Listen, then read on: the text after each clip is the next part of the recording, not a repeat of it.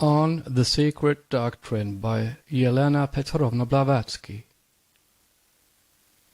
The Secret Doctrine and its Study.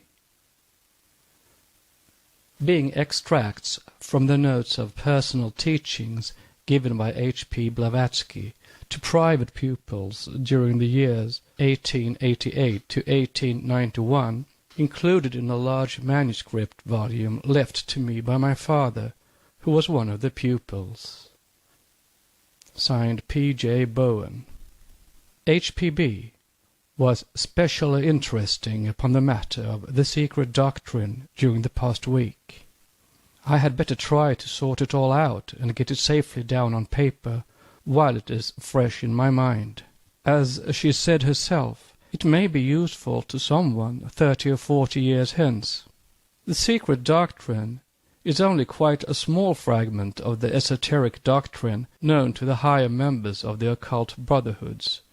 It contains, she says, just as much as can be received by the world during this coming century. The world, she explained, means man living in the personal nature. This, quote, world, unquote, will find in the 2 volumes of the secret doctrine all its utmost comprehension can grasp, but no more. But this is not to say that the disciple who is not living in, quote, the world, unquote, cannot find any more in the book than the, quote, world, unquote, finds.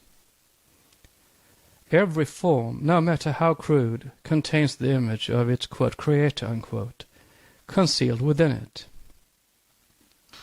So likewise does an author's work, no matter how obscure, contain the concealed image of the author's knowledge. From this saying, I take it that the secret doctrine must contain all that H.P.B. knows herself, and a great deal more than that, seeing that much of it comes from men whose knowledge is immensely wider than hers. Furthermore, she implies unmistakably that another may well find knowledge in it which she does not possess herself. It is a stimulating thought to consider that it is possible that I myself may find in H.P.B.'s words knowledge of which she herself is unconscious. She dwelt on this idea a good deal. X said afterwards, H.P.B. must be losing her grip, meaning, I suppose, confidence in her own knowledge, but, and myself also, see her meaning better, I think. She is telling us, without a doubt, not to anchor ourselves to her as the final authority, nor to anyone else, but to depend altogether upon our own widening perceptions. Later note on above, I was right. I put it to her direct, and she nodded and smiled. It was worth something to get her approving smile. At last we have managed to get H.P.B. to put us right on the matter of the study of the secret doctrine. Let me get it down, while it is all fresh in mind. Reading the secret doctrine page by page, as one reads any other book, she says, will only end us in confusion. The first thing to do, even if it takes years, is to get some grasp of the 3 fundamental principles given in the proem. Follow that up by study of recapitulation, the numbered items in the summing up to Volume 1, Part 1. Then take the preliminary notes, Volume 2, and the conclusion, Volume 2. H.P.B. seems pretty definite about the importance of the teaching in the conclusion relating to the times of coming of the races and sub-races. She puts it more plainly than usual that there is really no such thing as a future coming of races. There is neither coming nor passing, but eternal becoming, she says. The 4th root race is still alive. So are the 3rd and 2nd and 1st, that is, their manifestations on our present plane of substance are present. I know that she means, I think, but it is beyond me to get it down in words. So likewise the 6th sub-race is here, and the 6th root race, and the 7th, and even people of the coming rounds. After all, that's understandable. Disciples and brothers and adepts can't be people of the everyday 5th sub-race, for the race is a state of evolution. But she leaves no question but that, as far as humanity at large goes, we are hundreds of years in time and space from even the sixth sub-race. I thought HPB showed a peculiar anxiety in her insistence on this point. She hinted at dangers and delusions coming through ideas that the new race had dawned definitely on the world. According to her, the duration of a sub-race for humanity at large coincides with that of the sidereal year, the circle of the Earth's axis, about 25,000 years. That puts the new race a long way off. We have had a remarkable session on the study of the secret doctrine during the past 3 weeks. I must sort out my notes and get the results safely down before I lose them. She talked a good deal about the fundamental principles. She says, if one imagines that one is going to get a satisfactory picture of the constitution of the universe from the secret doctrine, one will get only confusion from its study. It is not meant to give any such final verdict on existence, but to lead towards the truth. She repeated this latter expression many times. It is worse than useless going to those whom we imagined to be advanced students, she said, and asking them to give us an, quote, interpretation, unquote, of the secret doctrine. They cannot do it. If they try, all they give are cut and dried exoteric renderings which do not remotely resemble the truth. To accept such interpretation means anchoring ourselves to fixed ideas, whereas truth lies beyond any ideas we can formulate or express. Exoteric interpretations are all very well, and she does not condemn them so long as they are taken as pointers for beginners, and are not accepted by them as anything more. Many persons who are in, or will in the future be in, the Theosophical Society are of course potentially incapable of any advance beyond the range of a common exoteric conception. But there are and will be others, and for them she sets out the following and true way of approach to the secret doctrine. Come to the secret doctrine, she says, without any hope of getting the final truth of existence from it, or with any idea other than seeing how far it may lead towards the truth. See in study a means of exercising and developing the mind never touched by other studies. Observe the following rules. No matter what one may study in the secret doctrine, let the mind hold fast, as the basis of its ideation, to the following ideas. A. The fundamental unity of all existence. This unity is a thing altogether different from the common notion of unity, as when we say that a nation or an army is united, or that this planet is united by lines of magnetic force, or the like. The teaching is not that. It is that existence is one thing, not any collection of things linked together. Fundamentally, there is one being. This being has two aspects, positive and negative. The positive is spirit or consciousness. The negative is substance, the subject of consciousness. This being is the absolute in its primary manifestation. Being absolute, there is nothing outside it. It is all being. It is indivisible, else it would not be absolute.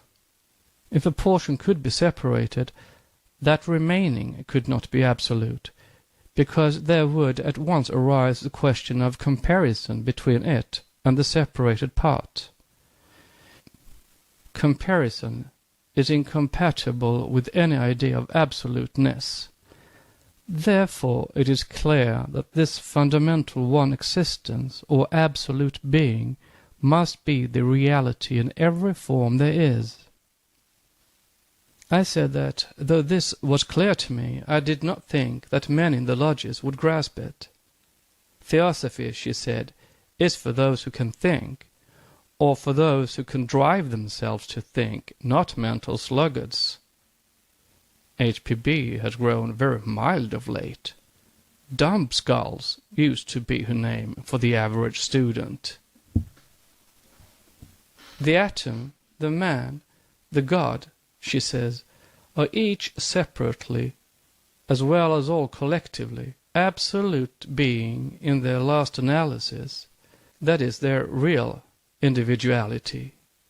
It is this idea which must be held always in the background of the mind to form the basis for every conception that arises from the study of the secret doctrine.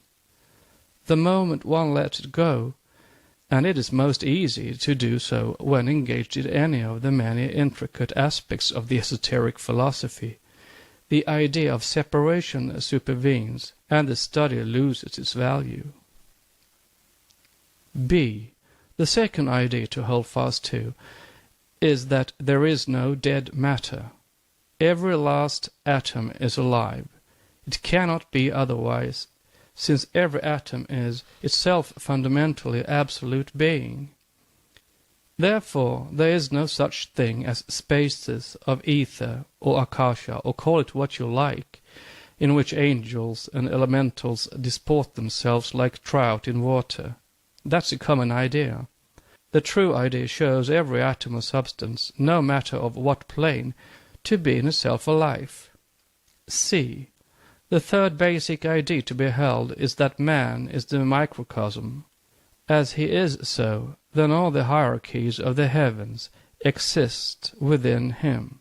But in truth, there is neither macrocosm nor microcosm, but one existence, great and small as such only as viewed by a limited consciousness. D. Fourth and last basic idea to be held is that expressed in the great Hermetic axiom. It really sums up and synthesizes all the others. Quote, as is the inner, so is the outer. As is the great, so is the small. As it is above, so it is below. There is but one life and law, and he that worketh, it is one. Nothing is inner, nothing is outer, nothing is great, nothing is small, nothing is high, nothing is low in the divine economy. Unquote. No matter what one takes as study in the secret doctrine, one must correlate it with those basic ideas. I suggested that this is a kind of mental exercise which must be excessively fatiguing. HPB smiled and nodded. One must not be a fool, she said, and drive oneself into the madhouse by attempting too much at first. The brain is the instrument of waking consciousness, and every conscious mental picture formed means change and destruction of the atoms of the brain. Ordinary intellectual activity moves on well-beaten paths in the brain and does not compel sudden adjustments and destructions in its substance. But this new kind of mental effort calls for something very different, the carving out of new, quote, brain paths, unquote, the ranking in different order of the little brain lives. If forced injudiciously, it may do serious physical harm to the brain. This mode of thinking, she says, is what the Indians call jnana yoga.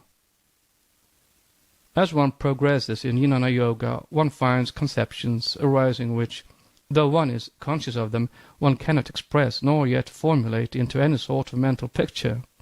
As time goes on, these conceptions will form into mental pictures.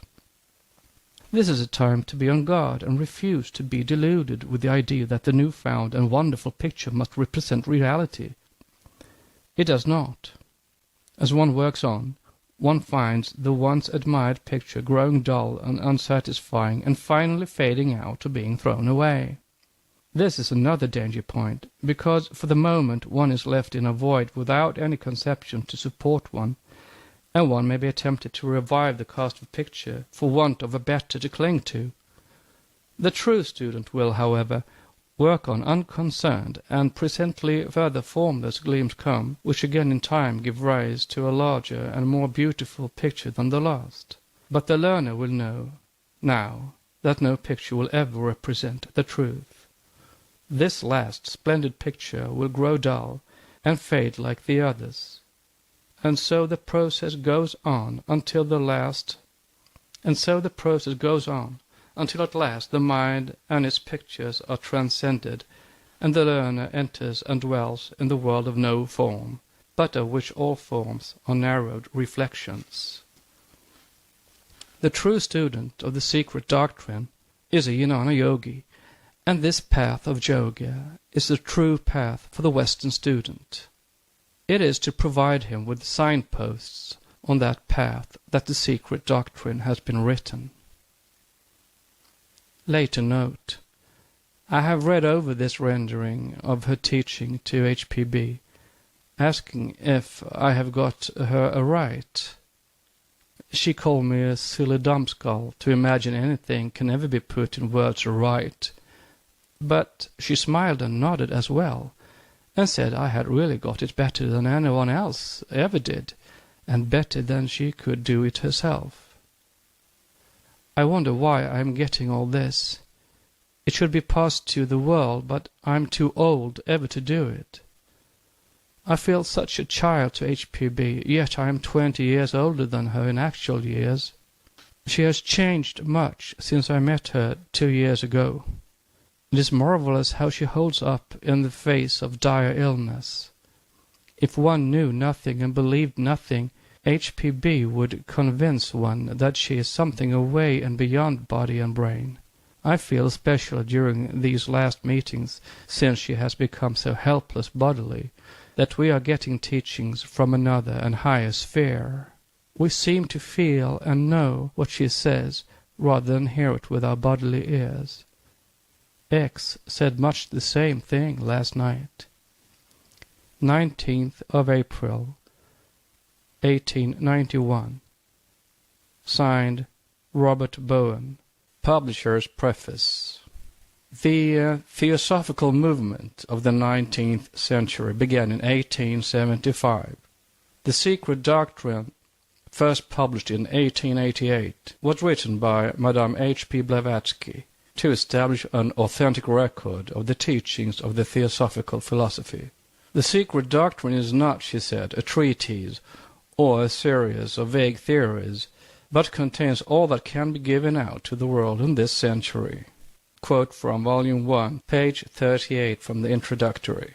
By 1925, 50 years after the inauguration of the movement in New York City, the original edition had long been out of print. At that time, the midpoint of the centennial cycle of the Theosophical movement, the Theosophy Company first made available a facsimile edition of Madame Blavatsky's great work in the form of a photographic reproduction of the original edition. The present volume is identical with previous printings of the facsimile edition, although from new plates.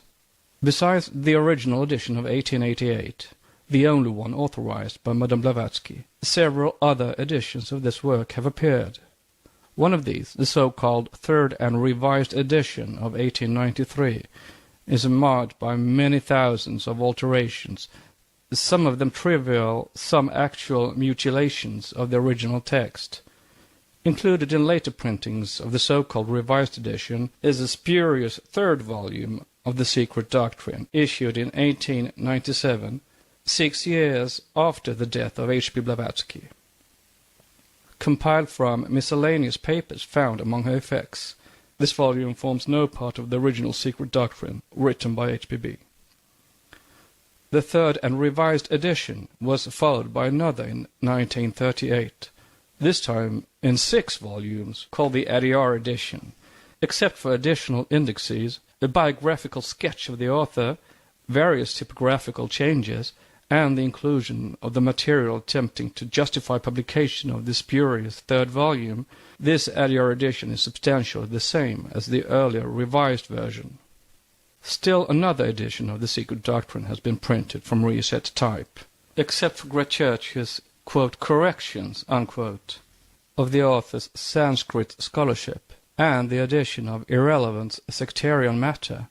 This edition is virtually an accurate reproduction of the original text. Its exact authenticity, however, cannot be determined without laborious comparison with the original. The genuine secret doctrine has only 2 volumes, while as originally written, the secret doctrine was to be published in 4 volumes. Only 2 volumes were given to the printer by HPB. The remaining 2 volumes, although complete or nearly complete, were withheld by her for reasons clearly indicated at the close of the 2nd volume of the original edition. See Volume 2, page 798. With the present printing of the secret doctrine, the Theosophy Company continues its function of providing students and inquirers with unaltered editions of the original literature of the Theosophical movement. The 2 volumes of the original edition are here bound in one for the convenience of students. Otherwise, this edition is a perfect facsimile of the original edition and can be relied upon as such. November 17th, 1947. The Theosophy Company. The Secret Doctrine, the synthesis of science, religion, and philosophy by H.P. Blavatsky, author of Isis Unveiled. There is no religion higher than truth. Volume 1. Cosmogenesis. Entered according to the Act of Congress in the year 1888 by H.P. Blavatsky, in the office of the Librarian of Congress at Washington, D.C. This work I dedicate to all true theosophists in every country and of every race, for they called it forth, and for them it was recorded. Preface. The author, the writer rather, feels it necessary to apologize for the long delay which has occurred in the appearance of this work. It has been occasioned by ill health and the magnitude of the undertaking. Even the 2 volumes now issued do not complete the scheme, and these do not treat exhaustively of the subjects dealt with in them. A large quantity of material has already been prepared dealing with the history of occultism as contained in the lives of the great adepts of the Aryan race, and showing the bearing of occult philosophy upon the conduct of life, as it is and as it ought to be. Should the present volumes meet with favorable reception, no effort will be spared to carry out the scheme of the work in its entirety. The 3rd volume is entirely ready, the 4th almost so. This scheme, it must be added, was not in contemplation when the preparation of the work was first announced. As originally announced, it was intended that the secret doctrine should be an amended and enlarged version of Isis Unveiled. It was, however, soon found that the explanations which could be added to those already put before the world in the last named and other works dealing with esoteric science were such as to require a different method of treatment, and consequently the present volumes do not contain in all 20 pages extracted from Isis Unveiled. The author does not feel it necessary to ask the indulgence of her readers and critics for the many defects of literary style and the imperfect English which may be found in these pages. She is a foreigner, and her knowledge of the language was acquired late in life. The English tongue is employed because it offers the most widely diffused medium for conveying the truths which it had become her duty to place before the world. These truths are in no sense put forward as a revelation, nor does the author claim the possession of a revealer of a mystic law for the first time in the world's history. For what is contained in this work is to be found scattered throughout thousands of volumes embodying the scriptures of the great Asiatic and early European religions, hidden on the glyph and symbol, and hitherto left unnoticed because of this veil. What is now attempted is to gather the oldest tenets together and to make of them one harmonious and unbroken whole. The sole advantage which the writer has over her predecessors is that she need not resort to personal speculations and theories. For this work is a partial statement what she herself has been taught by more advanced students, supplemented in a few details only by the results of her own study and observation. The publication of many of the facts herein stated has been rendered necessary by the wild and fanciful speculations in which many theosophists and students of mysticism have indulged during the last few years, in their endeavor to, as they imagined, work out a complete system of thought from the few facts previously communicated to them. It is needless to explain that this book is not the secret doctrine in its entirety, but a select number of fragments of its fundamental tenets, special attention being paid to some facts which have been seized upon by various writers and distorted out of all resemblance to the truth. But it is perhaps desirable to state unequivocally that the teachings, however fragmentary and incomplete, contained in these volumes, belong neither to the Hindu, the Zoroastrian, the Chaldean, nor the Egyptian religion, neither to Buddhism, Islam, Judaism, nor Christianity exclusively. The secret doctrine is the essence of all these. Sprung from it in their origins, the various religious schemes are now made to merge back into their original element, out of which every mystery and dogma has grown, developed, and become materialized. It is more than probable that the book will be regarded by a large section of the public as a romance of the wildest kind, for who has ever heard of the Book of Zion? The writer, therefore, is fully prepared to take all the responsibility for what is contained in this work, and even to face the charge of having invented the whole of it. That it has many shortcomings, she is fully aware. All that she claims for it is that, romantic as it may seem to many, its logical coherence and consistency entitle this new Genesis to rank, at any rate, on the level with the working hypotheses so freely accepted by modern science. Further, it claims consideration not by reason of any appeal to dogmatic authority, but because it closely adheres to nature and follows the laws of uniformity and analogy. The aim of this work may be thus stated: to show that nature is not, quote, a fortuitous concurrence of atoms, unquote, and to assign to man his rightful place in the scheme of the universe, to rescue from degradation the archaic truths which are the basis of all religions, and to uncover to some extent the fundamental unity from which they all spring. Finally, to show that the occult side of nature has never been approached by the science of modern civilization. If this is in any degree accomplished, the writer is content. It is written in the service of humanity, and by humanity and the future generations it must be judged. Its author recognizes no inferior court of appeal. Abuse she is accustomed to. Calumny she is daily acquainted with. At slander she smiles in silent contempt. De minimis non curat lex. London, October 1888. H.P.B. The Secret Doctrine by Elena Petrovna Blavatsky, a facsimile of the original edition of 1888, printed by the Cunningham Press, Alhambra, California.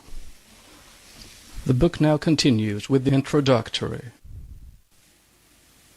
Gently to hear, kindly to judge. Shakespeare. Since the appearance of theosophical literature in England, it has been customary to call its teachings esoteric Buddhism, and having become a habit, as an old proverb based on daily experience has it, quote, error runs down an inclined plane, while truth has to laboriously climb its way uphill, unquote. Old truths are often the wisest. The human mind can hardly remain entirely free from bias, and decisive opinions are often formed before a thorough examination of the subject from all its aspects has been made. This is said with reference to the prevailing double mistake, A, of limiting theosophy to Buddhism, and B, of confounding the tenets of the religious philosophy preached by Gautama, the Buddha, with the doctrines broadly outlined in esoteric Buddhism. Anything more erroneous than this could be hardly imagined. It has enabled our enemies to find an effective weapon against theosophy, because, as an eminent Pali scholar very pointedly expressed it, there was in the volume named, quote, neither esotericism nor Buddhism, unquote. The esoteric truths presented in Mr. Sennett's work had ceased to be esoteric from the moment they were made public. Nor did it contain the religion of Buddha, but simply a few tenets from a hitherto hidden teaching, which are now supplemented by many more, enlarged and explained in the present volumes. But even the latter, though giving out many fundamental tenets from the secret doctrine of the East, raised but a small corner of the dark veil, for no one, not even the greatest living adept, would be permitted to, or could, even if he would, give out promiscuously to a mocking, unbelieving world that which has been so effectually concealed from it for long aeons and ages. Esoteric Buddhism was an excellent work with a very unfortunate title, though it meant no more than does the title of this work, The Secret Doctrine. It proved unfortunate because people are always in the habit of judging things by their appearance rather than their meaning, and because the error has now become so universal that even most of the fellows of the Theosophical Society have fallen victims to the same misconception. From the first, however, protests were raised by Brahmins and others against the title, and in justice to myself I must add that Esoteric Buddhism was presented to me as a completed volume, and that I was entirely unaware of the manner in which the author intended to spell the word Buddhism, Budh-ISM. This has to be laid directly at the door of those who, having been the first to bring the subject under public notice, neglected to point out the difference between Buddhism, the religious system of ethics preached by the Lord Gautama, and named after his title of Buddha, the Enlightened, and Buddha, wisdom or knowledge, Vidya, the faculty of cognizing from the Sanskrit root Bud, to know. We Theosophists of India are ourselves the real culprits, although at the time we did our best to correct the mistake. See Theosophist, June 1883. To avoid this deplorable misnomer was easy. The spelling of the word had only to be altered, and by common consent both pronounced and written Buddhism instead of Buddhism. Nor is the latter term correctly spelt and pronounced, as it ought to be called in English, Buddhism, and its votaries Buddhists. This explanation is absolutely necessary at the beginning of a work like this one. The wisdom religion is the inheritance of all the nations the world over, though the statement was made in Esoteric Buddhism, preface to the original edition, that, quote, 2 years ago, that is 1883, neither I nor any other European living knew the alphabet of the science, here for the first time put into scientific shape, unquote, etc. This error must have crept in through inadvertence, for the present writer knew all that which is divulged in Esoteric Buddhism, and much more, many years before it became her duty, in 1880, to impart a small portion of the secret doctrine to the European gentlemen, one of whom was the author of Esoteric Buddhism. And surely the present writer has the undoubted, though to her rather equivocal, privilege of being European by birth and education. Moreover, a considerable part of the philosophy expounded by Mr. Sennett was taught in America, even before Isis Unveiled was published, to 2 Europeans and to my colleague, Colonel H.S. Olcott. Of the 3 teachers the latter gentleman has had, the first was a Hungarian initiate, the second an Egyptian, the third a Hindu. As permitted, Colonel Olcott has given out some of this teaching in various ways. If the other 2 have not, it has been simply because they were not allowed, their time for public work having not yet come. But for others it has, and the appearance of Mr. Sennett's several interesting books is a visible proof of the fact. It is above everything important to keep in mind that no theosophical book acquires the least additional value from pretended authority. In etymology, Adi and Adi Buddha, the one or the first and supreme wisdom, is a term used by Aryasanga in his secret treatises, and now by all the mystic northern Buddhists. It is a Sanskrit term and an appellation given by the earliest Aryans to the unknown deity, the word Brahma not being found in the Vedas and the early works. It means the absolute wisdom, is translated the primeval uncreated cause of all by Fritz Edward Hall. Aeons of untold duration must have elapsed before the epithet of Buddha was so humanized, so to speak, as to allow the term being applied to mortals and finally appropriated to one whose unparalleled virtues and knowledge caused him to receive the title of the Buddha of Wisdom Unmoved. Bodha means the innate possession of divine intellect or, quote, understanding, unquote. Buddha, the acquirement of it by personal efforts and merit, while buddhi is the faculty of cognizing the channel through which divine knowledge reaches the ego, the discernment of good and evil, divine conscience also, and spiritual soul, which is the vehicle of Atma. When buddhi absorbs our egotism, destroys it, with all its vikaras, Avalokiteshvara becomes manifested to us, and nirvana or mukti is reached. Mukti being the same as nirvana, that is freedom from the trammels of maya or illusion. Bodhi is likewise the name of a particular state of trance condition called samadhi, during which the subject reaches the culmination of spiritual knowledge. Unwise are those who, in their blind and in our age untimely hatred of Buddhism, and by reaction of Buddhism, deny its esoteric teachings, which are those also of the Brahmins, simply because the name suggests what to them, as monotheists, are noxious doctrines.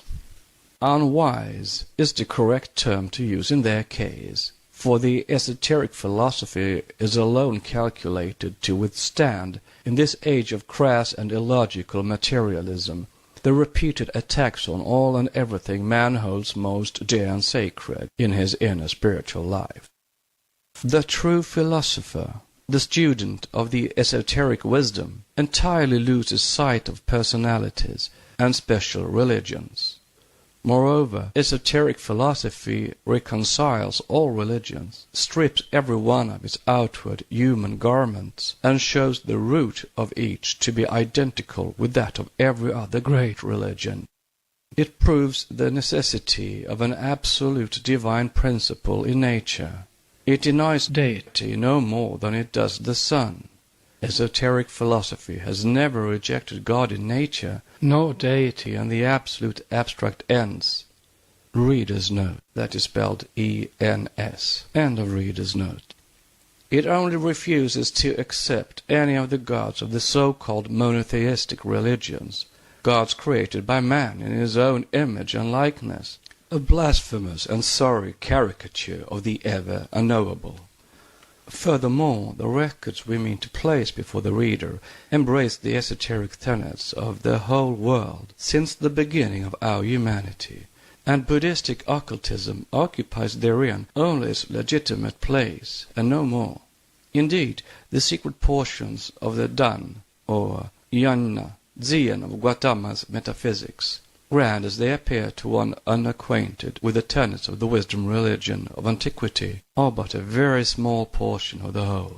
Note: Dan, now become in modern Chinese and Tibetan phonetics Chan, is the general term for the esoteric school and their literature.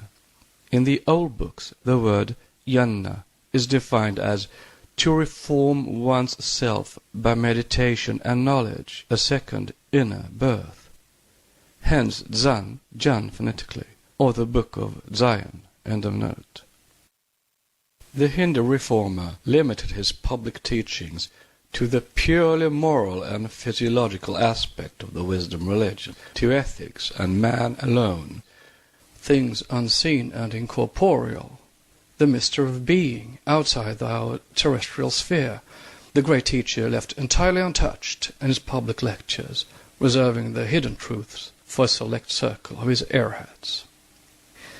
The latter received their initiation at the famous Apataparna cave, the Satapani of Mahavansa, near Mount Baibhar, the Webhara of the Pali manuscripts.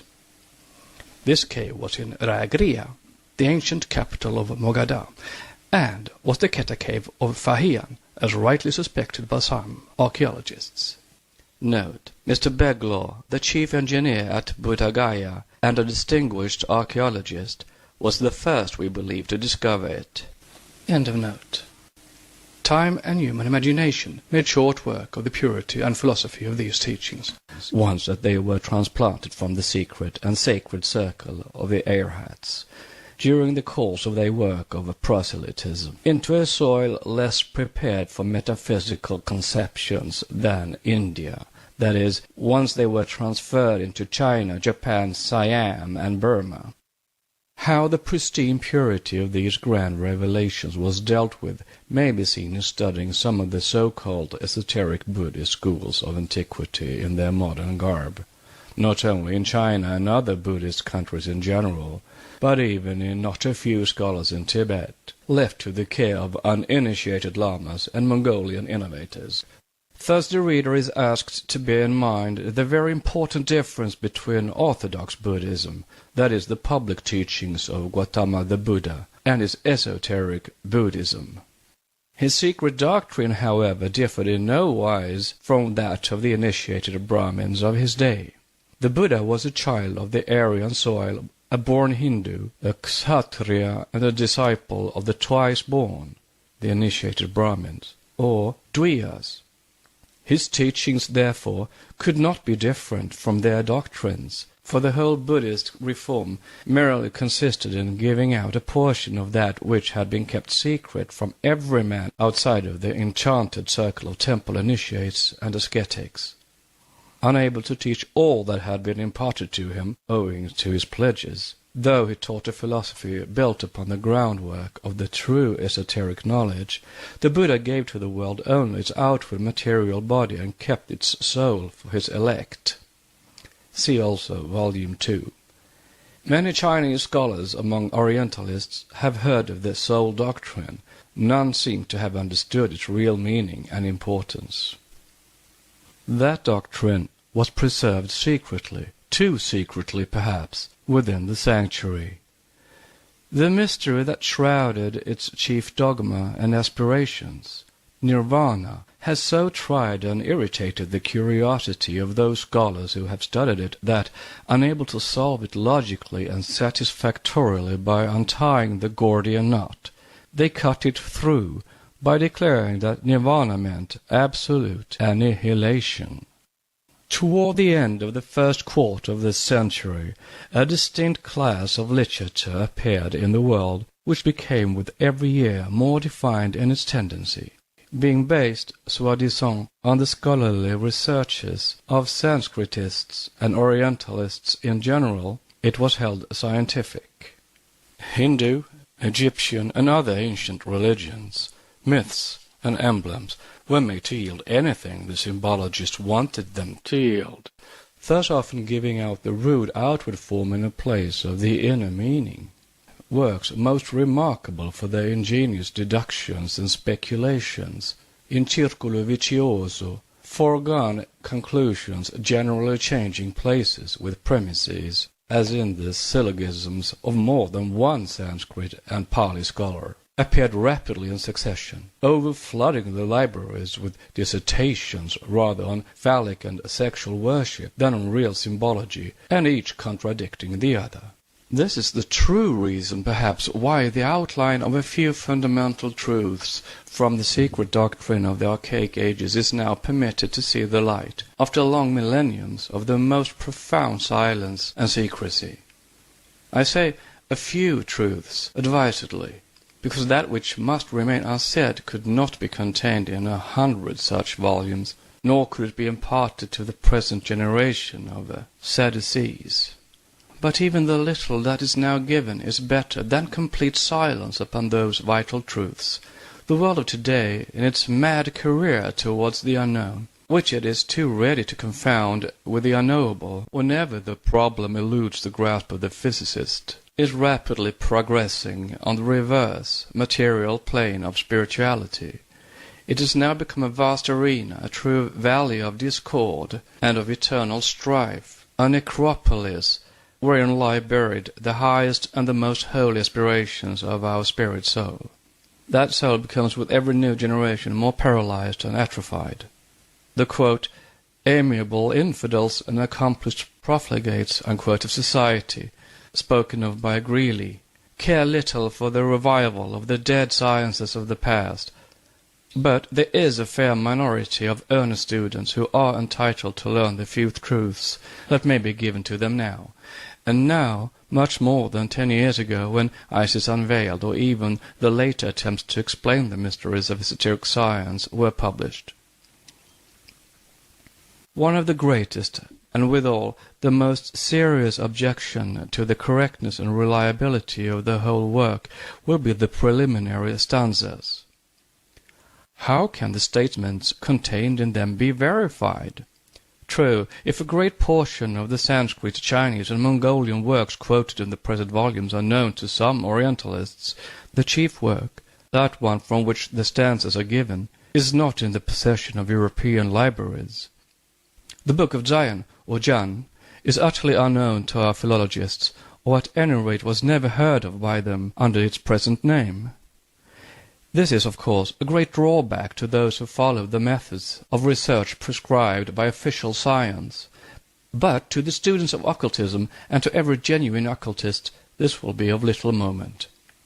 The main body of the doctrines given is found scattered throughout hundreds and thousands of Sanskrit manuscripts, some already translated, disfigured in their interpretations as usual, others still awaiting their turn. Every scholar, therefore, has an opportunity of verifying the statements herein made, and of checking most of the quotations.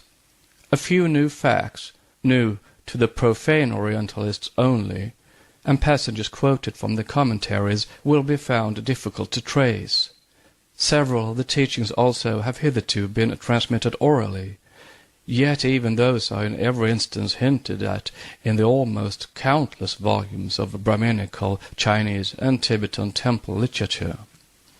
However it may be, and whatsoever is in store for the writer through malevolent criticism, one fact is quite certain.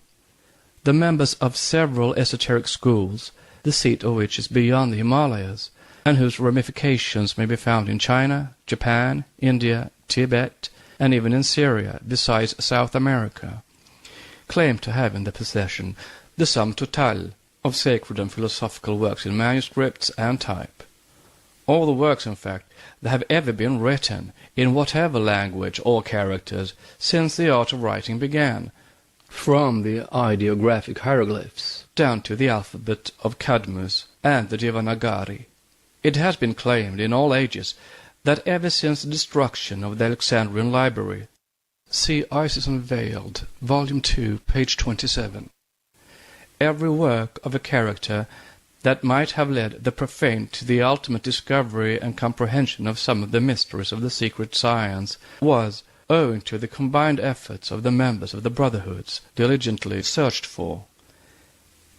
It is added, moreover, by those who know that once found, save 3 copies left and stored safely away, such works were all destroyed. In India, the last of the precious manuscripts was secured and hidden during the reign of the Emperor Akbar. Note: Professor Max Müller shows that no bribes or threats of Akbar could extort from the Brahmans the original text of the Veda, and boasts that European Orientalists have it. Lecture on the Secret of Religion, page 23. Whether Europe has the complete text is very doubtful, and the future may have very disagreeable surprises in store for the Orientalists. End of note. It is maintained, furthermore, that every sacred book of that kind, whose text was not sufficiently veiled in symbolism, or which had any direct references to the ancient mysteries, after having been carefully copied in cryptographic characters, such as to defy the art of the best and cleverest paleographer, was also destroyed to the last copy. During Akbar's reign, some fanatical courtiers, displeased at the emperor's sinful prying into the religions of the infidels, themselves helped the Brahmins conceal the manuscripts. Such was Badauni, who had an undisguised horror for Akbar's mania for idolatrous religions.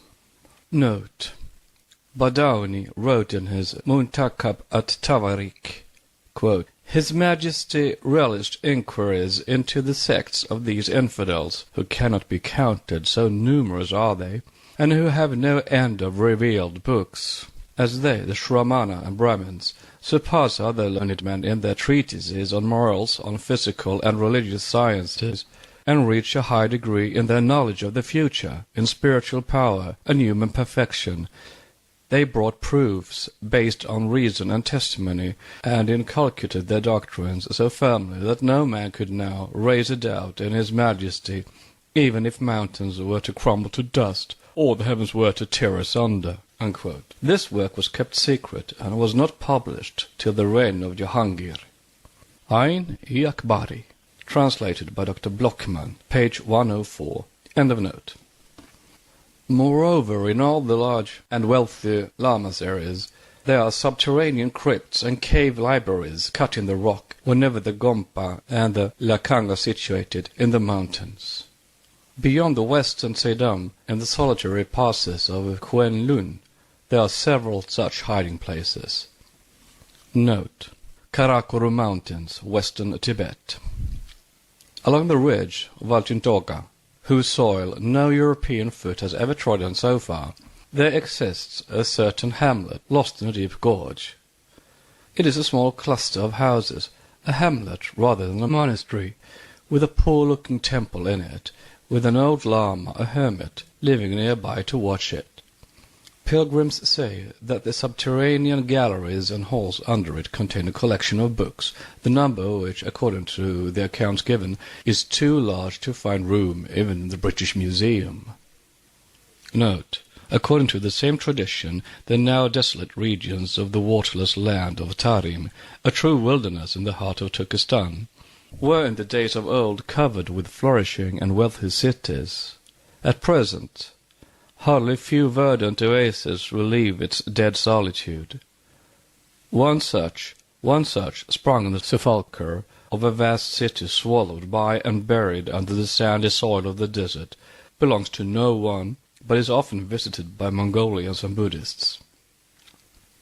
The same tradition speaks of immense subterranean abodes, of large corridors filled with tiles and cylinders. It may be an idle rumor, and it may be an actual fact. End of note. All this is very likely to provoke a smile of doubt. But then, before the reader rejects the truthfulness of the reports, let him pause and reflect over the following well-known facts. The collective researches of the Orientalists, and especially the labors of late years of the students of comparative philology and the science of religions, have led them to ascertain as follows. An immense, incalculable number of manuscripts, and even printed works known to have existed, are now to be found no more. They have disappeared without leaving the slightest trace behind them. Were they works of no importance, they might, in the natural course of time, have been left to perish, and their very names would have been obliterated from human memory. But it is not so, for, as now ascertained, most of them contain the true keys to work still extant, and entirely incomprehensible for the greater portion of their readers, without those additional volumes of commentaries and explanations. Such are, for instance, the works of Lao Tse, the predecessor of Confucius. Note: quote, "If we turn to China, we find that the religion of Confucius is founded on the 5 king and the 4 shoe books. in themselves of considerable extent and surrounded by voluminous commentaries, without which even the most learned scholars would not venture to fathom the depth of their sacred canon." Unquote. Lectures on the Science of Religion, page 185, Max Müller. But they have not fathomed it, and this is the complaint of the Confucianists, as a very learned member of that body in Paris complained in 1881. End of note. He is said to have written 930 books on ethics and religions, and 70 on magic, 1,000 in all. His great work, however, the heart of his doctrine, the Tao Te Ching, or the sacred scriptures of the Tao Se, has in it, as Stanislas Julien shows, only about 5,000 words. Tao Te Ching, page 27. Hardly a dozen of pages. Yet Professor Max Müller finds that, quote, "the text is unintelligible without commentaries, so that Mr. Julien had to consult more than 60 commentators for the purpose of his translation," unquote. The earliest going back as far as the year 163 before Christ, not earlier as we see. During the 4 centuries and a half that preceded the earliest of the commentators, there was ample time to veil the true Lao Tse doctrine from all but his initiated priests. The Japanese, among whom are now to be found the most learned of the priests and followers of Lao Tse, simply laugh at the blunders and hypotheses of the European Chinese scholars. And tradition affirms that the commentaries to which our Western sinologists have access are not the real occult records, but international veils, and that the true commentaries, as well as almost all the texts, have long since disappeared from the eyes of the profane. If one turns to the ancient literature of the Semitic religions, to the Chaldean scriptures, the elder sister and instructress, if not the fountainhead of the Mosaic Bible, the basis and starting point of Christianity, what do the scholars find?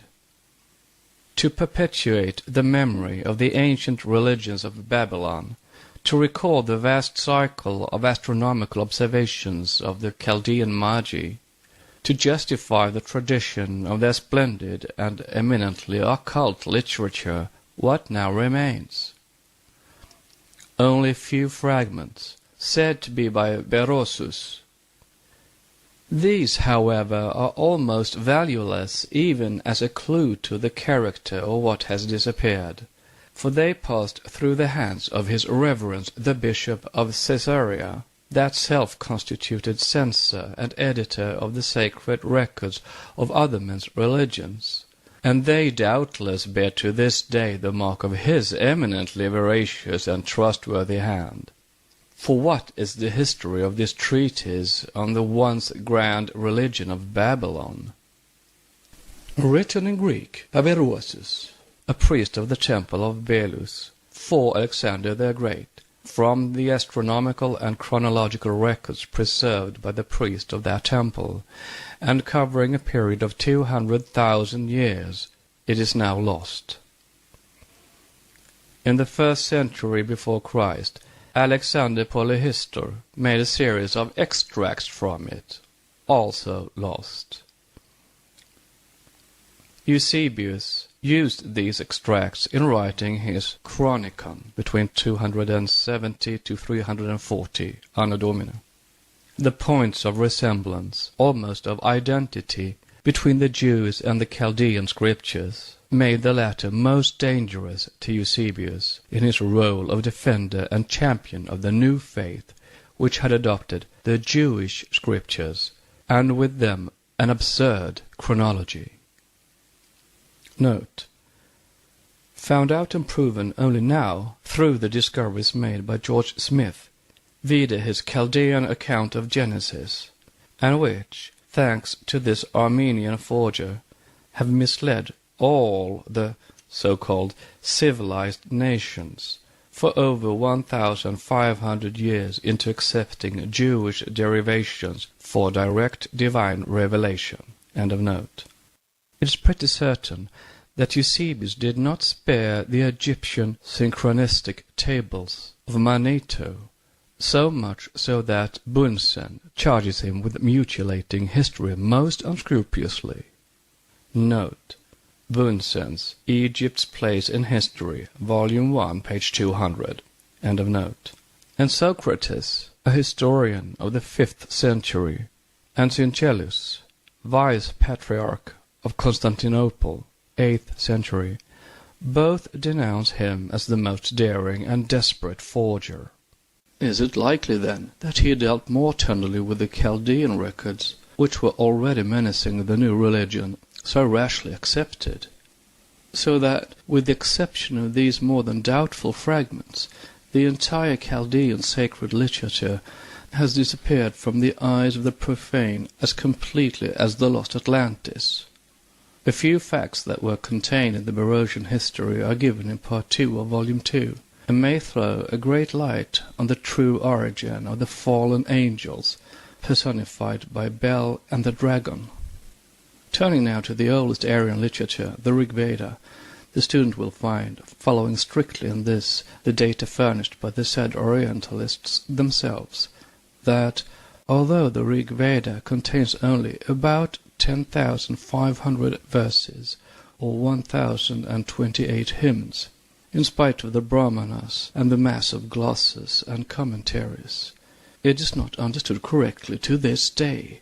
Why is this so? Evidently because the Brahmanas, the scholastic and oldest treatises on the primitive hymns, themselves require a key which the Orientalists have failed to secure. What do the scholars say of Buddhist literature? Have they got it in its completeness? Assuredly not, notwithstanding the 325 volumes of the Kanjur and the Tanjur of the northern Buddhists, each volume, we are told, quote, weighing from 4 to 5 pounds, unquote. Nothing, in truth, is known of Lamaism. Yet the sacred canon of the Southern Church is said to contain 29,368,000 letters in the Sadharma Alankara, or, exclusive of treatises and commentaries, quote, 5 or 6 times the amount of the matter contained in the Bible, unquote, the latter, in the words of Professor Max Müller, rejoicing only in 3,567,180 letters. Notwithstanding, then, these, quote, 325 volumes, unquote, in reality, Kanjur comprising 108 and Tanjur 225 volumes, quote, the translators, instead of supplying us with the correct versions, have interwoven them with their own commentaries for the purpose of justifying the dogmas of their several schools, unquote. Note: Buddhism in Tibet, page 78. Moreover, quote, according to a tradition preserved by the Buddhist schools, both of the south and of the north, the sacred Buddhist canon comprised originally 80,000 or 84,000 tracts, but most of them were lost, so that there remained but 6,000, unquote, the professor tells his audiences. Quote, lost, unquote, as usual for Europeans, but who can be quite sure that they are likewise lost for Buddhists and Brahmins? Considering the sacredness for the Buddhists of every line written upon Buddha and his good law, the loss of nearly 76,000 tracts does seem miraculous. Had it been vice versa, everyone acquainted with the natural course of events would subscribe to the statement that, of these 76,000, 5,000 or 6,000 treatises might have been destroyed during the persecutions in and emigrations from India. But as it is well ascertained that Buddhist arhats began their religious exodus for the purpose of propagating the new faith beyond Kashmir and the Himalayas as early as the year 300 before our era, and reached China in the year 61 AD, when Kashyapa at the invention of the Emperor Ming-ti, went there to acquaint the, quote, Son of Heaven, unquote, with the tenets of Buddhism. It does seem strange to hear the Orientalists speaking of such a loss as though it were really possible. They do not seem to allow for one moment the possibility that the texts may be lost only for West and for themselves, or that the Asiatic people should have the unparalleled boldness to keep their most sacred records out of the reach of foreigners, thus refusing to deliver them to the profanation and misuse of races, even so, quote, vastly superior, unquote, to themselves. Notes. Lassen, Indische Altertumskunde, Volume 2, page 1072, shows a Buddhist monastery erected in the Kailas range in 137 before Christ, and General Cunningham earlier than that. End of note. Note, Reverend T. Edkins, Chinese Buddhism. End of note.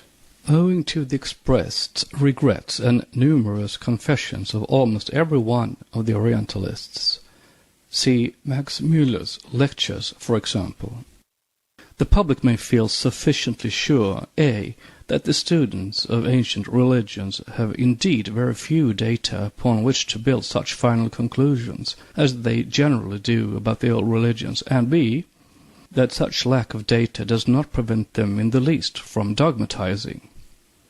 One would imagine that, thanks to the numerous records of the Egyptian theogony and mysteries preserved in the classics and in a number of ancient writers, the rites and dogmas of pharaonic Egypt ought to be well understood at least, better at any rate than the too abstruse philosophies and pantheism of India, of whose religion and language Europe had hardly any idea before the beginning of the present century.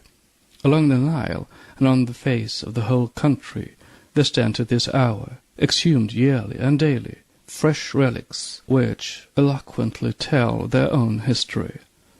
Still it is not so. The learned Oxford philologist himself confesses the truth by saying that, quote, though we see still standing the pyramids and the ruins of temples and labyrinths, their walls covered with hieroglyphic inscriptions, and with the strange pictures of gods and goddesses on rolls of papyrus, which seem to defy the ravages of time, we have even fragments of what may be called the sacred books of the Egyptians. Yet, though much has been deciphered in the ancient records of that mysterious race, the mainspring of the religion of Egypt and the original intention of its ceremonial worship are far from being fully disclosed to us. Note. So little acquainted are our greatest Egyptologists with the funerary rites of the Egyptians and the outward marks of the difference of sexes made on the mummies, that it has led to the most ludicrous mistakes. Only a year or two since, one of that kind was discovered at Bulaq, Cairo. The mummy of what had been considered the wife of an unimportant pharaoh has turned out, thanks to an inscription found on an amulet hung on his neck, to be that of Sesostris, the greatest king of Egypt. End of note. A, quote, scientific treatment, unquote, of a subject is no guarantee for its historical basis, and with such scarcity of data on hand, no philologist, even among the most eminent, is justified in giving out his own conclusions for historical facts.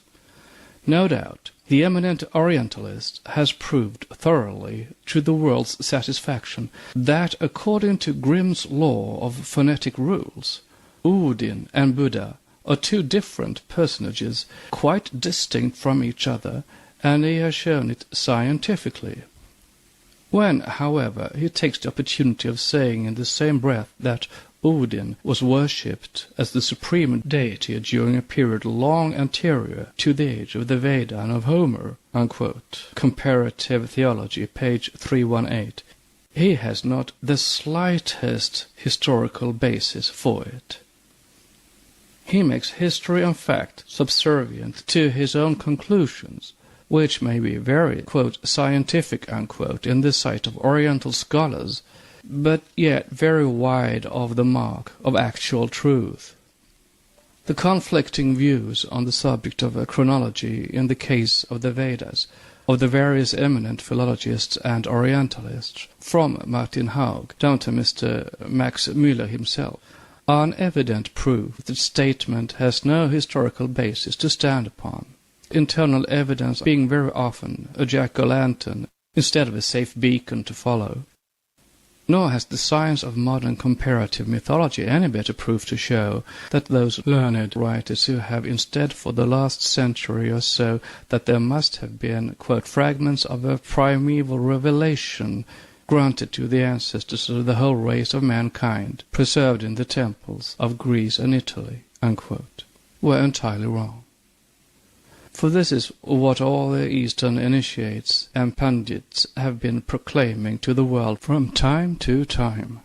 When a prominent Sinhalese priest assured the writer that it was well known that the most important Buddhist tracts belonging to the sacred Canaan were stored away in countries and places inaccessible to the European pundits, the late Swami Dayanand Saraswati, the greatest Sanskritist of his day in India, assured some members of the Theosophical Society of the same fact with regard to ancient Brahmanical works. When told that Professor Max Müller had declared to the audiences of his lectures that the theory, quote, that there was a primeval preternatural revelation granted to the fathers of the human race finds but few supporters at present, unquote, the holy and learned man laughed. His answer was suggestive. Quote, if Mr. Mox Müller, as he pronounced the name, were a Brahmin and came with me, I might take him to the Gupta cave, a secret crypt, near Okimat in the Himalayas, where he would soon find out that what crossed the Kalapani, the black waters of the ocean, from India to Europe, were only the bits of rejected copies of some passages from our sacred books. There was a primeval revelation, and it still exists, nor will it ever be lost to the world, but will reappear, though the Mlekach will of course have to wait, unquote. Questioned further on this point, he would say no more. This was at Meerut in 1880. No doubt the mystification played in the last century at Calcutta by the Brahmins upon Colonel Wilford and Sir William Jones was a cruel one. But it had been well deserved, and no one was more to be blamed in that affair than the missionaries and Colonel Wilford themselves.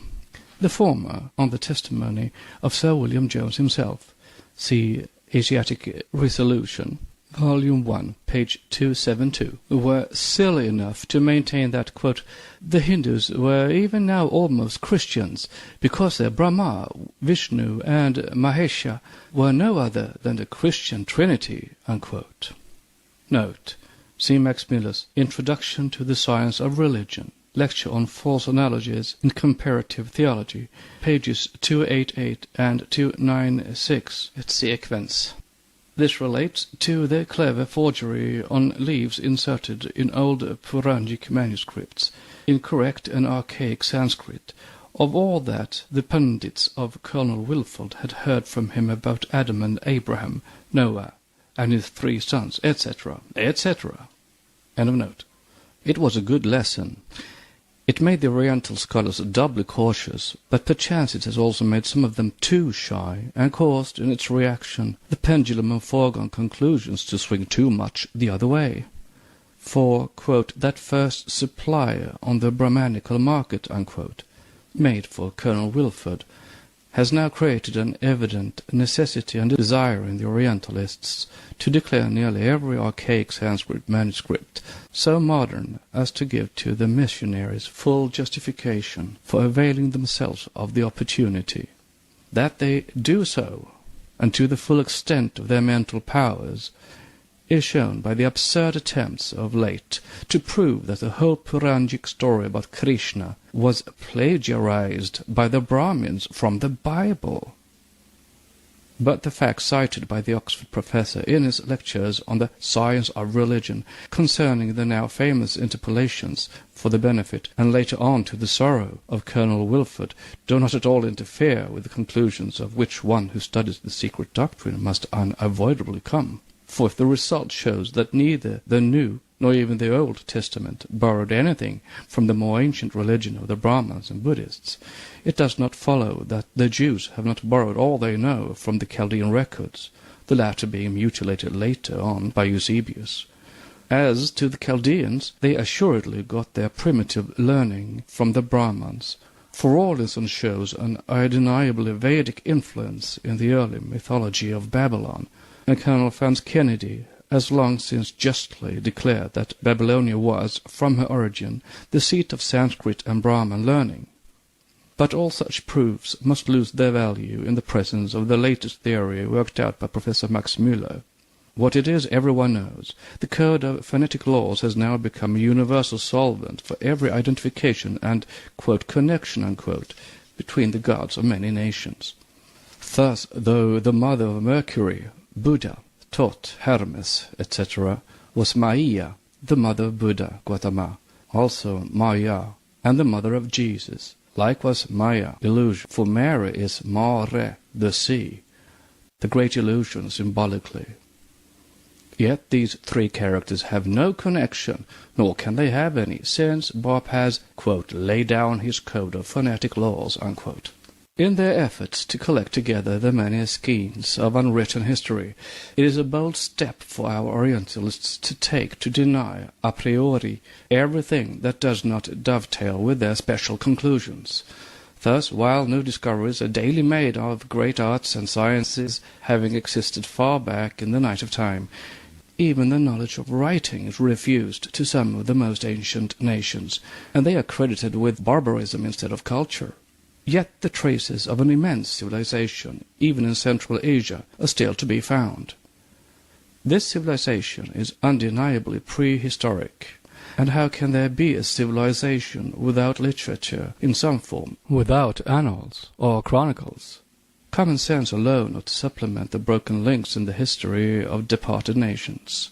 The gigantic unbroken wall of the mountains that hem in the whole tableland of Tibet, from the upper course of the river Kwan down to the Karakoram hills, witnessed a civilization during millenniums of years, and would have strange secrets to tell mankind. The eastern and central portions of those regions, the Nanskain and the Altinitaga, were once upon a time covered with cities that could well vie with Babylon. A whole geological period has swept over the land since those cities breathed their last, as the mounds of shifting sand, and the sterile and now dead soil of the immense central plains of the basin of Tarim testify. The borderlands alone are superficially known to the traveller. Within those tablelands of sand there is water, and fresh oases are found blooming there, wherein no European foot has ever yet ventured or trodden the now treacherous soil. Among these verdant oases there are some which are entirely inaccessible even to the native profane traveller. Hurricanes may, quote, tear up the sands and sweep whole plains away, unquote. They are powerless to destroy that which is beyond their reach. Built deep in the bowels of the earth, the subterranean stores are secure, and as their entrances are concealed in such oases, there is little fear that anyone should discover them, even should several armies invade the sandy wastes where, quote, not a pool, not a bush, not a house is seen, and the mountain range forms a rugged screen round the parched flats of the dry, dry desert, unquote. But there is no need to send the reader across the desert when the same proofs of ancient civilization are found even in comparatively populated regions of the same country.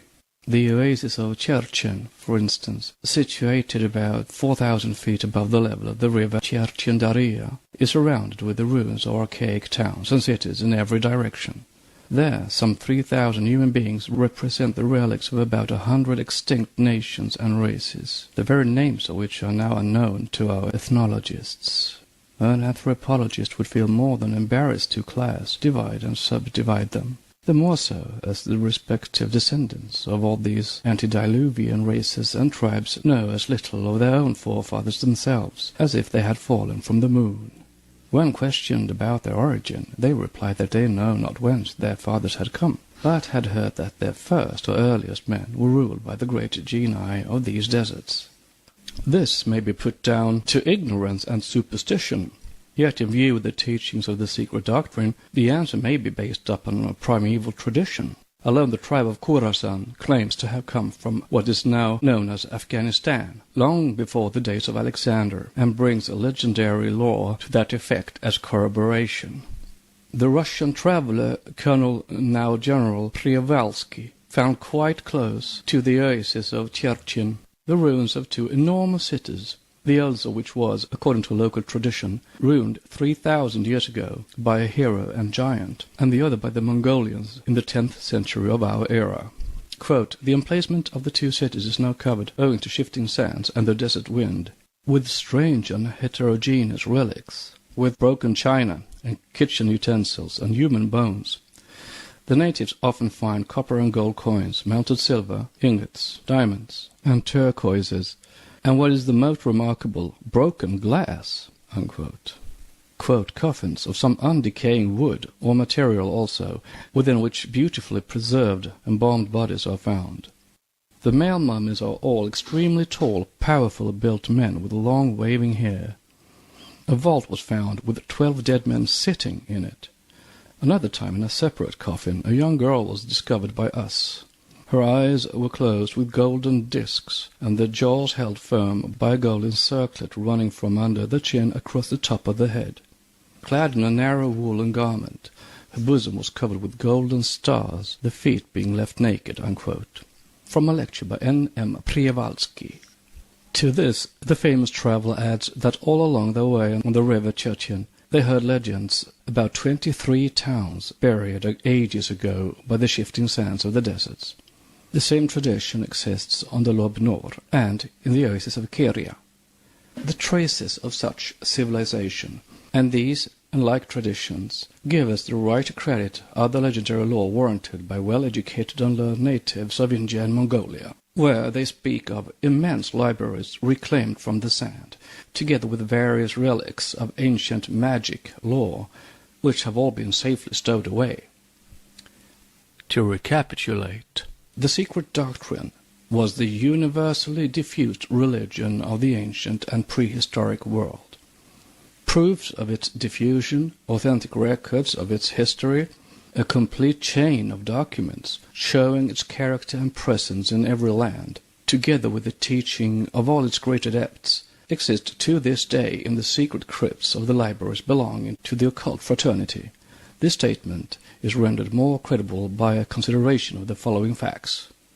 The tradition of the thousands of ancient parchments saved when the Alexandrian library was destroyed, the thousands of Sanskrit works which disappeared in India in the reign of Akbar, the universal tradition in China and Japan that the true old texts, with the commentaries which alone make them comprehensible, amounting to many thousands of volumes, having long passed out of the reach of profane hands, the disappearance of the vast sacred and occult literature of Babylon, the loss of those keys which alone could solve the 1,000 riddles of the Egyptian hieroglyphic records, the tradition in India that the real secret commentaries, which alone make the Veda intelligible, though no longer visible to profane eyes, still remain for the initiate, hidden in secret caves and crypts, and an identical belief among the Buddhists with regard to their secret books.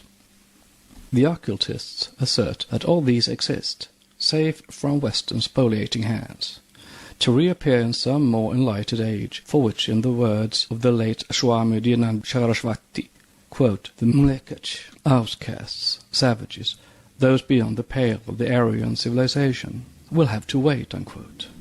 For it is not the fault of the initiates that these documents are now, quote, "lost," unquote, to the profane, nor was their policy dictated by selfishness or any desire to monopolize the life-giving sacred law. There were portions of the secret science that for incalculable ages had to remain concealed from the profane gaze, but this was because to impart to the unprepared multitude secrets of such tremendous importance was equivalent to giving a child a lighted candle in a powder magazine. The answer to a question which has frequently arisen in the minds of students when meeting with statements such as this may be outlined here.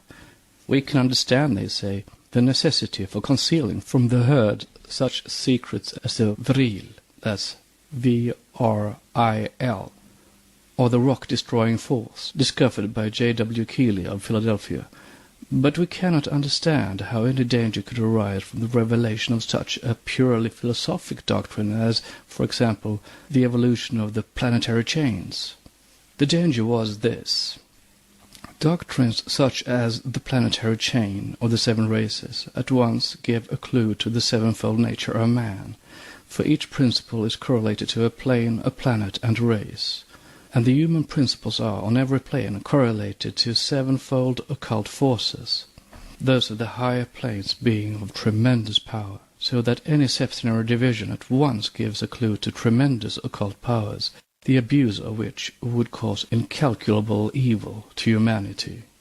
A clue which is, perhaps, no clue to the present generation, especially the Westerns, protected as they are by their very blindness and ignorant materialistic disbelief in the occult, but a clue which would, nevertheless, have been very real in the early centuries of the Christian era to people fully convinced of the reality of occultism and entering a cycle of degradation which made them rife for abuse of occult powers and sorcery of the worst description.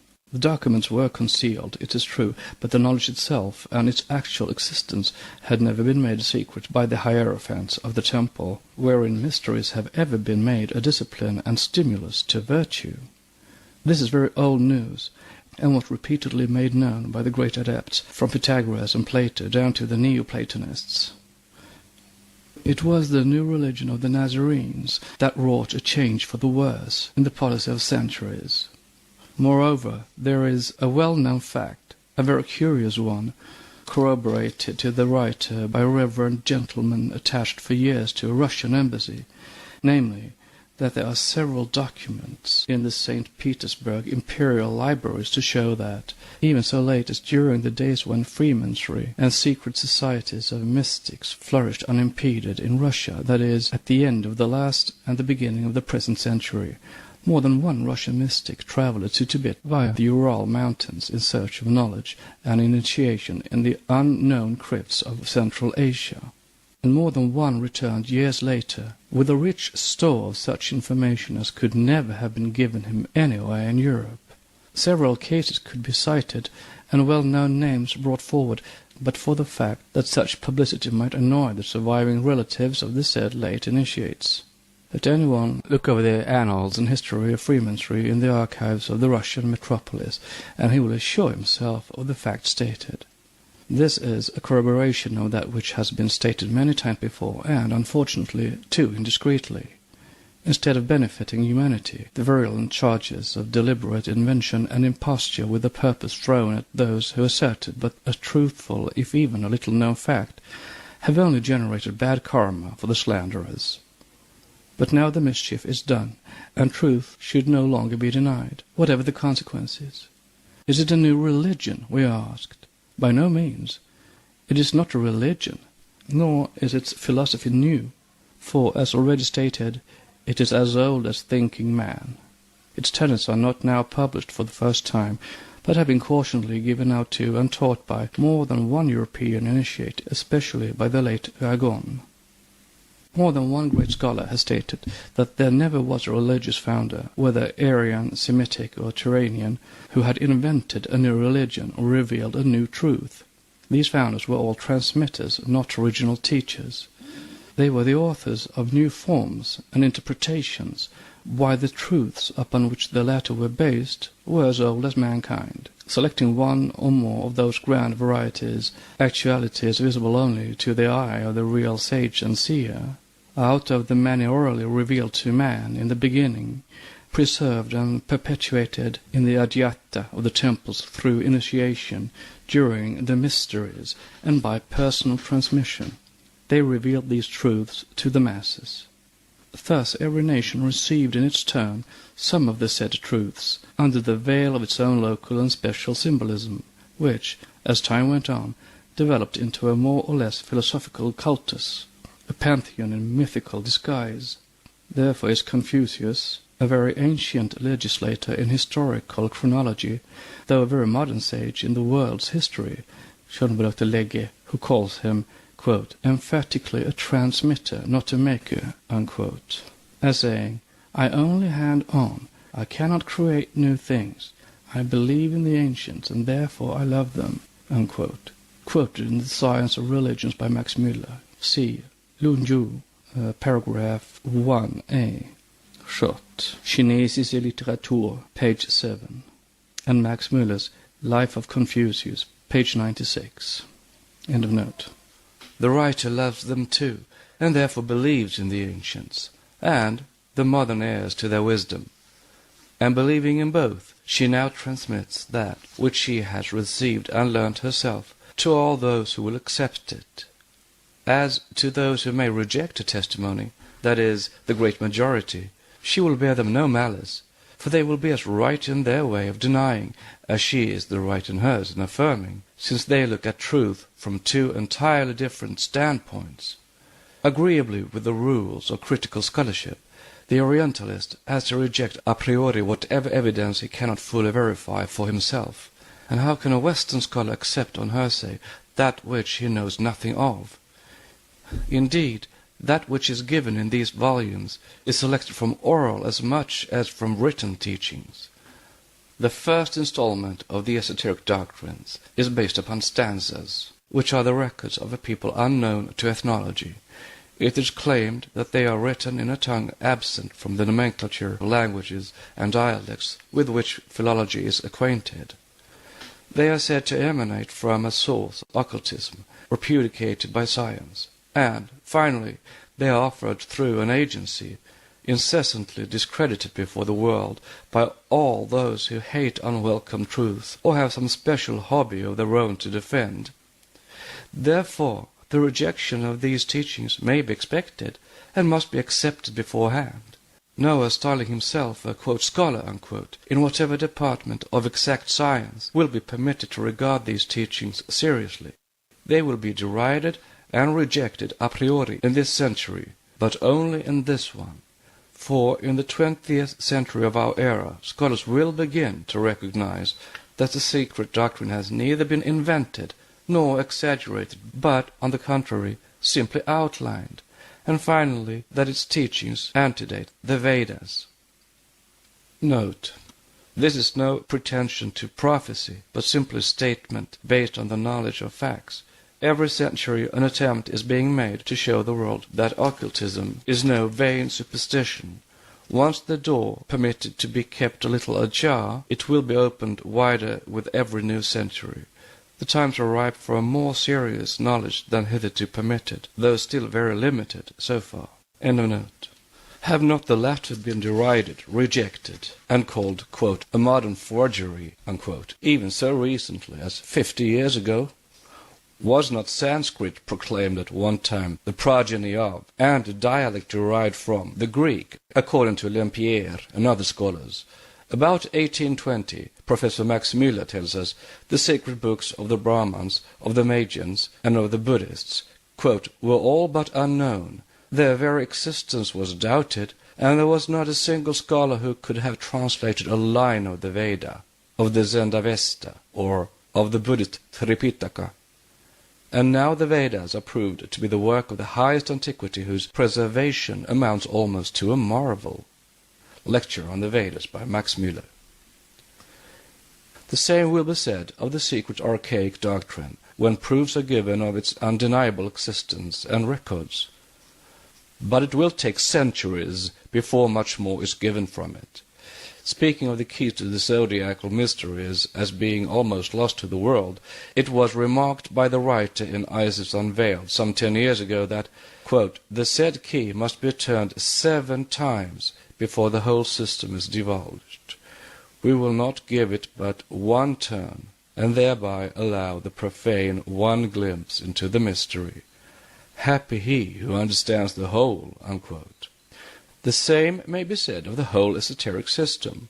One turn of the key and no more was given in Isis. Much more is explained in these volumes. In those days the writer hardly knew the language in which the work was written, and the disclosure of many things freely spoken about now was forbidden. In century the 20th, some disciple more informed and far better fitted may be sent by the masters of wisdom to give final and irrefutable proofs that there exists a science called Guapta-vidya, and that, like the once mysterious sources of the Nile, the source of all religions and philosophies now known to the world has been for many ages forgotten and lost to men, but is at last found. Such a work as this has to be introduced with no simple preface, but with a volume rather, one that will give facts, not mere disquisitions, since the secret doctrine is not a treatise or a series of vague theories, but contains all that can be given out to the world in this century. It would be worse than useless to publish in these pages even those portions of the esoteric teachings that have now escaped from confinement, unless the genuineness and authenticity, at any rate the probability, of the existence of such teachings was first established. Such statements as will now be made have to be shown warranted by various authorities, those of ancient philosophers, classics, and even certain learned church fathers, some of whom knew these doctrines because they had studied them, had seen and read works written upon them, and some of whom had even been personally initiated into the ancient mysteries, during the performance of which the arcane doctrines were allegorically enacted. The writer will have to give historical and trustworthy names, and to cite well-known authors, ancient and modern, of recognized ability, good judgment, and truthfulness, as also to name some of the famous proficients in the secret arts and science, along with the mysteries of the latter, as they are divulged, or rather partially presented before the public in their strange archaic form. How is this to be done? What is the best way for achieving such an object? Was the ever-recurring question. To make our plan clearer, an illustration may be attempted. When a tourist coming from a well-explored country suddenly reaches the border of a terra incognita, hedged in and shut out from the view by a formidable barrier of impassable rocks, he may still refuse to acknowledge himself baffled in his exploratory plans. Ingress beyond is forbidden, but if he cannot visit the mysterious region personally, he may still find a means of examining it from as short a distance as can be arrived at. Helped by his knowledge of landscapes left behind him, he can get a general and pretty correct idea of the transmural view, if he will only climb to the loftiest summit of the altitudes in front of him.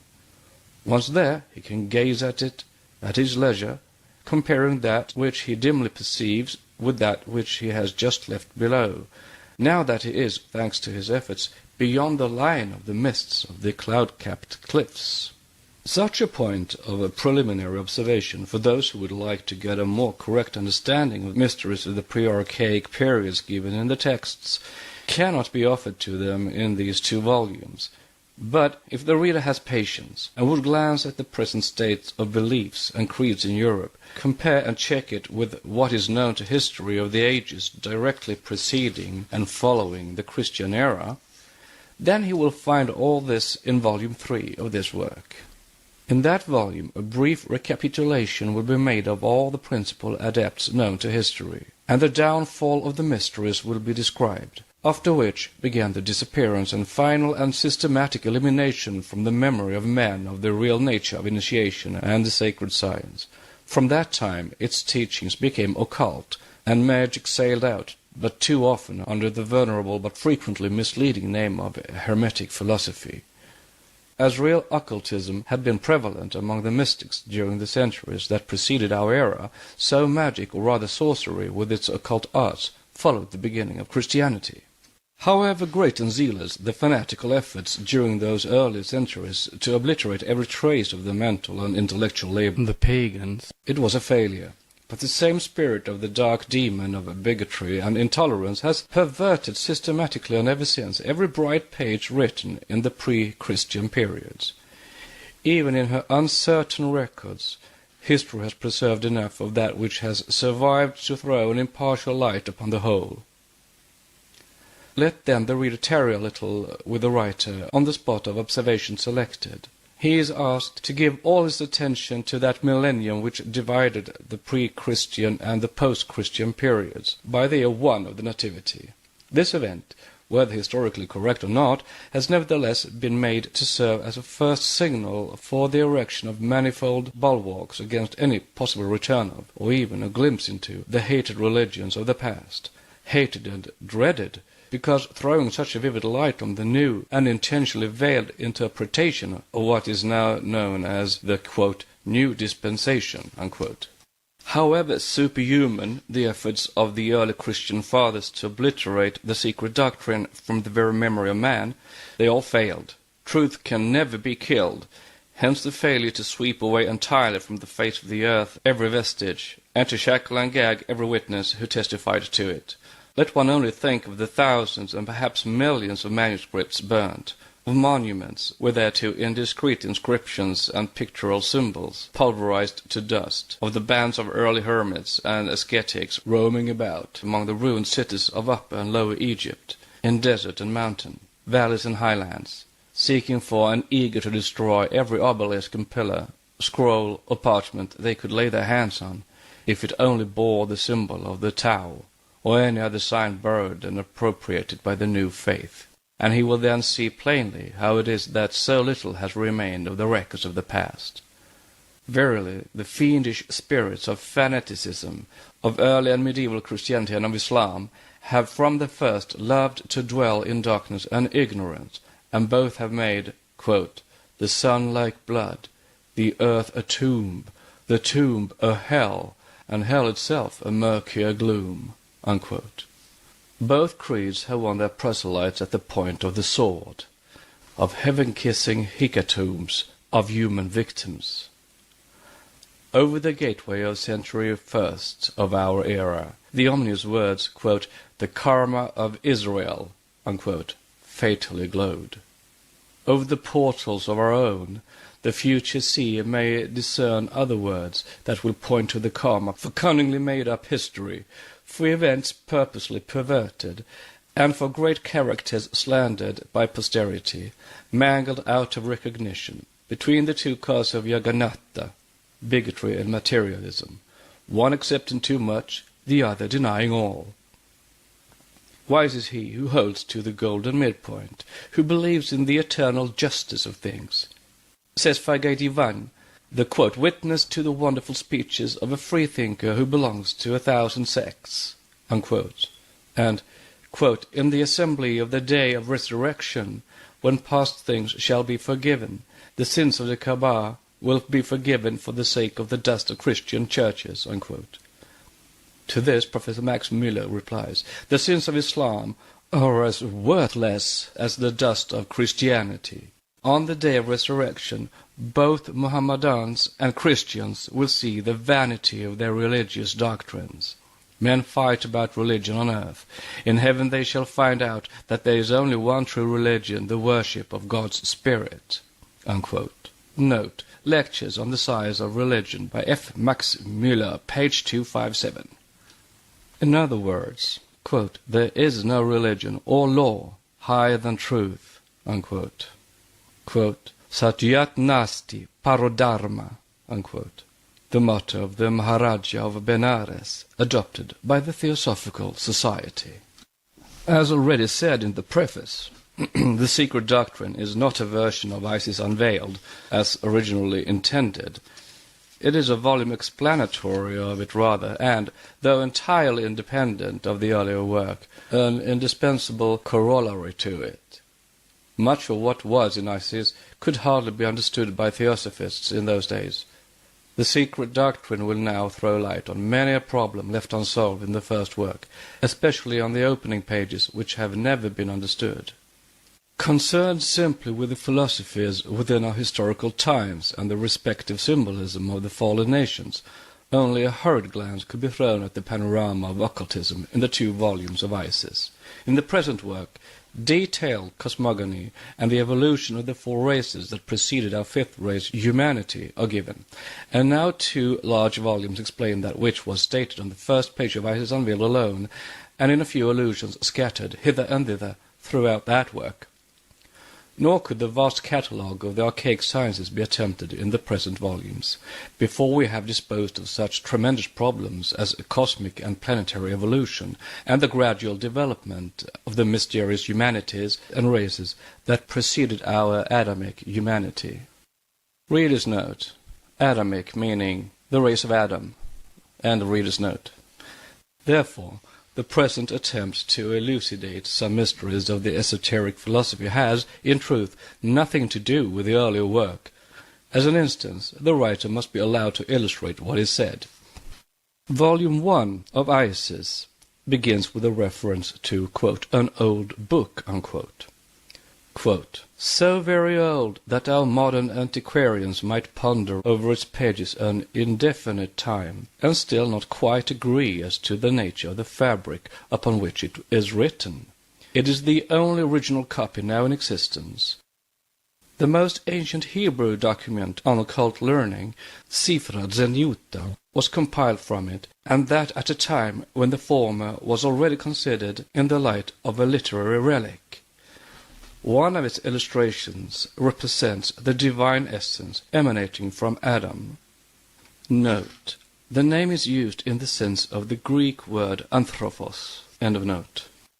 Like a luminous arc proceeding to form a circle, and then, having attained the highest point of its circumference, the ineffable glory bends back again and returns to earth, bringing a high type of humanity in its vortex.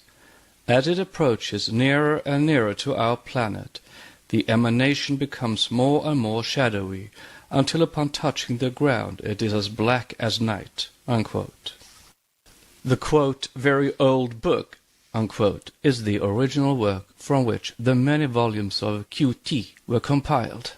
Not only this latter and the Sifra Zenyuta, but even the Sefer Jezaira, the work attributed by the Hebrew Kabbalists to their patriarch Abraham, the book of Shu King, China's primitive Bible, the sacred volumes of the Egyptian Thot Hermes, the Puranas in India, and the Chaldean Book of Numbers, and the Pentateuch itself, all are derived from that one small parent volume. Rabbi Jeshua ben Kanania, who died about Anno Domini 72, openly declared that he had performed, quote, miracles, unquote, by means of the book of Sefer Jezaira, and challenged every skeptic. Frank, quoting from the Babylonian Talmud, names 2 other thaumaturgists, Rabbis Hanina and Oshoy. See Jerusalem Talmud, Sanhedrin, chapter 7, etc., and Frank, pages 55 and 56. Many of the medieval occultists, alchemists, and Kabbalists claim the same, and even the late modern Magus, Eliphas Levi, publicly asserts it in print in his books on magic. End of note.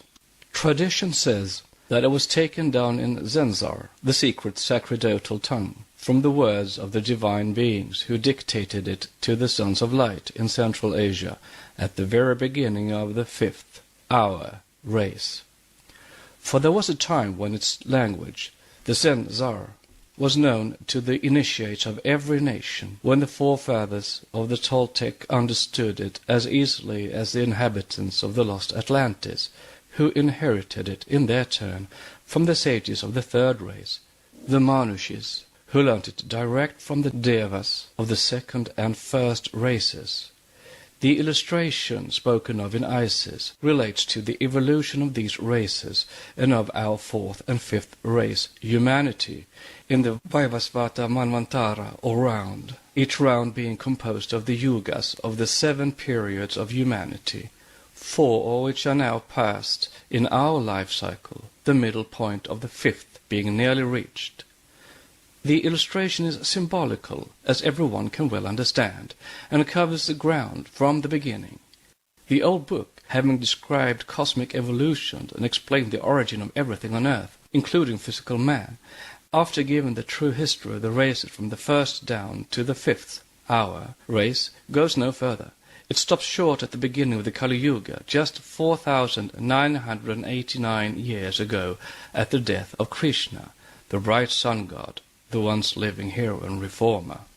Reader's note. The said year, 4,989 years ago, is to be understood in the reference of the year in which this book was published, that is, in 1888, and a reader's note. But there exists another book. None of its possessors regard it as very ancient, as it was born with, and is only as old as the Black Age, namely about 5,000 years. In about 9 years hence, the first cycle of the first 5 millenniums, that began with the great cycle of the Kali Yuga, will end. Reader's note. Around the year of 1897, and a reader's note. And then the last prophecy contained in that book, the first volume of the prophetic record for the Black Age, will be accomplished. We have not long to wait, and many of us will witness the dawn of the new cycle, at the end of which not a few accounts will be settled and squared between the races. Volume 2 of the prophecies is nearly ready, having been in preparation since the time of Buddha's grand successor, Sankaracharya. One more important point must be noticed, one that stands foremost in the series of proofs given of the existence of one primeval universal wisdom, at any rate for the Christian Kabbalists and students. The teachings were, at least, partially known to several of the fathers of the Church. It is maintained on purely historical grounds that Origen, Synesius, and even Clemens Alexandrinus had been themselves initiated into the mysteries before adding to the Neoplatonism of the Alexandrian school, that of the Gnostics, under the Christian veil. More than this, some of the doctrines of the secret schools, though by no means all, were preserved in the Vatican and have since become part and parcel of the mysteries, in the shape of disfigured additions made to the original Christian program by the Latin Church. Such is the now materialized dogma of the Immaculate Conception. This accounts for the great persecutions set on foot by the Roman Catholic Church against occultism, Masonry, and heterodox mysticism generally. The days of Constantine were the last turning point in history, the period of the supreme struggle that ended in the Western world throttling the old religions in favor of the new one, built on their bodies. From thence, the vista into the far distant past, beyond the, quote, deluge, unquote, and the Garden of Eden, began to be forcibly and relentlessly closed by every fair and unfair means against the indiscreet gaze of posterity. Every issue was blocked up, every record that hands could be laid upon destroyed. Yet there remains enough, even among such mutilated records, to warrant us in saying that there is in them every possible evidence of the actual existence of apparent doctrine. Fragments have survived geological and political cataclysms to tell the story, and every survival shows evidence that the now secret wisdom was once the one fountainhead, the ever-flowing perennial source at which were fed all its streamlets, the later religions of all nations, from the first down to the last. This period, beginning with Buddha and Pythagoras at the one end and the Neoplatonists and the Gnostics at the other, is the only focus left in history wherein coverage for the last time the bright rays of light streaming from the aeons of time gone by, unobscured by the hands of bigotry and fanatism. This accounts for the necessity under which the right has labored to be ever explaining the facts given from the various past by evidence gathered from the historical period. No other means was at hand, at the risk even of being once more charged with a lack of method and system. The public must be made acquainted with the efforts of many world adepts, of initiated poets, writers, and classics of every age, to preserve in the records of humanity the knowledge of existence, at least, of such a philosophy, if not actually of its tenets. The initiates of 1888 would indeed remain incomprehensible and ever a seemingly impossible myth, were not like initiates shown to have lived in every other age of history. This could be done only by naming chapter and verse where may be found mention of these great characters who were preceded and followed by a long and interminable line of other famous antediluvian and postdiluvian masters in the arts. Thus only could be shown, on semi-traditional and semi-historical authority, that knowledge of the occult and the powers it confers on man are not altogether fictions, but that they are as old as the world itself. To my judges, past and future, therefore, whether they are serious literary critics or those howling dervishes in literature who judge a book according to the popularity or unpopularity of the author's name, who, hardly glancing at its contents, fasten like lethal bacilli on the weakest points of the body, I have nothing to say, nor shall I condescend to notice those crack-brained slanderers, fortunately very few in number, who, hoping to attract public attention by throwing discredit on every writer whose name is better known than their own, foam and bark at their very shadows. These, having first maintained for years that the doctrines taught in the Theosophist, and which culminated in esoteric Buddhism, had been all invented by the present writer, have finally turned round, and denounced Isis Unveiled and the rest as a plagiarism from Eliphas Levi, Paracelsus, and Mirabile Dictu, Buddhism and Brahmanism. As well charge Renan with having stolen his Vie de Jésus from the Gospels, and Max Müller his sacred books of the East, or his chips from the philosophies of the Brahmins and Gautama the Buddha. But to the public in general and the readers of the secret doctrine I may repeat what I have stated all along, and which I now clothe in the words of Montaigne. Gentlemen, quote, I have here made only a nosegay of culled flowers, and have brought nothing of my own but the string that ties them, unquote. Pull the string to pieces, and cut it up in shreds, if you will. As for the nosegay of facts, you will never be able to make away with these. You can only ignore them, and no more. We may close with a parting word concerning this Volume 1. In an introduction prefacing a part dealing chiefly with cosmogony, certain subjects brought forward might be deemed out of place, but one more consideration added to those already given have led me to touch upon them. Every reader will inevitably judge the statements made from the standpoint of his own knowledge, experience, and consciousness, based on what he has already learned. This fact the writer is constantly obliged to bear in mind, hence also the frequent references in this first book to matters which, properly speaking, belong to a later part of the work, but which could not be passed by in silence, lest the reader should look down on this work as a fairy tale indeed, a fiction of some modern brain. Thus the past shall help to realize the present, and the latter to better appreciate the past. The errors of the day must be explained and swept away. Yet it is more than probable, and in the present case it amounts to certitude, that once more the testimony of long ages and of history will fail to impress anyone but the very intuitional, which is equal to saying the very few. But in this, as in all like cases, the true and the faithful may console themselves by presenting a sceptical modern Sadducee with the mathematical proof and memorial of his obdurate obstinacy and bigotry. There still exists somewhere in the archives of the French Academy the famous law of probabilities worked out by an algebraical process for the benefit of skeptics by certain mathematicians. It runs thus: if two persons give their evidence to a fact, and thus impart it to each of them 5 divided by 6 of certitude, that fact will have then 35 divided by 36 of certitude. That is, its probability will bear on its improbability the ratio of 35 to 1. If 3 such evidences are joined together, the certitude will become 215 divided by 216. The agreement of 10 persons giving each 1/2 of certitude will produce 1023 divided by 1000. The Secret Doctrine by Elena Petrovna Blavatsky, a facsimile of the original edition of 1888, printed by the Cunningham Press, Alhambra, California. The book now continues with the proem. Proem. Pages from a prehistoric period. An archaic manuscript, a collection of palm leaves made impermeable to water, fire, and air by some specific unknown process, is before the writer's eye. On the first page is an immaculate white disc within a dull black ground. On the following page the same disc, but with a central point. The first the student knows to represent cosmos in eternity before the reawakening of still slumbering energy. the emanation of the word in later systems.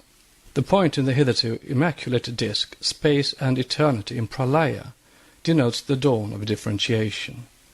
It is the point in the mundane egg, see part 2, the mundane egg, the germ within the latter which will become the universe, the all, the boundless, periodical cosmos, this germ being latent and active, periodically and by turns. The one circle is divine unity, from which all proceeds, whither all returns. Its circumference, a forcibly limited symbol in view of the limitation of the human mind, indicates the abstract, ever incognizable presence, and its plane, the universal soul, although the two are one. Only the face of the disk being white and the ground all round black shows clearly that its plane is the only knowledge, dim and hazy though it still is, that is attainable by man. It is on this plane that the manvanteric manifestations begin, for it is in this soul that slumbers during the pralaya, the divine thought wherein lies concealed the plan of every future cosmogony and theogony. Note: it is hardly necessary to remind the reader once more that the term divine thought, like that of universal mind, must not be regarded as even vaguely shadowing forth an intellectual process akin to that exhibited by man. The unconscious, according to von Hartmann, arrived at the vast creative, or rather evolutionary plan, by a clairvoyant wisdom superior to all consciousness, which in the Vedantic language would mean absolute wisdom. Only those who realize how far intuition soars above the tardy processes of rational inactive thought can form the faintest conception of that absolute wisdom which transcends the ideas of time and space. Mind, as we know it, is resolvable into states of consciousness of varying duration, intensity, complexity, etc., all in the ultimate resting on sensation, which is again Maya. Sensation, again, necessarily postulates limitation. The personal God of orthodox theism perceives, thinks, and is affected by emotion. He repents and feels fierce anger. But the notion of such mental states clearly involves the unthinkable postulate of the externality of the existing stimuli, to say nothing of the impossibility of ascribing changelessness to a being whose emotions fluctuate with events in the worlds he presides over. The conceptions of a personal God as changeless and infinite are thus unpsychological and, what is worse, unphilosophical. End of note. It is the one life, eternal, invisible, yet omnipresent, without beginning or end, yet periodical in its regular manifestations, between which periods reigns the dark mystery of non-being, unconscious, yet absolute consciousness, unrealizable, yet the only self-existent reality, truly a chaos to the sense, a cosmos to the reason. Its one absolute attribute, which is itself eternal, ceaseless motion, is called in esoteric parlance the great breath, which is the perpetual motion of the universe in the sense of limitless, ever-present space. Note: Plato proves himself uninitiate when saying in Cratylus that theos is derived from the verb thein, to move, to run, as the first astronomers who observed the motions of the heavenly bodies called the planets theoi. The gods. See Book 2, Symbolism of the Cross and Circle. Later the word produced another term, aletheia, the breath of God. End of note. That which is motionless cannot be divine, but then there is nothing in fact and reality absolutely motionless within the universal soul. Almost 5 centuries before Christ, Leucippus, the instructor of Democritus, maintained that space was filled eternally with atoms actuated by ceaseless motion, the latter generating in due course of time when those atoms aggregated rotary motion, through mutual collisions producing lateral movements. Epicurus and Lucretius taught the same, only adding to the lateral motion of the atoms the idea of affinity, an occult teaching. From the beginning of man's inheritance, from the first appearance of the architects of the globe he lives in, the unrevealed deity was recognized and considered under its only philosophical aspect, universal motion, the thrill of the creative breath in nature. Occultism sums up the one existence thus: Deity is an arcane, living or moving fire, and the eternal witnesses to this unseen presence are light, heat, moisture. This trinity including and being the cause of every phenomenon in nature. Note: nominalists argue with Berkeley that it is impossible to form the abstract idea of motion distinct from the body moving, in Principles of Human Knowledge, Introduction, paragraph 10. May put the question, what is that body? The producer of that motion? Is it a substance? Then, are you believers in a personal God, etc., etc.? This will be answered farther on, in the addendum to this book. Meanwhile, we claim our rights of conceptualists, as against Roscellini's materialistic views of realism and nominalism. Has science, says one of his ablest advocates, Edward Clodd, revealed anything that weakens or opposes itself to the ancient words in which the essence of all religion, past, present, and to come, is given? To do justly, to love mercy, to walk humbly before thy God. Provided we connote by the word God not the crude anthropomorphism which is still the backbone of our current theology, but the symbolic conception of that which is life and motion of the universe. To know which in physical order is to know time past, present, and to come, in the existence of successions of phenomena. To know which, in the moral, is to know what has been, is, and will be within human consciousness.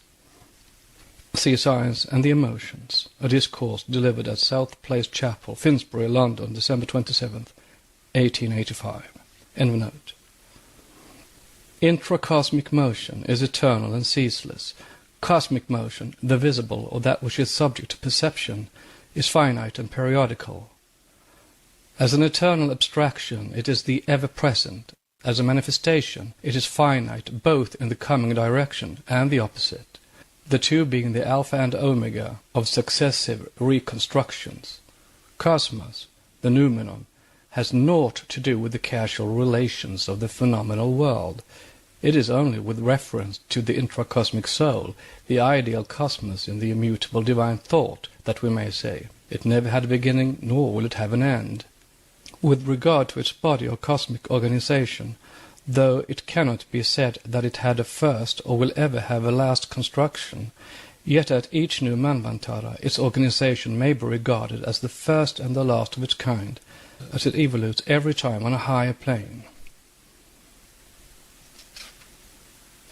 A few years ago only it was stated that the esoteric doctrine teaches, like Buddhism and Brahmanism, and even the Kabbalah, that the one infinite and unknown essence exists from all eternity, and in regular and harmonious successions is either passive or active.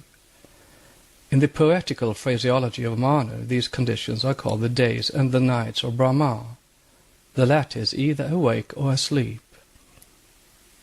The Svabhavikas, or philosophers of the older school of Buddhism, which still exists in Nepal, speculate only upon the active condition of this essence, which they call Svabhavat, and deem it foolish to theorize upon the abstract and unknowable power in its passive condition. Hence they are called atheists by both Christian theologians and modern scientists, for neither of the two are able to understand the profound logic of their philosophy. The former will allow of no other God than the personified secondary powers, which have worked out the visible universe, and which became with them the anthropomorphic God of the Christians, the male Jehovah, roaring amid thunder and lightning. In its turn, rationalistic science greets the Buddhists and the Svabhavikas as the, quote, positivists, unquote, of the archaic ages. If we take a one-sided view of the philosophy of the latter, our materialists may be right in their own way. The Buddhists maintain that there is no creator, but an infinitude of creative powers, which collectively form the one eternal substance, the essence of which is inscrutable, hence not a subject for speculation of any true philosopher. Socrates invariably refused to argue upon the mystery of universal being. Yet no one would ever have thought of charging him with atheism, except those who were bent upon his destruction. Upon inaugurating an active period, says the secret doctrine, an expansion of this divine essence from without inwardly and from within outwardly, occurs in obedience to eternal and immutable law, and the phenomenal or visible universe is the ultimate result of the long chain of cosmical forces thus progressively set in motion. In like manner, when the passive condition is resumed, a contraction of the divine essence takes place, and the previous work of creation is gradually and progressively undone. The visible universe becomes disintegrated, its material dispersed, and, quote, darkness, unquote, solitary and alone, broods once more over the face of the, quote, deep, unquote. To use a metaphor from the secret books, which will convey the idea still more clearly, an outbreathing of the, quote, unknown essence, unquote, produces the world, and an inhalation causes it to disappear. This process has been going on from all eternity, and our present universe is but one of an infinite series which had no beginning and will have no end, unquote. See Isis Unveiled, also The Days and Nights of Brahma, in Part 2 of this book. This passage will be explained as far as it is possible in the present work, though as it now stands it contains nothing new to the Orientalists. Its esoteric interpretation may contain a good deal which has hitherto remained entirely unknown to the Western student. Reader's note. Sketches of the symbols of this chapter, soon to be described, have been uploaded along with this audio file. End reader's note. The first illustration being a plain disc. The second one, in the archaic symbol, shows a disc with a point in it. The first differentiation in the periodical manifestations of the ever-eternal nature, sexless and infinite, adit in Tat, Rig Veda. The point in the disc, or potential space within abstract space. In its third stage, the point is transformed into a diameter. It now symbolizes a divine, immaculate Mother Nature within all-embracing absolute infinitude. When the diameter line is crossed by a vertical one, symbol of a circle with a cross in it, it becomes the mundane cross. Humanity has reached its third root race. It is the sign for the origin of human life to begin. When the circumference disappears and leaves only the cross, it is a sign that the fall of man into matter is accomplished, and the fourth race begins. The cross within a circle symbolizes pure pantheism. When the cross was left uninscribed, it became phallic. It had the same and yet other meanings as a Tau inscribed within a circle, or as a Thor's hammer, the Jaina cross so-called, or simply swastika within a circle. By the third symbol, the circle divided in two by the horizontal line of the diameter, the first manifestation of creative, still passive because feminine, nature was meant. The first shadowy perception of man connected with procreation is feminine, because man knows his mother more than his father. Hence female deities were more sacred than the male. Nature is therefore feminine, and to a degree objective and tangible, and the spirit principle which fructifies it is concealed. By adding to the circle with the horizontal line in it a perpendicular line, the Tau was formed, T, the oldest form of the letter. It was the glyph of the third root race to the day of its symbolical fall, that is, when the separation of sexes by natural evolution took place, when the figure became a circle with a vertical line. The circle of sexless life modified or separated, a double glyph or symbol. With the races of our fifth race, it became in symbology the Sek, and in Hebrew Nkabva, of the first formed races.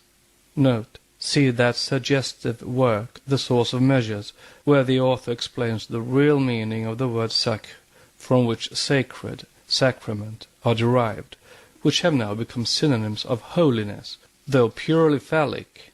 End of note. Then it changed into the Egyptian emblem of life, and still later into the sign of Venus. Then comes the swastika, Thor's hammer, or the Hermetic cross now, entirely separated from its circle, thus becoming purely phallic. The esoteric symbol of Kali Yuga is the five-pointed star reversed, the sign of human sorcery, with its 2 points, horns, turned heavenward, a position every occultist will recognize as the one of the left hand and used in ceremonial magic. Note: we are told by the Western mathematicians and some American Kabbalists that in the Kabbalah also the value of the Jehovah name is that of the diameter of a circle. Add to this the fact that Jehovah is the third Sephiroth, Bina, a feminine word, and you have the key to the mystery. By certain Kabbalistic transformations, this name, androgynous in the first chapters of Genesis, becomes in its transformations entirely masculine, Cainite, and phallic.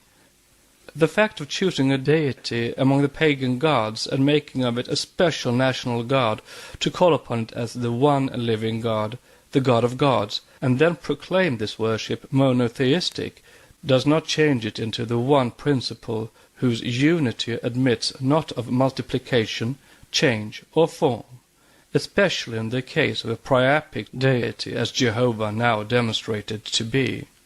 End of note.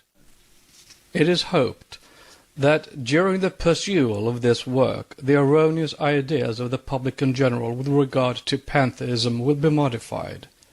It is wrong and unjust to regard the Buddhists and Advaiti occultists as atheists. If not all of them philosophers, they are at any rate all logicians, their objections and arguments being based on strict reasoning. Indeed, if the Parabrahman of the Hindus may be taken as a representative of the hidden and nameless deities of other nations, this absolute principle will be found to be the prototype from which all the others were copied. Parabrahm is not God because it is not a God. It is that which is supreme and not supreme. Paravara, explains Mandukya Upanishad 2, verse 28. It is supreme as cause, not supreme as effect. Parabrahm is simply, as a secondless reality, the all-inclusive cosmos, or rather the infinite cosmic space, in the higher spiritual sense, of course. Brahma, neuter, being the unchanging, pure, free, undecaying supreme root, the one true existence, Paramartika, and the absolute Chit and Chitanaya, intelligence, consciousness, cannot be a cognizer, for that can have no subject of cognition. Can the flame be called the essence of fire? This essence is the life and light of the universe. The visible fire and flame are destruction, death, and evil. Quote, fire and flame destroy the body of an arhat. Their essence makes him immortal. From Bodhimur, Book 2, unquote. The knowledge of the Absolute Spirit, like the effulgence of the sun, or like heat in fire, is naught else than the absolute essence itself, says Sankaracharya. It is the spirit of the fire, not fire itself. Therefore, the attributes of the latter, heat or flame, are not the attributes of the spirit, but of that of which the spirit is the unconscious cause. Is not the above sentence the true keynote of later Rosicrucian philosophy? Parabrahm is, in short, the collective aggregate of cosmos in its infinity and eternity, the that and this to which distributive aggregates cannot be applied. Note: see Vedantachara by Major G. A. Jacob, as also the Aphorisms of Chandelier, translated by Cowell, page 42. End of note. From Maitreya Upanishad. In the beginnings this was the Self, one only. The great Sankaracharya explains that this referred to the universe, Jagat, the sense of the words in the beginning, meaning before the reproduction of the phenomenal universe. Therefore, when the pantheists echo the Upanishads, which state, as in the secret doctrine, that this cannot create, They do not deny a creator, or rather a collective aggregate of creators, but only refuse, very logically, to attribute creation, and especially formation, something finite, to an infinite principle. With them, Parabrahman is passive because an absolute cause, the unconditioned mukta. It is only limited omniscience and omnipotence that are refused to the latter, because these are still attributes as reflected in man's perceptions. And because Parabrahm, being the supreme all, the ever-invisible spirit and soul of nature, changeless and eternal, can have no attributes, absoluteness very naturally precluding any idea of the finite or conditioned from being connected with it. And if the Vedantin postulates attributes as belonging simply to its emanation, calling it Ishvara plus Maya, and the Avidya, agnosticism and nescience rather than ignorance, it is difficult to find any atheism in this conception. Note: nevertheless, prejudiced and rather fanatical Christian Orientalists would like to prove this pure atheism. For proof of this, see about Major Jacob's Vedantashara. Yet the whole antiquity echoes this Vedantic thought. Omnis enim persedivum natura necesse est, immortalia evo summa cum pace fruatur. End of note. Since there can be neither two infinities nor two absolutes in a universe supposed to be boundless, this self-existence can hardly be conceived of as creating personally. In the sense of perception of finite beings, that is non-being, in the sense that it is the one beingness, for in this all lies concealed its co-eternal and coeval emanation or inherent radiation, which upon becoming periodically Brahma, the male-female potency, becomes or expands itself into the manifested universe. Narayana, moving on the abstract waters of space, is transformed into the waters of concrete substance moved by him, who now becomes the manifested word, or Logos.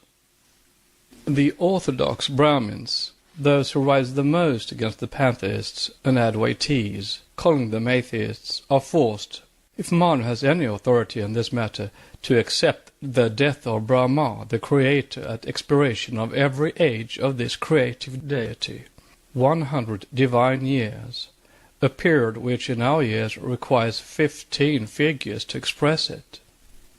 Yet no philosopher among them will view this, quote, death, unquote, in any other sense than as a temporary disappearance from the manifested plane of existence, or a periodical rest. The occultists are therefore at one with the Advaita Vedantian philosophers as to the above tenet. They show the impossibility of accepting on philosophical grounds the idea of the absolute all-creating, or even evolving the golden egg, into which it is said to enter in order to transform itself into Brahma, the creator, who expands himself later into gods and all the visible universe. They say that absolute unity cannot pass to infinity, for infinity presupposes the limitless extension of something, and the duration of that something and the one all is like space, which is the only mental and physical representation on this earth or our plane of existence, neither an object of nor a subject to perception. If one could suppose the eternal infinite all, the omnipresent unity, instead of being in eternity, becoming through periodical manifestations a manifold universe or a multiple personality, that unity would cease to be one. Locke's idea that, quote, pure space is capable of neither resistance nor motion, unquote, is incorrect. Space is neither a limitless void nor a conditioned fullness, but both. Being on the plane of absolute abstraction, the ever-incognizable deity, which is void only to finite minds. Note: the very names of the two chief deities, Brahma and Vishnu, ought to have long ago suggested their esoteric meanings, for the root of one, Brahmam, or Brahm, is derived by some from the word Bri, to grow or to expand. See Calcutta Review, volume 66, page 14. And of the other, Vishnu, from the root vis, to pervade, to enter in the nature of the essence. Brahma Vishnu being this infinite space, of which the gods, the rishis, the manus, and all in this universe are simply the potencies, vibhutaya. And on that of Mayavic perception, the plenum, the absolute container of all that is, whether manifested or unmanifested. It is, therefore, the absolute all. There is no difference between the Christian apostles. In him we live and move and have our being, and the Hindu rishis. The universe lives in, proceeds from, and will return to Brahma, Brahma. For Brahma, neuter, the unmanifested, is that universe in abscondito, and Brahma, the manifested, is the Logos, made male-female in the symbolical orthodox dogmas. Note: see Mani's account of Brahma separating his body into male and female, the latter the female Vak, in whom he creates Virai, and compare this with the esotericism of chapters 2, 3, and 4 of Genesis. End of note. The god of the apostle initiate and of the rishi, being both the unseen and the visible space. Space is called in the esoteric symbolism the seven-skinned eternal Mother-Father. It is composed from its undifferentiated to its differentiated surface of 7 layers. What is that which was, is, and will be, whether there is a universe or not, whether there be gods or none, asks the esoteric Sensoric Catechism. And the answer made is space. It is not the one unknown ever-present God in nature, or nature in abscondito, that is rejected, but the God of human dogma and his humanized, quote, word, unquote. His infinite conceit and inherent pride and vanity. Man shaped it himself with his sacrilegious hand out of the material he found in his own small brain fabric, and forced it upon mankind as a direct revelation from the one unrevealed space. Note: occultism is indeed in the air at the close of this our century. Among many other works recently published, we would recommend one especially to students of theoretical occultism who would not venture beyond the realm of our special human plane. It is called New Aspects of Life and Religion by Henry Pratt, M.D. It is full of esoteric dogmas and philosophy, the latter rather limited in the concluding chapters by what seems to be a spirit of conditioned positivism. Nevertheless, what is said of space as the unknown first cause merits quotation. Quote, "This unknown something, thus recognized as and identified with the primary embodiment of simple unity, is invisible and impalpable." Abstract space, granted. Quote, "And because invisible and impalpable, therefore incognizable. And this incognizability has led to the error of supposing it to be a simple void, a mere receptive capacity. But, even viewed as an absolute void, space must be admitted to be either self-existent, infinite, and eternal, or to have a first cause outside, behind, and beyond itself. And yet, could such a cause be found and defined, this would only lead to the transferring thereto of the attributes otherwise accruing to space, and thus merely throw the difficulty of origination a step farther back, without gaining additional light as to primary causation." Unquote, page 5. This is precisely what has been done by the believers in an anthropomorphic creator, an extracosmic instead of an intracosmic God. Many, most of Mr. Pratt's subjects, we may say, are old Kabbalistic ideas and theories which he presents in quite a new garb. Quote, "New aspects," unquote, of the occult in nature, indeed. Space, however, viewed as a substantial unity, the living source of life, is as the unknown causeless cause, is the oldest dogma in occultism, millenniums earlier than pater aeter of the Greeks and Latins. So are the force and matter, as potencies of space, inseparable, and the unknown revealers of the unknown. They are all found in Aryan philosophy, personified by Vishvakarman, Indra, Vishnu, etc., etc. Still, they are expressed very philosophically and under many unusual aspects in the work referred to. End of note. The occultist accepts revelation as coming from divine yet still finite beings, never from the unmanifestable one life, from those entities called primordial man, Dhyani Buddhas, or Dhyankohans, the Rishi Prajapati of the Hindus, the Elohim or sons of God, the planetary spirits of all nations who have become gods for men. He also regards the Adi Shakti, the direct emanation of Mula Prakriti, the eternal root of that and the female aspect of the creative cause Brahma, in her akashic form of the universal soul, as philosophically a Maya and cause of human Maya. But this view does not prevent him from believing in its existence so long as it lasts to it for one Mahamanvantara, nor from applying Akasa, the radiation of Mula Prakriti, to practical purposes, connected as the world soul is with all natural phenomena, known or unknown to science. Note: in contradistinction to the manifested universe of matter, the term Mula Prakriti, from Mula, the root, and Prakriti, nature, or the unmanifested primordial matter, called by Western alchemists Adam's earth, is applied by the Vedantins to Parabrahmam.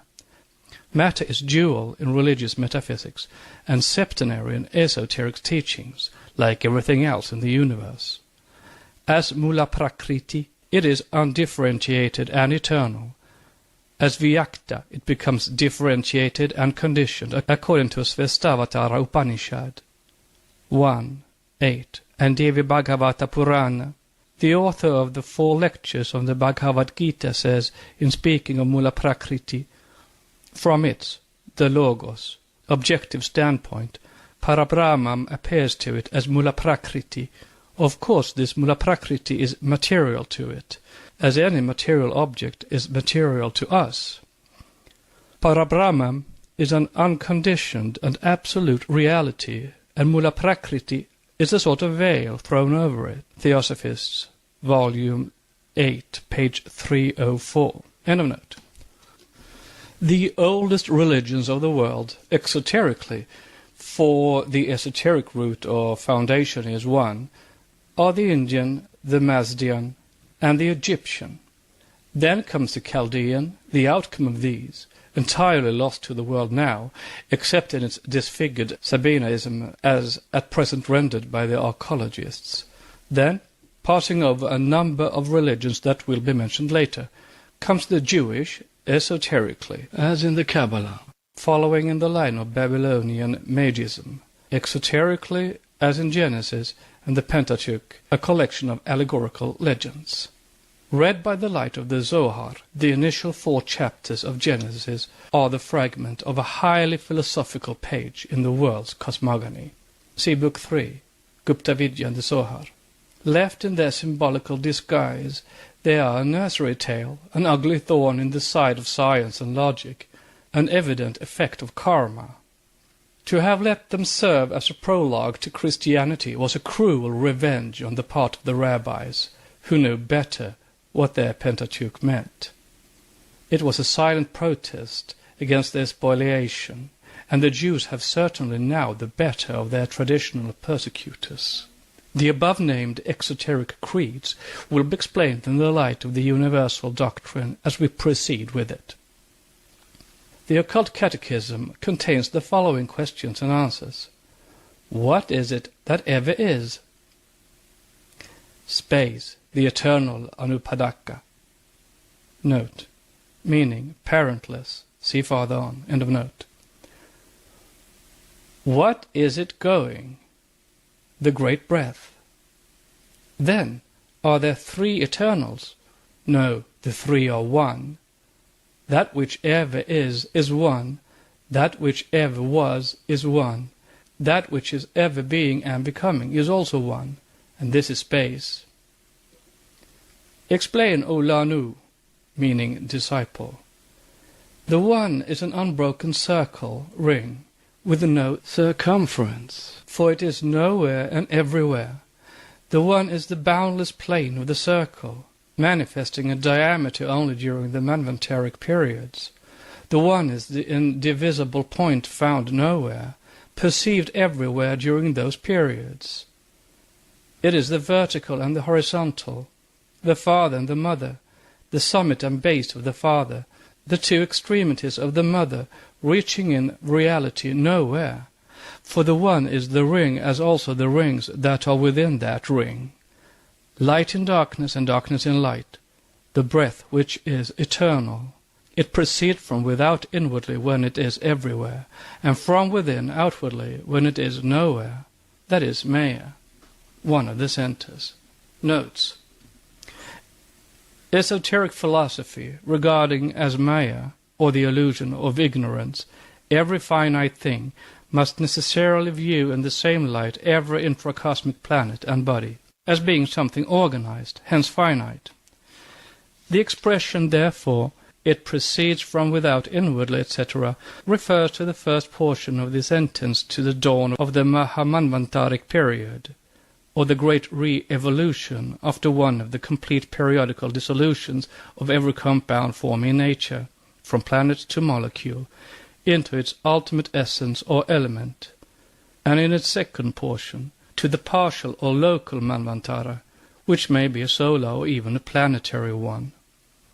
By center, a center of energy or cosmic focus is meant when the so-called creation or formation of a planet is accomplished by that force which is designated by the occultists life and by science energy. Then the process takes place from within outwardly, every atom being said to contain in itself creative energy of the divine breath. Hence, whereas after an absolute pralaya, or when the pre-existing material consists but of one element, and breath is everywhere, the latter acts from without inwardly. After a minor pralaya, everything having remained in statu quo, in a refrigerated state, so to say, like the moon, at the first flutter of Manvantara, the planet or planets begin their resurrection to life from within outwardly. End of note. It expands and contracts, exhalation and inhalation. When it expands, the mother diffuses and scatters. When it contracts, the mother draws back and ingathers. This produces the periods of evolution and dissolution, Manvantara and Pralaya. The germ is invisible and fiery. The root, the plane of the circle, is cool. But during evolution and Manvantara, her garment is cold and radiant. Hot breath is the father who devours the progeny of the many-faced element and leaves the single-faced ones homogeneous. Cool breath is the mother who conceives, forms, brings forth, and receives them back into her bosom to reform them at the dawn of the day of Brahma or Manvantara. Unquote.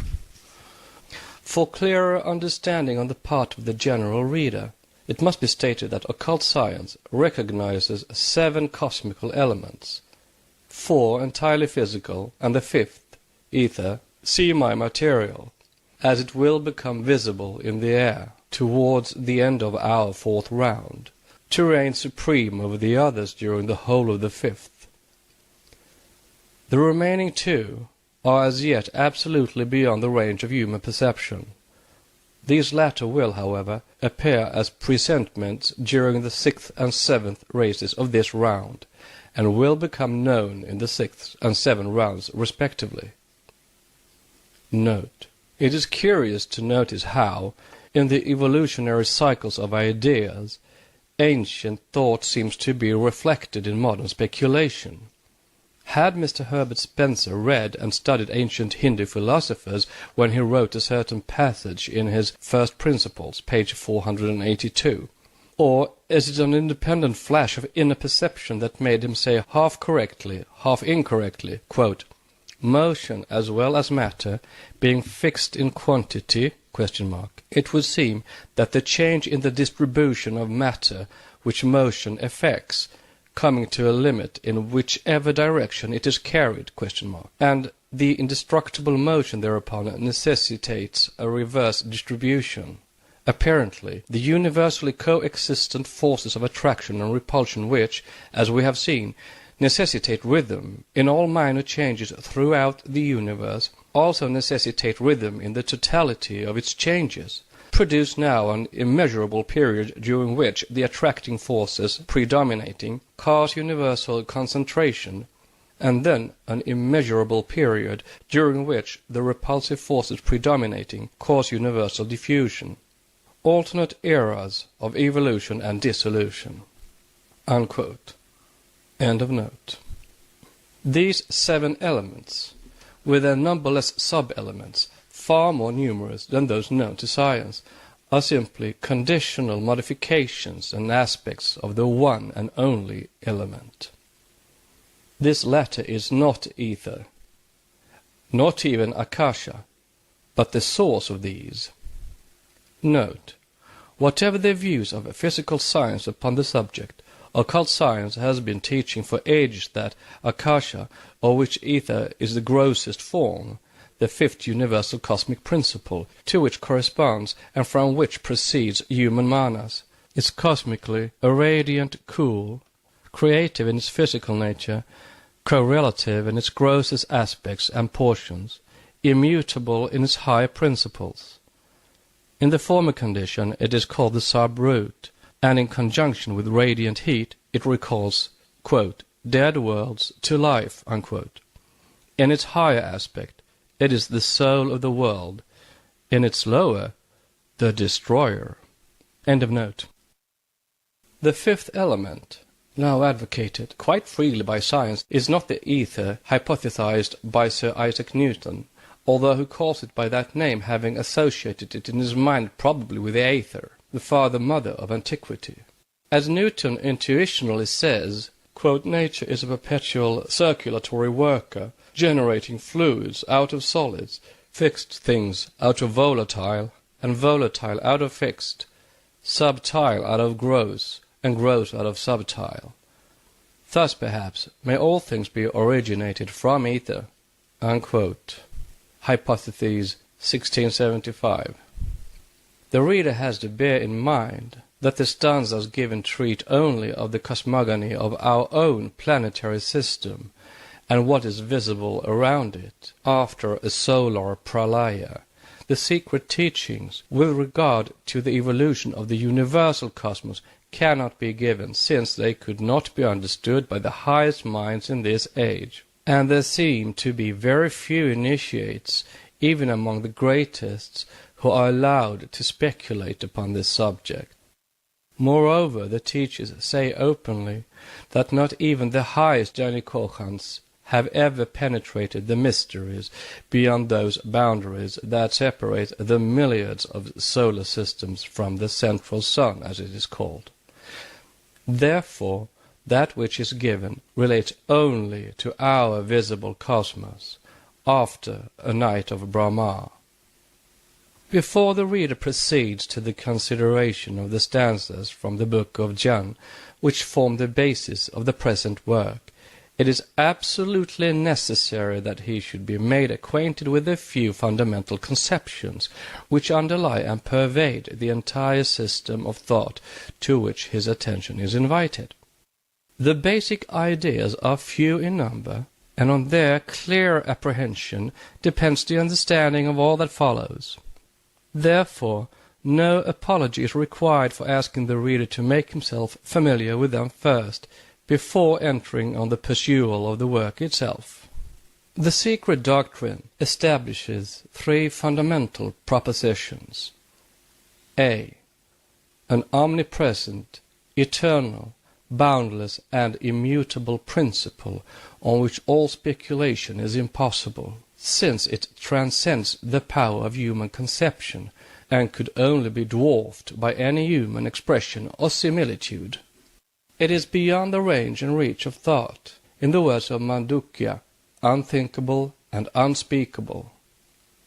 To render these ideas clear to the general reader, let him set out with the postulate that there is one absolute reality which antecedes all manifested conditioned being. This infinite and eternal cause, dimly formulated in the unconscious and unknowable of current European philosophy, is the rootless root of all that was, is, or ever shall be. It is, of course, devoid of all attributes, and is essentially without any relation to manifested finite being.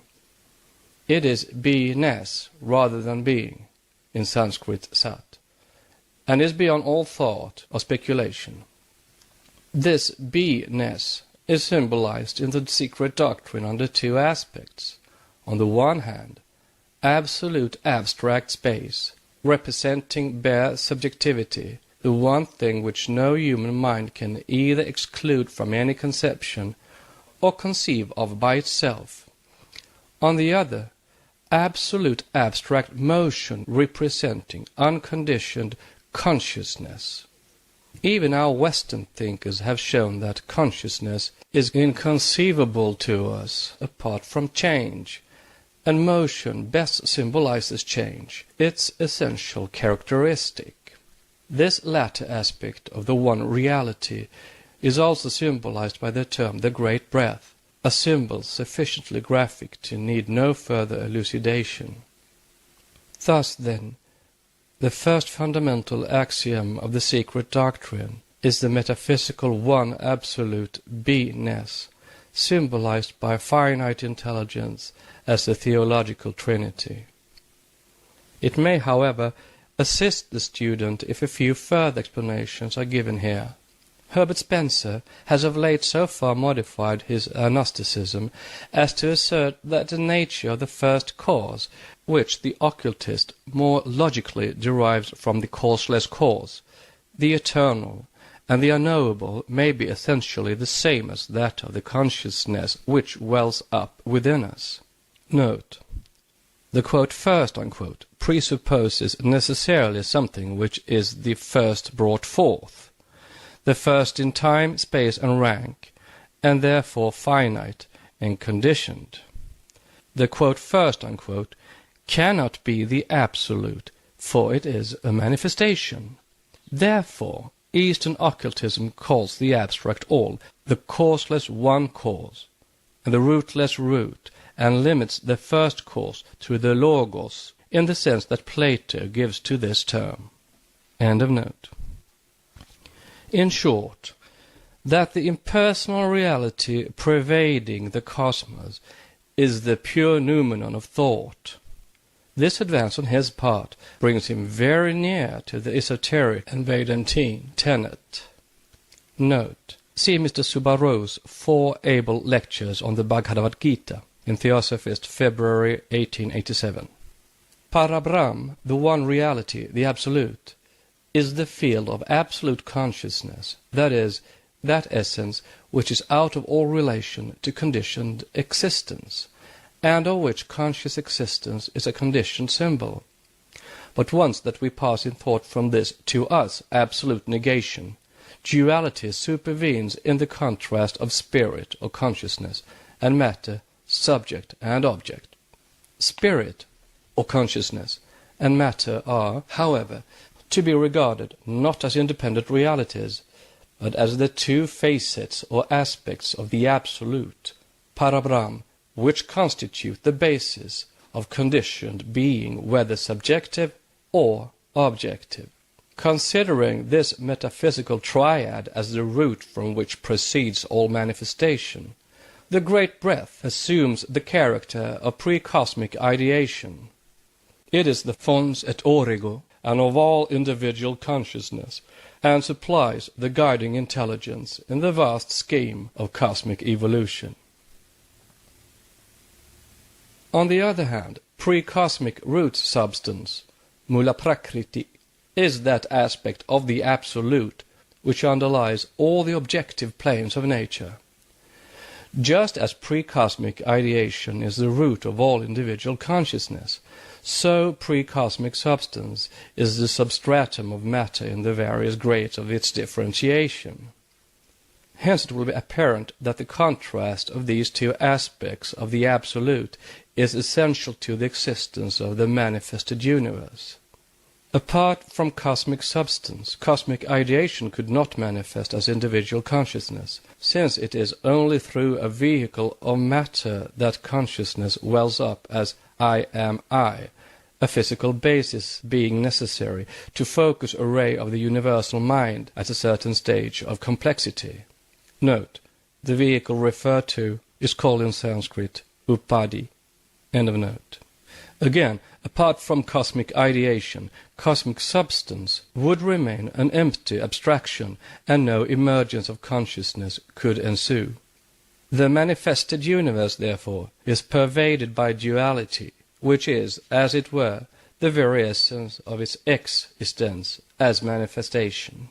But just as the opposite poles of subject and object, spirit and matter, are but aspects of the one unity in which they are synthesized, so in the manifested universe there is that which links spirit to matter, subject to object. This something, at present unknown to Western speculation, is called by the occultist Fohat. Reader's note, or Fohat in modern English, and the reader's note. It is the, quote, bridge, unquote, by which the, quote, ideas, unquote, existing in the, quote, divine thought, unquote, are impressed on cosmic substance as the, quote, laws of nature, unquote. Fohat is thus the dynamic energy of cosmic ideation. Or, regarded from the other side, it is the intelligent medium, the guiding power of all manifestation, the thought divine, transmitted and made manifest through the Dyan Kochans, the architects of the visible world. Note, Dyan Kochans are called by Christian theology archangels, seraphs, etc., etc. End of note. Thus from spirit or cosmic ideation comes our consciousness. From cosmic substance, the several vehicles in which that consciousness is individualized and attains to self, or reflective consciousness, while Fohat in its various manifestations is the mysterious link between mind and matter, the animating principle, electrifying every atom into life. The following summary will afford a clear idea to the reader. 1. The Absolute, the Parabrahma Vedantines, or the One Reality, Sat, which is, as Hegel says, both absolute being and non-being. 2. The first manifestation, the impersonal and, in philosophy, unmanifested Logos, the precursor of the, quote, manifested, unquote. This is the, quote, first cause, unquote, the, quote, unconscious, unquote, of European pantheists. 3. Spirit matter, life, the, quote, spirit of the universe, unquote, the Purusha and Prakriti, or the second Logos. 4. Cosmic ideation, Mahat, or intelligence, the universal world soul, the cosmic noumenon of matter, the basis of the intelligent operations in and of nature, also called Mahabuddhi, the one reality, its dual aspects in the conditioned universe. Further, the secret doctrine affirms b. The eternity of the universe in toto as a boundless plane, periodically, quote, the playground of numberless universes incessantly manifesting and disappearing, unquote, called, quote, the manifesting stars, unquote, and the, quote, sparks of eternity, unquote. Quote, the eternity of the pilgrim, unquote, is like a wink of the eye of self-existence, from Book of John. Note, pilgrim is the appellation given to our monad, the two-in-one, during its cycle of incarnations.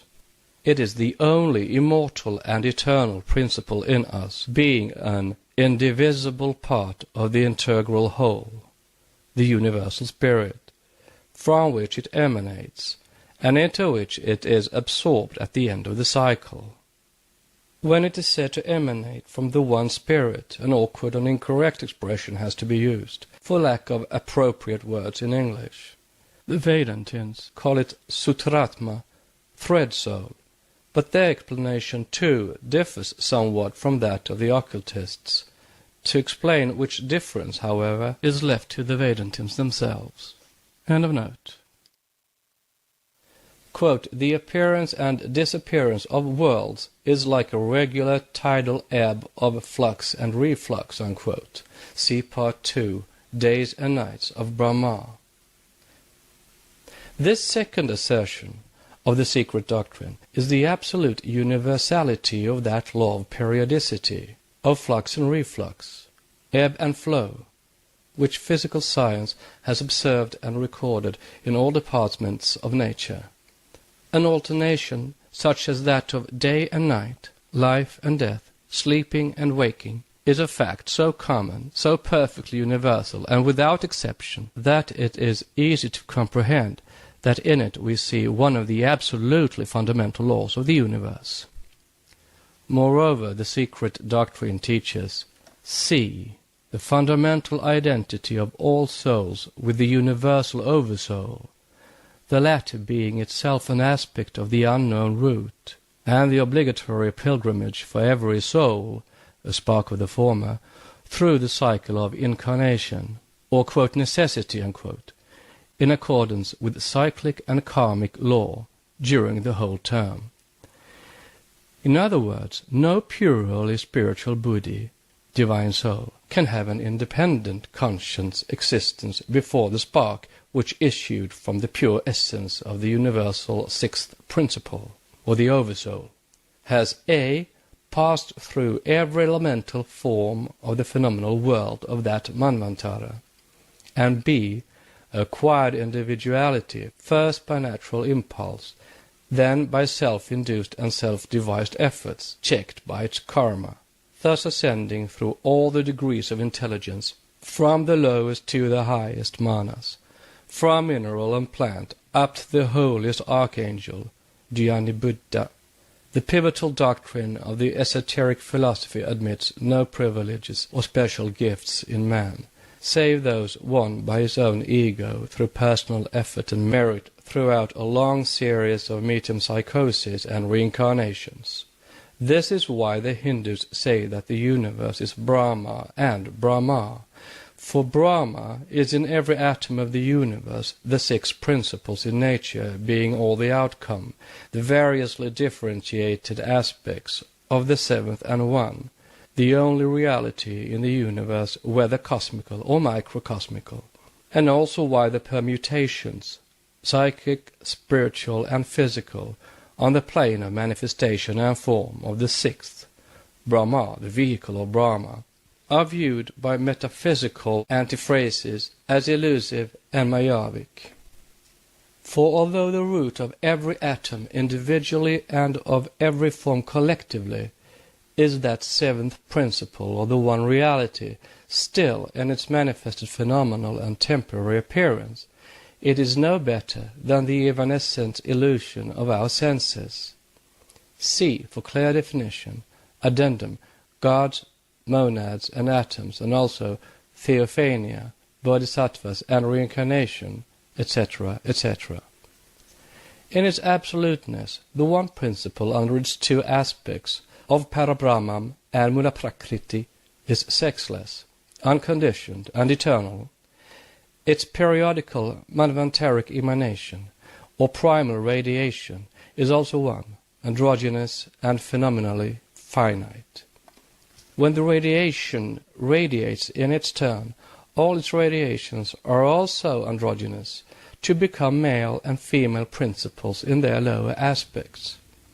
After pralaya, whether the great or the minor pralaya, the latter leaving the world in statu quo, the first that reawakes to active life is the plastic akasha, father-mother, the spirit of soul of ether, or the plane of the surface of the circle. Note, it is not the physical organisms that remain in statu quo, least of all the psychical principles, during the great cosmic or even solar pralayas, but only the akashic or astral, quote, photographs, unquote. But during the minor pralayas, once overtaken by the, quote, night, unquote, the planets remain intact, though dead, as a huge animal caught and embedded in the polar ice remains the same for ages. End of note. Space is called the mother before its cosmic activity, and father mother at the first stage of reawakening. See comments to stanza 2. In the Kabbalah, It is also father mother son, but whereas in the Eastern doctrine these are the seventh principle of the manifested universe, or its Atma Buddhi Manas, spirit, soul, intelligence, the triad branching off and dividing into 7 cosmical and 7 human principles. in the Western Kabbalah Of the Christian mystics, it is the triad or trinity, and with their occultists, the male-female Jehovah, Yahweh. In this lies the whole difference between the esoteric and the Christian trinities. The mystics and the philosophers, the Eastern and Western pantheists, synthesize their pregenetic triad in the pure divine abstraction. The Orthodox anthropomorphize it. Hivanyagarbha, Hari, the 3 hypostases of the manifesting, quote, spirit of the Supreme Spirit, unquote, by which title Prithivi, the earth, greets Vishnu in his first avatar, are the purely metaphysical abstract qualities of formation, preservation, and destruction, and are the 3 divine avashtas, literally hypostases, of that which, quote, does not perish with created things, unquote, or akyuta, a name of Vishnu. Whereas the Orthodox Christian separates his personal creative deity into the 3 personages of the Trinity and admits of no high deity. The latter, in occultism, is the abstract triangle, with the Orthodox, the perfect cube. The creative god or the aggregate gods are regarded by the Eastern philosopher as Bhranti Darsanata, false apprehension, something conceived of by reason of erroneous appearances as a material form, and explained as arising from the elusive conception of the egotistic personal and human soul, the lower 5th principle. It is beautifully expressed in a new translation of Vishnu Purana, that Brahma in its totality has essentially the aspect of Prakriti, both evolved and unevolved, Mula Prakriti, and also the aspect of spirit and the aspect of time. Spirit, O twice born, is the leading aspect of the Supreme Brahma. Note, thus Spencer, who, nevertheless, like Schopenhauer and von Hartmann, only reflects an aspect of the old esoteric philosophers, and hence lands his readers on the bleak shore of agnostic despair, reverently formulates the grand mystery. Quote, that which persists unchanging in quantity, but ever-changing in form, under these sensible appearances which the universe presents to us, is an unknown and unknowable power, which we are obliged to recognize as without limit in space and without beginning or end in time, unquote. It is only daring theology, never science or philosophy, which seeks to gauge the infinite and unveil the fathomless and unknowable. End of note. The next is a twofold aspect, Prakriti, and is the time lost, unquote. Kronos is shown in the Orphic theogony as being also a generated god or agent. At this stage of the reawakening of the universe, the sacred symbolism represents it as a perfect circle with a root point in the center. This sign was universal, therefore we find it in the Kabbalah also. The Western Kabbalah, however, now in the hands of Christian mystics, ignores it altogether, though it is plainly shown in the Zohar. These sectarians begin at the end, and show as the symbol of a pregenetic cosmos this sign, a circle with a cross in it.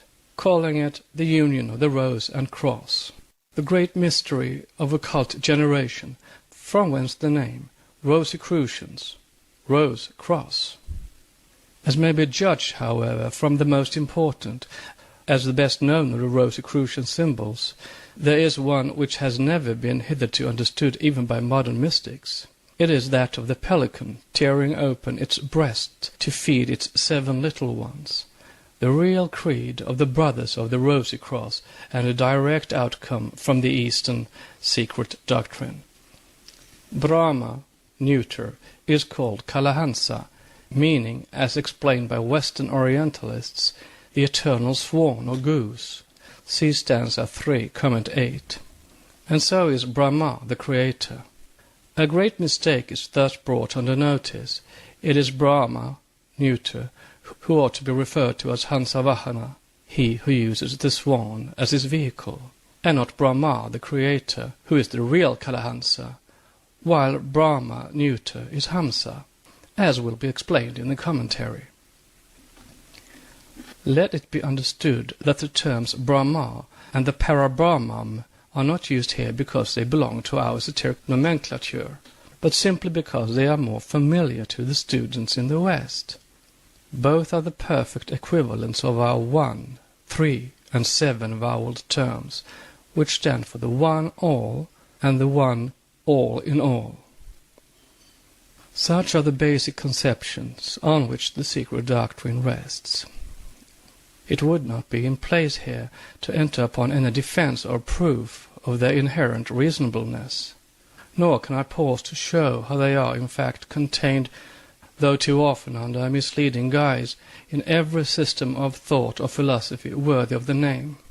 Once that the reader has gained a clear comprehension of them and realized the light which they throw on every problem of life, they will need no further justification in his eyes, because their truth will be to him as evident as the sun in heaven.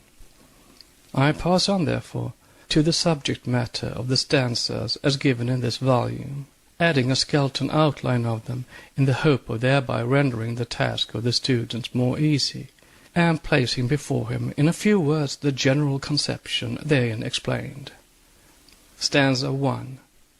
The history of cosmic evolution, as traced in the stanzas, is, so to say, the abstract algebraical formula of that evolution.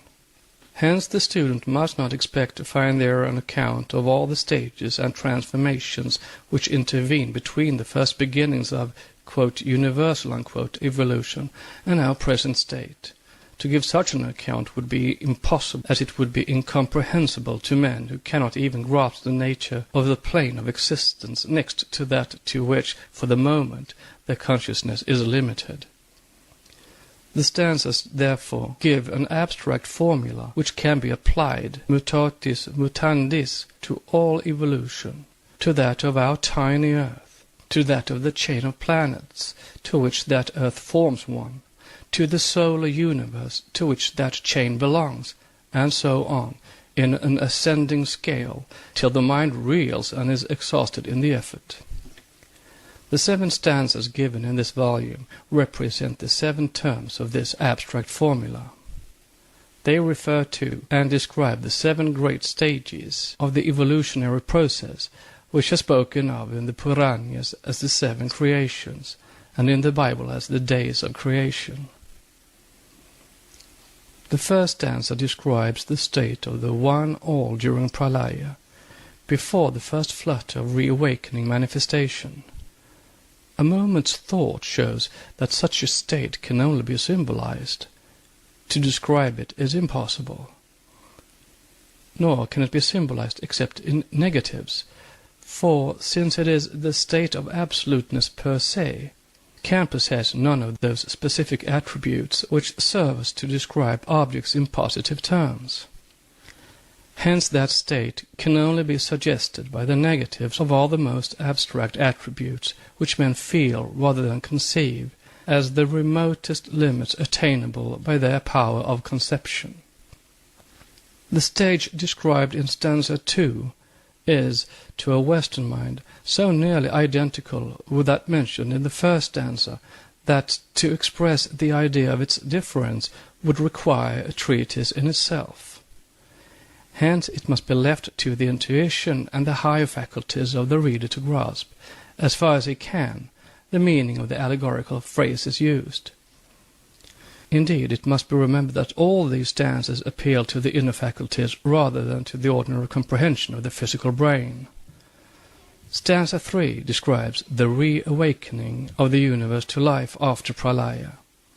It depicts the emergence of the monads from their state of absorption within the One, the earliest and highest stage in the formation of worlds, the term monad being one which may apply equally to the vastest solar system or the tiniest atom. Stanza 4 shows the differentiation of the quote, German quote, of the universe into the septenary hierarchy of conscious divine powers, who are the active manifestations of the one supreme energy. They are the framers, shapers, and ultimately the creators of all the manifested universe, in the only sense in which the name creator is intelligible. They inform and guide it. They are the intelligent beings who adjust and control evolution, embodying in themselves those manifestations of the one law, which we know as the laws of nature. Generically, they are known as the Dioncochans, though each of the various groups has its own designation in the secret doctrine. This stage of evolution is spoken of in Hindu mythology as the creation of the gods. In stanza 5, the process of world formation is described: first diffused cosmic matter, then the fiery, quote, whirlwind, unquote, the first stage in the formation of a nebula. That nebula condenses, and after passing through various transformations, forms a solar universe, a planetary chain, or a single planet, as the case may be.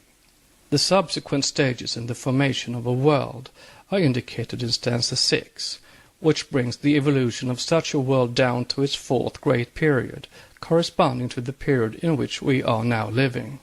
Stanza 7 continues the history, tracing the descent of life down to the appearance of man, and thus closes the first book of the secret doctrine. The development of man, from his first appearance on this earth in this round, to the state in which we now find him, will form the subject of Book 2. Note: the stanzas which form the thesis of every section are given throughout in their modern translated version, as it would be worse than useless to make the subject still more difficult by introducing the archaic phraseology of the original with its puzzling style and words. Extracts are given from the Chinese, Tibetan, and Sanskrit translations of the original Sansara commentaries and glosses on the Book of Jian, these being now rendered for the first time into a European language. It is almost unnecessary to state that only portions of the 7 stanzas are here given. Were they published complete, they would remain incomprehensible to all, save the few high occultists. Nor is there any need to assure the reader that, no more than most of the profane, does the writer, or rather the humble recorder, understand those forbidden passages. To facilitate the reading, and to avoid the too frequent reference to footnotes, it was thought best to blend together texts and glosses, using the Sanskrit and Tibetan proper names, whenever those cannot be avoided, in preference to giving the originals. The more so, as the said terms are all accepted synonyms, the former only being used between a master and his chelas, or disciples.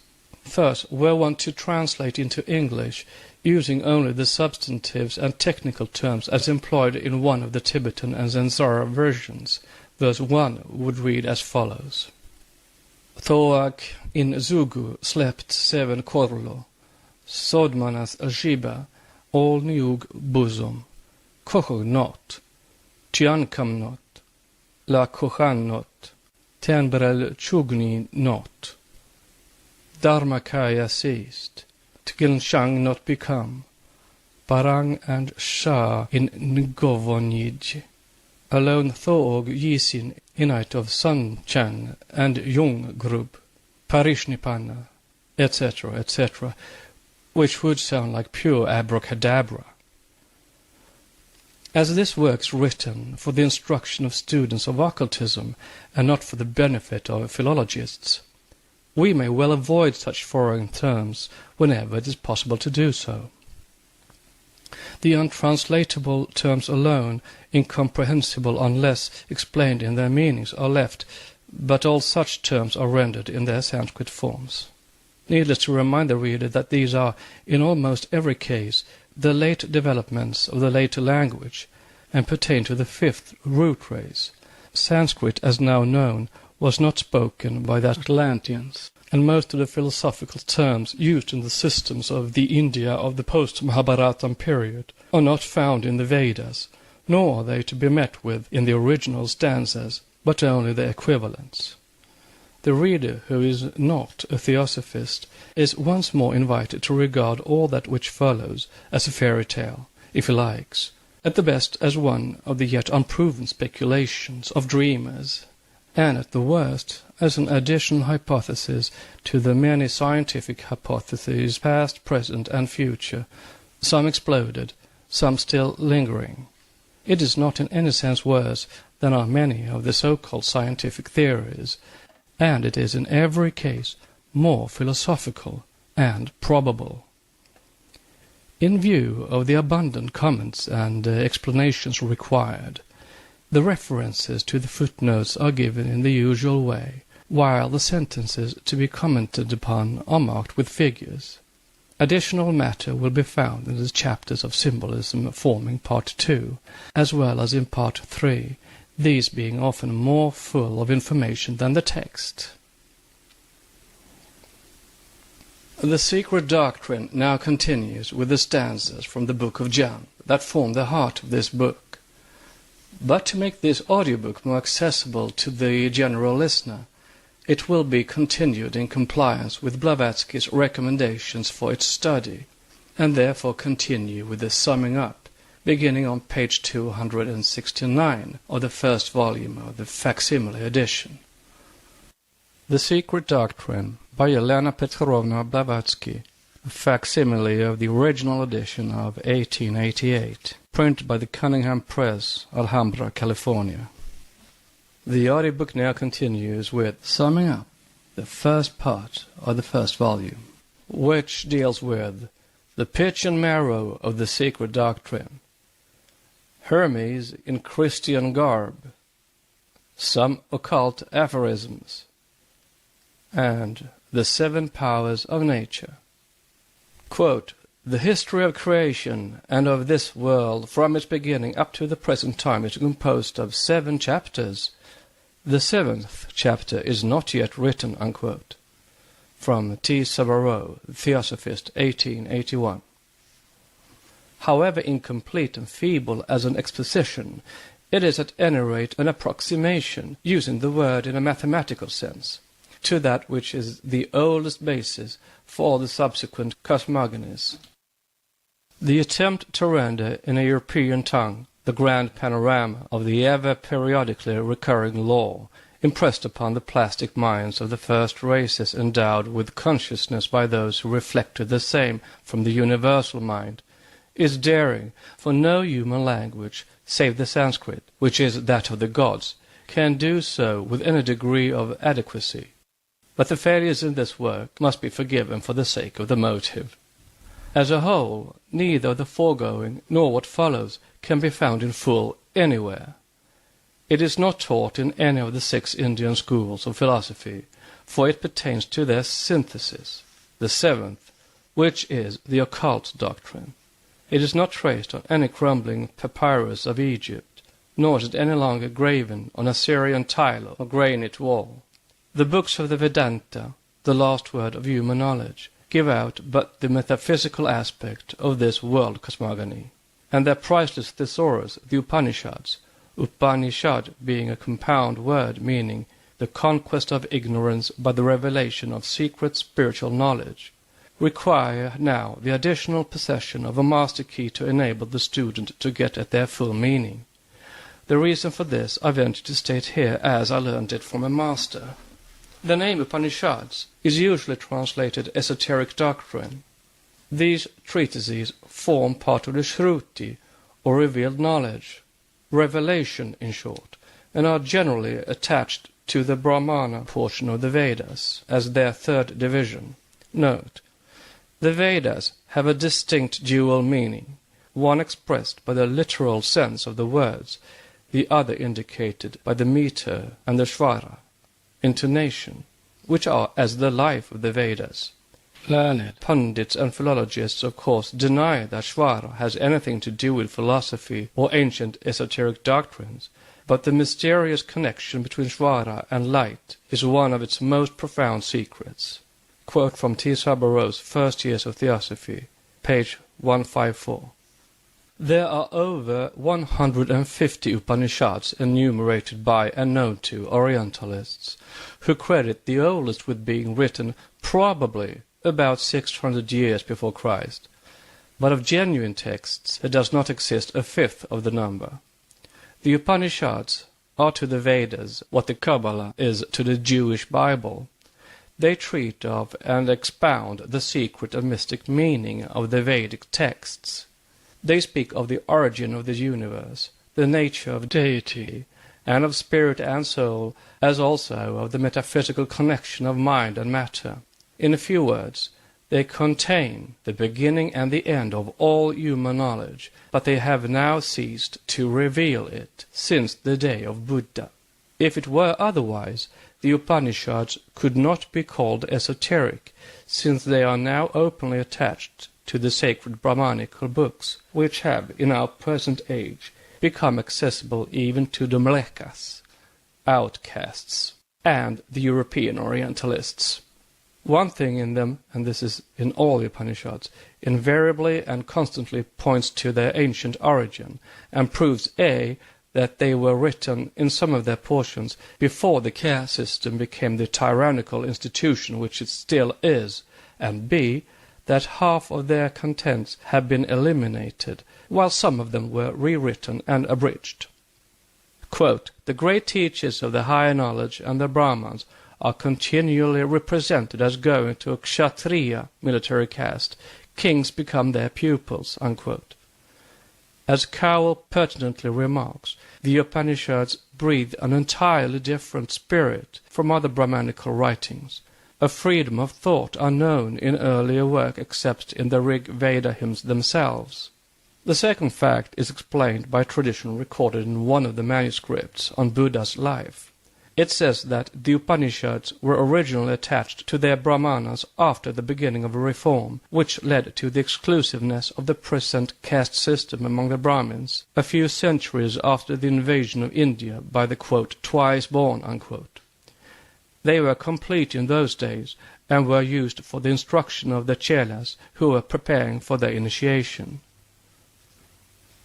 This lasted so long, as the Vedas and the Brahmanas remained in the sole and exclusive keeping of the temple Brahmins, while no one else had the right to study or even read them outside of the sacred caste.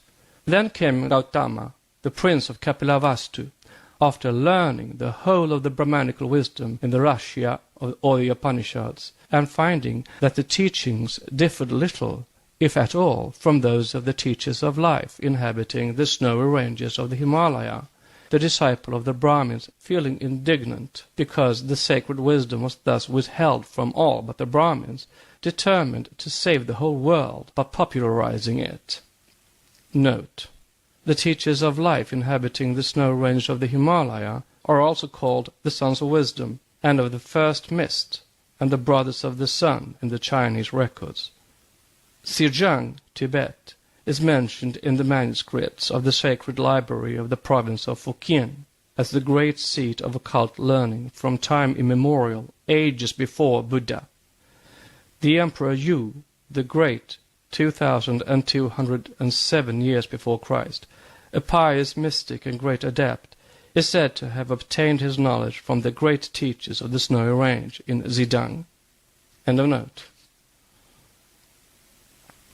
Then it was that the Brahmins, seeing that their sacred knowledge and occult wisdom was falling into the hands of the Mlekas, abridged the texts of the Upanishads, originally containing thrice the matter of the Vedas and Brahmanas together, without altering, however, one word of the texts. They simply detached from the manuscripts the most important portions containing the last word of the mystery of being.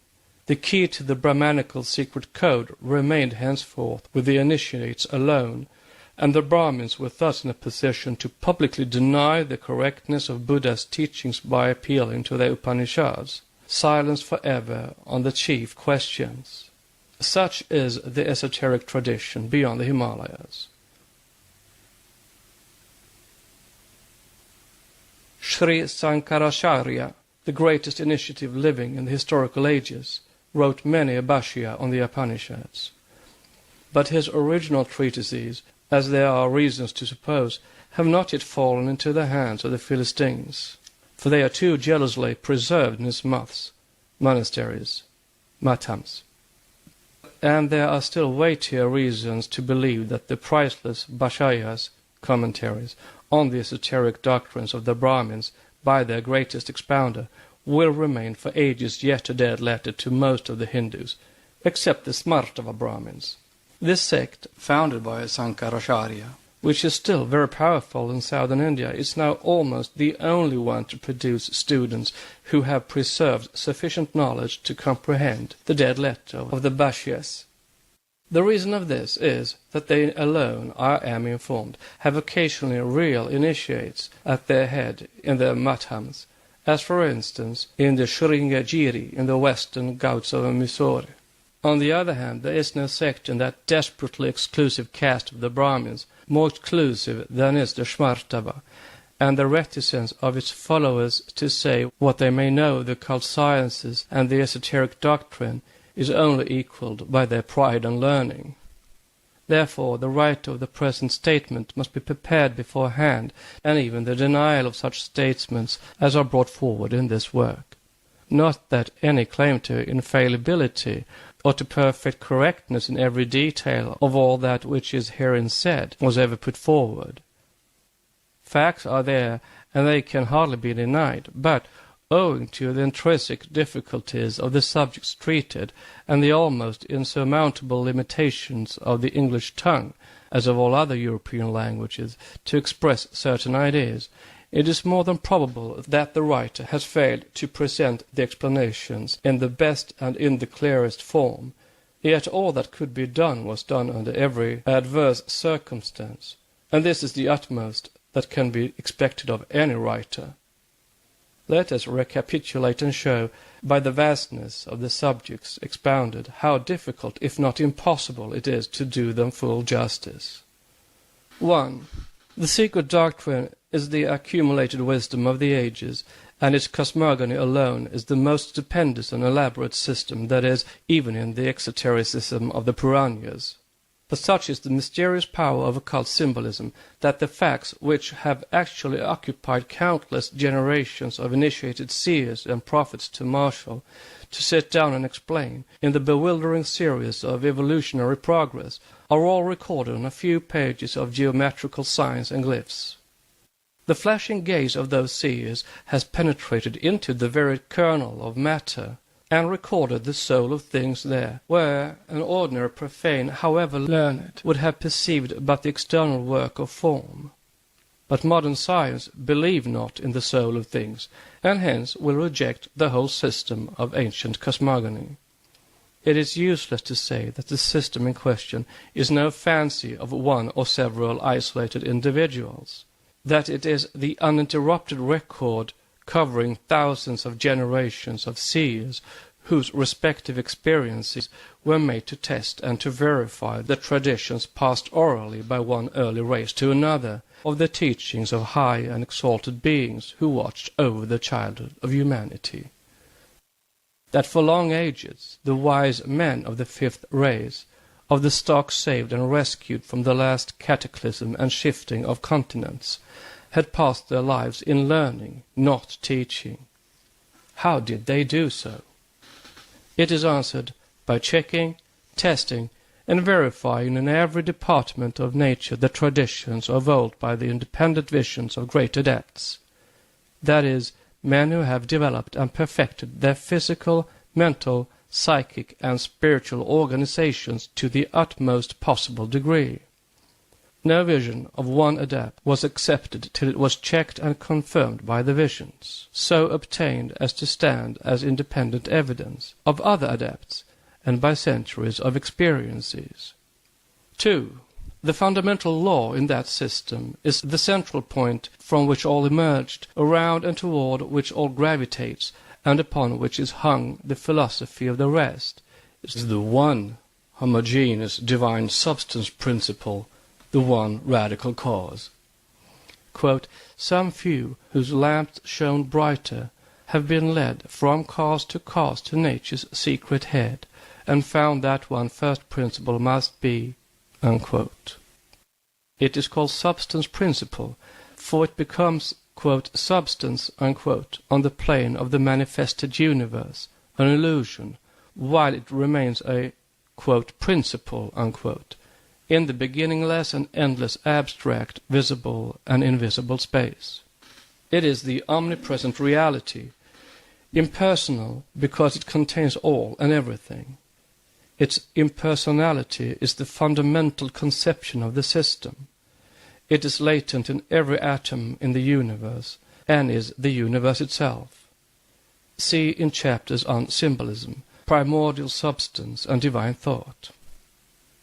3. The universe is the periodical manifestation of this unknown absolute essence.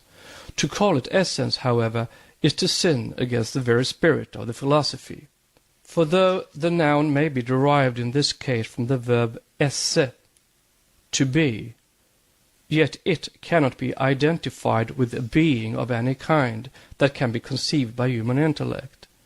It is best described as neither spirit nor matter, but both. Parabrahmam and Mula Prakriti are one in reality, yet two in the universal conception of the manifested, even in the conception of the one Logos, its first manifestation, to which, as the able lecturer in the notes of the Bhagavad Gita shows, it appears from the objective standpoint of the one Logos as Mula Prakriti and not as Parabrahmam, as its veil and not the one reality hidden behind, which is unconditioned and absolute. 4. The universe is called, with everything in it, Maya, because all is temporary therein, from the ephemeral life of a firefly to that of the sun. Compared to the eternal immutability of the one, and the changelessness of that principle, the universe, with its evanescent, ever-changing forms, must be necessarily, in the minds of a philosopher, no better than a will-o'-the-wisp. Yet the universe is real enough to the conscious beings in it, which are as unreal as it is itself. 5. Everything in the universe, throughout all its kingdoms, is conscious, that is, endowed with the consciousness of its own kind and on its own plane of perception. We men must remember that because we do not perceive any signs which we can recognize of consciousness, say in stones, we have no right to say that no consciousness exists there. There is no such thing as either dead or blind matter, as there is no blind or unconscious law. These find no place among the conceptions of occult philosophy. The latter never stops at surface appearances, and for it the noumenal senses have more reality than their objective counterparts. It resembles therein the medieval nominalists, for whom it was the universals that were the realities and the particulars which existed only in name and human fancy. 6. The universe is worked and guided from within outwards. As above, so it is below. As in heaven, so on earth. And man, the microcosm and miniature copy of the macrocosm, is the living witness to this universal law and to the mode of its action. We see that every external motion, act, gesture, whether voluntary or mechanical, organic or mental, is produced and preceded by internal feeling or emotion, will or volition, and thought or mind. As no outward motion or change, when normal, in man's external body can take place unless provoked by an inward impulse, given through one of these functions named, so with external or manifested universe. The whole cosmos is guided, controlled, and animated by almost endless series of hierarchies of sentient beings, each having a mission to perform, and who, whether we give to them one name or another, and call them Djörnkochans or angels, are messengers in the sense only that they are the agents of karmic and cosmic laws. They vary infinitely in their respective degrees of consciousness and intelligence, and to call them all pure spirits without any of the earthly alloy which time is wont to prey upon is only to indulge in poetical fancy.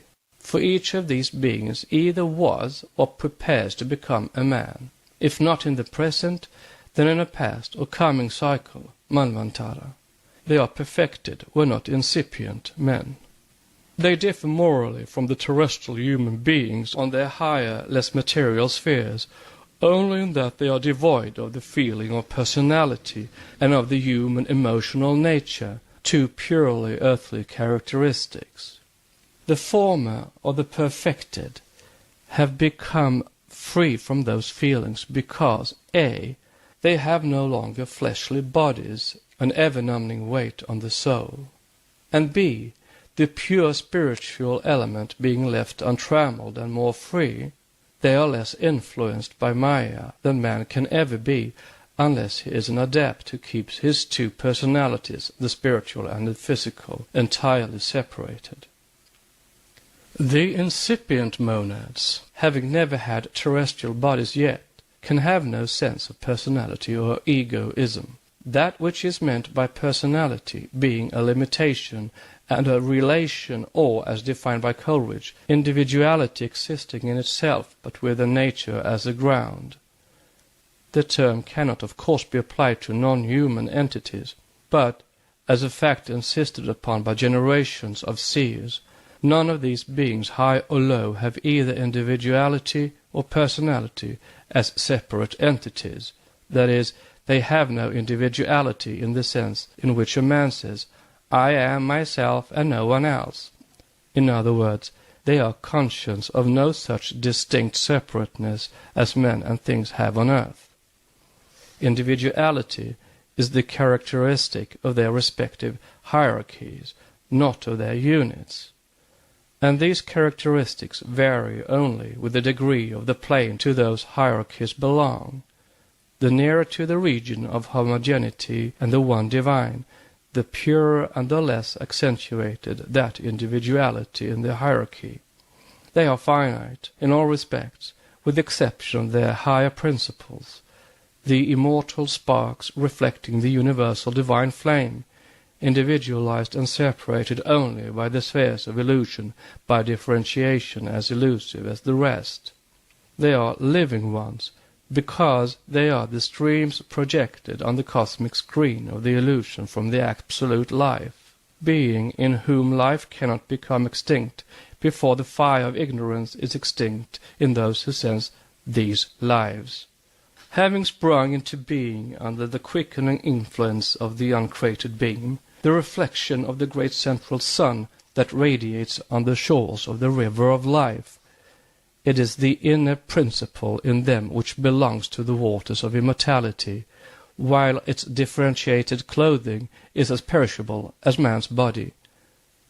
Therefore Young was right in saying that angels are men of a superior kind, and no more. They are neither ministering nor protecting angels, nor are they harbingers of the Most High, still less the messengers of wrath of any god of such a man's fancy has created. To appeal to their protection is as foolish as to believe that their sympathy may be secured by any kind of propitiation, for they are, as much as man himself, the slaves and creatures of immutable karmic and cosmic law. The reason for it is evident. Having no elements of personality in their essence, they can have no personal qualities, such as attributed by men in their exoteric religions to their anthropomorphic god, a jealous and exclusive God who rejoices and feels wrathful, is pleased with sacrifice, and is more despotic in his vanity than any finite foolish man. Man, as shown in Book 2, being a compound of these essences of all those celestial hierarchies, may succeed in making himself, as such, superior in one sense to any hierarchy or class, or even combinations of them. Man can neither propitiate nor command the devas, it is said, but by paralyzing his lower personality and arriving thereby at the full knowledge of the non-separateness of his higher self from the one absolute self, man can, even during his terrestrial life, become as one of us. Thus it is, by eating of the fruit of knowledge, which dispels ignorance, that man becomes like one of the Elohim or the Dhyanis, and once on their plane the spirit of solidarity and perfect harmony, which reigns in every hierarchy, must extend over him and protect him in every particular. The chief difficulty which prevents men of science from believing in divine as well as in nature spirits is their materialism. The main impediment before the spiritualist which hinders him from believing in the same while preserving a blind belief in the quote, spirits unquote, of the departed is the general ignorance of all, except some occultists and Kabbalists, about the true essence and nature of matter. It is on the right comprehension of the primeval evolution of spirit matter and its real essence that the student has to depend for the further elucidation in his mind of the occult cosmogony, and for the only sure clue which can guide his subsequent studies. In sober truth, as just shown, every spirit, so-called, is either a disembodied or a future man, as from the highest archangel, Dhyan Kochan, down to the last conscious builder, the inferior class of spiritual entities. All such are men, having lived aeons ago in other manvantaras, on this or other spheres. So the inferior, semi-intelligent and non-intelligent elementals are all future men. That fact alone, that a spirit is endowed with intelligence, is a proof to the occultist that that being must have been a man and acquired his knowledge and intelligence throughout the human cycle. There is but one indivisible and absolute omniscience and intelligence in the universe, and this thrills throughout every atom and infinitesimal point of the whole finite cosmos, which hath no bounds, and which people call space, considered independently of anything contained in it. But the first differentiation of its reflection in the manifested world is purely spiritual, and the beings generated in it are not endowed with a consciousness that has any relation to the one we conceive of. They can have no human consciousness or intelligence before they have acquired such personally and individually. This may be a mystery, yet it is a fact in esoteric philosophy, and a very apparent one too. The whole order of nature evinces a progressive march towards a higher life. There is design in the action of the seemingly blindest forces. The whole process of evolution, with its endless adaptations, is a proof of this. The immutable laws that weed out the weak and feeble species to make room for the strong, and which ensure the quote, survival of the fittest, unquote, though so cruel in their immediate action, are all working towards the grand end. The very fact that adaptations do occur, that the fittest do survive in the struggle for existence, shows that what is called unconscious nature is in reality an aggregate of forces manipulated by semi-intelligent beings, elementals, guided by high planetary spirits, Dhyan Kochans, whose collective aggregate forms the manifested verbum of the unmanifested logos, and constitutes at one and the same time the mind of the universe and its immutable law. Note: nature taken in its abstract sense cannot be unconscious, as it is the emanation from and thus an aspect on the manifested plane, of the absolute consciousness.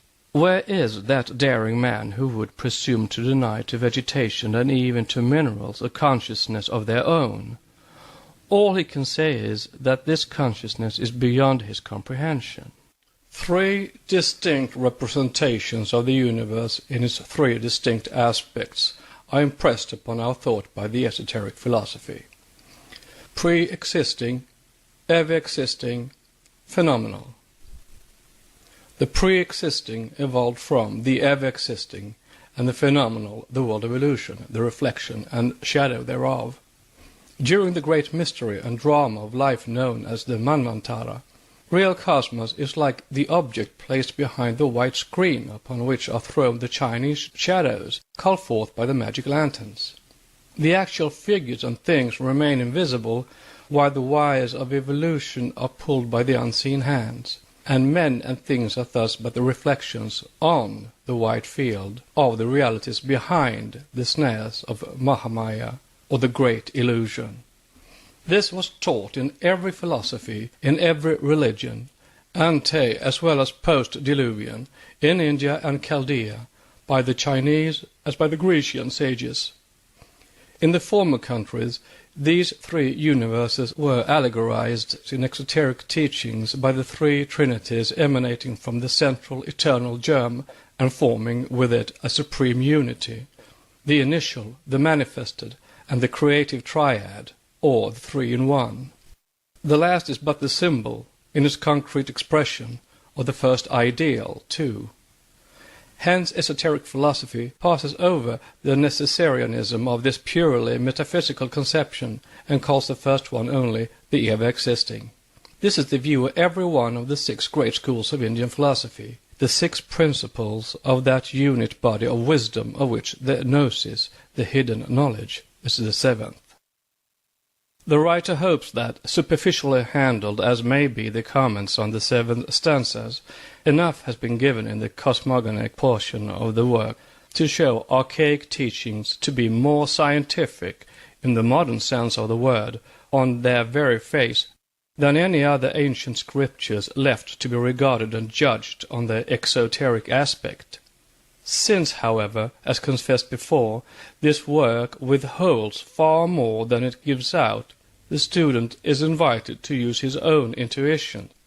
Our chief care is to elucidate that which has already been given out, and, to our regret, very incorrectly at times, to supplement the knowledge hinted at, whenever and wherever possible, by additional matter, and to bulwark our doctrines against the too strong attacks of modern sectarianism, and more especially against those of our latter-day materialism, very often miscalled science, whereas in reality the words scientists and sciolists ought alone to bear the responsibility for many illogical theories offered to the world.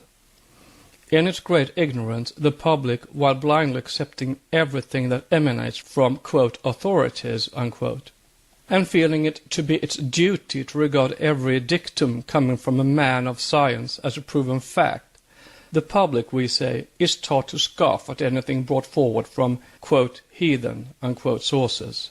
Therefore, as materialistic scientists can be fought solely with their own weapons, those of controversy and argument, an addendum is added to every book contrasting our respective views and showing how even great authorities may often err.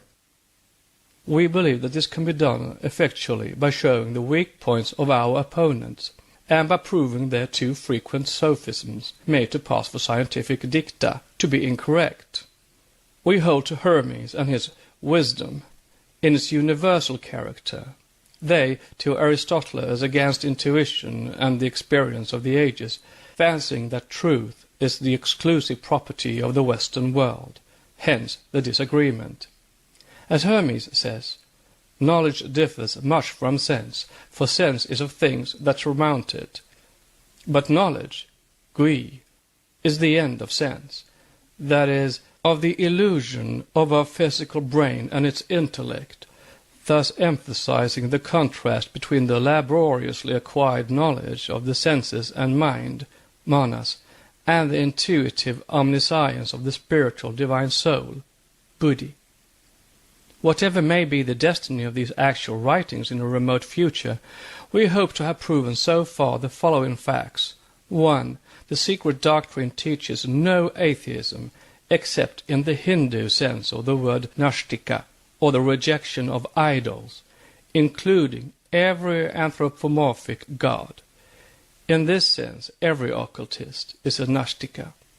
2. It admits a logos, or a collective, quote, creator, unquote, of the universe, a demiurgos in the sense implied when one speaks of an architect as the creator of an edifice, whereas that architect has never touched one stone of it, but, while furnishing the plan, left all the manual labor to the mansions. In our case, the plan was furnished by the ideation of the universe, and the constructive labor was left to the hosts of intelligent powers and forces.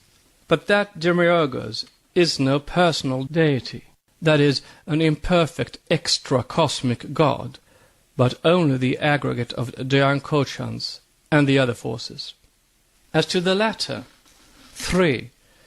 They are dual in their character, being composed of A, the irrational brute energy inherent in matter, and B, the intelligent soul or cosmic consciousness which directs and guides that energy, and which is the Dyankochanic thought reflecting the ideation of the universal mind. This results in a perpetual series of physical manifestations and moral effects on earth during mammonteric periods, the whole being subservient to karma.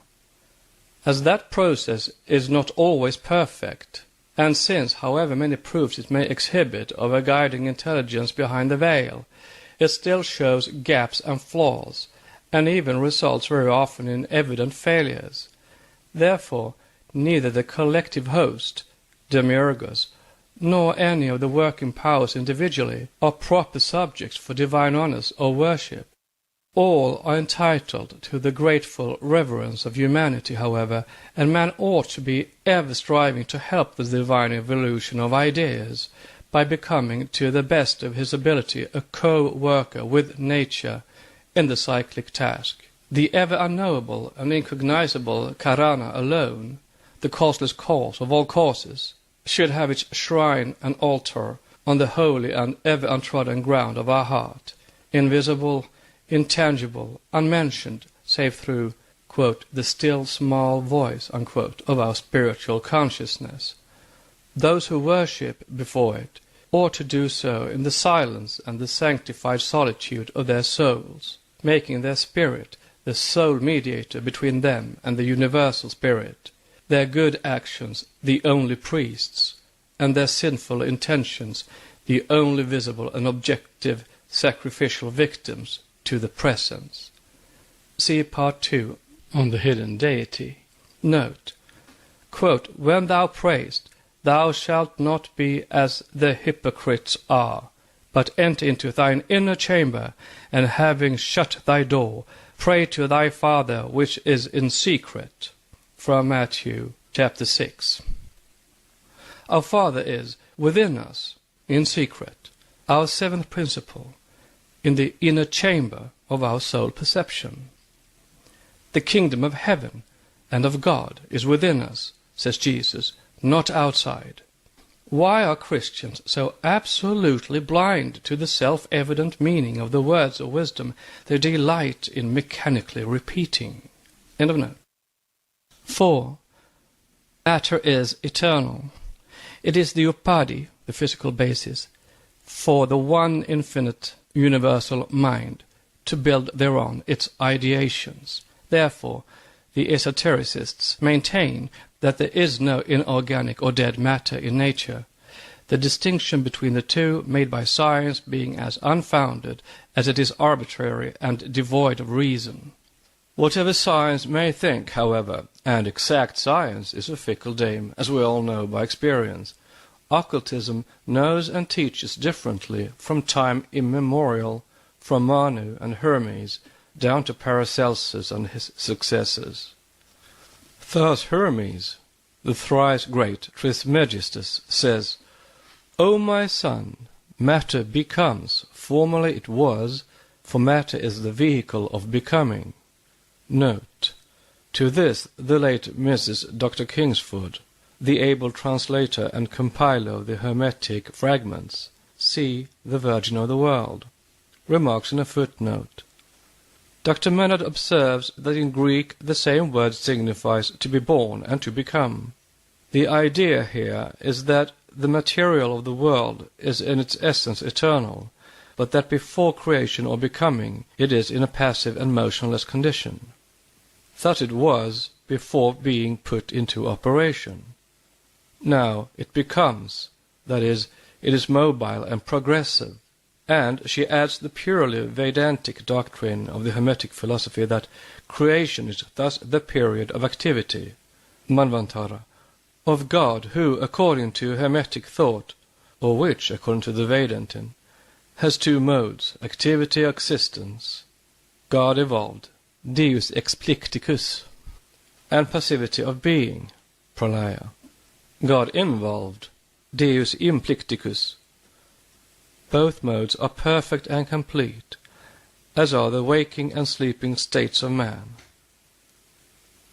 Fichte, a German philosopher, distinguished being, sein, as one, which we know only through existence, Dasein, as the manifold. This view is thoroughly Hermetic. The ideal forms are the archetypal or formative ideas of the Neoplatonists, the eternal and subjective concepts of things subsisting in the divine mind prior to becoming. Unquote, page 134, end of note. Becoming is the mode of activity of the uncreated deity. Having been endowed with the germs of becoming, matter, objective, is brought into birth, for the creative force fashions it according to the ideal forms. Matter not engendered had no form. It becomes when it is put into operation, says Hermes, the definitions of Asclepius, page 134, Virgin of the World. 5. The universe was evolved out of its ideal plan, upheld through eternity in the unconsciousness of that which the Vedantins call Parabrahm. This is practically identical with the conclusions of the highest Western philosophy. Quote, the innate, eternal and self-existing ideas, unquote, of Plato, now reflected by von Hartmann, the unknowable of Herbert Spencer, bears only a faint resemblance to that transcendental reality believed in by occultists, often appearing merely a personification of a force behind phenomena, an infinite and eternal energy from which all things proceed, while the author of the philosophy of the unconscious has come, in this respect only, as near to a solution of the great mystery as mortal man can. Few were those, whether in ancient or medieval philosophy, who have dared to approach the subject or even hint at it. Paracelsus mentions it inferentially. His ideas are admirably synthesized by Dr. F. Hartmann, F.T.S., in his Life of Paracelsus. All the Christian Kabbalists understood well the Eastern root idea. The active power, the perpetual motion of the great breath, only awakens cosmos at the dawn of every new period, setting it into motion by means of the two contrary forces, and thus causing it to become objective on the plane of illusion. Note on the two contrary forces, the centripetal and the centrifugal forces, which are male and female, positive and negative, physical and spiritual, the two being the one primordial force. End of note.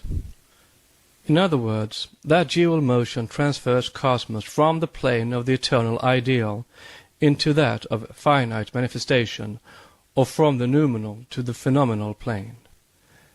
Everything that is, was, and will be eternally is, even the countless forms, which are finite and perishable only in their objective, not in their ideal form.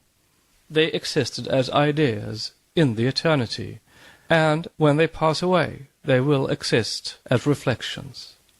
Note, occultism teaches that no form can be given to anything, either by nature or by man, whose ideal type does not already exist on the subjective plane. More than this, that no such form or shape can possibly enter man's consciousness, or evolve in his imagination, which does not exist in prototype, at least as an approximation. End of note. Neither the form of man, nor that of animal, plant or stone, has ever been created, and it is only on this plane of ours that it commenced becoming, that is, objectivizing into its present materiality, or expanding from within outwards, from the most sublimated and supersensuous essence into its grossest appearance. Therefore our human forms have existed in the eternity as astral or ethereal prototypes, according to which models the spiritual beings or gods, whose duty it was to bring them into objective being and terrestrial life, evolved the protoplasmic forms of the future egos from their own essence. After which, when this human upadhi, or basic mold, was ready, the natural terrestrial forces began to work on those supersensuous molds, which contained, besides their own, the elements of all the past vegetable and future animal forms of this globe in them. Therefore, man's outward shell passed through every vegetable and animal body before it assumed the human shape, as this will be fully described in Book 2, with the commentaries thereupon. There's no need to say more of it here. According to the Hermetico-Kabbalistic philosophy of Paracelsus, it is Heliaste, the ancestor of the just-born progeny, introduced by Mr. Crookes in chemistry, or primordial pro-materia, that evolved out of itself the cosmos. When evolution took place, the Heliaste divided itself, melted and dissolved, developing from within itself Eidos or chaos, called respectively Mysterium Magnum, Iliados, Limbus Major, or primordial matter. This primordial essence is of a monistic nature, and manifests itself not only as vital activity, a spiritual force, an invisible, incomprehensible, and indescribable power, but also as vital matter of which the substance of living beings consists. In this eidos, the primordial matter, or the proto-eidos, which is the matrix of all created things, is contained the substance from which everything is formed. It is the chaos out of which the macrocosm, and later on, by evolution and division in Mysteria Specialia, each separate being came into existence. Note: this word is explained by Dr. Hartmann from the original texts of Paracelsus before him as follows. According to this great Rosicrucian, mysterium is everything out of which something may be developed, which is only germinally contained in it. A seed is the mysterium of a plant, an egg that of a living bird, etc. End of note. Quote, all things and all elementary substances were contained in it in potentia, but not in actu, unquote, which makes the translator, Dr. F. Hartmann, justly observe that, quote, it seems that Paracelsus anticipated the modern discovery of the potency of matter 300 years ago, unquote. Page 42. This Magnus Limbus, then, or Heliaste of Paracelsus, is simply our old friend Father-Mother, within, before it appeared in space, of the second and other stanzas. It is the universal matrix of cosmos, personified in the dual character of macro and microcosm, or the universe and our globe, by Aditi Prakriti, the spiritual and the physical nature. Note: it is only the medieval Kabbalists who, following the Jewish and one or two Neoplatonists, applied the term microcosm to man. Ancient philosophy called the earth the microcosm of the macrocosm, and man the outcome of the two. End of note. For we find it explained in Paracelsus that the Magnus Limbus is the nursery out of which all creatures have grown, in the same sense as the tree grows out of a small seed, with the difference, however, that the great limbus takes its origin from the word, while the limbus minor, the terrestrial seed or sperm, takes it from the earth. The great limbus is the seed out of which all beings have come, and the little limbus is each ultimate being that reproduces its form, and that has itself been produced by the great. The latter possesses all the qualifications of the great one, in the same sense as a son has an organization similar to that of his father. See Commentaries, Book 2, paragraph 3. As Iliaster dissolved, Ares, the dividing, differentiating, and individualizing power, Forhat, another old friend, began to act. All production took place in consequence of separation. There were produced out of the Eidos the elements of fire, water, air, and earth, whose birth, however, did not take place in a material mode or by simple separation, but by spiritual and dynamical, not even complex combinations. That is, mechanical mixture as opposed to chemical combination, just as fire may come out of a pebble or a tree out of a seed, although there is originally no fire in the pebble nor a tree in the seed. Spirit is living, and life and spirit, prakriti purusha, produce all things, but they are essentially one and not two. The elements, too, have each one its own Iliaster, because all the activity of matter in every form is only an effluvium of the same fount. But as from the seed grow the roots with their fibers, and after that the stalk with its branches and leaves, and lastly the flowers and seeds, likewise all beings were born from the elements, and consist of elementary substances, out of which other forms may come into existence, bearing the characteristics of their parents." Unquote. This doctrine, preached 300 years ago, remarks the translator, is identical with the one that had revolutionized modern thought, after having been put into a new shape and elaborated by Darwin. It was still more elaborated by Kapila in the Sankhya philosophy. The elements, as the mothers of all creatures, are of an invisible spiritual nature and have souls.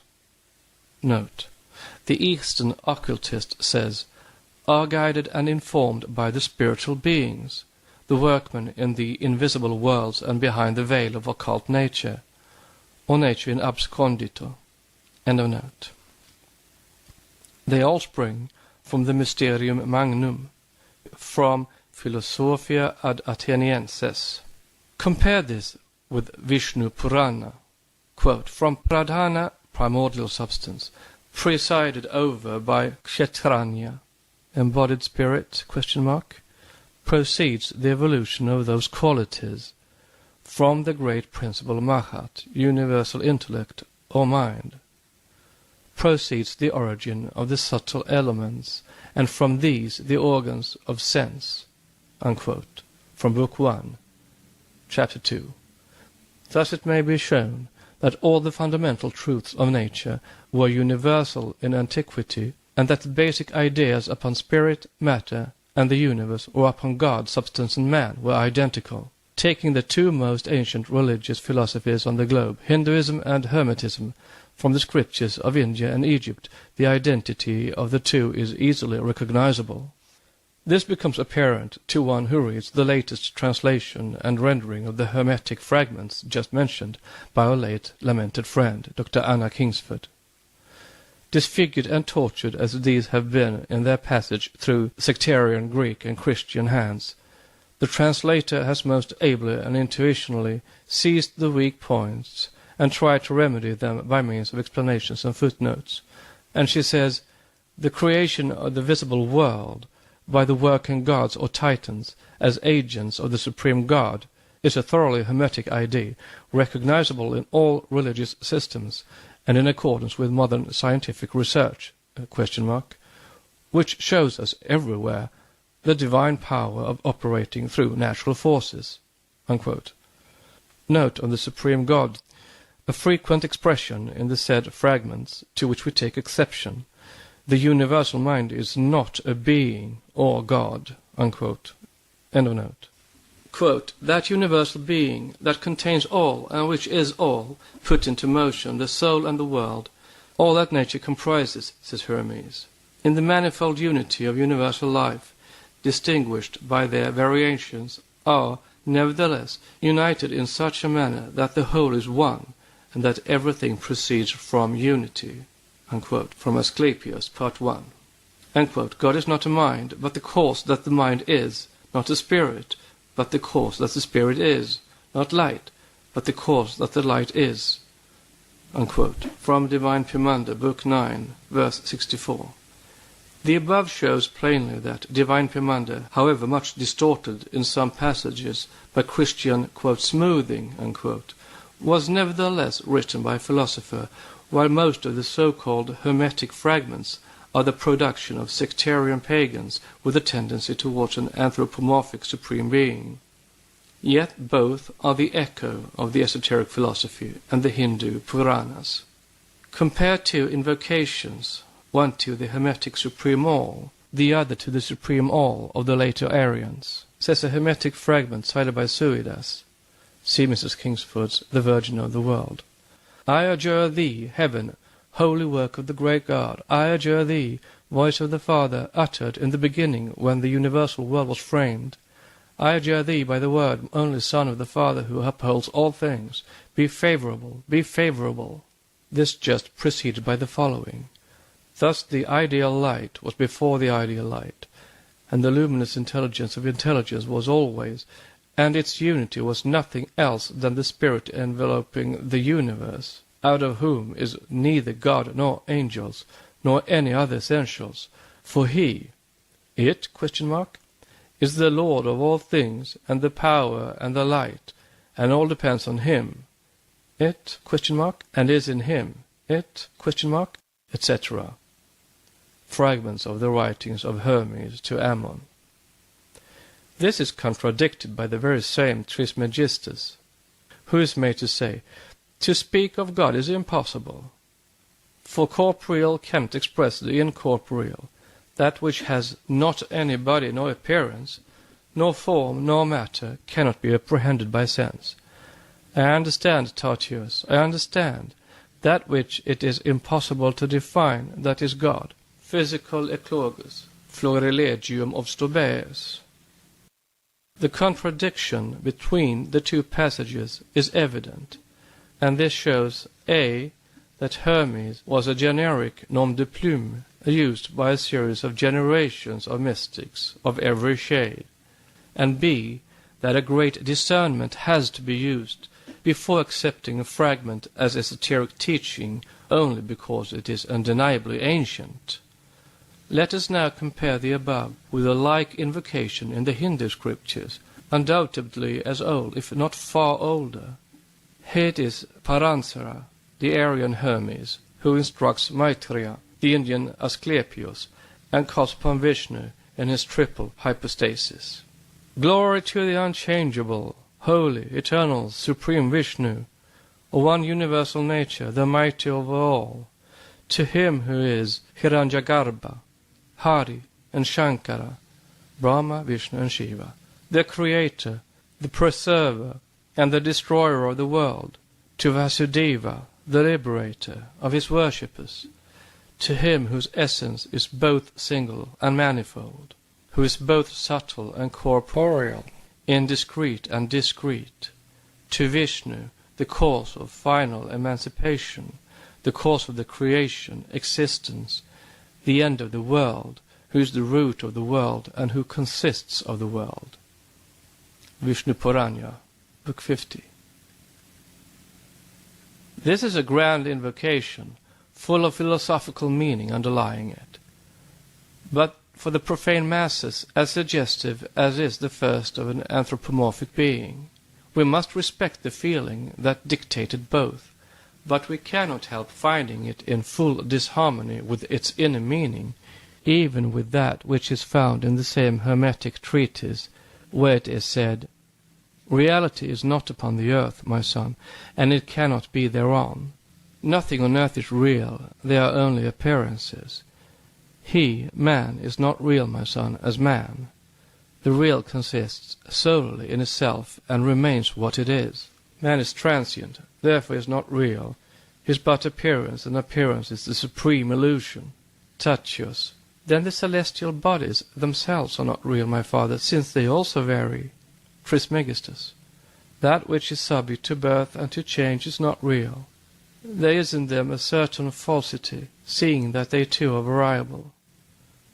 Tatius. "And what then is the primordial reality?" Trismegistus. That which is one and alone, O Tatios, that which is not made of matter, nor in any body, nor which has neither colour nor form, which changes not nor is transmitted, but which always is. This is quite consistent with the Vedantic teaching. The leading thought is occult, and many are the passages in the Hermetic fragments that belong bodily to the secret doctrine. The latter teaches that the whole universe is ruled by intelligent and semi-intelligent forces and powers, as stated from the very beginning. Christian theology admits and even enforces belief in such, but makes an arbitrary division and refers to them as angels and devils. Science denies the existence of such, and ridicules the very idea. Spiritualists believe in the spirits of the dead, and outside these deny entirely any other kind or class of invisible beings. The occultists and Kabbalists are thus the only rational expounders of the ancient traditions, which have now culminated in dogmatic faith on the one hand, and dogmatic denials on the other, for both belief and unbelief embrace but one small corner each of the infinite horizons of spiritual and physical manifestations, and thus both are right from their respective standpoints, and both are wrong in believing that they can circumscribe the whole within their own special and narrow barriers, for they can never do so. In this respect science, theology, and even spiritualism show little more wisdom than the ostrich does when it hides its head in the sand at its feet, feeling sure that there can be thus nothing beyond its own point of observation and the limited area occupied by its foolish head. As the only works now extant upon the subject under consideration within reach of the profane of the Western, quote, civilized, unquote, races, are the above-mentioned Hermetic books, or rather Hermetic fragments. We may contrast them in the present case with the teachings of esoteric philosophy. To quote for this purpose from any other would be useless, since the public knows nothing of the Chaldean works, which are translated into Arabic and preserved by some Sufi initiates. Therefore the definitions of Asclepius, as lately compiled in glass by Mrs. A. Kingsford, F.T.S., some of which sayings are in remarkable agreement with the esoteric Eastern doctrine, have to be resorted to for comparison. Though not a few passages show a strong impression of some later Christian hand, yet on the whole the characteristics of the genii and gods are those of Eastern teachings, while concerning other things there are passages which differ widely in our doctrines. Note: the Hermetic philosophers called theoi, gods, genii, and daimones in the original texts. Those entities whom we call devas, gods, Dhyan Kohans, Shitkala, Kuan Yin, the Buddhists call them, and by other names. The daimones are, in the Socratic sense, and even in the Oriental and Latin theological sense, the guardian spirits of the human race, those who dwell in the neighborhood of the immortals, and thence watch over human affairs, as Hermes has it. In esoteric parlance, they are called Chitkala, some of which are those who have furnished man with his fourth and fifth principles from their own essence, and others the Pitris, so called. This will be explained when we come to the production of the complete man. The root of the name is Chitti, that by which the effects and consequences of actions and kinds of knowledge are selected for the use of the soul, or conscience, the inner voice in man. With the yogis, the Chitti is a synonym of Mahat, the first and divine intellect. But in esoteric philosophy, Mahat is the root of Chitti, its germ, and Chitti is a quality of Manas in conjunction with Buddhi, a quality that attracts to itself by spiritual affinity, a Chitkala, when it develops sufficiently in man. This is why it is said that Chitti is a voice acquiring mystic life and becoming a Kuan Yin. End of note. The following are a few extracts from a private commentary, hitherto secret. Note: this teaching does not refer to a Prakriti Purusha beyond the boundaries of our small universe. End of note. 17. The initial existence in the first twilight of the Mahamanvantara, after the Mahapralaya that follows every age of Brahma, is a conscious spiritual quality.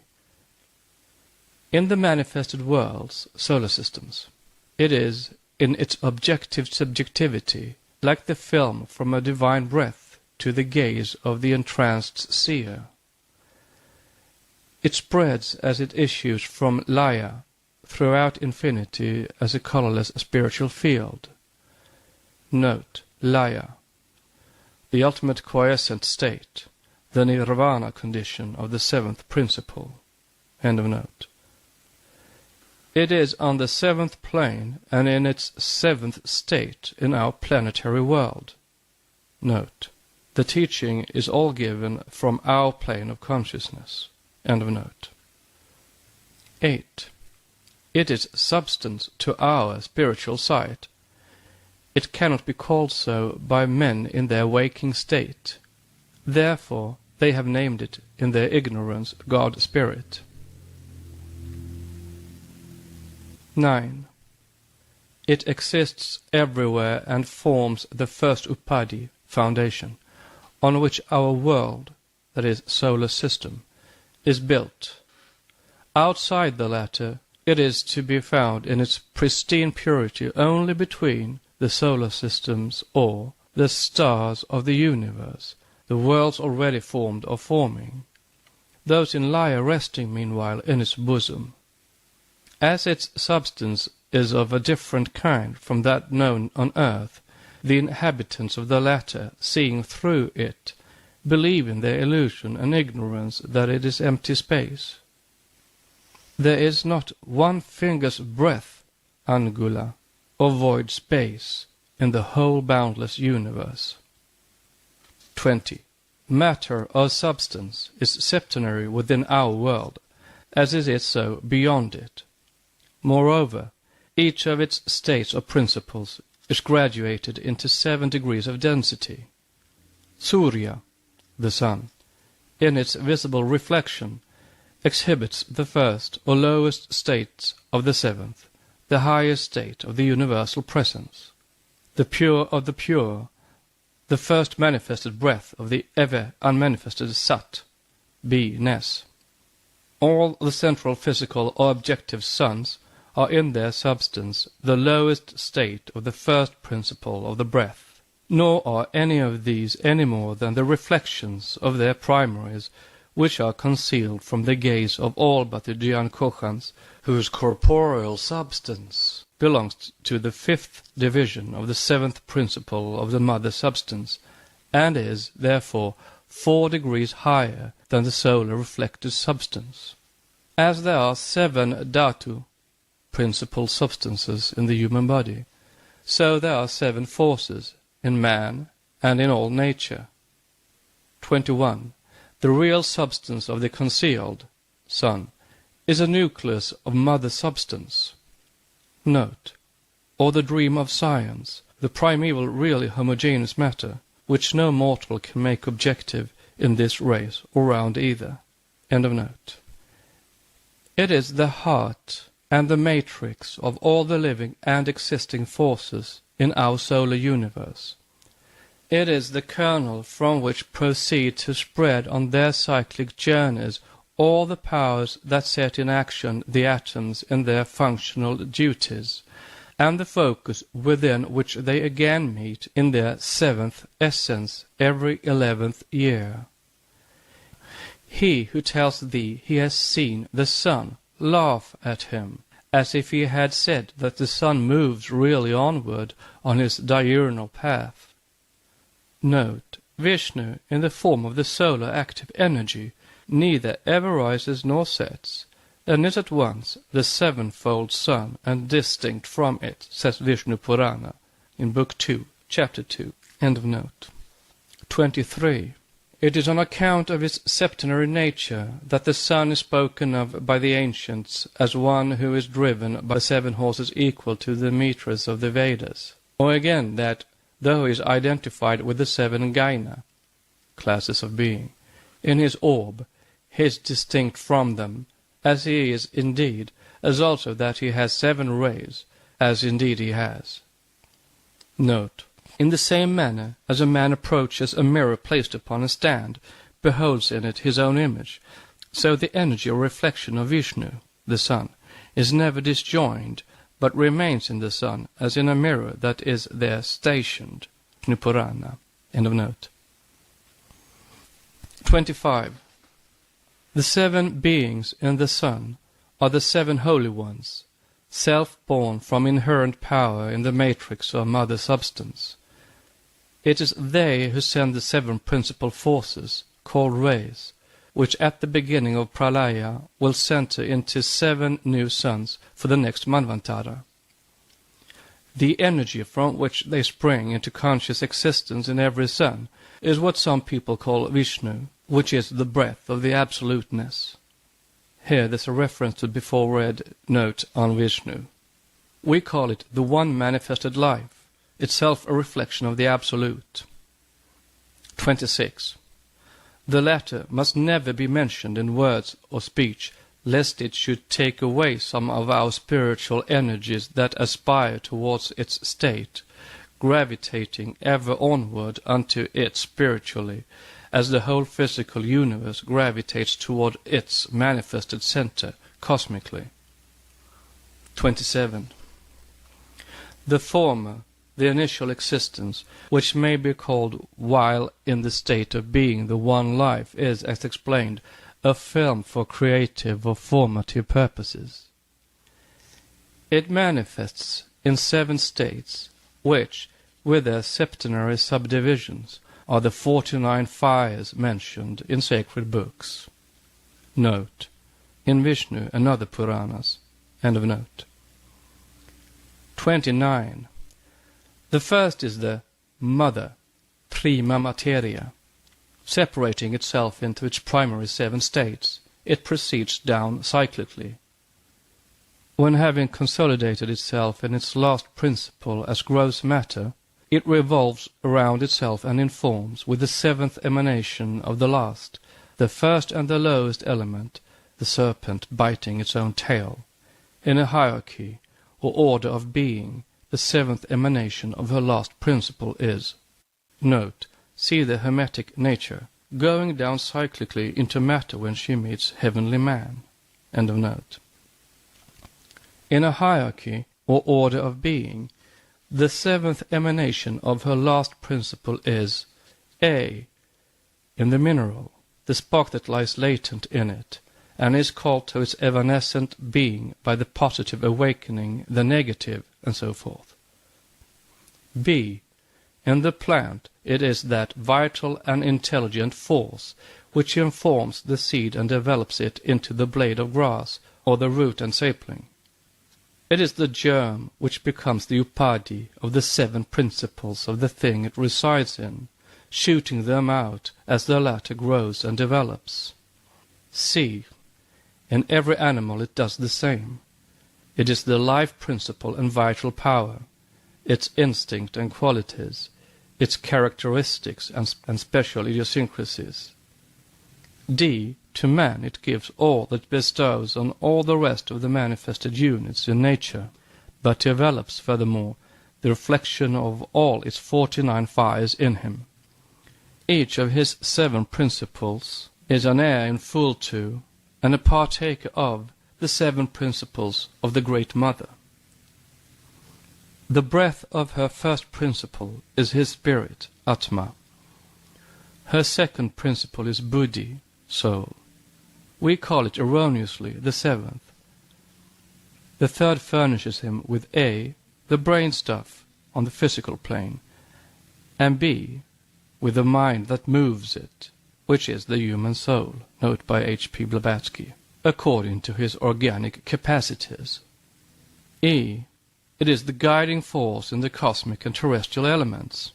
It resides in the fire provoked out of its latent into active being, for the whole of the 7 subdivisions of the secret left out principle reside in the terrestrial fire. It whirls in the breeze, blows with a hurricane, and sets the air in motion, which element participates in one of its principles also. Proceeding cyclically, it regulates the motion of the water, attracts and repels the waves according to fixed laws, of which its seventh principle is the informing soul. Note: the writers of the above knew perfectly well the physical cause of the tides, of the waves, etc. It is the informing spirit of the whole cosmic solar body that is meant here, and is referred to whenever such expressions are used from the mystic point of view. End of note. F. Its four higher principles contain the germ that develops into the cosmic gods. Its three lower ones breed the lives of the elements, the elementals. G. In our solar world, the one existence in heaven and the earth, the root and flower, the action and the thought. It is in the sun and is as present in the glow-worm. Not an atom can escape it. Therefore, the ancient sages have wisely called it the manifested God in nature. End of the extracts from Hitherto Secret Private Commentary. It may be interesting in this connection to remind the reader what Mr. Subaru said of the forces, mystically defined. See 5 Years of Theosophy and the 12 Signs of the Zodiac. Thus he says, Kanya, the sixth sign of the zodiac, or Virgo, means a virgin, and represents Shakti, or Mamaya. The sign is the sixth Rasi, or division, and indicates that there are 6 primary forces in nature, synthesized by the seventh. The Shakti stands as follows. 1. Parashakti, literally the greater supreme force of power. It means and includes the powers of the light and heat. 2. Jnana-shakti, the power of intellect, of real wisdom or knowledge. It has 2 aspects. The following are some of its manifestations when placed under the influence or control of material conditions. A. The power of the mind in interpreting our sensations. B. Its power in recalling past ideas, memory, and raising future expectation. C. Its power as exhibited in what are called by modern psychologists the laws of association, which enables it to form persisting connections between various groups of sensations and possibilities of sensations, and thus generate the notion or idea of an external object. D. Its power in connecting our ideas together by the mysterious link of memory, and thus generating the notion of self or individuality. Some of its manifestations when liberated from the bonds of matter are A. Clairvoyance, B. Psychometry. 3. Ichhyasakti, the power of will. Its most ordinary manifestation is the generation of certain nerve currents which set in motion such muscles as are required for the accomplishment of the desired object. 4. Kriya Shakti, the mysterious power of thought which enables it to produce external perceptible phenomenal results by its own inherent energy.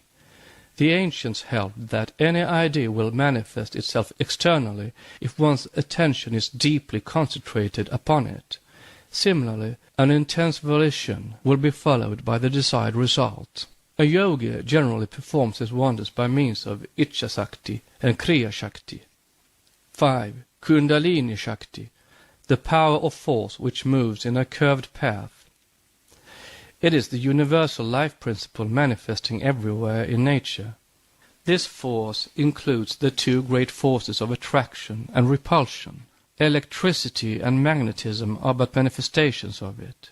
This is the power which brings about that continuous adjustment of internal relations to external relations, which is the essence of life according to Herbert Spencer, and that continuous adjustment of external relations to internal relations, which is the basis of transmigration of souls, punyar innanman, rebirth, in the doctrines of the ancient Hindu philosophers. A yogi must thoroughly subjugate this power before it can attain moksha. 6. Mantrika Shakti, the force or power of letters, speech, or music. The Mantra Shastra has for its subject matter this force and all its manifestations. The influence of melody is one of its ordinary manifestations. The power of the ineffable name is the crown of this Shakti.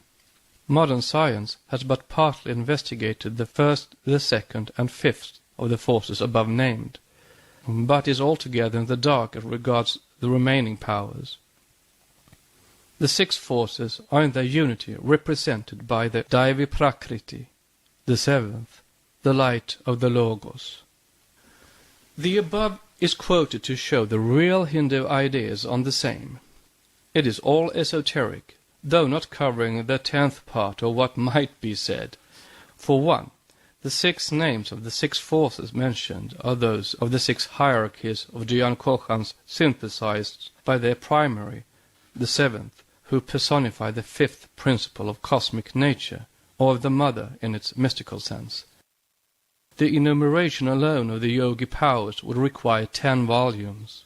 Each of these forces has a living conscious entity at its head, of which entity is an emanation. But let us compare with the commentary just cited the words of Hermes, the thrice great. The creation of life by the sun is as continuous as his light. Nothing arrests or limits it. Around him, like an army of satellites, are innumerable choirs of genii. These dwell in the neighborhood of the immortals, and thence watch over human beings. They fulfill the will of their gods, karma, by means of storms, tempests, transitions of fire and earthquakes, likewise by famines and wars, for the punishment of impiety. Note. See stanza 3 and 4, and the commentaries thereupon, especially the commentaries on stanza 4, the Lipika and the 4 Maharajas, the agents of karma. It is the sun who preserves and nourishes all creatures, and even as the ideal world which environs the sensible world fills this last with the plenitude and universal variety of forms, so also the sun, enfolding all in his light, accomplishes everywhere the birth and development of creatures. Under his orders is the choir of genii, or rather the choirs, for there are many and diverse, and their number corresponds to that of the stars. Every star has its genii, good and evil by nature, or rather by their operation, for operation is the essence of the genii. All these genii preside over mundane affairs. They shake and overthrow the constitution of states and of individuals. They imprint their likeness on our souls. They are present in our nerves, our marrow, our veins, our arteries, and our very brain substance. At the moment which each of us receives life and being, he is taken in charge by the genii, elementals, who preside over birth, and who are classed beneath the astral powers, superhuman astral spirits. Note on all these genii preside over mundane affairs, and gods and dyanis too, not only the genii or guided forces. End of note. Note on elementals who preside over births. The meaning of this is that as a man is composed of all the great elements, fire, air, water, earth, and ether, the elementals which belong respectively to these elements feel attract to man by reason of their coessence. That element which predominates in a certain constitution will be the ruling element throughout life. For instance, if man has a preponderance of the earthly, gnomic element, the gnomes will lead him towards assimilating metals. Animal man is the son of the animal elements, out of which his soul, life, was born, and animals are the mirrors of man, says Paracelsus in De Fundamento Sapiente. Paracelsus was cautious, and wanted the Bible to agree with what he said, and therefore did not say all. End of note.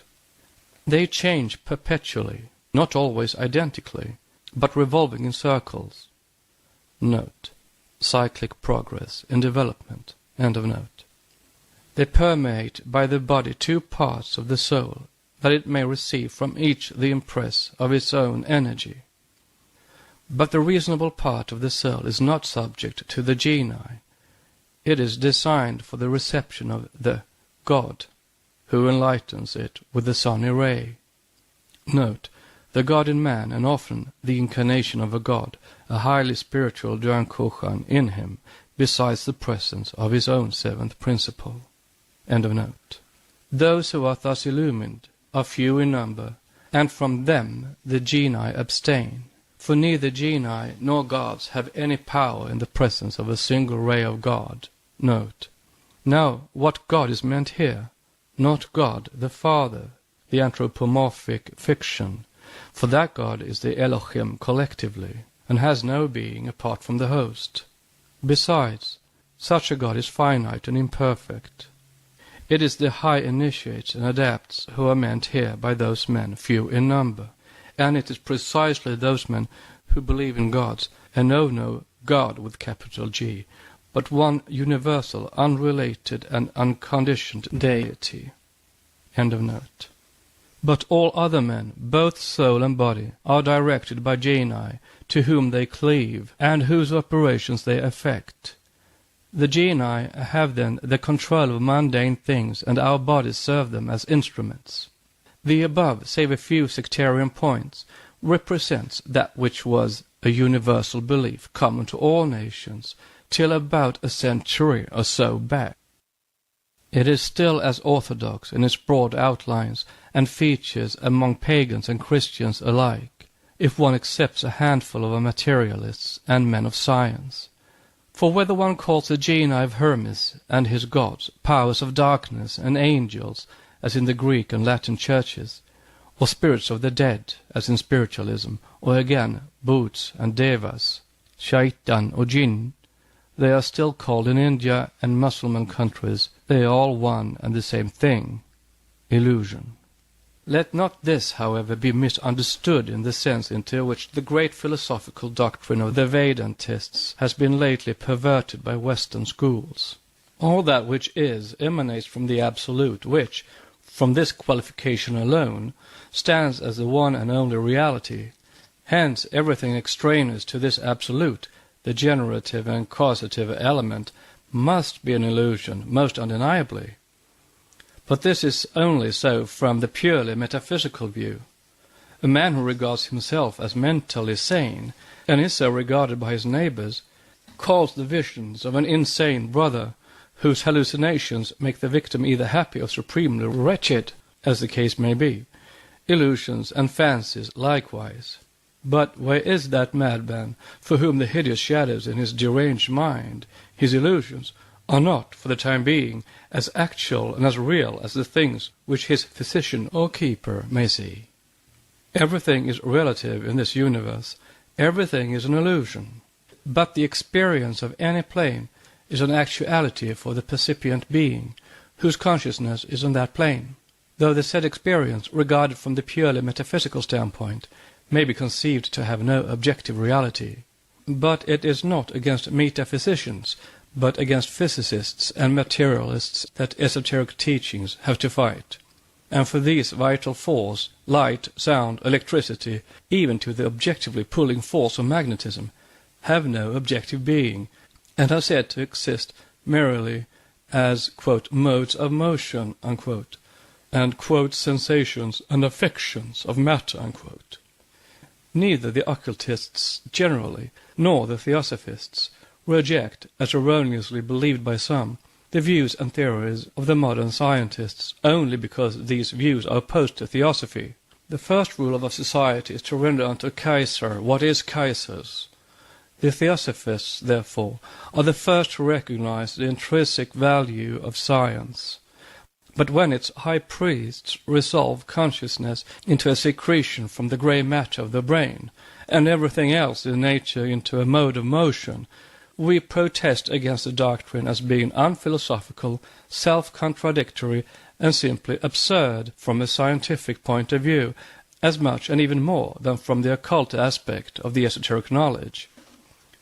For truly the astral light of the described Kabbalists has strange and weird secrets for him who can see in it, and the mysteries concealed within its incessantly disturbed waves are there, the whole body of materialists and scoffers notwithstanding.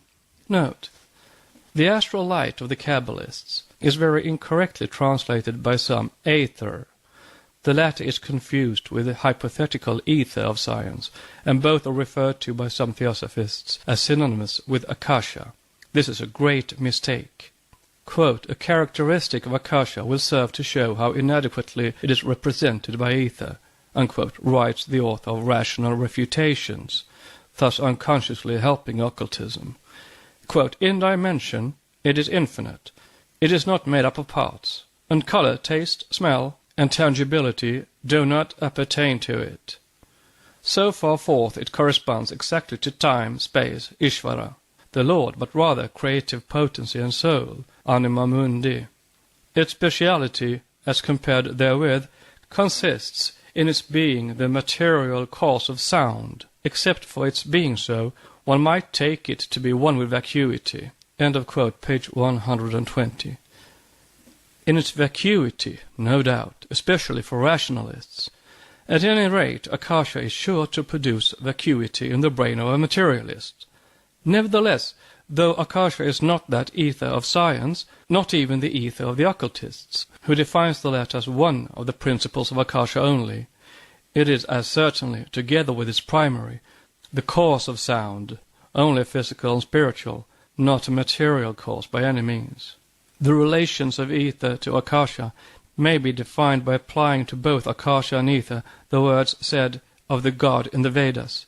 So himself was indeed his own son, one being the progeny of the other and yet itself. This may be a difficult riddle to the profane, but very easy to understand for any Hindu, though not even a mystic. End of note. These secrets, along with many other mysteries, will remain non-existent to the materialists of our age, in the same way as America was a non-existent myth for Europeans during the early part of the medieval ages, whereas Scandinavians and Norwegians had actually reached and settled in that very old New World several centuries before. But as Columbus was born to rediscover and to force the old world to believe in antipodal countries, so will there be born scientists who will discover the marvels now claimed by occultists to exist in the regions of ether, with their varied and multiform denizens and conscious entities. Then, nolens volens, science will have to accept the old, quote, superstition, unquote, as it has several others. And having been once forced to accept it, judging from past experience, its learned professors will, in all probability, as in the case of mesmerism and magnetism, now rebaptized hypnotism, father the thing and reject its name. The choice of the new appellation will depend in its turn on the modes of motion.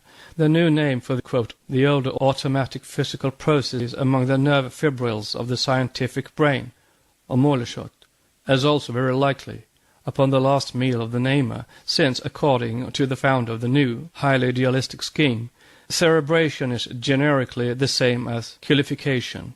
Note: Natural Reformer, January the 9th, 1887, article Phrenocosmobiology by Dr. Lewins. End of note. Thus, were one to believe this preposterous proposition, the new name of the archaic thing would have to take its chance on the inspiration of the nameless liver, and then only would these truths have a chance of becoming scientific. But truth, however distasteful to the general blind majorities, has always had her champions, ready to die for her, and it is not the occultists who will protest against its adaptation by science under whatever new name.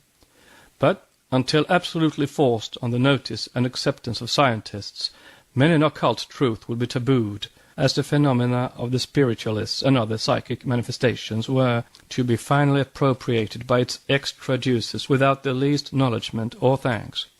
Nitrogen has added considerably to chemical knowledge, but its discoverer, Paracelsus, is to this day called a quack. How profoundly true are the words of H.T. Buckle in his admirable History of Civilization, Volume 1, page 256, when he says, "Owing to circumstances still unknown, karmic provision," note by H.P. Blavatsky, "there appear from time to time great thinkers who, devoting their lives to a single purpose, are able to anticipate the progress of mankind and to produce a religion or philosophy by which important effects are eventually brought about. But if we look into history, we shall clearly see that, although the origin of a new opinion may be thus due to a single man, the result which the new opinion produces will depend on the condition of the people among whom it is propagated. If either religion or philosophy is too much in advance of a nation, it can do no present service, but must bide its time until the minds of men are ripe for its reception. Note: this is cyclic law, but this law itself is often defied by human stubbornness. End of note. Every science, every creed, has had its martyrs. According to the ordinary course of affairs, a few generations pass away, and then there comes a period when these very truths are looked upon as commonplace facts, and a little later there comes another period in which they are declared to be necessary, and even the dullest intellect wonders how they could have ever been denied. That's the quote from H.T. Buckle. It is barely possible that the minds of the present generations are not quite ripe for the reception of occult truths. Such will be the retrospect furnished to the advanced thinkers of the fixed root race of the history of the acceptance of esoteric philosophy, fully and unconditionally. Meanwhile, the generations of our fifth race will continue to be led away by prejudice and preconceptions. Occult sciences will have the finger of scorn pointed at them from every street corner, and everyone will seek to ridicule and crush them in the name and for the great glory of materialism and its so-called science.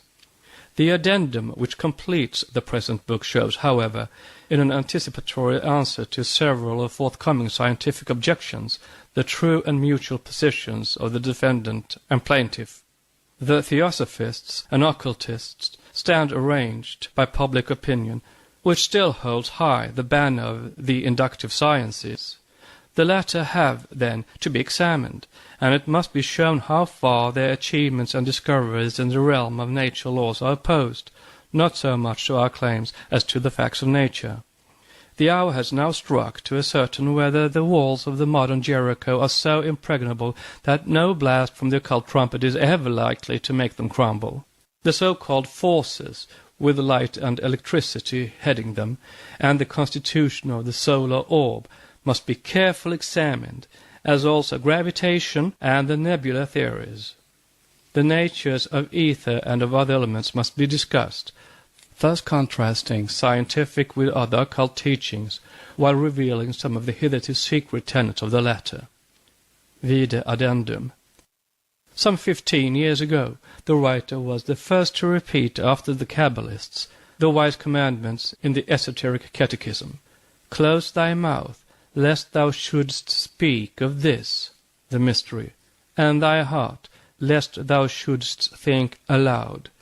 And if thy heart has escaped thee, bring it back to its place, for such is the object of our alliance. Sefer Yezairach, Book of Creation. And again, this is a secret which gives death. Close thy mouth, lest thou shouldst reveal it to the vulgar.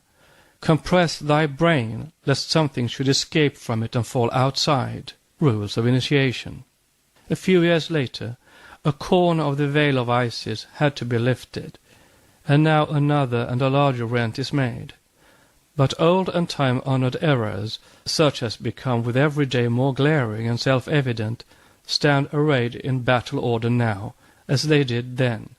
Marshalled by blind conservatism, conceit and prejudice, they are constantly on the watch, ready to strangle every truth which, awakening from its age-long sleep, happens to knock for admission. Such has been the case ever since man became an animal. That this proves in every case moral death to the revealers who brings to light any of these old truths is as certain as that it gives life and regeneration to those who are fit to profit even by The Secret Doctrine by Elena Petrovna Blavatsky, a facsimile of the original edition of 1888, printed by the Cunningham Press, Alhambra, California. Volume 2, Anthropogenesis. The preliminary notes of Volume 2 deal with the following topics: on the archaic stanzas and the 4 prehistoric continents, the imperishable sacred land, the Hyperborean, Lemuria, Atlantis, the tropics at the pole. Me didache thicese, alla tu pemphantos me. My doctrine is not mine, but his that sent me. John chapter 7, verse 16. Modern science insists upon the doctrine of evolution. So do human reason and the secret doctrine. And the idea is corroborated by the ancient legends and myths, and even by the Bible itself when it is read between the lines. We see a flower slowly developing from a bud, and the bud from its seed. But whence the latter, with all its predetermined program of physical transformation, and its invisible, therefore spiritual forces, which gradually develop its form, color, and odor? The word evolution speaks for itself. The germ of the present human race must have pre-existed in the parent of this race, as the seed in which lies hidden the flower of next summer was developed in the capsule of its parent flower. The parent may be but slightly different, but it still differs from its future progeny. The antediluvian ancestors of the present elephant and lizard were, perhaps, the mammoth and the plesiosaurus. Why should not the progenitors of our human race have been the giants of the Vedas, the Völuspá, and the Book of Genesis? While it is positively absurd to believe the transformation of species to have taken place according to some of the more materialistic views of the evolutionists, it is but natural to think that each genus, beginning with the mollusks and ending with man, had modified its own primordial and distinctive forms. From Isis Unveiled, Volume 1, page 153. Preliminary notes on the archaic stanzas and the 4 prehistoric continents. Facies totius universi, quam vis infinitis modis variet, manet tamen semper edem. Spinoza. The stanzas, with the commentaries thereon, in this book, the second, are drawn from the same archaic records the stanzas on cosmogony in Book 1. As far as possible, a verbatim translation is given, but some of the stanzas were too obscure to be understood without explanation. Hence, as was done in Book 1, while they are first given in full as they stand, when taken verse by verse with their commentaries, an attempt is made to make them clear, by words added in brackets, in anticipation of the full explanation of the commentary. As regards the evolution of mankind, the secret doctrine postulates 3 new propositions, which stand in direct antagonism to modern science, as well as to current religious dogmas. It teaches A. the simultaneous evolution of 7 human groups on 7 different portions of our globe. B. the birth of the astral before the physical body, the former being a model for the latter. And C. that man, in this round, preceded every mammalian, the anthropoids included, in the animal kingdom. Note. See Genesis chapter 2, verse 19. Adam is formed in verse 7, and in verse 19 it is said, Out of the ground the Lord God formed every beast of the field, and every fowl of the air, and brought them unto Adam, to see what he would call them. Thus man was created before the animals, for the animals mentioned in chapter 1 are the signs of the zodiac, while the man, male and female, is not man, but the host of the Sephiroth, forces or angels, made in his, God's, image and after his likeness. The Adam, man, is not made in that likeness, nor is it so asserted in the Bible. Moreover, the second Adam is esoterically a septenary, which represents 7 men, or rather groups of men. For the first Adam, the Kadmon, is the synthesis of the 10 Sephiroth. Of these, the up-triad remains in the archetypal world as the future Trinity, while the 7 lower Sephiroth create the manifested material world. And this septenae is the second Adam. Genesis and the mysteries upon which it was fabricated came from Egypt. The God of the first chapter of Genesis is the Logos, and the Lord God of the second chapter, the creative Elohim. The secret doctrine is not alone in speaking of primeval men born simultaneously on the 7 divisions of our globe. In the divine Pimande of Hermes, we find the same 7 primeval men, evolving from nature and heavenly man, in the collective sense of the word, namely, from the creative spirits, and in the fragments collected by George Smith of Chaldean tablets on which is inscribed the Babylonian legend of creation in the first column of the Kutta tablet. 7 human beings with the faces of ravens, black, swarthy complexions, whom, quote, the 7 great gods created, unquote, are mentioned. Or, as explained in lines 16 and 18, quote, in the midst of the earth they grew up and became great, left out. 7 kings, brothers of the same family, unquote. These are the 7 kings of Edom, to whom reference is made in the Kabbalah. The first race, which was imperfect, that is, was born before the, quote, balance, unquote, meaning sexes, existed, and which was therefore destroyed. From Zohar, Zifra Zenyuta, Idra Sutta, 2928, La Kabbalah, page 205. Quote, 7 kings, brethren, appeared and begat children. 6,000 in number were their peoples. From Hibbert Lectures, page 372. The god Nergas, death, destroyed them. How did he destroy them? By bringing into equilibrium or balance those who did not yet exist. From Sifra Zenyuta.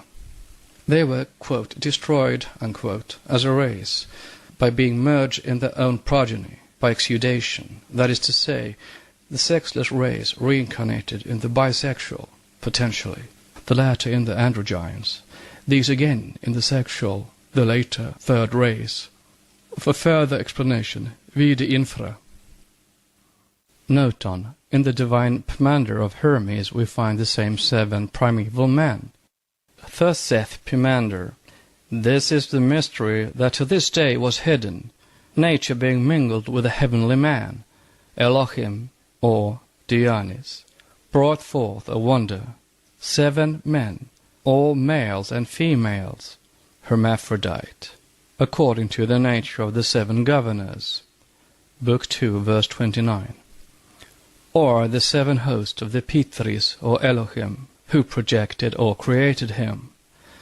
This is very clear, but yet see the interpretations of even our modern theologians, men supposed to be intellectual and learned.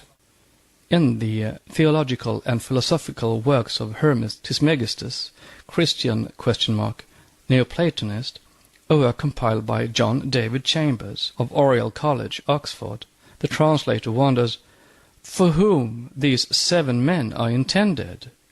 He solves the difficulty by concluding that as the original pattern man, Adam Kadmon, of the first chapter of Genesis, was masculine feminine, the 7 may signify the succeeding patriarchs named in Genesis, page 9, a truly theological way of cutting the Gordian knot.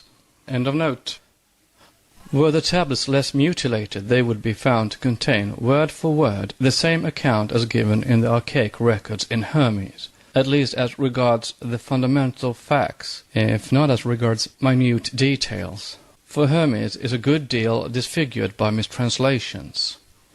It is quite certain that the seeming supernaturalism of these teachings, although allegorical, is so diametrically opposed to the dead-letter statements of the Bible as well as to the latest hypotheses of science, that it will evoke passionate denial. Note, as it is now asserted that the Chaldean tablets, which give the allegorical description of creation, the fall, and the flood, even to the legend of the Tower of Babel, were written before the time of Moses.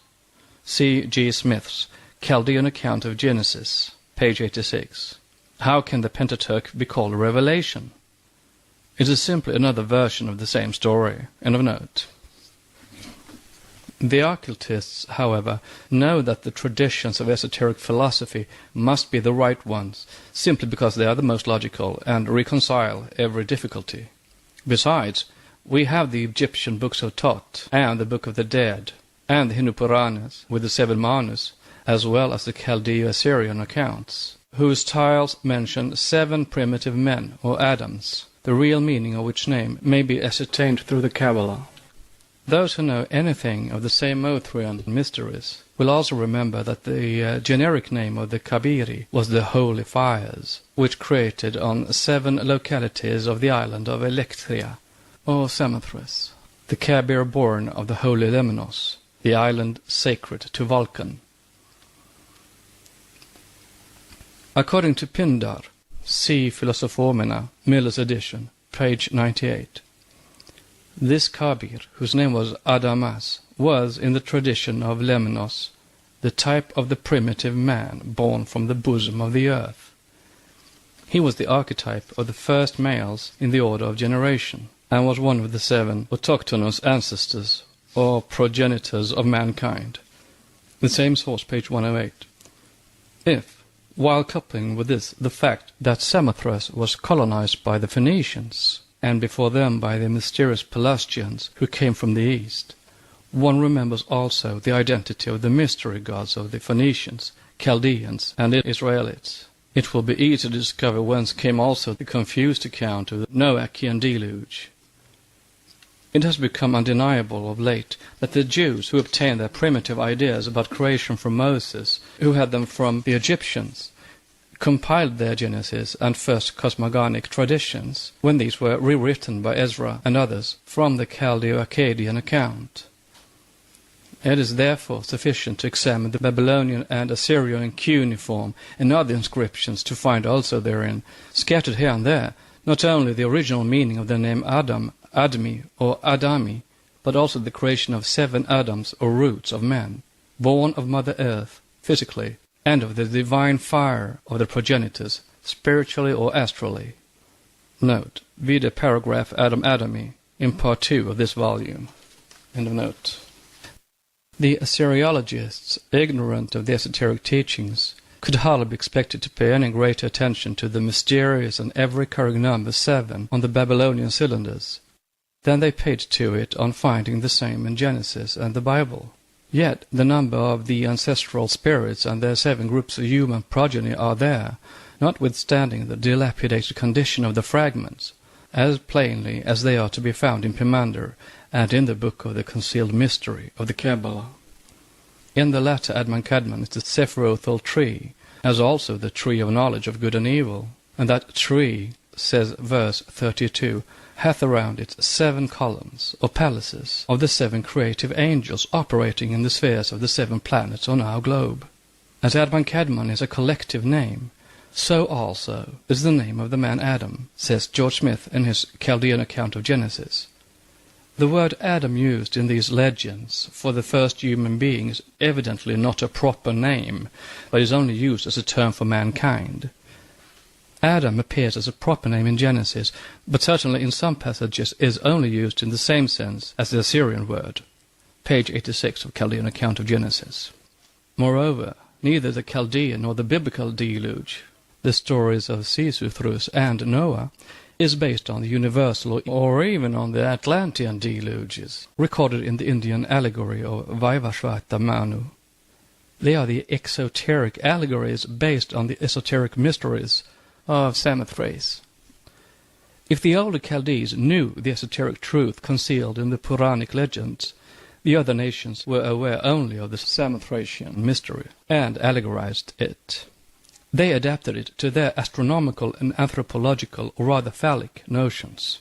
Samothrace is known historically to have been famous in antiquity for a deluge, which submerged the country and reached the top of the highest mountains, an event which happened before the age of the Agronauts.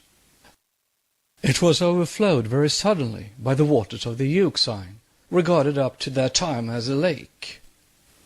Note, see Pliny 4, chapter 12, and Strabo 10, Herodotus 7, chapter 108, Pausanias 7, chapter 4, etc.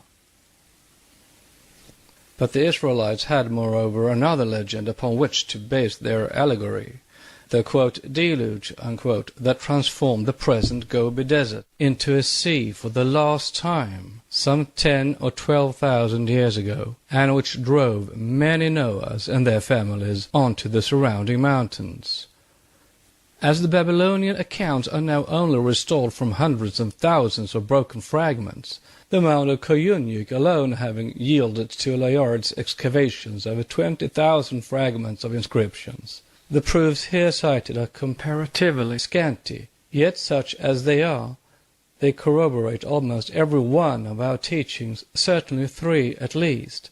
These are: 1. That the race which was the first to fall into generation was a dark race, Zalmat Gagwadi, which they call the Adami, or dark race, and that Sharku, or the light race, remained pure for a long while subsequently.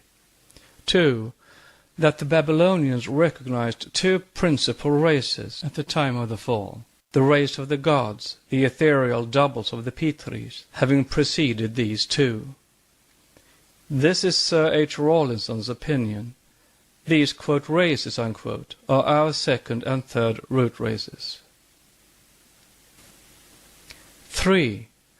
That these seven gods, each whom created a man or group of men, were, quote, the gods imprisoned or incarnated, unquote. These gods were the god Zi, the god Ziku, noble life, director of purity, the god Mirku, noble crown, and savior from death of the gods, later on imprisoned, and the creator of, quote, the dark race which his hand has made, unquote. The god Libzu, wise among the gods, the god Nisi, and the god Suhab, and Hia, or Shah, their synthesis, the god of wisdom and of the deep, identified with the oneness dragon at the time of the fall and called collectively the Demiurge, or creator. See Chaldean account, Genesis, page 82. There are two creations, so-called, in the Babylonian fragments, and Genesis having adhered to this, one finds its first two chapters distinguished as the Elohite and the Jehovite creations. Their proper order, however, is not preserved in these or in any other exoteric accounts. Now these creations, according to the occult teachings, refer respectively to the formation of the primordial seven men by the progenitors, the Pitris, or Elohim, and to that of the human groups after the fall. All this will be examined in the light of science and comparisons drawn from the scriptures of all the ancient nations, the Bible included, as we proceed. Meanwhile, before we turn to the anthropogenesis of the prehistoric races, it may be useful to agree upon the names to be given to the continents on which the four great races which preceded our Adamic race were born, lived, and died. Their archaic and esoteric names were many, and varied with the language of the nationality which mentioned them in its annals and scriptures.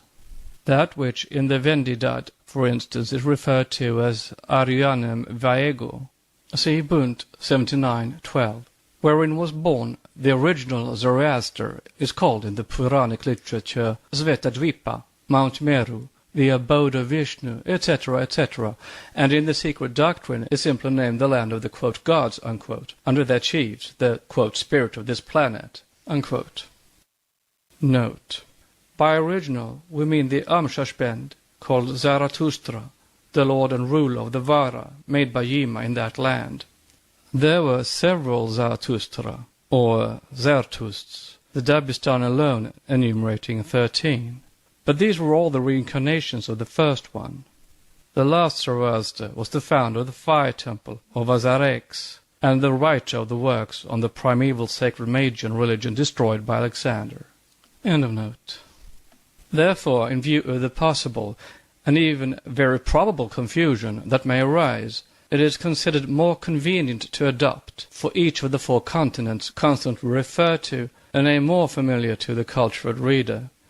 It is proposed, then, to call the first continent, or rather the first terra firma, on which the first race was evolved by the divine progenitors, 1. The imperishable sacred land. The reasons for this name are explained as follows. This sacred land, of which more later on, is stated never to have shared the fate of the other continents, because it is the only one whose destiny is to last from the beginning to the end of the Manvantara throughout each round. It is the cradle of the first man and the dwelling of the last divine mortal, chosen as a sishta for the future seed of humanity. Out of this mysterious and sacred land very little can be said, except, perhaps, according to a poetical expression in one of the commentaries, that the pole star has its watchful eye upon it, from the dawn to the close of the twilight of, quote, a day, unquote, of the great breath. Note, in India called the Day of Brahma, end of note. 2. The Hyperborean will be the name chosen for the second continent, the land which stretched out its promontories southward and westward from the North Pole to receive the second rays, and comprised the whole of what is now known as Northern Asia. Such was the name given by the oldest Greeks to the far-off and mysterious region whither their tradition made Apollo the Hyperborean travel every year. Astronomically, Apollo is of course the sun, who, abandoning his Hellenic sanctuaries, loved to visit annually his far-away country where the sun was said never to set for one half of the year. Egus gar nuktos te kai amatos eidikeleithoi, says a verse in the Odyssey, from the 10th, 86. But historically, or better perhaps, ethnologically and geologically, the meaning is different. The land of the Hyperboreans, the country that extended beyond Boreas, the frozen-hearted god of snows and hurricanes, who loved to slumber heavily on the chain of Mount Ripheus, was neither an ideal country as surmised by the mythologists, nor yet a land in the neighborhood of Scythia and the Danube. See Volker, Mythological Geography, pages 145 to 170. It was a real continent, a bona fide land, which knew no winter in those early days, nor have its sorry remains more than one night and day during the year, even now.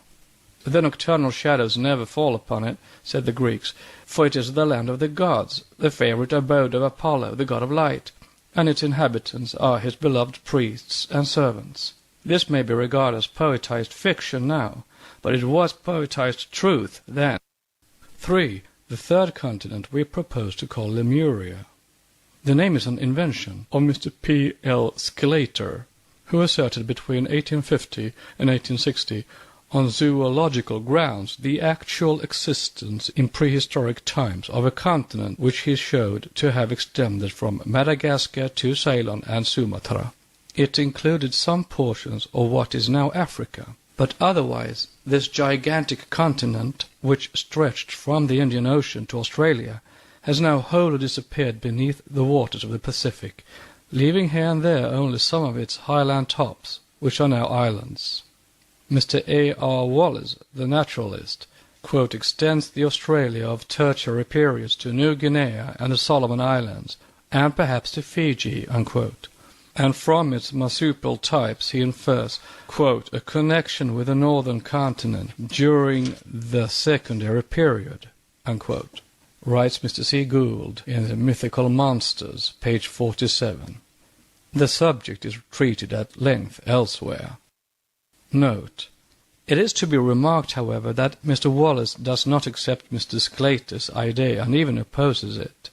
Mr. Sclater supposes a land or continent formerly uniting Africa, Madagascar and India, but not Australia and India, and Mr. A. R. Wallace shows in his Geographical Distribution of Animals and Island Life that the hypothesis of such a land is quite uncalled for on the alleged zoological grounds. But he admits that a much closer proximity of India and Australia did certainly exist, and at a time so very remote that it was certainly pre-tertiary, and he adds in a private letter that no name has been given to this supposed land. Yet the land did exist, and was of course pre-tertiary, for Lemuria, accepting this name for the third continent, had perished before Atlantis had fully developed, and the latter sunk, and its chief portions had disappeared before the end of the Miocene period. End of note. 4. Atlantis, the fourth continent. It would be the first historical land where the traditions of the ancients to receive more attention than they have hitherto. The famous island of Plato of that name was but a fragment of this great continent.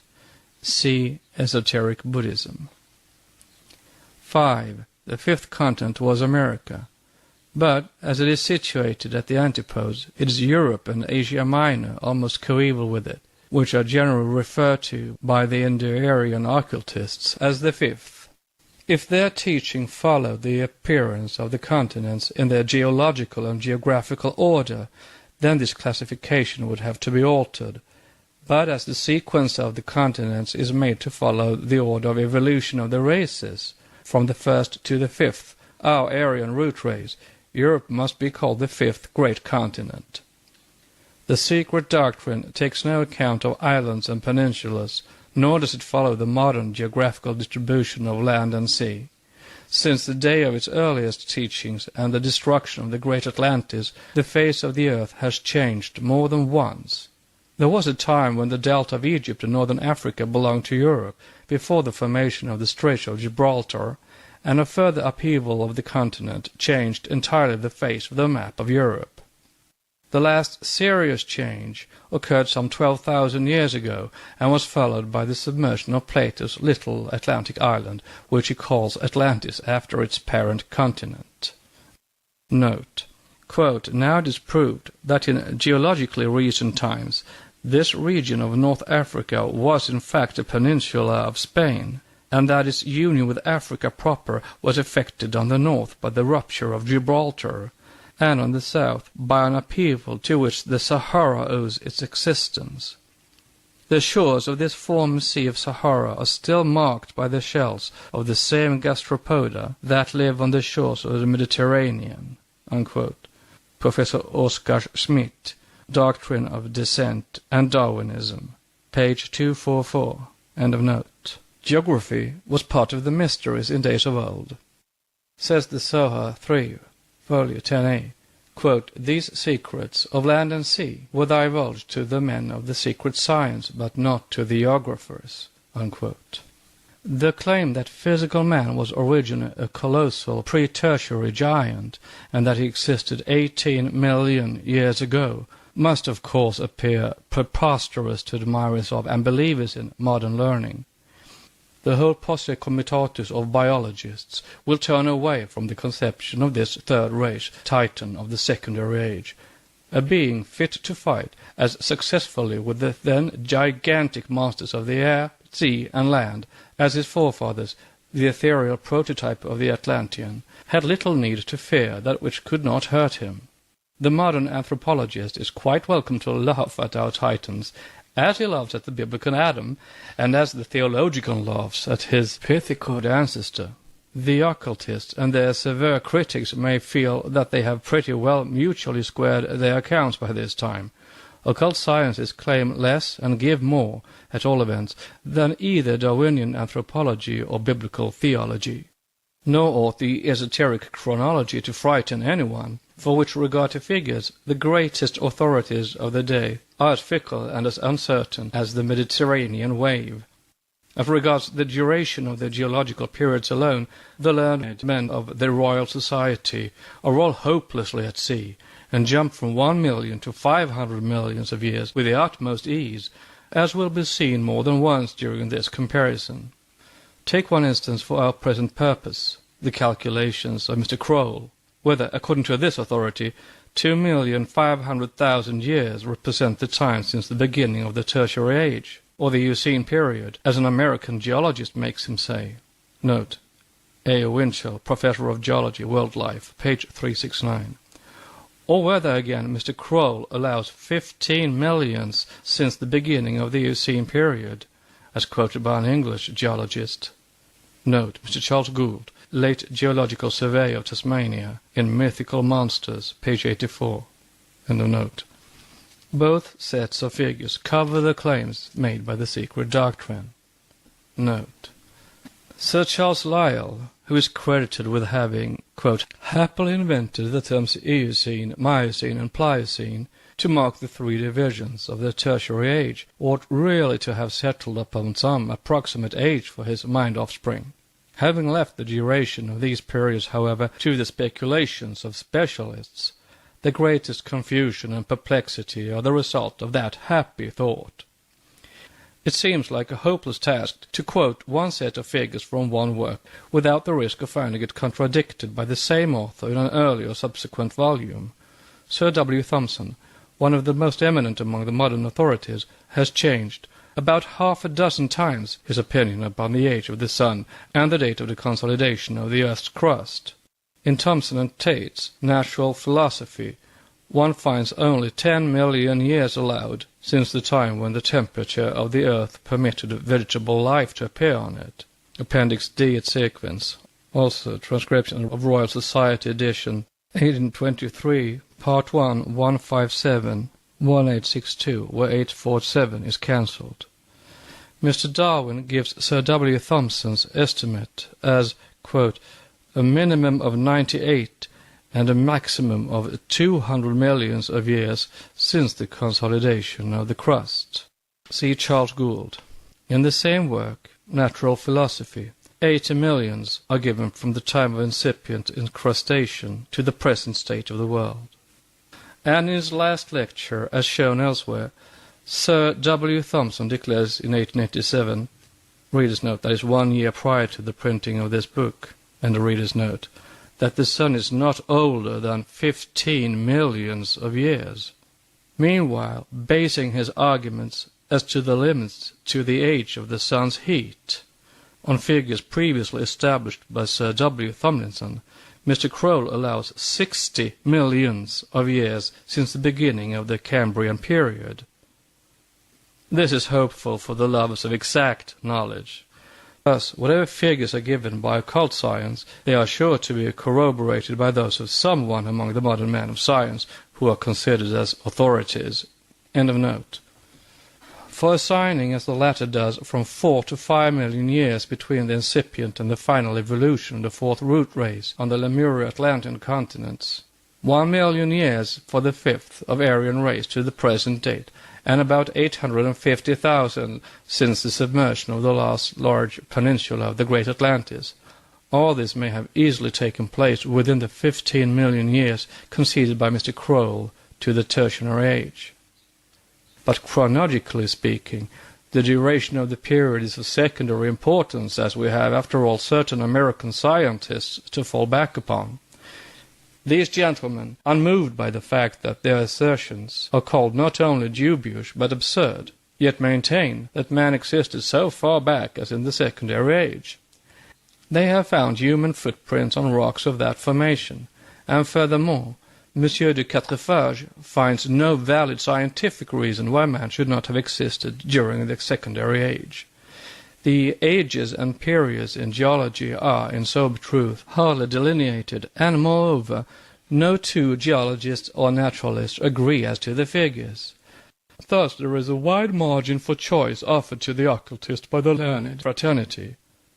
Shall we take for one of our supports Mr. T. Millard Reed? This gentleman, in a paper on Limestone as an Index of Geological Time, read by him in 1878 before the Royal Society, claims that the minimum time required for the formation of the sedimentary strata and the elimination of the calcareous matter is, in round numbers, 600 million years. See Proceedings of Royal Society, London, Volume 28, page 281. Or shall we ask support for our chronology from Mr. Darwin's works, where he demands for the organic transformations according to his theory from 300 to 500 million years? Sir C. Lyell and Professor Horton were satisfied with placing the beginning of the Cambrian Age at 200 and 240 millions of years back respectively. Geologists and zoologists claim the maximum time, though Mr. Huxley at one time placed the beginning of the incrustation of the earth 1,000 million years ago, and would not surrender a millennium of it. But the main point for us lies not in the agreement or disagreement of the naturalists as to the duration of geological periods, but rather in their perfect accord on one point, for a wonder, and this a very important one. They all agree that during, quote, the Miocene Age, unquote, whether 1 or 10 million years ago, Greenland and even Spitsbergen, the remnants of our second or Hyperborean continent, quote, had almost a tropical climate, unquote. Now the pre-Homeric Greeks had preserved a vivid tradition of this land of the eternal sun, whither the Apollo journeyed yearly. During the Miocene age, Greenland, in northern latitude 708, developed an abundance of trees, such as the yew, the redwood, the sequoia, allied to the Californian species beeches, planes, willows, oaks, poplars, and walnuts, as well as a magnolia and a zamia, says science. In short, Greenland had southern plants unknown to northern regions. And now this natural question rises. If the Greeks knew in the days of Homer of a Hyperborean land, that is, a blessed land beyond the reach of Boreas, the god of winter and of the hurricane, an ideal region which the late Greeks and their classics have vainly tried to locate by searching for it beyond Scythia, a country where nights were short and days long, and beyond that land a country where the sun never set and the palm grew freely. If they know all of this, who then told them of it? In their day, and for ages previously, Greenland must certainly have been already covered with perpetual snows, with never-thawing ice, just as it is now. Everything tends to show that the land of the short nights and the long days was Norway or Scandinavia, beyond which was the blessed land of eternal light and summer. And to know of this, their tradition must have descended to the Greeks from some people more ancient than themselves, who were acquainted with those climatic details of which the Greeks themselves could know nothing. Even in our day, science suspects beyond the polar seas, at the very circle of the Arctic pole, the existence of a sea which never freezes and a continent which is ever green. The archaic teachings, and likewise the Puranas, for one who understands the allegories of the latter, contain the same statements. Suffice then to us the strong probability that a people now unknown to history lived during the Miocene period of modern science, at a time when Greenland was an almost tropical land. Note: the reader is requested to bear in mind that the first and the following sections are not strictly consecutive in order of time. In the first section, the stanzas, which form the skeleton of the expositions, are given, and certain important points commented upon and explained. In the subsequent sections, various additional details are gathered, and a full explanation of the subject is attempted. This audiobook now continues with the conclusion from Volume 2, Part 1.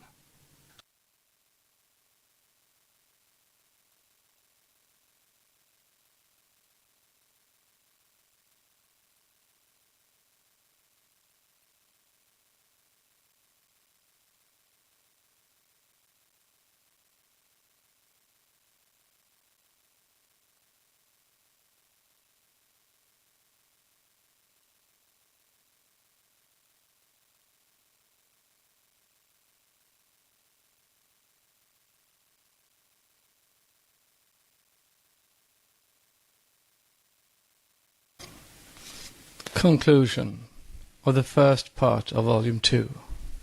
Space forbids us to say anything more, and this part of the secret doctrine has to be closed. The 49 stanzas and the few fragments from the commentaries just given are all that can be published in these volumes. These, with some still older records, to which none but the highest initiates have access, and a whole library of comments, glossaries, and explanations, form the synopsis of man's genesis. It is from the commentaries that we have hitherto quoted and tried to explain the hidden meaning of some of the allegories, thus showing the true views of esoteric antiquity upon geology, anthropology, and even ethnology. We will endeavor in the part which follows to establish a still closer metaphysical connection between the earliest races and their creators, the divine men from other worlds, accompanying the statesman's prophet with the most important demonstrations of the same in esoteric astronomy and symbolism. In Volume 3 of this work, the said volume and the fourth being almost ready, a brief history of all the great adepts known to the ancients and the moderns in their chronological order will be given, and also a bird's-eye view of the mysteries, their birth, growth, decay, and final death in Europe. This could not find room in the present work. Volume 4 will be almost entirely devoted to occult teachings. The duration of the periods that separate, in space and time, the fourth from the fifth rays, in the historical or even the legendary beginnings of the latter, is too tremendous for us to offer even to a theosophist any more detailed accounts of them. Note: the word historical is used because, although historians have dwarfed almost absurdly the dates that separate certain events from our modern day, nevertheless, once that they are known and accepted, they belong to history. Thus, the Trojan War is an historical event, and though even less than 1,000 years before Christ is the date assigned to it, yet in truth it is near 6,000 and 5,000 years before Christ. End of note. During the course of the post-Diluvian ages, marked at certain periodical epochs by the most terrible cataclysms, too many races and nations were born, and have disappeared almost without leaving a trace for anyone to offer any description of the slightest value concerning them. Whether the masters of wisdom have a consecutive and full history of our race from its incipient stage down to the present times, whether they possess the uninterrupted record of man since he became the complete physical being, and became thereby the king of the animals and master on this earth, is not for the writer to say. Most probably they have, and such is our own personal conviction. But if so, this knowledge is only for the highest initiates, who do not take their students into their confidence. The writer can, therefore, give but what she has herself been taught, and no more. But even this will appear to the profane reader rather as a weird, fantastic dream than a possible reality. This is only natural, and as it should be, since for years such was the impression made upon the humble writer of these pages herself. Born and bred in European, matter-of-fact and presumably civilized countries, she assimilated the foregoing with the utmost difficulty. But there are proofs of a certain character which become irrefutable and are undeniable in the long run to every earnest and unprejudiced mind. For a series of years such were offered to her, and now she has the full certitude that our present globe and its human races must have been born, grown, and developed in this, and in no other way. But this is the personal view of the writer, and her orthodoxy cannot be expected to have any more weight than any other doxy in the eyes of those to whom every fresh theory is heterodox until otherwise proved. Therefore, are we occultists fully prepared for such questions as these? How does one know that the writer has not invented the whole scheme? And supposing she has not, how can one tell that the whole of the foregoing as given in the stanzas is not the product of the imagination of the ancients? How could they have preserved the records of such an immense, such an incredible antiquity? The answer that the history of this world since its formation and to its end is written in the stars, that is recorded in the zodiac and the universal symbolism whose keys are in the keeping of the initiates, will hardly satisfy the doubters. The antiquity of the zodiac in Egypt is much doubted, and it is denied point blank with regard to India. Your conclusions are often excellent, but your premises are always doubtful, the writer was once told by a profane friend.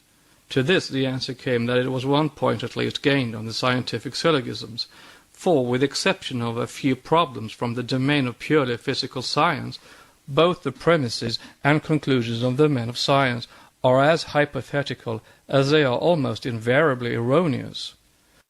And if they do not so appear to the profane, the reason is simply this: the said profane is very little aware, taking as it does his scientific data on faith, that both premises and conclusions are generally the product of the same brains, which, however learned, are not infallible, a truism demonstrated daily by the shifting and reshifting of scientific theories and speculations.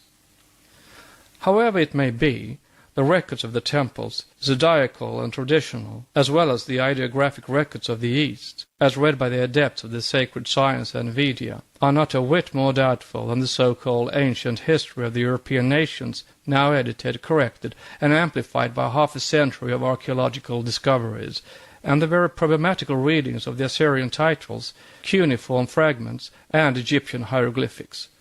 So our data based upon the same readings, in addition to an almost inexhaustible number of secret works of which Europe knows nothing, plus the perfect knowledge by the initiates of the symbolism of every word so recorded. Some of these records belong to an immense antiquity. Every archaeologist and paleontologist is acquainted with the ideographic productions of certain semi-savage tribes who from time immemorial have aimed at rendering their thoughts symbolically. This is the earliest mode of recording events and ideas, and how old this knowledge is in the human race may be inferred from some signs, evidently ideographic, found on hatchets of the Paleolithic period. The Red Indian tribes of America, only a few years ago, comparatively speaking, petitioned the President of the United States to grant them possession of 4 small lakes, the petition being written on the tiny surface of a piece of a fabric, which is covered with barely a dozen representations of animals and birds. See Lubbock. The American savages have a number of such different kinds of writing, but not one of us scientists is yet familiar or even knows of the early hieroglyphic cipher still preserved in some fraternities, and named in occultism the Zensar.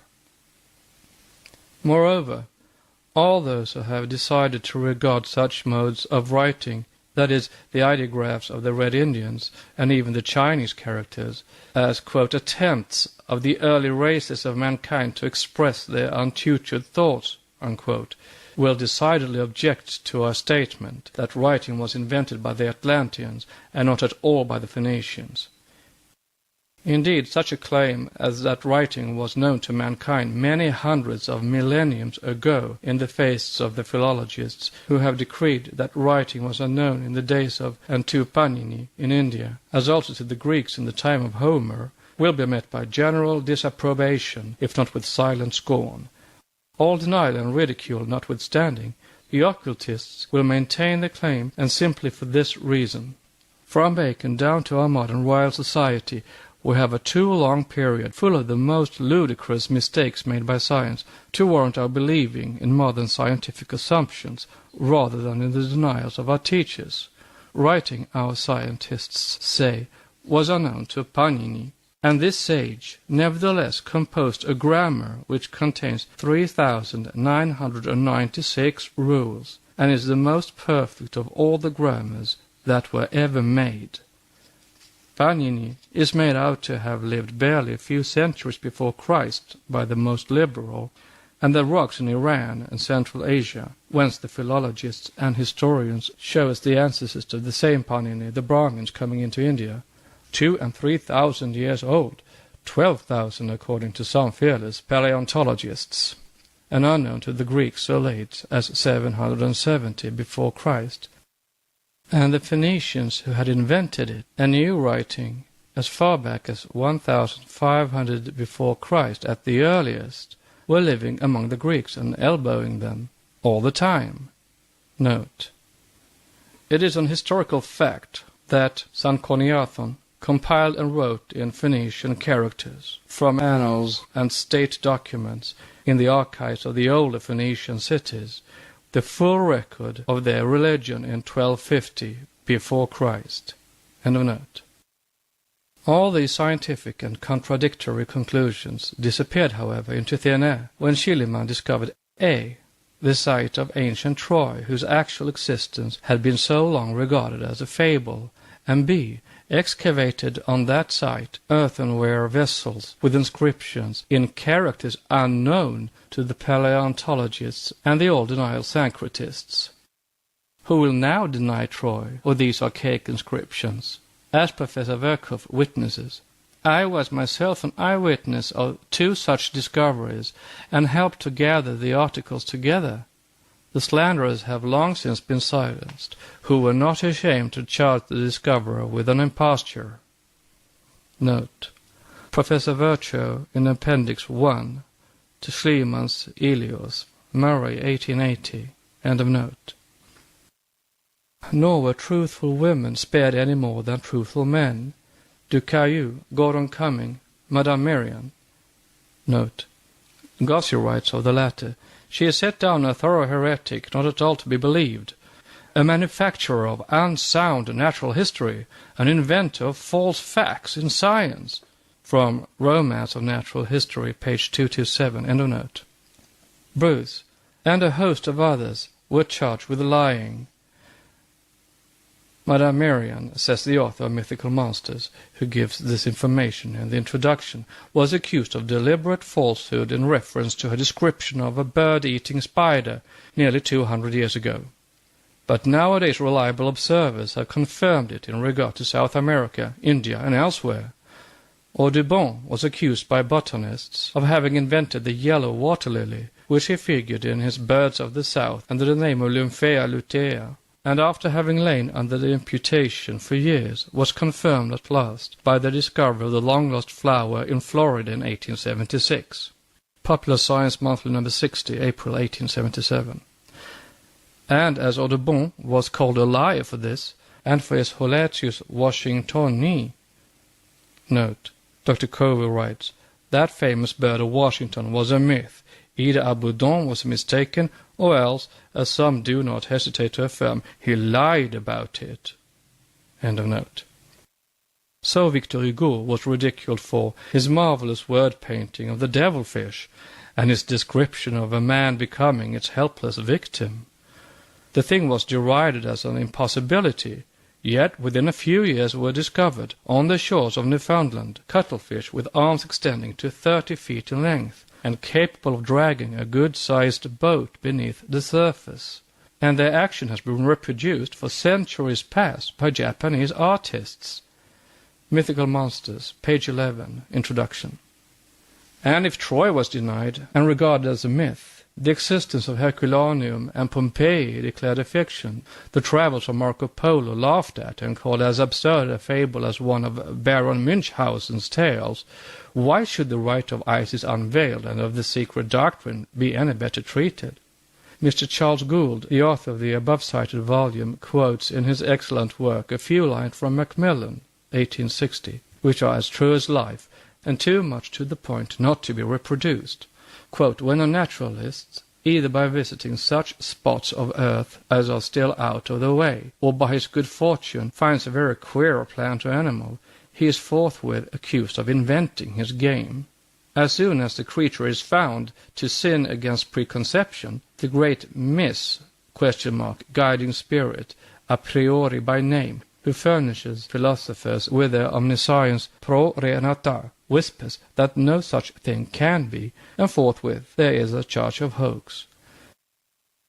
The heavens themselves have been charged with hoaxes. When Leverrier and Adams predicted a planet by calculation, it was gravely asserted in some quarters that the planet which had been calculated was not the planet, but another which had clandestinely. The disposition to suspect hoax is stronger than the disposition to hoax. Who was it that first announced that the classical writings of Greece and Rome were one huge hoax perpetrated by the monks in what the announcer would be as little or less inclined than Dr. Maitland to call the Dark Ages? Unquote, from page 13 of Mr. Charles Gould's work. Thus let it be. No disbeliever who takes the secret doctrine for a hoax is forced or even asked to credit our statements. These have already been proclaimed to be such by certain very clever American journalists before even the work went to press. Note: so far back as July 1888, at a time when the manuscripts of this work had not yet left my writing table, and the secret doctrine was utterly unknown to the world, it was already being denounced as a product of my brain and no more.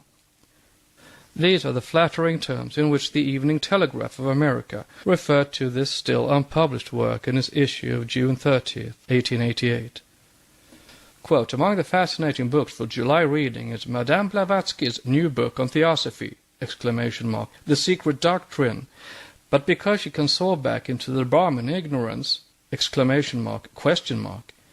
no proof that everything she says is true, unquote. And once the prejudiced verdict given on the mistaken notion that my book was out, and that the reviewer had read it, neither which was or could be the case, now that it is really out, the critic will have to support his first statement, whether correct or otherwise, and thus get out of it, probably by more slashing criticism than ever. End of note.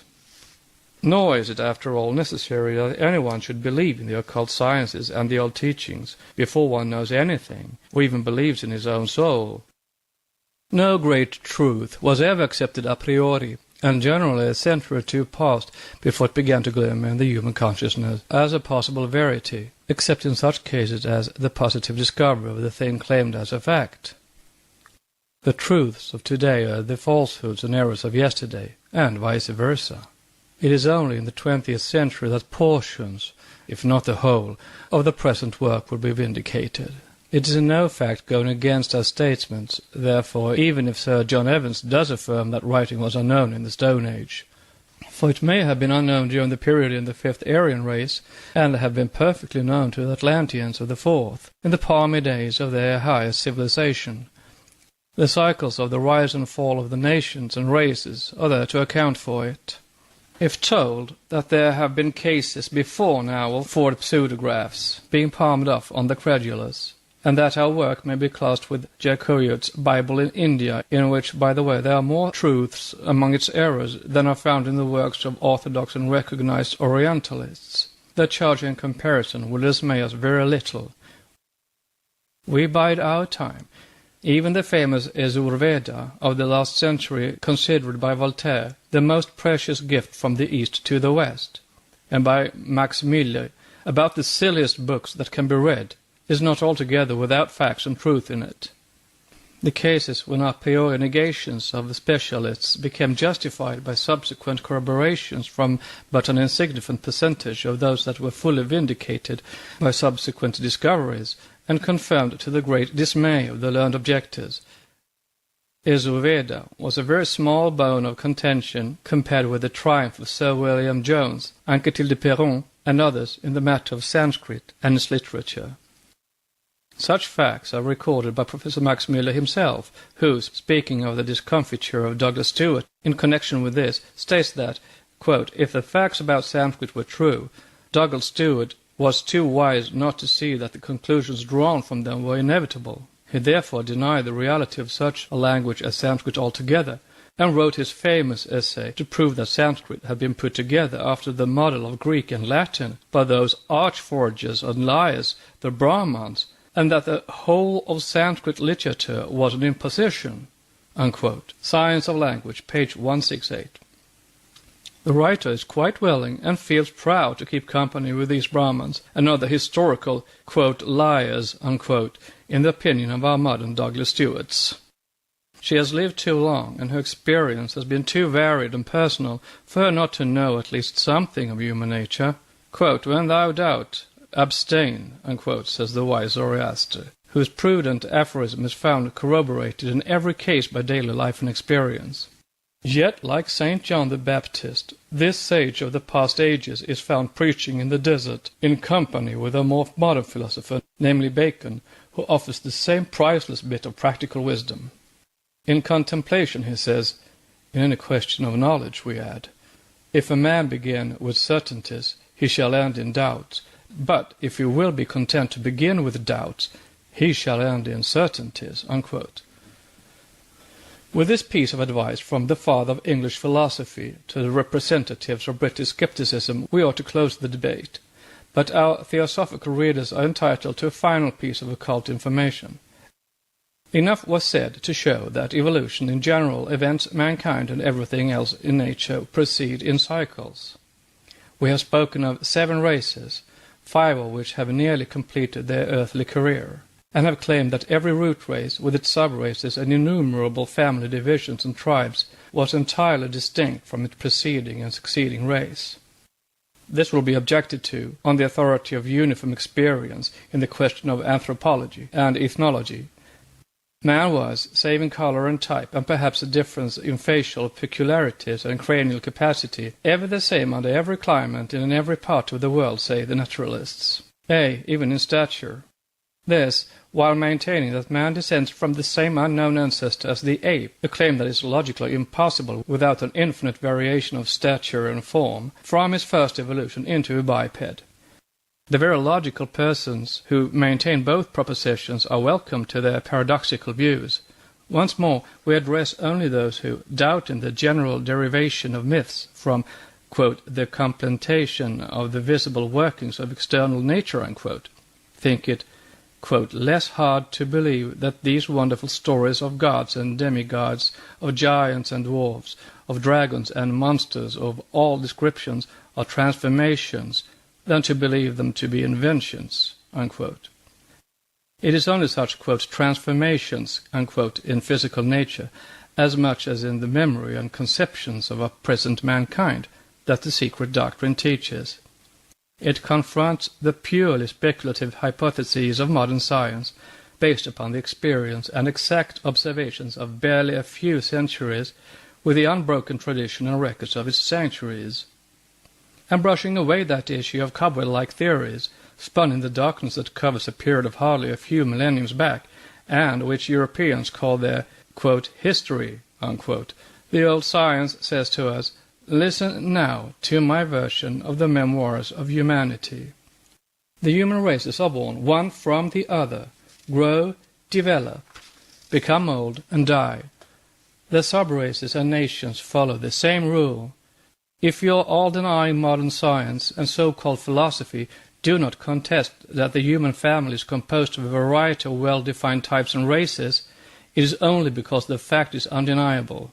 No one would say that there was no external difference between an Englishman, an African Negro, and a Japanese or Chinaman. On the other hand, it is formally denied by most naturalists that mixed human races, that is, the seeds for entirely new races, are any longer formed in our days. But this last is maintained on good grounds by de Quatrefages and some others. Nevertheless, our general proposition will not be accepted. It will be said that whatever forms man has passed through in the long prehistoric past, there are no more changes for him, save certain variations, as at present, in the future. Hence, that our sixth and seventh root races are fictions.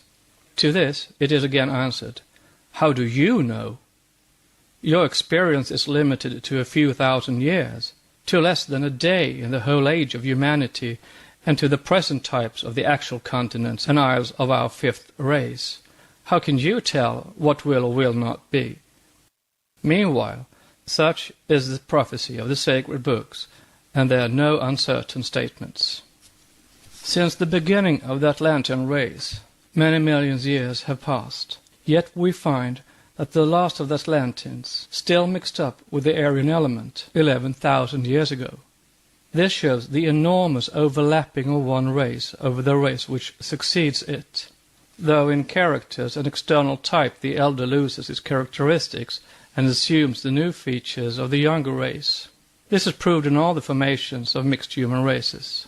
Now, occult philosophy teaches that even now, under our very eyes, the new race and races are preparing to be formed, and that it is in America that the transformation will take place and has already silently commenced.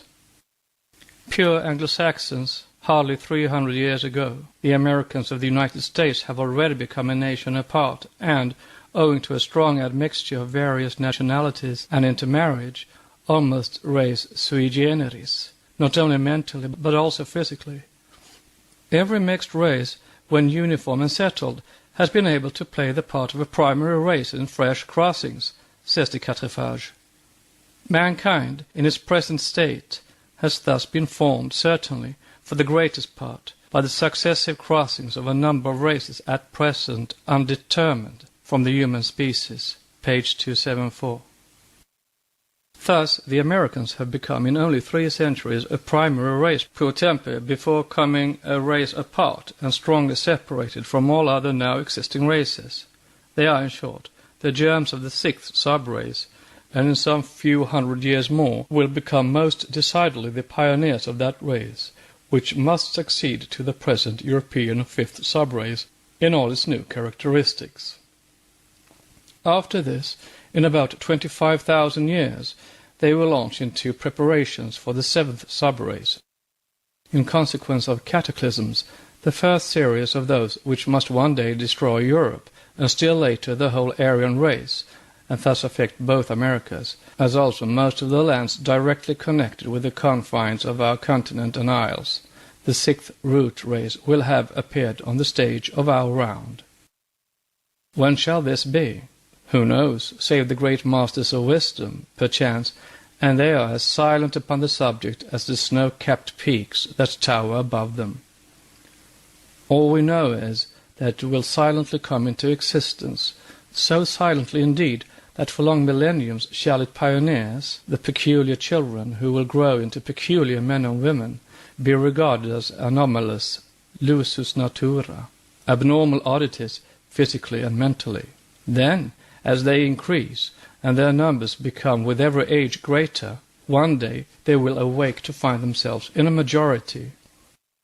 It is the present men who will then begin to be regarded as exceptional mongrels, until these die out in their turn in civilized lands, surviving only in small groups on islands, the mountain peaks of today, where they will vegetate, degenerate, and finally die out, perhaps millions of years hence, as the Aztecs have, as the Niam Niam and the dwarfish Mula Corumba of the Nilgiri hills are dying. All these are remnants of once mighty races, the recollection of whose existence has entirely died out of the remembrance of modern generations, just as we shall vanish from the memory of the sixth race humanity. The fifth will overleap the sixth race for many hundreds of millenniums, changing with it slower than its new successor, still changing in stature, general physique, and mentality, just as the fourth overlapped our Aryan race, and the third had overlapped the Atlanteans. This process of preparation for the sixth great race must last throughout the whole sixth and seventh sub-races, vide supra, the diagram of the genealogical tree of the fifth race. But the last remnants of the fifth continent will not disappear until some time after the birth of the new race, when another and new dwelling, the sixth continent, will have appeared above the new waters on the face of the globe, so as to receive the new stranger. To it also will emigrate and settle all those who shall be fortunate enough to escape the general disaster. When this shall be, as just said, is not for the writer to know, only as nature no more proceeds by sudden jumps and starts than man changes suddenly from a child to a mature man, the final cataclysm will be preceded by many smaller submersions and destructions, both by wave and volcanic fires. The exultant pulse will beat high in the heart of the race now in the American zone, but there will be no more Americans when the sixth race commences, no more in fact than Europeans, for they will have now become a new race, and many new nations. Yet the fifth will not die, but survive for a while, overlapping the new race for many hundred thousands of years to come. It will become transformed with it, slower than its new successor, still getting entirely altered in mentality, general physique, and stature. Mankind will not grow again into giant bodies, as in the case of the Lemurians and the Atlanteans, because while the evolution of the fourth race led the latter down to the very bottom of materiality in its physical development, the present race is on its ascending arc, and the sixth will be rapidly growing out of its bonds of matter, and even of flesh. Thus it is the mankind of the New World, one by far the senior of our old one, a fact men had also forgotten, of Patala, the antipodes, or the netherworld, as America is called in India, whose mission and karma it is to sow the seeds for a forthcoming, grander, and far more glorious race than any of those we know of at present. The cycles of matter will be succeeded by cycles of spirituality and a fully developed mind. On the law of parallel history and races, the majority of the future mankind will be composed of glorious adepts. Humanity is a child of cyclic destiny, and not one of its units can escape its unconscious mission, or get rid of the burden of its cooperative work with nature. Thus will mankind, race after race, perform its appointed cycle pilgrimage. Climates will and have already begun to change, each tropical year after the other dropping one sub-race, but only to beget another higher race on the ascending cycle, while a series of other less favored groups, the failures of nature, will, like some individual men, vanish from the human family without even leaving a trace behind. Such is the course of nature under the sway of karmic law, of the ever-present and the ever-becoming nature. For, in the words of a sage, known only to a few occultists, the present is the child of the past, the future the begotten of the present.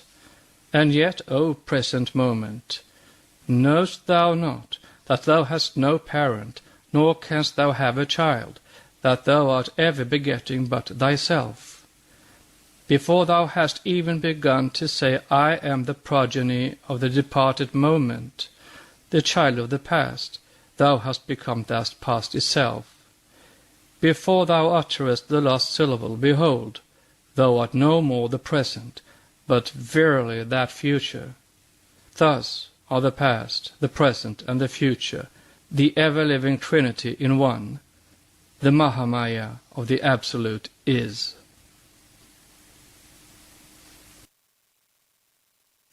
This audiobook now continues with the translated stanzas with commentaries from the secret book of Jan. They are found in Part 1 of Volume 1. The Secret Doctrine by Elena Petrovna Blavatsky, a facsimile of the original edition of 1888, printed by the Cunningham Press, Alhambra, California. Volume 1, Cosmogenesis. Part 1, Cosmic Evolution. 7 stanzas translated with commentaries from the secret book of Jan. Nor aught, nor naught existed. Yon bright sky was not, nor heaven's broad roof outstretched above. What covered all? What sheltered? What concealed? Was it in the water's fathomless abyss? There was not death, yet there was naught immortal. There was no confine betwixt day and night. The only One breathes breathless by itself. Other than it, there nothing since has been. Darkness there was, and all at first was veiled in gloom profound, an ocean without light. The germ that still lay covered in the husk burst forth, one nature. Who knows the secret? Who proclaimed it here? Whence this manifold creation sprang? The gods themselves came later into being. Who knows from whence this great creation sprang? That whence all this great creation came, whether its will created or was mute. The Most High Seer that is in highest heaven, he knows it, or perchance even he knows not. Gazing into eternity, ere the foundations of the earth were laid, thou wert, and when the subterranean flame shall burst its prison and devour the frame, thou shalt be still as thou wert before, and knew no change. When time shall be no more, O endless thought, divine eternity. Cosmic Evolution in 7 stanzas translated from the book of Jan. Stanza 1. 1. The eternal parent, wrapped in her ever-invisible robes, had slumbered once again for 7 eternities. 2. Time was not, for it lay asleep in the infinite bosom of duration. 5. Universal mind was not, for there were no ahi to contain it. 4. The 7 ways to bliss were not, the great causes of misery were not, for there was no one to produce and get ensnared by them. 5. Darkness alone filled the boundless all, for father, mother, and son were once more one, and the son had not awakened yet for the new wheel and his pilgrimage thereon. 6. The 7 sublime lords and the 7 truths had ceased to be, and the universe, the son of necessity, was immersed in parannispanna, to be outbreathed by that which is and yet is not. Naught was. 7. The causes of existence had been done away with. The visible that was, and the invisible that is, rested in eternal non-being, the one being. 8. Alone the one form of existence stretched boundless, infinite, causeless, in dreamless sleep, and life pulsated unconscious in universal space, throughout that all-presence which is sensed by the opened eye of the Dhamma. 9. But where was the Dhamma when the alaya of the universe was in Paramartha and the great wheel was Anupadaka? Commentary on stanza 1. 1. The eternal parent, space, wrapped in her ever-invisible robes, had slumbered once again for 7 eternities. The parent space is the eternal, ever-present cause of all, the incomprehensible deity whose invisible robes are the mystic root of all matter and of the universe. Space is the one eternal thing that we can most easily imagine, immovable in its abstraction and uninfluenced by either the presence or absence in it of an objective universe. It is without dimension in every sense and self-existent. Spirit is the first differentiation from that, the causeless cause of both spirit and matter. It is, as taught in the esoteric catechism, neither limitless void nor conditioned fullness, but both. It was and ever will be. See Proem, pages 2 et sequens. Thus, the robes stand for the noumenon of the undifferentiated cosmic matter. It is not matter as we know it, but the spiritual essence of matter, and is co-eternal, and even one with space in its abstract sense. Root nature is also the source of the subtle invisible properties in visible matter. It is the soul, so to say, of the one infinite spirit. The Hindus call it Mula Prakriti, and say that it is the primordial substance which is the basis of the upadhi, or vehicle of every phenomenon, whether physical, mental, or psychic. It is the source from which Akasha radiates. But the 7 eternities, aeons or periods, are meant. The word eternity, as understood in Christian theology, has no meaning to the Asiatic ear, except in its application to the one existence. Nor is the term sempiternity, the eternal only in futurity, anything better than a misnomer. Note, it is stated in Book 2, Chapter 8 of Vishnu Purana, by immortality is meant existence to the end of the kalpa. And Wilson, the translator, remarks in a footnote, this, according to the Vedas, is all that is to be understood of the immortality or eternity of the gods.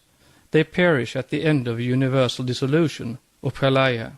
And esoteric philosophy says, they perish not, but are reabsorbed. End of note.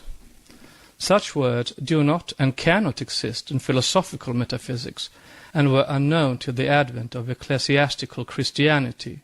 The 7 eternities meant are the 7 periods, or a period answering in its duration to the 7 periods of a manvantara, and extending throughout a mahakalpa, or the great age, 100 years of Brahma, making a total of 311 trillion and 40 billion of years, each years of Brahma being composed of 360, quote, days, unquote, and of the same number of, quote, nights, unquote, of Brahma, reckoning by the Chandrayana, or lunar year, and a day of Brahma consisting of 4,320,000,000 or mortal years.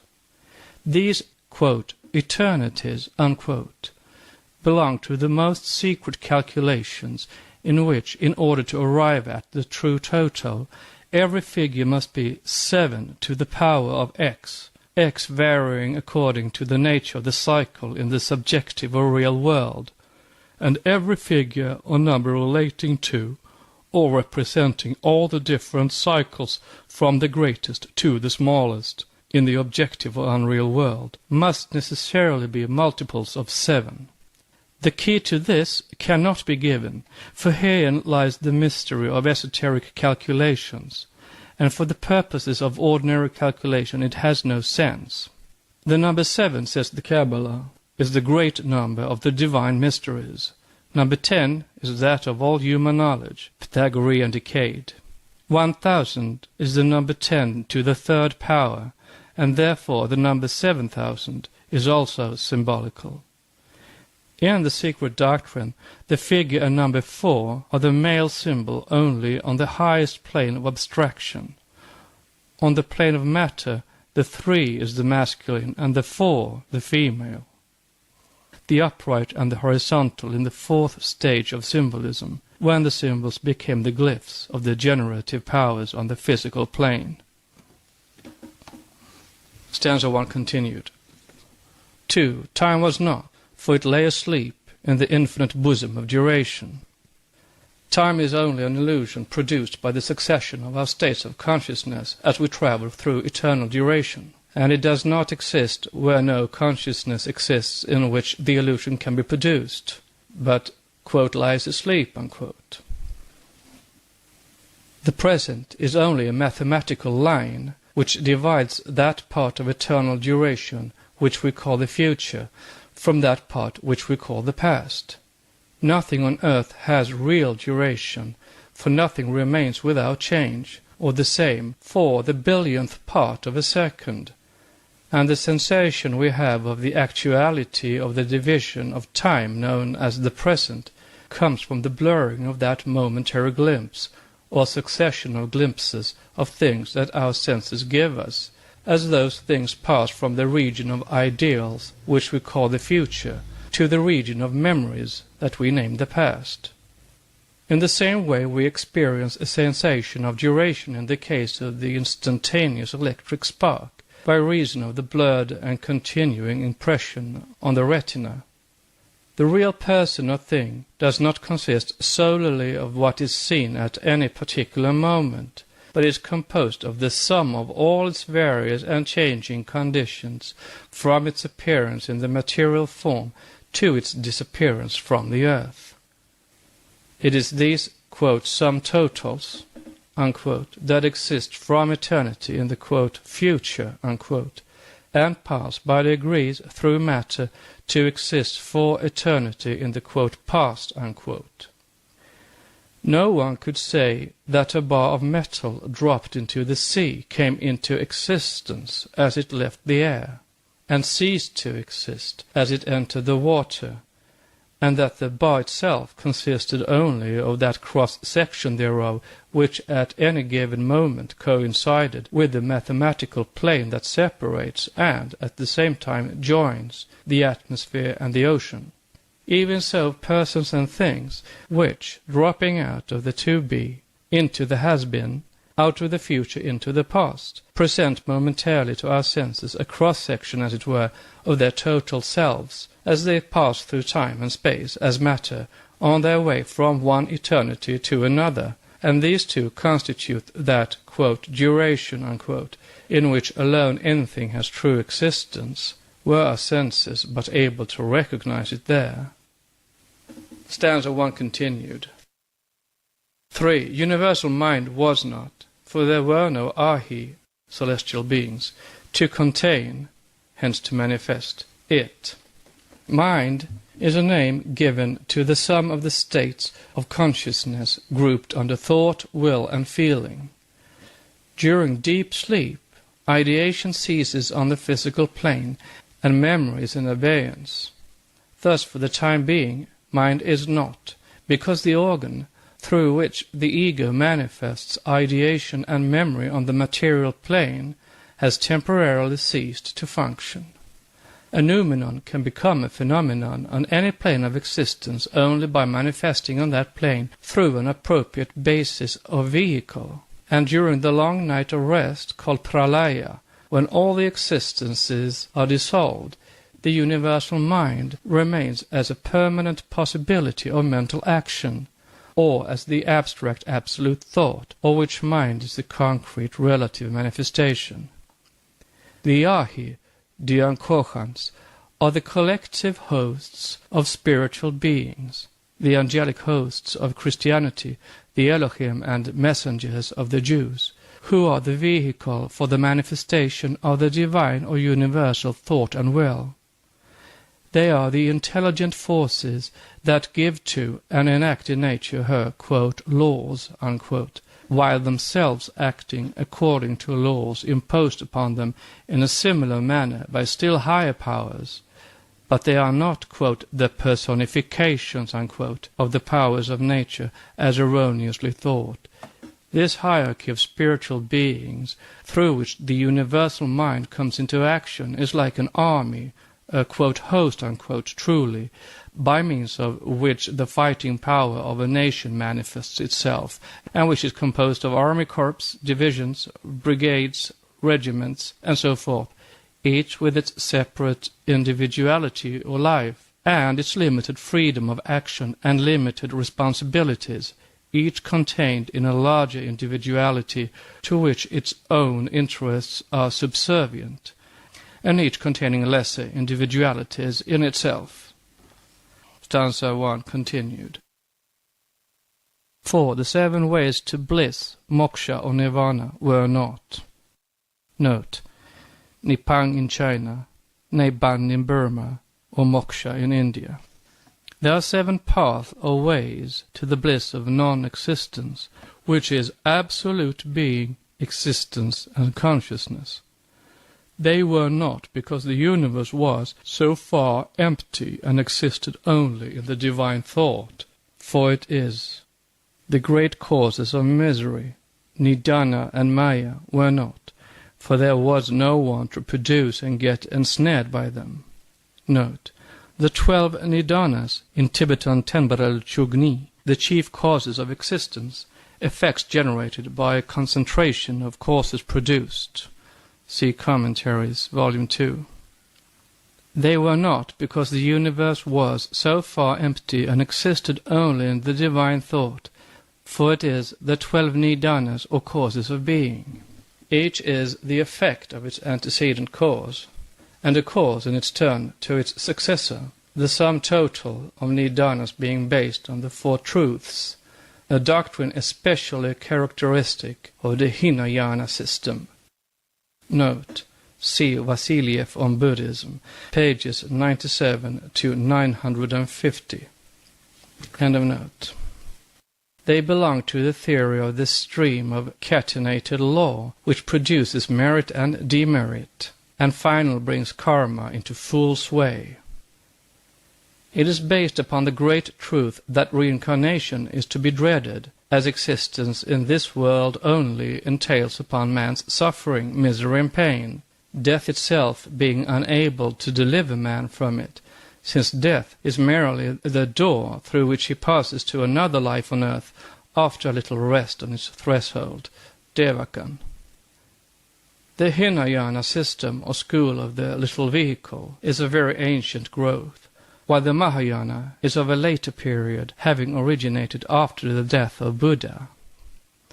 Yet the tenets of the latter are as old as the hills that have contained such schools from time immemorial, and the Hinayana and the Mahayana schools, the latter that of the great vehicle, both teach the same doctrine in reality. Yana, or vehicle, in Sanskrit, Vaha, is a mystic expression, both, quote, vehicles, unquote, in calculating that man may escape the sufferings of rebirths and even the false bliss of a Devakan by obtaining wisdom and knowledge which alone can dispel the fruits of illusion and ignorance. Maya, or illusion, is an element which enters into all finite things, for everything that exists has only a relative, not an absolute reality, since the appearance which the hidden noumenon assumes for any observer depends upon his power of cognition. To the untrained eye of the savage, a painting is at first an unmeaning confusion of streaks and daubs of color, while an educated eye sees instantly a face or a landscape. Nothing is permanent except the one hidden absolute existence which contains in itself the noumena of all realities. The existences belonging to every plane of being, up to the highest Dyan-Kochans, are, in degree, of the nature of shadows cast by a magic lantern on a colorless screen. But all things are relatively real, for the cognizer is also a reflection, and the things cognized are therefore as real to him as himself. Whatever reality things possess must be looked for in them before or after they have passed like a flash through the material world. But we cannot cognize any such existence directly, so long as we have sense instruments which bring only material existence into the field of our consciousness. Whatever plane our consciousness may be acting in, both we and the things belonging to that plane are, for the time being, our only realities. As we rise in the scale of development, we perceive that during the stages through which we have passed, we mistook shadows for realities, and the upward progress of the ego is a series of progressive awakenings, each advance bringing with it the idea that now, at last, we have reached, quote, reality, unquote. But only when we shall have reached the absolute consciousness and blended our own with it, shall we be free from the delusions produced by Maya. Darkness is father-mother, light their son, says an old Eastern proverb. Light is inconceivable except as coming from some source which is the cause of it. And as, in the instance of a primordial light, that source is unknown, though strongly demanded by reason and logic, therefore it is called darkness by us, from an intellectual point of view. As to borrowed or secondary light, whatever its source, it can be but of a temporary Mayavic character. Darkness, then, is the eternal matrix in which the source of light appear and disappear. Nothing is added to darkness to make of it light, or to light to make it darkness, on this our plane. They are interchangeable, and scientifically light is but a mode of darkness and vice versa. Yet both are phenomena of the same noumenon, which is absolute darkness to the scientific mind, and but a grey twilight to the perception of the average mystic, though to that of the spiritual eye of the initiate it is absolute light. How far we discern the light that shines in darkness depends upon our powers of vision. What is light to us is darkness to certain insects, and the eye of the clairvoyant sees illumination where the normal eye perceives only blackness. When the whole universe was plunged in sleep, had returned to its one primordial element, there was neither center of luminosity nor eye to perceive light, and darkness necessarily filled the boundless all. For father, mother, and son were once more one, and the son had not awakened yet, for the new wheel and his pilgrimage thereon. Note: that which is called wheel is the symbolical expression for a world or globe, which shows that the ancients were aware that our earth was a revolving globe, not a motionless square as some Christian fathers taught. The great wheel is the whole duration of our cycle of being, or Mahakalpa, that is, the whole revolution of our special chain of 7 planets or spheres, from beginning to end, the small wheels meaning rounds, of which there are also 7. End of note. The father-mother are the male and female principles in root nature, the opposite poles that manifest in all things on every plane of cosmos, or spirit and substance, in a less allegorical aspect, the resultant of which is the universe, or the sun. They are once more one, when in the night of Brahma, during Pralaya, all the objective universe has returned to its one primal and eternal cause, to reappear at the following dawn, as it does periodically. Karana, eternal cause, was alone. To put it more plainly, Karana is alone during the nights of Brahma. The previous objective universe has dissolved into its one primal and eternal cause and is, so to say, held in solution in space to differentiate again and crystallize out anew at the following manvantaric dawn, which is the commencement of a new, quote, day, unquote, or new activity of Brahma, the symbol of the universe. In esoteric parlance, Brahma is Father, Mother, Son, or Spirit, Soul, and Body at once, each personage being symbolical of an attribute, and each attribute or quality being a graduated efflux of divine breath in its cyclic differentiation, involutionary and evolutionary. In the cosmic or physical sense, it is the universe, the planetary chain, and the earth. In the purely spiritual, the unknown deity, planetary spirit, and man, the son of the two, the creature of spirit and matter, and a manifestation of them in his periodical appearances on earth during the, quote, reals, unquote, or the manvantaras. See Part 2, paragraph, Days and Nights of Brahma. Stanza 1 continued. 6. The seven sublime lords and the seven truths had ceased to be. The seven sublime lords are the seven creative spirits, the Jian Kochans, who correspond to the Hebrew Elohim. It is the same hierarchy of archangels to which Saint Michael, Saint Gabriel, and others belong in the Christian theogony. Only while Saint Michael, for instance, is allowed in dogmatic Latin theology to watch over all the promontories and gulfs. In the esoteric system, the Dhyanis watch successively over one of the rounds and the great root races of our planetary chain. They are, moreover, said to send their bodhisattvas, the human correspondents of the Dhyani Buddhas, of whom we the infra, during every round and race. Out of the seven truths and revelations, or rather revealed secrets, 4 only have been handed to us, as we are still in the 4th round, and the world also has only had 4 Buddhas so far. This is a very complicated question, and will receive more ample treatment later on. So far, there are only 4 truths, and 4 Vedas, say the Hindus and Buddhists. For a similar reason, Irenaeus insisted on the necessity of 4 Gospels. But as every new root race at the head of a round must have its revelation and revealers, the next round will bring the 5th, the following the 6th, and so on.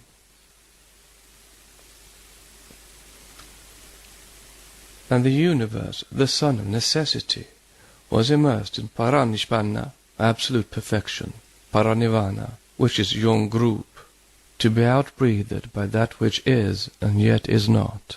Naught was. Paranishpanna is the absolute perfection to which all existences attain at the close of a great period of activity, or Mahamamantara, and in which they rest during the succeeding period of repose. In Tibetan it is called yon group.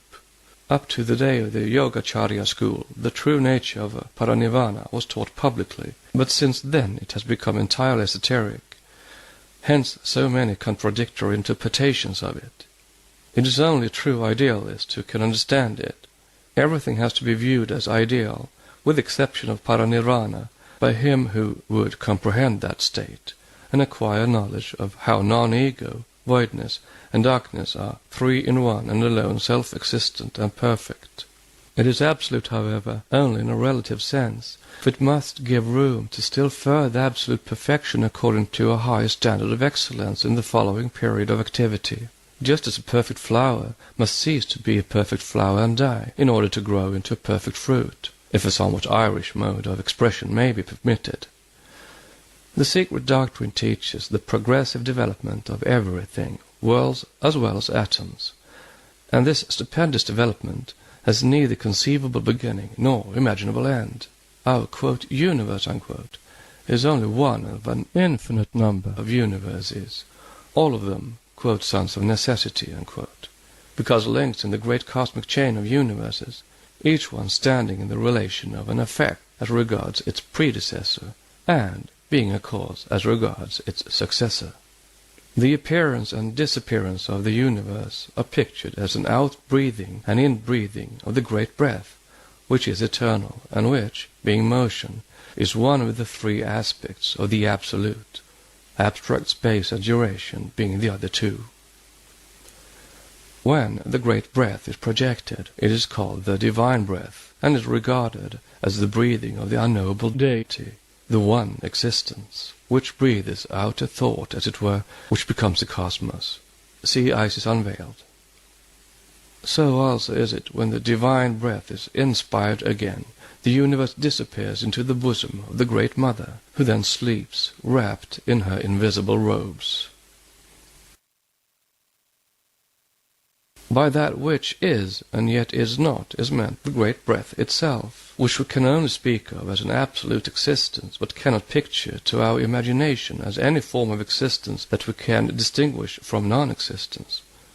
The three periods, the present, the past, and the future, are in the esoteric philosophy a compound time, for the three are a composite number only in relation to the phenomenal plane, but in the realm of noumena have no abstract validity. As said in the scriptures, the past time is the present time, and also the future, which, though it has not come into existence, still is, according to a precept in the Prasanga Madhyamika teaching, whose dogmas have been known ever since it broke away from the pure esoteric schools. Note, see Dzungarian, Manikumbum, the Book of the 10,000 Precepts. Also, consult Vasiliev Der Buddhismus, pages 327 and 357, etc. End of note. Our ideas, in short, on duration and time are all derived from our sensations, according to the laws of association, inextricably bound up with the relativity of human knowledge. They nevertheless can have no existence except in the experience of the individual ego, and perish when its evolutionary march dispels the maya of phenomenal existence. What is time, for instance, but a panoramic succession of our states of consciousness? In the words of a master, quote, I feel irritated at having to use these three clumsy words, past, present, and future, miserable concepts of the objective faces of the subjective whole. They are about as ill adapted for the purpose as an axe for fine carving, unquote. One has to acquire paramartha lest one should become too easy a prey to samvriti is a philosophical axiom. Note, in clear words, one has to acquire true self-consciousness in order to understand samvriti, or the origin of delusion, unquote. Paramartha is the synonym of the Sanskrit term svasamvedana, or the reflection which analyzes itself. There is a difference in the interpretation of the meaning of paramartha between the Yogacharyas and the Madhyamikas, neither of whom, however, explain the real and true esoteric sense of the expression. See further Sloka number 9. End of note. Stanza 1 continued. 7. The causes of existence had been done away with. The causes of existence mean not only the physical causes known to science, but the metaphysical causes, the chief of which is the desire to exist, an outcome of nidana and maya. This desire for sentient life shows itself in everything, from an atom to a sun, and is a reflection of the divine thought propelled into objective existence, into a law that the universe should exist. According to esoteric teaching, the real cause of that supposed desire and of all existence remains forever hidden, and its first emanations are the most complete abstractions mind can conceive. These abstractions must of necessity be postulated as the cause of the material universe which presents itself to the senses and intellect, and they underlie the secondary and subordinate powers of nature, which, anthropomorphized, have been worshipped as God and gods by the common herd of every age. It is impossible to conceive anything without a cause. The attempt to do so makes the mind a blank. This is virtually the condition to which the mind must come at last when we try to trace back the chain of causes and effects. But both science and religion jump to this condition of blankness much more quickly than is necessary, for they ignore the metaphysical abstractions which are the only conceivable cause of physical concretions. These abstractions become more and more concrete as they approach our plane of existence, until finally they phenomenalize in the form of the material universe, by a process of conversion of metaphysics into physics, analogous to that by which steam can be condensed into water, and the water frozen into ice. The visible that was, and the invisible that is, rested in eternal non-being, the one being. The idea of eternal non-being, which is the one being, will appear paradox to anyone who does not remember that we limit our ideas of being to our present consciousness of existence, making it a specific instead of a generic term. An unborn infant, could it think in our acceptation of that term, would necessarily limit its conception of being in a similar manner to the intrauterine life which alone it knows. And were it to endeavor to express to its consciousness the idea of a life after birth, death to it, it would, in the absence of data to go upon, and of faculties to comprehend such data, probably express that life as a non-being which is real being. In our case, the one being is the noumenon of all the noumena which we know must underlie phenomena, and give them whatever shadow of reality they possess, but which we have not the senses or the intellect to cognize at present. The impalpable atoms of gold scattered through the substance of a tunnel or ethereous quartz may be imperceptible to the naked eye of the miner, yet he knows that they are not only present there, but that they alone give his quartz any appreciable value. And this relation of the gold to the quartz may faintly shadow forth that of the noumenon to the phenomenon. But the miner knows what the gold will look like when extracted from the quartz, whereas the common mortal can form no conception of the reality of things separated from the maya which veils them and in which they are hidden. Alone the initiate, rich with the lore acquired by numberless generations of his predecessors, directs the eye of Dhamma toward the essence of things in which no Maya can have any influence. It is here that the teachings of esoteric philosophy in relation to the Nidanas and the Four Truths become of the greatest importance, but they are secret. Stanza 1 continued. 8.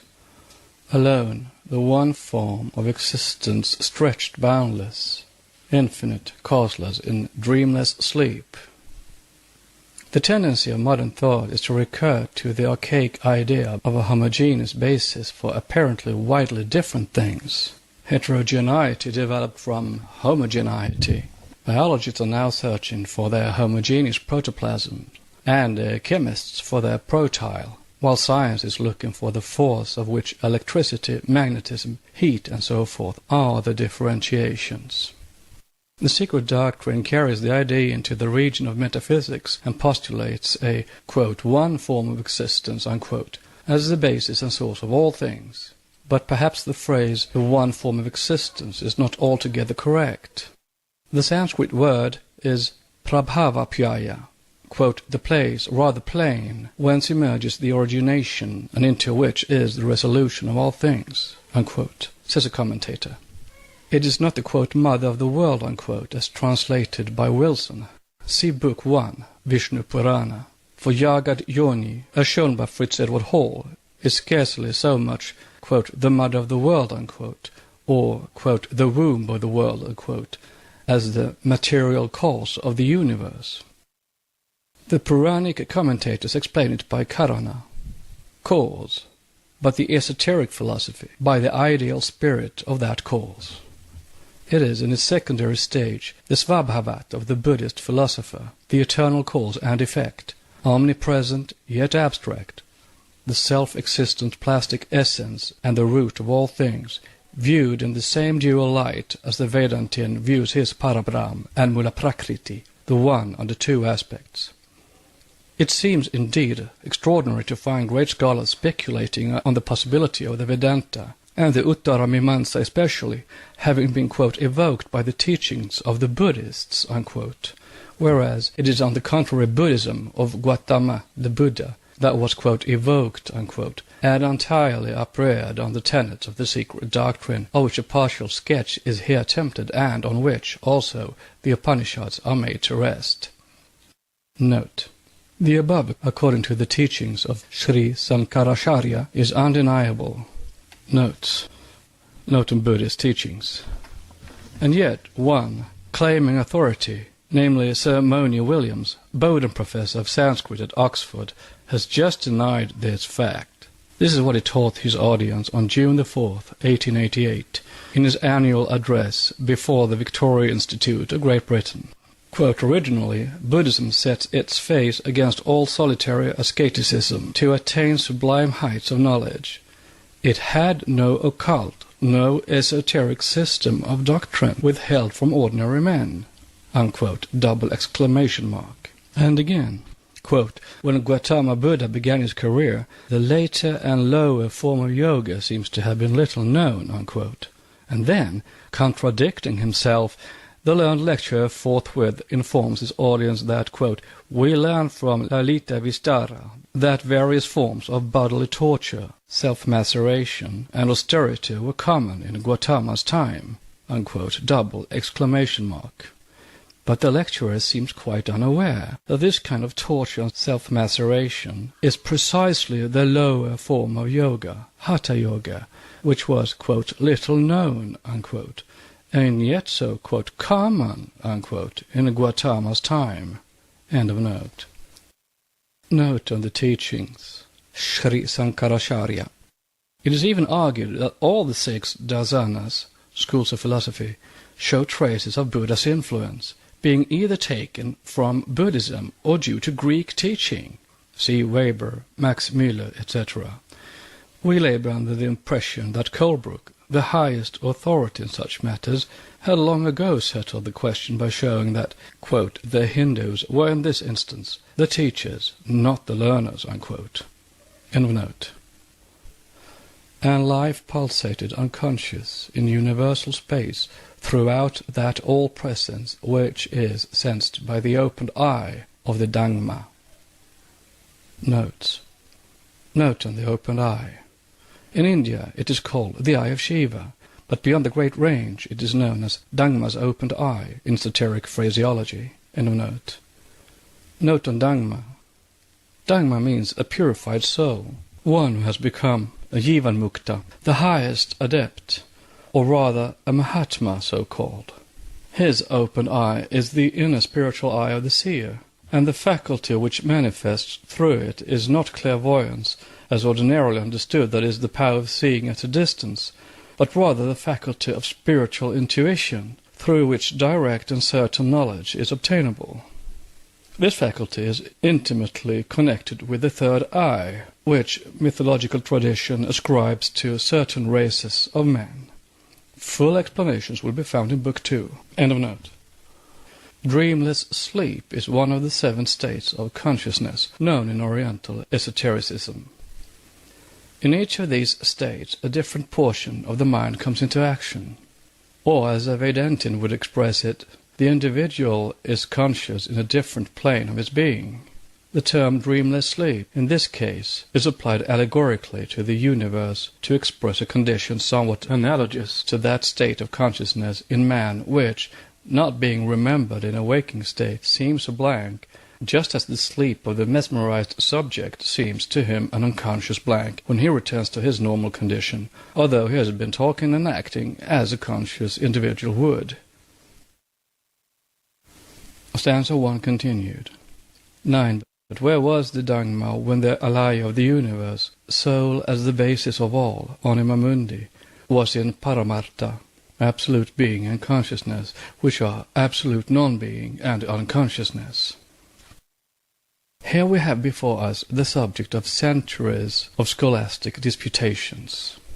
The 2 terms alaya and paramartha have been the causes of dividing schools and splitting the truth into more different aspects than any other mystic terms.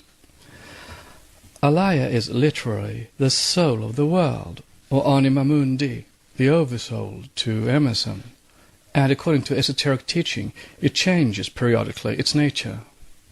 Alaya, though eternal and changeless in its inner essence on the planes which are unreachable by either men or cosmic gods, Dhyani Buddhas, alters during the active life period with respect to the lower planes, ours included.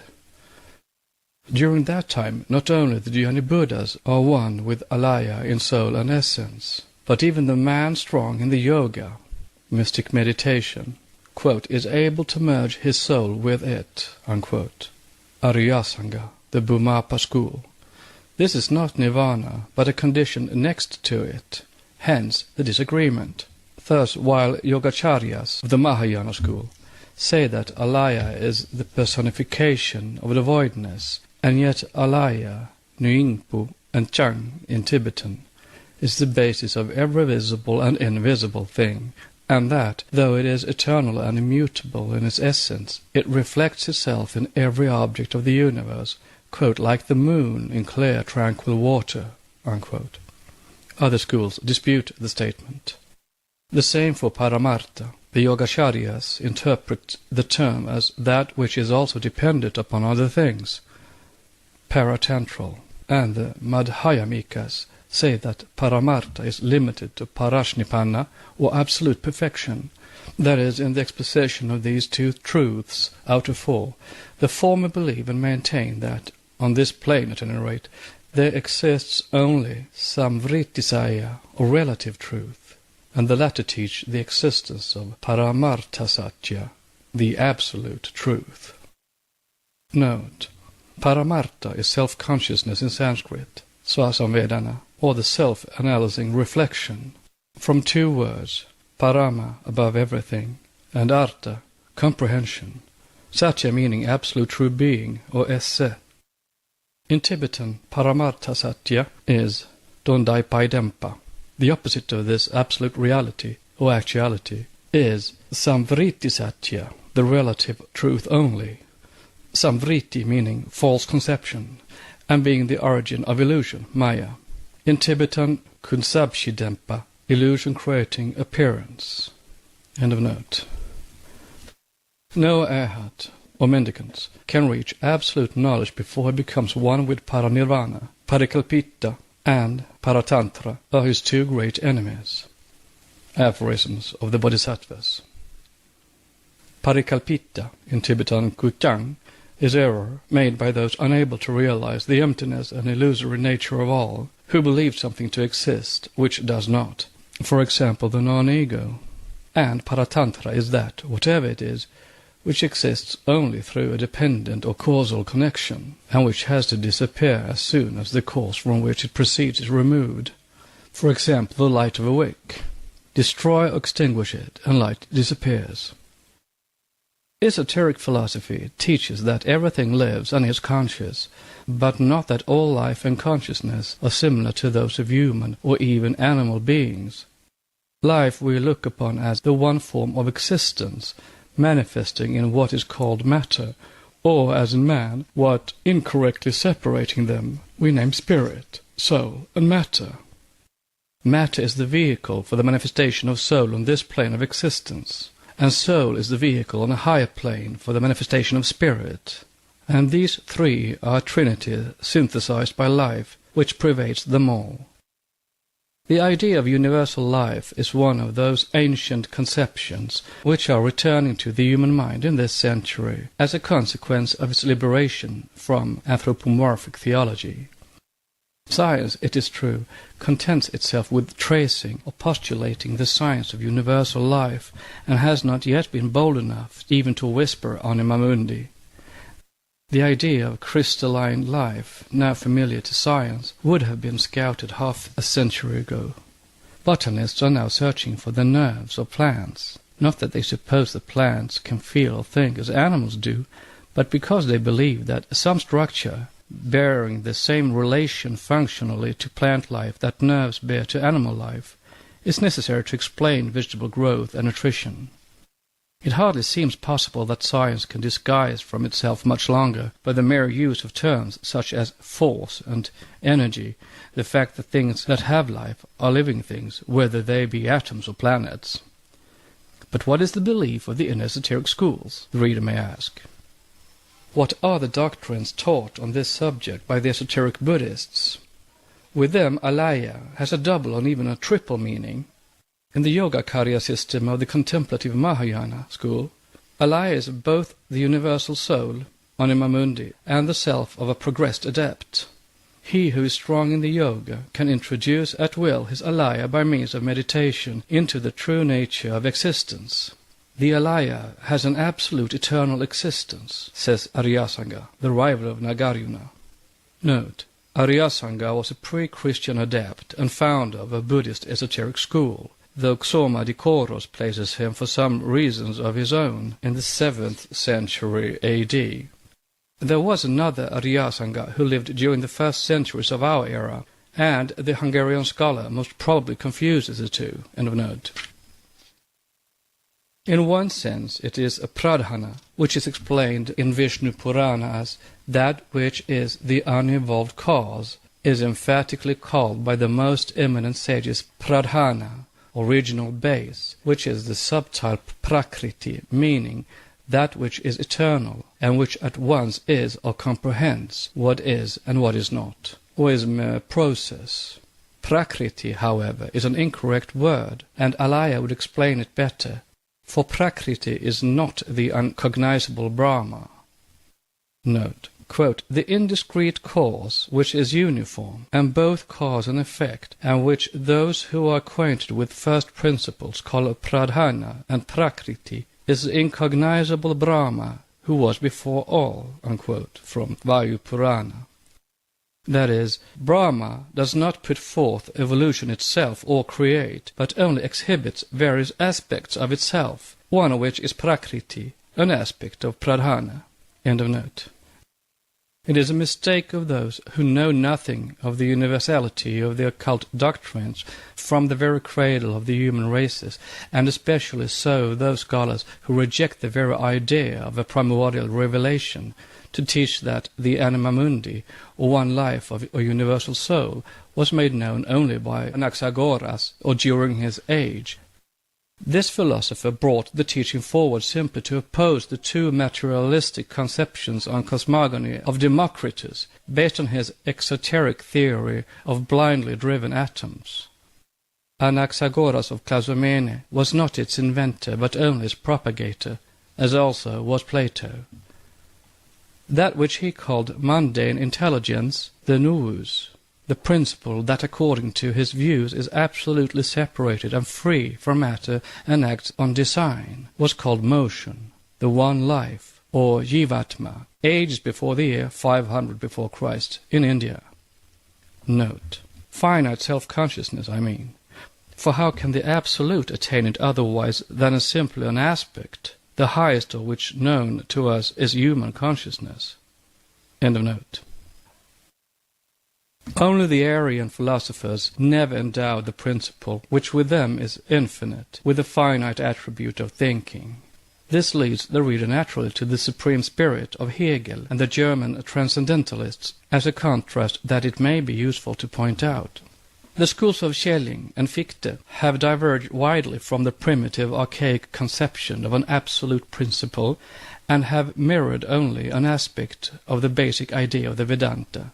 Even the Absoluter Geist, shadowed forth by von Hartmann in his pessimistic philosophy of the unconscious, while it is perhaps the closest approximation made by European speculation to the Hindu Advaita doctrines, similarly falls far short of the reality. According to Hegel, the unconscious would never have undertaken the vast and laborious task of evolving the universe, except in the hope of attaining clear self-consciousness. In this connection it is to be borne in mind that in designating spirit, which the European pantheists use an equivalent to Parabrahm as unconscious, they do not attach to that expression of spirit, one employed in the absence of a better to symbolize a profound mystery, the connotation it usually bears. The absolute consciousness, they tell us, behind phenomena, which is only termed unconsciousness in the absence of any element of personality, transcends human conception. Man, unable to form one concept except in terms of empirical phenomena, is powerless from the very constitution of his being to raise the veil that shrouds the majesty of the Absolute. Only the liberated spirit is able to faintly realize the nature of the source whence it sprung, and with it must eventually return.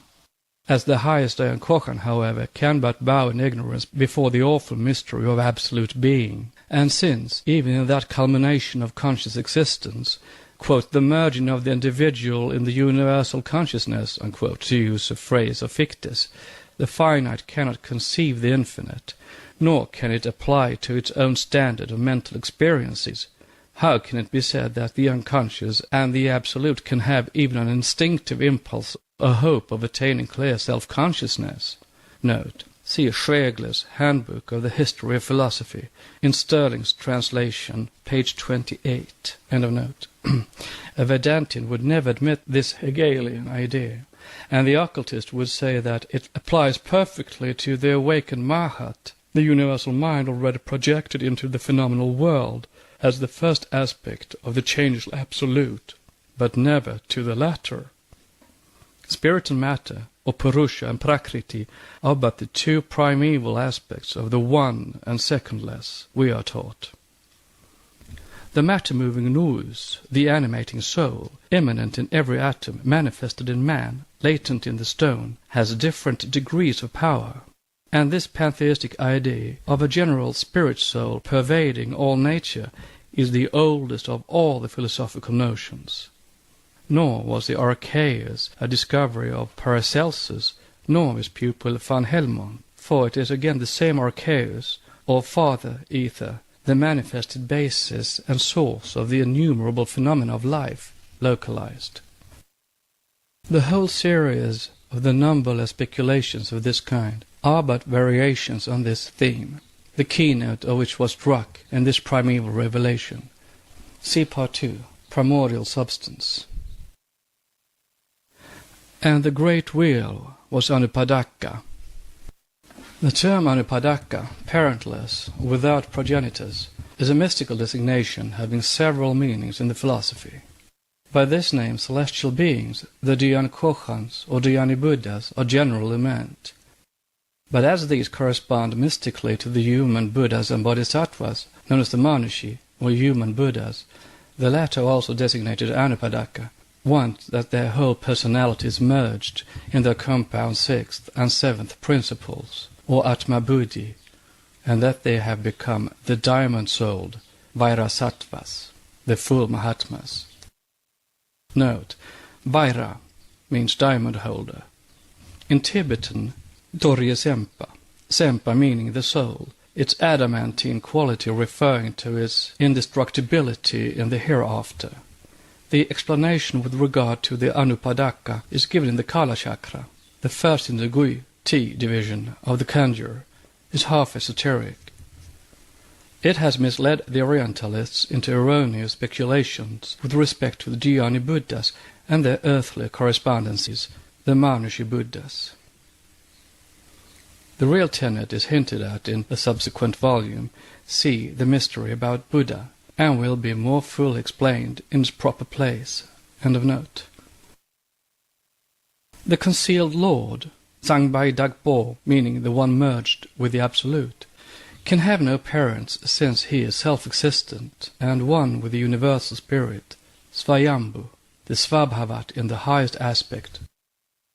Note, to quote Hegel again, who with Schelling practically accepted the pantheistic conceptions of periodical avatars, special incarnations of the world spirit in man, as seen in the case of all the great religious reformers. The essence of man is spirit. Only by stripping himself of his finiteness and surrounding himself to pure self-consciousness does he attain the truth. Christ-man, as man in whom the unity of God-man, identity of the individual with the universal consciousness as taught by the Vedantins and some Advaitis, appeared, has, in his death and history generally, himself presented the eternal history of spirit, a history which every man has to accomplish in himself in order to exist as spirit. Philosophy of History, Sir B's English translation, page 340. End of note. The mystery in the hierarchy of the Anupadaka is great, its apex being the universal spirit soul, and the lower rung the Manushi Buddha. And even every soul-endowed man is an Anupadaka in a latent state. Hence, when speaking of the universe in its formless, eternal, absolute condition, before it was fashioned by the builders, the expression universe was Anupadaka. See Part 2, Primordial Substance. The Secret Doctrine by Elena Petrovna Blavatsky, a facsimile of the original edition of 1888, printed by the Cunningham Press, Alhambra, California. Volume 1, Cosmogenesis. Part 1, Cosmic Evolution. 7 stanzas translated with commentaries from the Secret Book of John. Stanza 2 with commentary. 1. Where were the builders, the luminous sons of manmanteric dawn? In the unknown darkness, in the Ahi Paranishpanna. The producers of form from no form, the root of the world, the Deva Matri and Svabhavat rested in the bliss of non-being. 2. Where was silence? Where the ears to sense it? No, there was neither silence nor sound, naught save ceaseless eternal breath, which knows itself not. 3. The hour had not yet struck. The ray had not yet flashed into the germ. The Matripadma had not yet swollen. 4. Her heart had not yet opened for the one ray to enter, thence to fall as 3 into 4 into the lap of Maya. 5. The 7 sons were not yet born from the web of light. Darkness alone was father-mother, Svabhavat, and Svabhavat was in darkness. 6. These two are the germ, and the germ is one. The universe was still concealed in the divine thought and the divine bosom. Commentary. 1. Where were the builders, the luminous sons of manmanteric dawn? The builders, the sons of manmanteric dawn, are the real creators of the universe, and in this doctrine, which deals only with our planetary system, they, as the architects of the latter, are also called the watchers of the 7 spheres, which exoterically are the 7 planets, and esoterically the 7 earths, or spheres, planets, of our chain also. The opening sentence of stanza 1, when mentioning 7 eternities, is made to apply both to the Mahakalpa, or the great age of Brahma, as well as to the solar pralaya and subsequent resurrection of our planetary system on a high plane. There are many kinds of pralaya, dissolution of a thing visible, as will be shown elsewhere.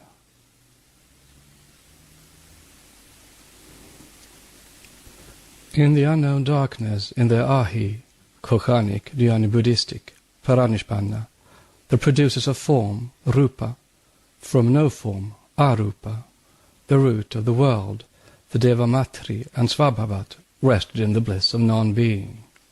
Note: Deva Matri, mother of gods, Aditi or cosmic space. In the Zohar, she is called Sephira, the mother of the Sephiroth, and Shekinah in her primordial form, in abscondito. End of note.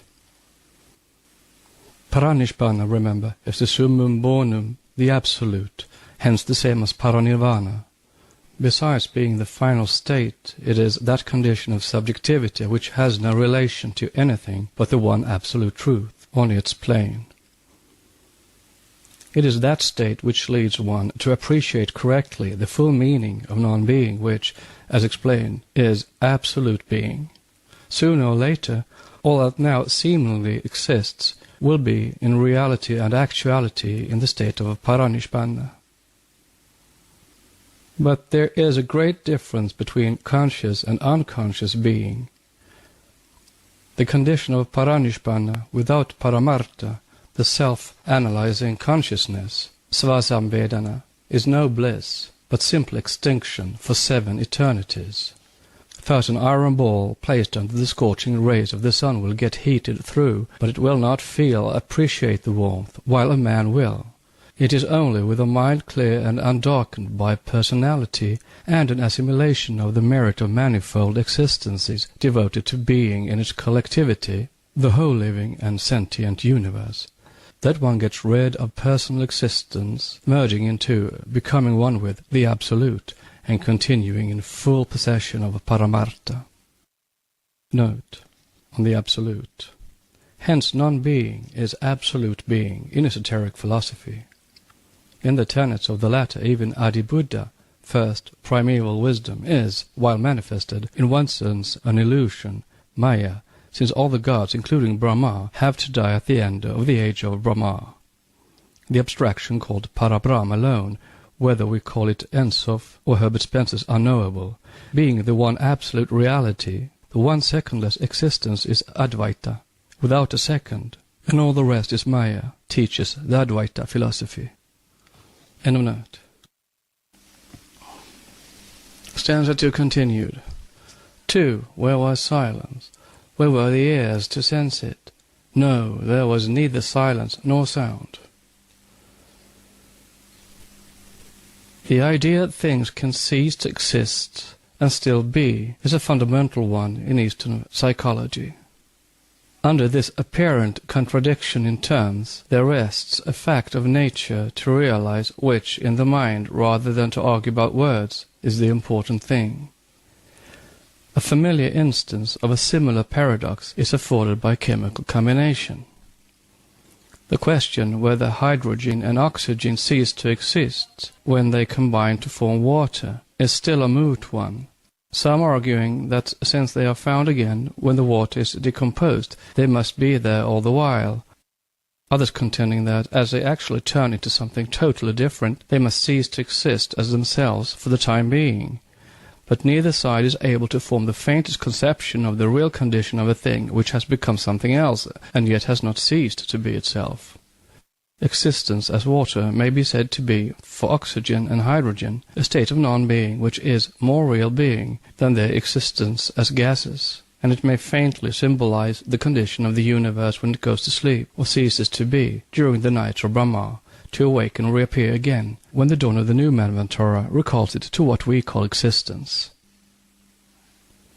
Naught save ceaseless eternal breath, motion, which knows itself not. The breath of the one existence is used in its application only to the spiritual aspect of cosmogony by archaic esotericism. Otherwise it is replaced by its equivalent in the material plane, motion. The one eternal element, or element containing vehicle, is space, dimensionless in every sense, coexistent with which are endless duration, primordial, hence indestructible, matter, and motion, absolute perpetual motion, which is the breath of the one element. This breath, as seen, can never cease, not even during the prolaic eternities. See Chaos, Theos, Cosmos in Part 2. But the breath of the one existence does not, all the same, apply to the one causeless cause, or the all-beingness, in contradistinction to all being, which is Brahma, or the universe. Brahma, or Hari, the four-faced God who, after lifting the earth out of the waters, quote, accomplished the creation, unquote, is held to be only the instrumental and not, as clearly implied, the ideal cause. No Orientalist so far seems to have thoroughly comprehended the real sense of the verses in the Purana that treat of, quote, creation, unquote. Therein Brahma is the cause of the potencies that are to be generated subsequently for the work of, quote, creation, unquote. When a translator says, and from him proceed the potencies to be created, after they had become the real cause, and from it proceed the potencies that will create as they become the real cause, on the material plane, would perhaps be more correct? save that one causeless ideal, cause there is no other to which the universe can be referred. Worthiest of ascetics, through its potency, that is, through the potency of that cause, every created thing comes by its inherent or proper nature. If, in the Vedanta and Jnana, nimitta is the efficient cause, as contrasted with upadana, the material cause, and in the Sankhya, pradhana implies the functions of both. In esoteric philosophy, which reconciles all these systems, and the nearest exponent of which is the Vedanta as expounded by the Advaita Vedantists, none but the upadana can be speculated upon, that which is in the minds of the Vaishnavas, the Vasishtadvaita, as the ideal in contradistinction to the real, or Parabrahm and Ishvara, can find no room in published speculations, since that ideal even is a misnomer when applied to that of which no human reason, even that of an adept, can conceive. To know itself or oneself necessitates consciousness and perception, both limited faculties in relation to any subject, except Parabrahm, to be cognized. Hence, the eternal breath, which knows itself not. Infinity cannot comprehend finiteness. The boundless can have no relation to the bounded and the conditioned. In the occult teachings, the unknown and the unknowable mover, or the self-existing, is the absolute divine essence. And thus, being absolute consciousness and absolute motion, to the limited senses of those who describe this indescribable, it is unconsciousness and immovableness. Concrete consciousness cannot be predicated of abstract consciousness, any more than the quality wet can be predicated of water, wetness being its own attribute and the cause of the wet quality in other things. Consciousness implies limitations and qualifications, something to be conscious of, and someone to be conscious of it. But absolute consciousness contains the cognizer, the thing cognized, and the cognition, all three in itself, and all three one. No man is conscious of more than that portion of his knowledge that happens to have been recalled to his mind at any particular time. Yet such is the poverty of language that we have no term to distinguish the knowledge not actively thought of from knowledge we are unable to recall to memory. To forget is synonymous with not to remember. How much greater must be the difficulty of finding terms to describe and to distinguish between abstract metaphysical facts or differences. It must not be forgotten also that we give names to things according to the appearances they assume for ourselves. We call absolute consciousness unconsciousness because it seems to us that it must necessarily be so, just as we call the absolute darkness, because to our finite understanding it appears quite impenetrable, yet we recognize fully that our perception of such things does not do them justice. We involuntarily distinguish in our minds, for instance, between unconscious absolute consciousness and unconsciousness, by secretly endowing the former with some indefinite quality that corresponds, on a high plane that our thought can reach, with what we know as consciousness in ourselves. This is not any kind of consciousness that we can manage to distinguish from what appears to us as unconsciousness. Stanza 2 continued. The hour had not yet struck, the ray had not yet flashed into the germ. The ray of the ever-darkness becomes, as it is emitted, a ray of effulgent light or life, and flashes into the, quote, germ, unquote, the point in the mundane egg, represented by matter in its abstract sense. But the term point must not be understood as applying to any particular point in space, for a germ exists in the center of every atom, and these collectively form the germ. Or rather, as no atom can be made visible to our physical eye, the collectivity of these, if the term can be applied to something which is boundless and infinite, forms the noumenon of eternal and indestructible matter. The Matri Padma, means Mother Lotus, had not yet swollen. Note. An unpoetical term, yet still very graphic. See footnote 2, stanza 3. One of the symbolical figures for the dual creative power in nature, matter and force on the material plane, is Padma, the water lily of India. The lotus is the product of heat, fire, and water, vapor or ether. Fire standing in every philosophical and religious system as a representation of the spirit of deity, the active, male, generative principle, and ether, or the soul of matter, the light of the fire, for the passive female principle from which everything in this universe emanated. Note on the spirit of deity, even in Christianity, see Part 2, Primordial Substance and Divine Thought, end of note. Hence ether or water is the mother and fire is the father. Sir W. Jones, and before him archaic botany, showed that the seeds of the lotus contain, even before they germinate, perfectly formed leaves, the miniature shape of what one day, as perfect plants, they will become. Nature thus giving us a specimen of the preformation of its production.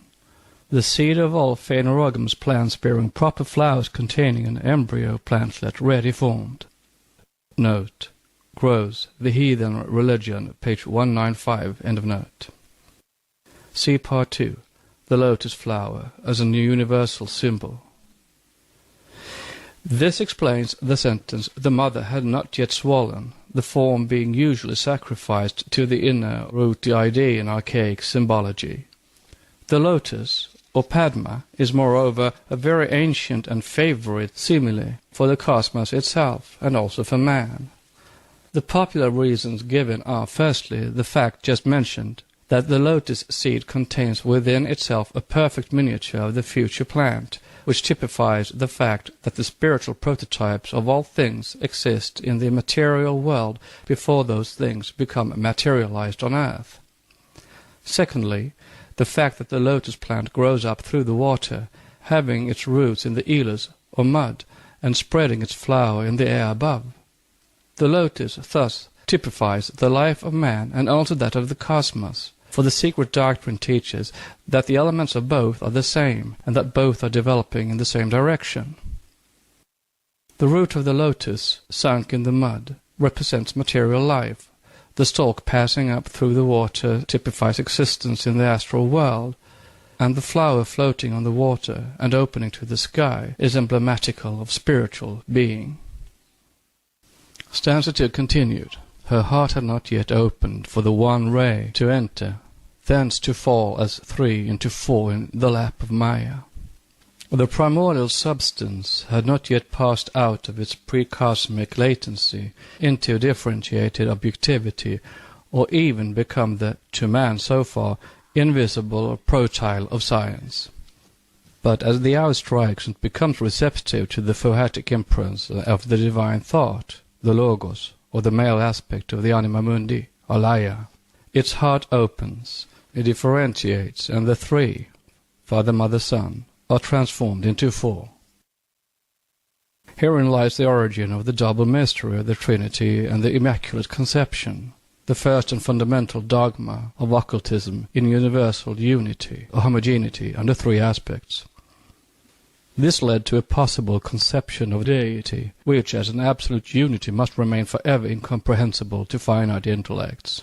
If thou wouldest believe in the power which acts within the root of a plant, or imagine the root concealed under the soil, thou hast to think of its stalk or trunk, and of its leaves and flowers.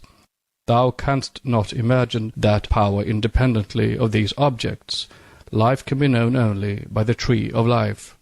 Precepts for Yoga.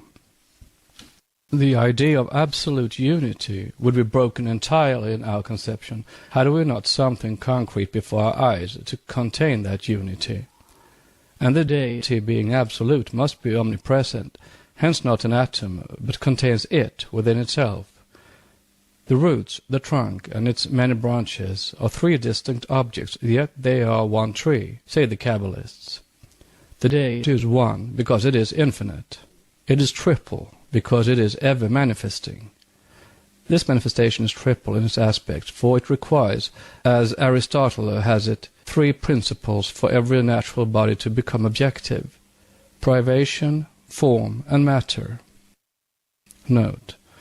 A Vedantin or the Vishishtavaita philosophy would say that, though the only independent reality, Parabrahman, is inseparable from his Trinity, that he is 3, Parabrahmam, Chit, and Achit, the last two being dependent realities unable to exist separately, or to make it clear, Parabrahmam is the substance, changeless, eternal, and incognizable, and Chit, Atma, and Achit, Anatma, are its qualities as form and color are the qualities of any object. The two are the garment or body, or rather attribute, sharira, of Parabrahmam. But an occultist would find much to say against this claim, and so would the Advaiti Vedantin. End of note. Privation meant in the mind of the great philosopher that which the occultists call the prototypes impressed in the astral light, the lowest plane of world of anima mundi. The union of these three principles depends upon a fourth, the life which radiates from the summits of the unreachable to become an universally diffused essence on the manifested planes of existence.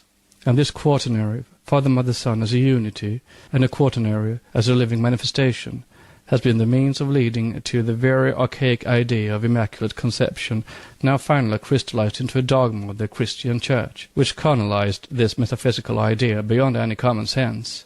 For one has but to read the Kabbalah and study its numerical methods of interpretation to find the origin of that dogma. It is purely astronomical, mathematical, and preeminently metaphysical.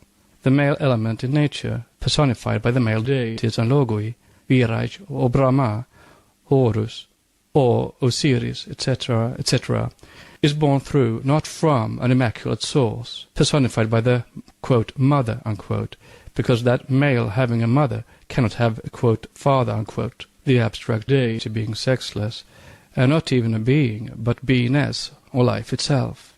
Let us render this in the mathematical language of the author of The Source of Measures. Speaking of the measure of a man and his numerical, Kabbalistic value, he writes that in Genesis chapter 4, verse 1, it is called the man-even Jehovah measure, and this is obtained in this way, meaning 113 by 5 equals 565, and the value 565 can be placed under the form of expression 56.5 by 10 equals 565.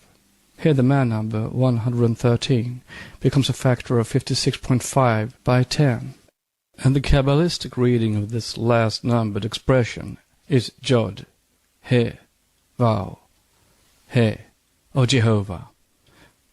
The expansion of 565 into 56.5 by 10 is purposed to show the emanation of the male, Jod, from the female, Eva, principle, or so to speak, the birth of a male element from an immaculate source, in other words, an immaculate conception. Thus is repeated on earth the mystery enacted, according to the seers, on the divine plane. The, quote, son, unquote, of the Immaculate Celestial Virgin, or the undifferentiated cosmic protyle, matter in its infinitude, is born again on earth as the son of the terrestrial Eve, our Mother Earth, and becomes humanity as a total, past, present, and future, for Jehovah, or Yod He Vav He, is androgyne, or both male and female. Above, the sun is the whole cosmos. Below, he is mankind. The triad or triangle becomes tetractys, the sacred Pythagorean number, the perfect square, and a six-faced cube on earth. The macroprosopus, the great face, is now microprosopus, the lesser face, or, as the Kabbalists have it, the Ancient of Days, descending on Admon Kadmon, whom he uses as his vehicle to manifest through, gets transformed into Tetragrammaton. It is now in the lap of Maya, the great illusion, and between itself and the reality has the astral light, the great deceiver of man's limited senses, unless knowledge through Paramarthasatya comes to the rescue. Stanza 2 continued. 5. The 7 sons were not yet born from the web of light. Darkness alone was father-mother, Svabhavat, and Svabhavat was in darkness. The secret doctrine in the stanzas given here occupies itself chiefly, if not entirely, with our soul system, and especially with our planetary chain. The 7 sons, therefore, are the creators of the latter. This teaching will be explained more fully hereafter. See Part 2, Theogony of the Creative Gods. Svabhavat, the plastic essence that fills the universe, is the root of all things. Svabhavat is, so to say, the Buddhistic concrete aspect of the abstraction called in Hindu philosophy Mula Prakriti. It is the body of the soul, and that which ether would be to Akasha, the latter being the informing principle of the former. Chinese mystics have made of it the synonym of being. In the Ekashloka Shastra of Nagarjuna, the Lung Shu of China, called by the Chinese the Yishu Lukya Lun, it is said that the original word of Yu is being or subhava, the substance giving substance to itself, also explained by him as meaning without action and with action, the nature which has no nature of its own. Subhava, from which Svabhavat is composed of two words, Su, fair, handsome, good, Sva, self, and Va, being or states of being. Stanza 2 continued. 6. These two are the germ, and the germ is 1. The universe was still concealed in the divine thought and the divine bosom. The divine thought does not imply the idea of a divine thinker. The universe, not only past, present, and future, which is a human and finite idea expressed by finite thought, but in its totality, the Sat, an untranslatable term, the absolute being, with the past and future crystallized in an eternal present, is that thought itself reflected in a secondary or manifest cause. Brahma, neuter, as the mysterium magnum of Paracelsus, is an absolute mystery to the human mind. Brahma, the male-female, its aspect and anthropomorphic reflection, is conceivable to the perceptions of blind faith, though rejected by human intellect when it attains its majority. See Part 2, Primordial Substance and Divine Thought. Hence the statement that during the prologue, so to say, of the drama of creation, or the beginning of cosmic evolution, the universe or the sun lies still concealed in the divine thought, which had not yet penetrated into the divine bosom. This idea, note well, is at the root and forms the origin of all the allegories about the sons of God, born of immaculate virgins. The Esoteric book will continue with Cosmogony stanza 3 and its commentary.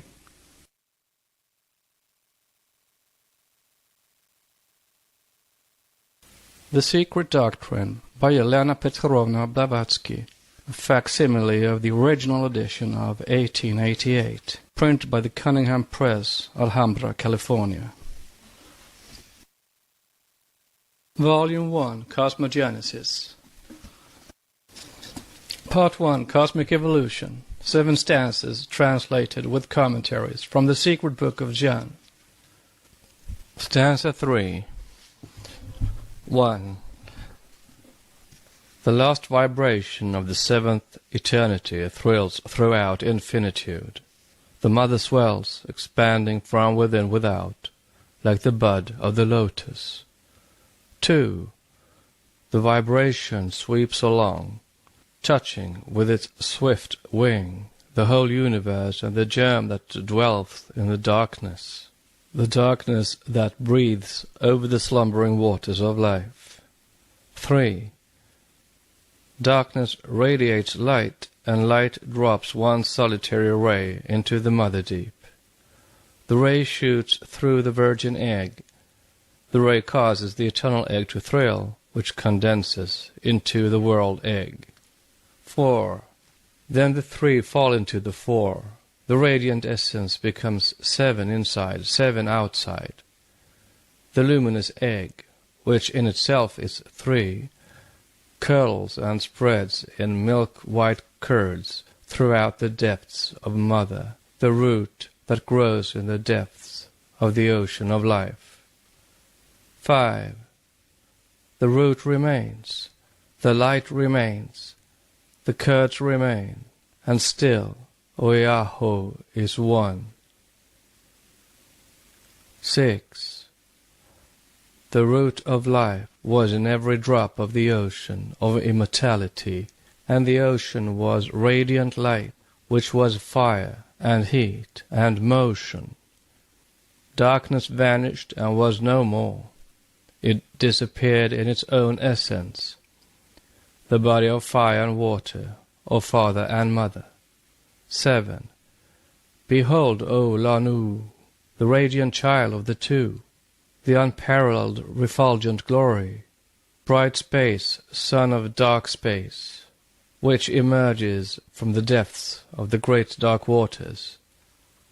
It is Oyahu the younger, the secret left out. He shines forth as the sun. He is the blazing divine dragon of wisdom. The one is 4, and 4 takes to itself 3, and the union produces the Sapta, in whom are the 7 which become the Tridasa, or the hosts, and the multitudes. Behold him lifting the veil and unfurling it from east to west. He shuts out the above, and leaves the below to be seen as the great illusion. He marks the places for the shining ones, and turns the upper into a shoreless sea of fire, and the one manifested into the great waters. 8. Where was the germ, and where was now darkness?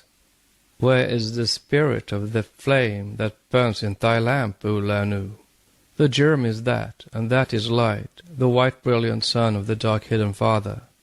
9. Light is cold flame, and flame is fire, and fire produces heat, which yields water, the water of life in the Great Mother. 10. Father Mother spin a web whose upper end is fastened to spirit, the light of the one darkness, and the lower one to its shadowy end, matter, and this web is the universe spun out of the 2 substances made in one, which is Svabhavat. 11. It expands when the breath of fire is upon it. It contracts when the breath of the mother touches it. Then the sons dissociate and scatter, to return into their mother's bosom at the end of the great day, and re-become one with her. When it is cooling, it becomes radiant, and the sons expand and contract through their own selves and hearts. They embrace infinitude. 12. Then Svabhavat sends Fohat to harden the atoms. Each is a part of the web, reflecting the self-existent Lord, like a mirror. Each becomes in turn a world. In the English translation from the Sanskrit, the numbers are given in that language, Eka, Chatur, etc., etc. It was thought best to give them in English. End of note. Commentary. 1. The last vibration of the 7th eternity thrills through infinitude. The seemingly paradoxical use of the sentence 7th eternity, thus dividing the indivisible, is sanctified in esoteric philosophy. The latter divides boundless duration into unconditional eternal and universal time and a conditioned one, khandakala. One is the abstraction or noumenon of infinite time, kala. The other its phenomenon appearing periodically as the effect of mahat, the universal intelligence limited by manvanteric duration. With some schools, mahat is the firstborn of a pradhana, undifferentiated substance, or the periodical aspect of mula prakriti, the root of nature, which, pradhana, is called maya, the illusion. In this respect, I believe esoteric teaching differs from the Vedantin doctrines of both the Advaita and the Vishishtadvaita schools. For it says that while mula prakriti, the noumenon, is self-existing and without any origin, is, in short, parentless, anupadaka, as one with the Brahman, prakriti, its phenomenon, is periodical and no better than a phantasm of the former. So mahat, with the occultists, the firstborn of gnana, or gnosis, knowledge, wisdom of the Logos, is a phantasm reflected from the absolute nirguna, parabrahm, the one reality, devoid of attributes and qualities. See Upanishads. while with some Vedantians Mahat is a manifestation of Prakriti, or matter. Therefore, the last vibration of the seventh eternity was foreordained, by no god in particular, but occurred in virtue of the eternal and changeless law which causes the great periods of activity and rest, called so graphically and at the same time so poetically, the days and nights of Brahma. The expansion from within without of the mother, called elsewhere the waters of space, universal matrix, etc., does not allude to an expansion from a small center of focus, but, without reference to size or limitation or area, means the development of limitless subjectivity into as limitless objectivity, the ever, to us, invisible and immaterial substance present in eternity through its periodical shadow from its own plane into the lap of Maya. It implies that this expansion, not being an increase in size, for infinite extension admits of no enlargement, was a change of condition. It expanded like the bud of the lotus, for the lotus plant exists not only as a miniature embryo in its seed, a physical characteristic, but its prototype is present in an ideal form in the astral light from dawn to night during the manvantaric period, like everything else, as a matter of fact, in this objective universe, from man down to mite, from giant trees down to the tiniest blades of grass. All this, teaches the hidden science, is but the temporary reflection, the shadow of the eternal ideal prototype in divine thought. The word eternal, note well again, standing here only in the sense of aeon, as lasting throughout the seemingly interminable but still limited cycle of activity, called by us Manvantara. For what is the real esoteric meaning of Manvantara, or rather a Manuantara? It means esoterically between two Manus, of whom there are 14 in every day of Brahma. Such a day consisting of 1,000 aggregates of 4 ages, or 1,000 great ages, Mahayugas. Let us now analyze the word or name Manu. Orientalists and their dictionaries tell us that the term Manu is from the root man, to think, hence the thinking man. But esoterically, every Manu, as an anthropomorphized patron of a special cycle or round, is but the personified idea of the thought divine, as the Hermetic Primander. Each of the Manus, therefore, the creator and fashioner of all that appears during his own respective cycle of being or Manvantara. Fohat runs the Manus, or Jiankochan's, errands, and causes the ideal prototypes to expand from within without, meaning to cross gradually, on a descending scale, all the planes from the noumenon to the lowest phenomenon, to bloom finally on the last into full objectivity, the acme of illusion, or the grossest matter. Stanza 3 continued. The vibration sweeps along, touching with its swift wing, simultaneously, the whole universe, and the germ that dwelleth in darkness, the darkness that breathes, moves, over the slumbering waters of life. The Pythagorean monad is also said to dwell in solitude and darkness like the germ. The idea of the breath of darkness moving over the slumbering waters of life, which is primordial matter with the latent spirit in it, recalls the first chapter of Genesis. Its original is the Brahminical Narayana, the mover on the waters, who is the personification of the eternal breath of the unconscious all, or Parabrahm, of the Eastern occultists. The waters of life, or chaos, the female principle in symbolism, are the vacuum, to our mental sight, in which lie the latent spirit and matter.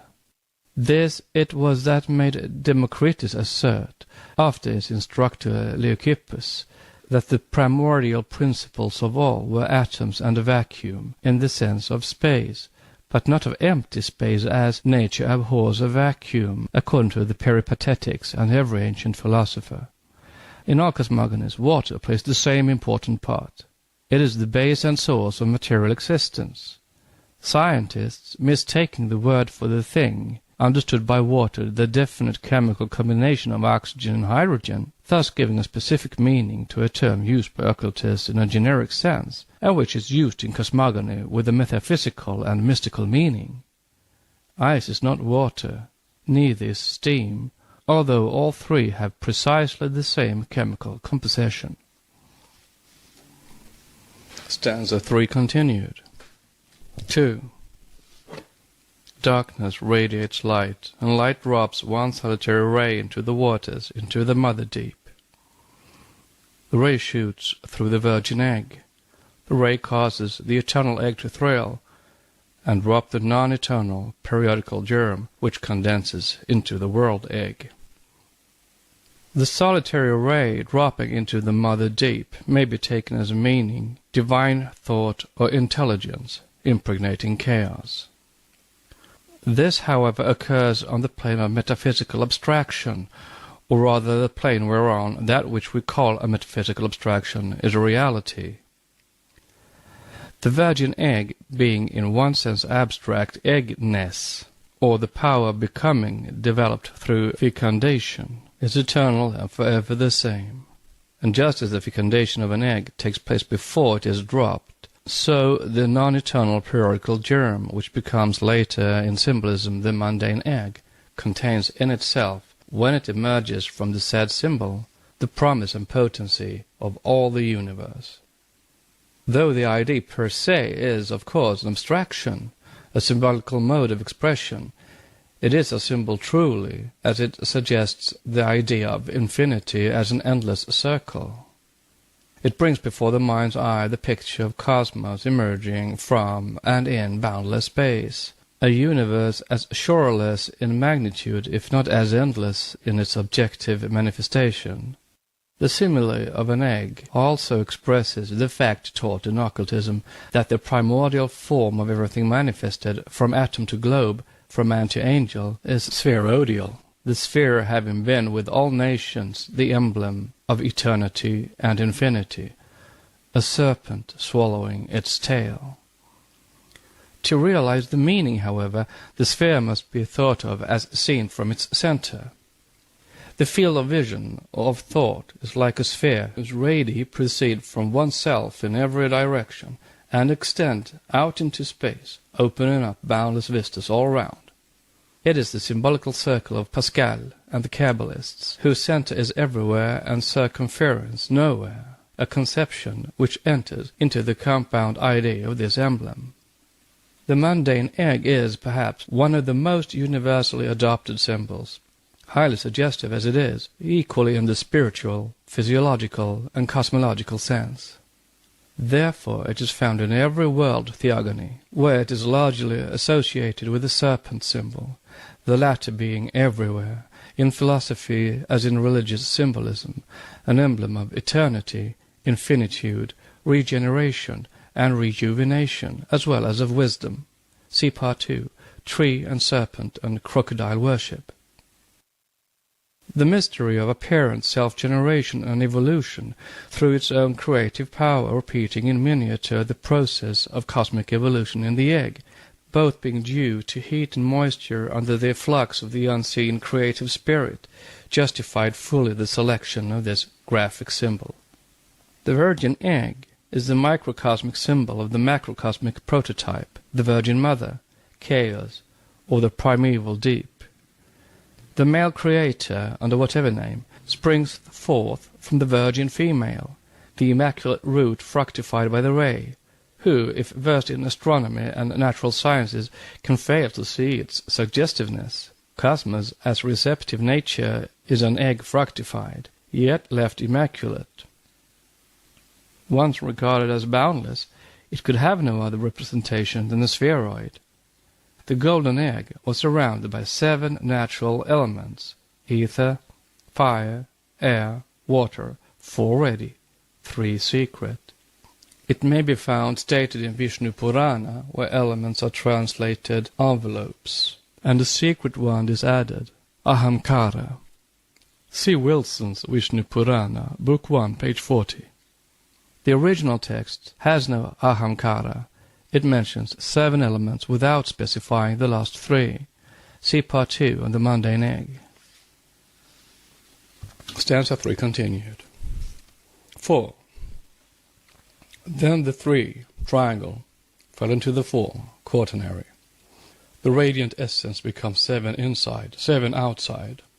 The use of geometrical figures and the frequent allusions to figures in all ancient scriptures, see Puranas, Egyptian papyri, the Book of the Dead, and even the Bible, must be explained.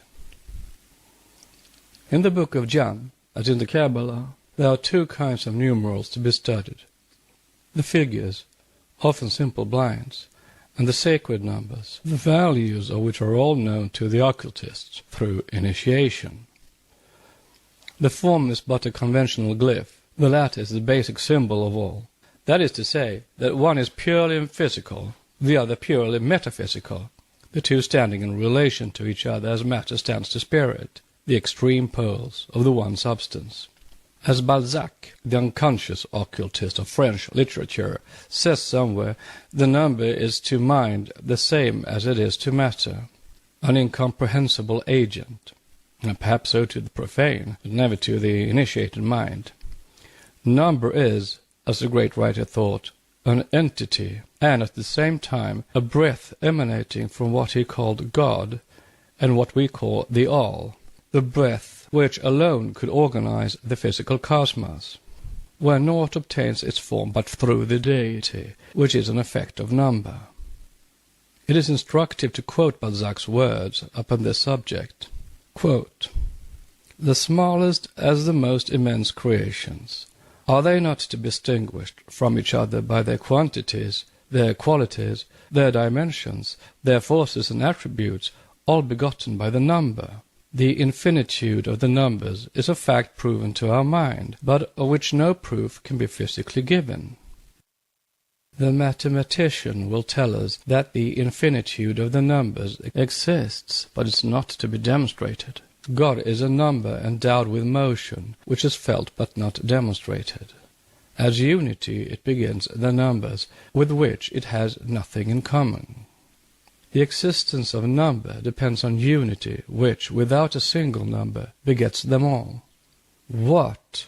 Unable either to measure the first abstraction yielded to you by the deity, or to get hold of it, you still hope to subject to your measurements the mystery of the secret sciences which emanate from that deity.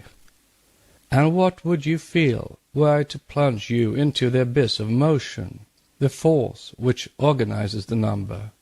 What would you think were I to add that motion and number are begotten by the Word, the supreme reason of the seers and prophets who, in days of old, sensed the mighty breath of God, a witness to which is the Apocalypse?" Unquote. Note on motion and number. Number truly, but never motion. It is motion which begets the Logos, the Word in occultism. End of note. The luminous egg, Hiranyagarbha, which in itself is 3, the triple hypostasis of Brahma or Vishnu, the 3 Avashtas, curdles and spreads in milk-white curds throughout the depths of Mother, the root that grows in the ocean of life. The radiant essence curdled and spread throughout the depths of space. From an astronomical point of view, this is easy of explanation. It is the Milky Way, the world stuff, or primordial matter in its first form. It is more difficult, however, to explain it in a few words or even lines from the standpoint of occult science and symbolism, as it is the most complicated of glyphs. Herein are enshrined more than a dozen symbols. To begin with, the whole pantheon of mysterious objects, every one of them having some definite occult meaning, extracted from the allegorical churning of the ocean by the Hindu gods. Note on the whole pantheon of mysterious objects. The 14 precious things. The narrative or allegory is found in the Satapatha Brahmana and others. The Japanese secret science of the Buddhist mystics The Yamabushi has 7 precious things. We will speak of them hereafter. End of note. Besides Amrita, the water of life or immortality, Surabhi, the cow of plenty, called the fountain of milk and curds, was extracted from this sea of milk. Hence the universal adoration of the cow and bull, one the productive, the other the generative power in nature, symbols connected with both the solar and the cosmic deities. The specific properties for occult purposes of the 14 precious things, being explained only at the 4th initiation, cannot be given here, but the following may be remarked. In the Satapatha Brahmana it is stated that the churning of the ocean of milk took place in the Satyayug, the first age which immediately followed the quote, deluge, unquote. As, however, neither the Rig Veda, both preceding Vaivasvata's quote, deluge, unquote, that of the bulk of the 4th race, mention this deluge, it is evident that it is not the great deluge, nor that which carried away Atlantis, nor even the deluge of Noah which is meant here. This churning relates to a period before the earth's formation, and is in direct connection with that other universal legend, the various and contradictory versions of which culminated in the Christian dogma of the war in heaven and the fall of the angels. See Book 2, also Revelations, Chapter 12. The Brahmanas, reproached by the Orientalists with their versions on the same subjects, often clashing with each, are preeminently occult works, hence used purposely as blinds. They were allowed to survive for public use and property only because they were and are absolutely unintelligible to the masses. Otherwise they would have disappeared from circulation as long ago as the days of Akbar. Stanza 3 continued. The root remains, the light remains, the curds remain, and still Oeaoho is one. Oeaoho is rendered Father Mother of the Gods in the commentaries, or the 6 in 1, or the septenary root from which all proceeds. All depends upon the accent given to these 7 vowels, which may be pronounced as 1, 3, or even 7 syllables, by adding an E after the letter O. This mystic name is given out, because without a thorough mastery of the triple pronunciation it remains forever ineffectual. That Oeao is one refers to the non-separatedness of all that lives and has its whether in active or passive state. In one sense, Oeao is the rootless root of all, hence one with Parabrahma. In another sense, it is a name for the manifested one life, the eternal living unity. The root means, as already explained, pure knowledge, sattva, eternal, nitya, unconditioned reality or sat, satya, whether we call it Parabrahmam or Mula Prakriti, for these are the 2 aspects of the one. Note: the original for understanding is sattva, which Shankara, Achaira, renders antahkarana. Refined, he says, by sacrifices and other sanctifying operations. In the Kata, at page 148, sattva is said by Sankara to mean buddhi, a common use of the word. The Bhagavad Gita and the Sanatsugatya and the Anugita, translated by Kashinat Trimbak Telang, edited by Max Müller. Whatever meaning various schools may give the term, sattva is the name given among occult students of the Arya Sangha school to the dual monad or Atma Buddhi. The Atma Buddhi on this plane corresponds to Parabrahm and Mula Prakriti on the higher plane. End of note. The light is the same omnipresent spiritual ray which has entered and now fecundated the divine egg and caused cosmic matter to begin its long series of differentiations. The curds are the first differentiation, and probably refer also to that cosmic matter which is supposed to be the origin of the Milky Way, the matter we know. This matter, which, according to the revelation received from the primeval Dhyani Buddhas, is, during the periodical sleep of the universe, of the ultimate tenuity conceivable to the eye of the perfect Bodhisattva. This matter, radical and cool, becomes, at the first reawakening of cosmic motion, scattered through space, appearing, when seen from the earth, in clusters and lumps, like curds in thin milk. These are the seeds of the future worlds, the star stuff. Stanza 3 continued. 6. The root of life was in every drop of the ocean of immortality, Amrita, and the ocean was radiant light, which was fire and heat and motion. Darkness vanished and was no more. It disappeared in its own essence, the body of fire and water, of father and mother. Notes. Notes on Amrita. Amrita is immortality. Notes on darkness vanished and was no more. See commentary number 1 to this stanza. End of notes. The essence of darkness being absolute light, darkness is taken as the appropriate allegorical representation of the condition of the universe during pralaya, or the term of absolute rest or non-being, as it appears to our finite minds.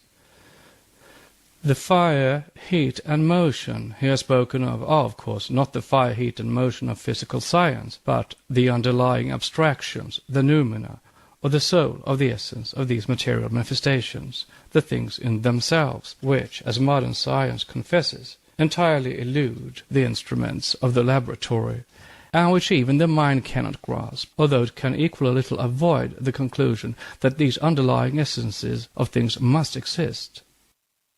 Fire and water, or father and mother, may be taken here to mean the divine ray and chaos. Note, see Quan Shayin. The real name from the text cannot be given. End of note. Chaos, from this union with spirit obtaining sense shown with pleasure, and thus was produced the protogonos, the firstborn light, says a fragment of Hermas. Damascus calls it Dis, in Theogony, the disposer of all things. See Chorus Ancient Fragments, page 314. According to the Rosicrucian tenets, as handled and explained by the profane for once correctly, if only partially, so light and darkness are identical in themselves, being only divisible in the human mind. And according to Robert Flood, darkness adopted illumination in order to make itself visible, on Rosenkranz. According to the tenets of Eastern occultism, darkness is the one true actuality, the basis and the root of light, without which the latter could never manifest itself, nor even exist. Light is matter and darkness pure spirit. Darkness, in its radical metaphysical basis, is subjective and absolute light, while the latter, in all its seeming effulgence and glory, is merely a mass of shadows, as it can never be eternal, and is simply an illusion, or Maya. Even in the mind-baffling and science-harassing Genesis, light is created out of darkness. And darkness was upon the face of the deep. Chapters 1, verse 2. And not vice versa. In him, in darkness, was life, and the life was the light of men. John 1, 4. A day may come when the eyes of men will be opened, and then they may comprehend better than they do now that verse in the Gospel of John that says, And the light shineth in darkness, and the darkness comprehendeth it not.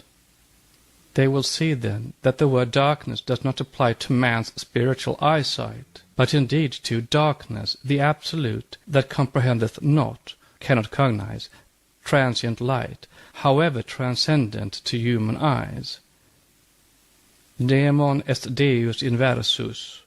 The devil is now called darkness by the church, whereas in the Bible he is called the Son of God. See Job. The bright star of the early morning, Lucifer. See Isaiah. There is a whole philosophy of dogmatic craft in the reason why the first archangel, who sprang from the depths of chaos, was called Lux, Lucifer, the luminous son of the morning, or manvanteric dawn.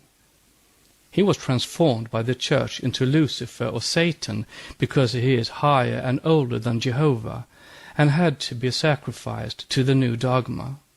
See Book 2. Stanza 3 continued. 7. Behold, Ulanu, the radiant child of the two, the unparalleled refulgent glory, bright space, son of dark space, who emerges from the depths of the great dark waters. It is Oahu, the younger, the secret left out, whom thou knowest now as Quan Sha Yin. Comment. Note. Lanu is a student, a chela who studies practical esotericism. End of note.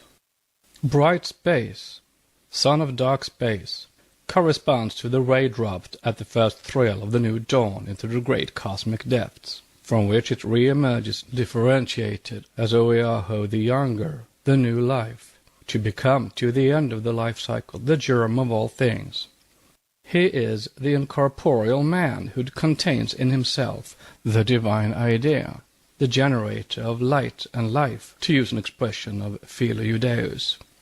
He is called the blazing dragon of wisdom, because firstly, he is that which the Greek philosophers called the logos, the verbum of the thought divine, and secondly, because in esoteric philosophy this first manifestation being the synthesis of the aggregate of universal wisdom, Oeahu, the son of the sun, contains in himself the seven creative hosts, the Sephiroth, and is thus the essence of manifested wisdom.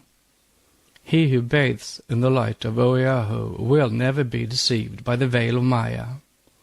Quan Sha Yin is identical with and an equivalent of the Sanskrit Avalokiteshvara, and as such he is an androgynous deity, like the Tetragrammaton nor the Logoi of antiquity. Note. Hence all the higher gods of antiquity are all sons of the mother before they become those of the father. The Logoi, the Jupiter or Zeus, son of Kronos, Saturn, infinite time or Kala, in their origin were represented as male-female. Zeus, or in English Zeus, is said to be the beautiful virgin, and Venus is made bearded. Apollo is originally bisexual, so is Brahmavak in Manu and the Puranas. Osiris is interchangeable with Isis, and Horus is of both sexes. Finally, St. John's vision in Revelation, that of the Logos, who is now connected with Jesus, is hermaphrodite, for he is described as having female breasts. So is the Tetragrammaton, equals Jehovah. But there are two Avalokiteshvaras in esotericism, the first and the second Logos. End of note. It is only by some sects in China that he is anthropomorphized and represented with female attributes, when, under his female aspect, he becomes Kuan Yin, the goddess of mercy, called the divine voice. Notes on female attributes. No religious symbol can escape profanation and even derision in our days of politics and science. In southern India, the writer has seen a converted native making puja with offerings before a statue of Jesus, clad in a woman's clothes and with a ring in his nose. When asking the meaning of the masquerade, we were answered that it was Jesu Maria, blended in one, and that it was done by the permission of the Padi, as the zealous convert had no money to purchase two statues or idols, as they very properly were called by a witness, another but a non-converted Hindu. Blasphemous this will appear to a dogmatic Christian, but the theosophist and the occultist must award the palm of logic to the converted Hindu. The esoteric Christos in the Gnosis is, of course, sexless, but in exoteric theology he is male and female. End of note. Notes on the divine voice. The Gnostic Sophia, wisdom, who is the mother of Ogdoad, Aditi in a certain sense, with her 8 sons, is the Holy Ghost and the creator of all, as in the ancient systems. The Father is a far later invention. The earliest manifested Logos was female everywhere, the mother of the 7 planetary powers. End of note.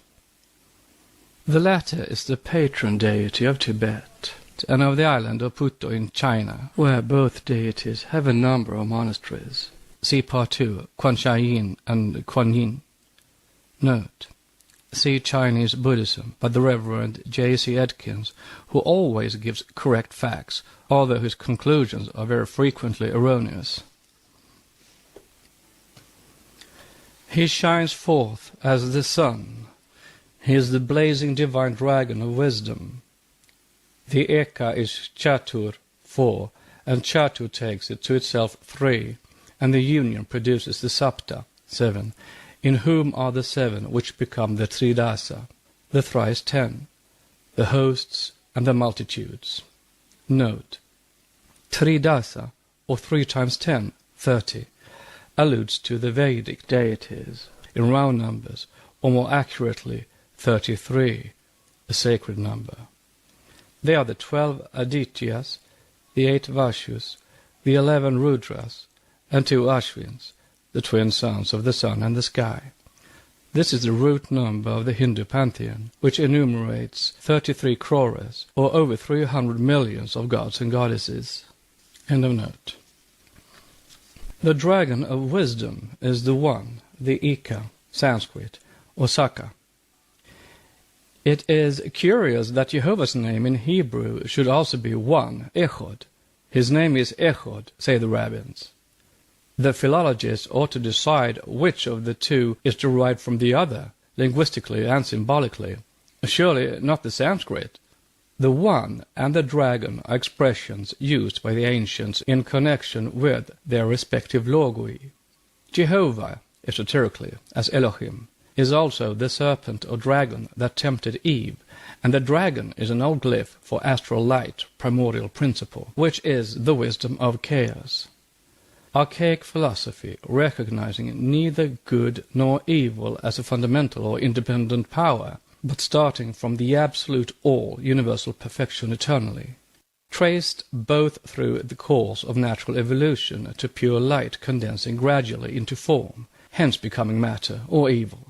It was left with the early and ignorant Christian fathers to degrade the philosophical and highly scientific idea of this emblem, the dragon, into the absurd superstition called the devil. They took it from the later Zoroastrians, who saw devils or the evil in the Hindu devas, and the word evil thus became, by a double transmutation, devil in every tongue, diabolos, diable, diavolo, teufel.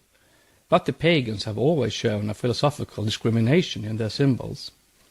The primitive symbol of the serpent symbolized divine wisdom and perfection, and had always stood for psychical regeneration and immortality. Hence Hermes calling the serpent the most spiritual of all beings. Moses initiated in the wisdom of Hermes, following suit in Genesis. The Gnostics' serpent, with the 7 vowels over its head, being the emblem of the 7 hierarchies of the septenary or planetary creators. Hence, also, the Hindu serpent, Sesha, or Ananta, the infinite, a name of Vishnu, whose first vakan, or vehicle, on the primordial waters is this serpent. Note: like the logoi and the hierarchies of power, however, the serpents have to be distinguished one from the other. Sesha, or Ananta, the couch of Vishnu, is an allegorical abstraction, symbolizing infinite time in space, which contains the germ and throws off periodically the efflorescence of this germ, the manifested universe. Whereas the Gnostic Ophis contained the same triple symbolism in its 7 vowels as the 1, 3, and 7-syllabled Oeaohu of the archaic doctrine, that is, the one unmanifested logos, the second manifested, the triangle concreting into the quaternary or tetragrammaton, and the race of the latter on the material plane. End of note. Yet they all made a difference between the good and the bad serpent, the astral light of the Kabbalists, between the former, the embodiment of divine wisdom in the region of the spiritual, and the latter evil on the plane of matter. Note: the astral light, or the ether, of the ancient pagans, for the name of astral light is quite modern, is spirit matter. Beginning with the pure spiritual plane, it becomes grosser as it descends until it becomes the Maya, or the tempting and deceitful serpent on our plane. End of note. Jesus accepted the serpent as a synonym of wisdom, and this formed part of his teaching. Be ye wise as serpents, he says. In the beginning, before mother became father-mother, the fiery dragon moved in the infinitude alone. Book of Sarpayani. The Aitareya Brahmana calls the earth Sarparayini, the serpent queen, and the mother of all that moves. Before our globe became egg-shaped, and the universe also, a long trail of cosmic dust, or fire mist, moved and withered like a serpent in space. The Spirit of God moving on chaos was symbolized by every nation in the shape of a fiery serpent, breathing fire and light upon the primordial waters until it had incubated cosmic matter and made it assume the annular shape of a serpent, with its tail in its mouth, which symbolizes not only eternity and infinitude, but also the globular shape of all the bodies formed within the universe from that fiery mist. The universe, as well as the earth and man, cast off periodically, serpent-like, their old skins to assume new ones after a time of rest. The serpent is surely a not less graceful or more unpoetical image than the caterpillar and chrysalis from which springs the butterfly, the Greek emblem of Psyche, the human soul. The dragon was also the symbol of the Logos with the Egyptians, as with the Gnostics. In the Book of Hermes, Pimander, the oldest and the most spiritual of the Logoi of the Western continent, appears to Hermes in the shape of a fiery dragon of light, fire, and flame. Pimander, the thought divine personified, says, "The light is me. I am the Nous," the mind of Manu. "I am thy God, and I am far older than the human principle which escapes from the shadow, darkness, or the concealed deity. I am the germ of thought, the resplendent word, the Son of God. All that thus sees and hears in thee is the verbum of the Master. It is the thought, Mahat, which is God the Father." Note: by God the Father, the seventh principle in man and cosmos are here unmistakably meant, this principle being inseparable in its esse and nature from the seventh cosmic principle.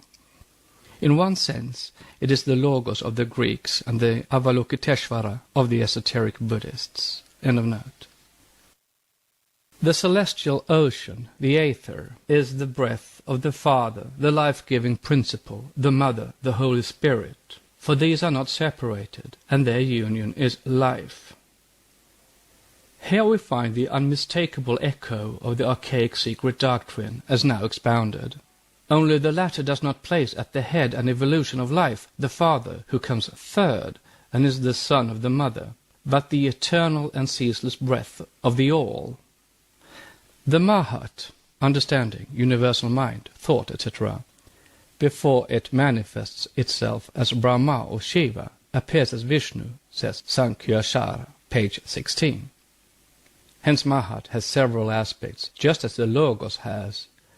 Mahat is called the Lord in the primary creation and is in this sense universal cognition or thought divine, but that Mahat which was first produced is afterwards called egoism when it is born as I. That is said to be the second creation, Anugita, chapter 26. And the translator, an able and learned Brahmin, not a European Orientalist, explains in a footnote 6. That is, when Mahat develops into the feeling of self-consciousness, I, then it assumes the name of egoism, which, translated in our esoteric phraseology, means when Mahat is transformed into the human manas, or even that of the finite gods, and becomes ahamship. Why it is called the Mahat of the second creation, or the ninth, that of the Kumara in Vishnu Purana, will be explained in Book 2. The sea of fire is then the super-astral, that is, noumenal, light, the first radiation from the root, the Mula Prakriti, the undifferentiated cosmic substance, which becomes astral matter. It is also called the fiery serpent, as above described.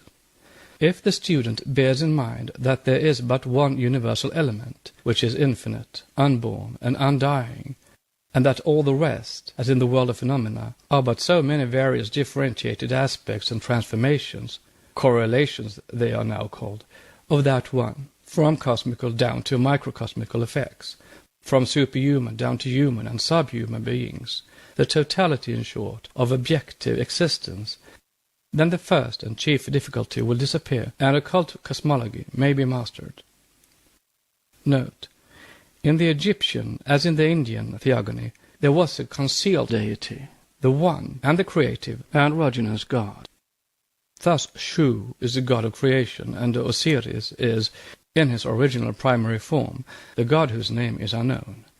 See Maretz, Abydos, Book 2, page 63, and Volume 3, pages 413, 414, number 1122, end of note.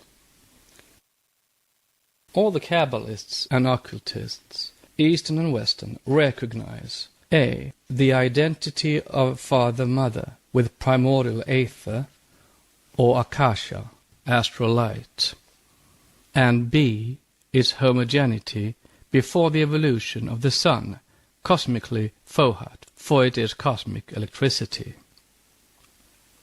Fohat hardens and scatters the seven brothers, Book 3, Jan, which means that the primordial electric entity, for the Eastern occultists insist that electricity is an entity, electrifies into life and separates primordial stuff or pre-genetic matter into atoms, themselves the source of all life and consciousness.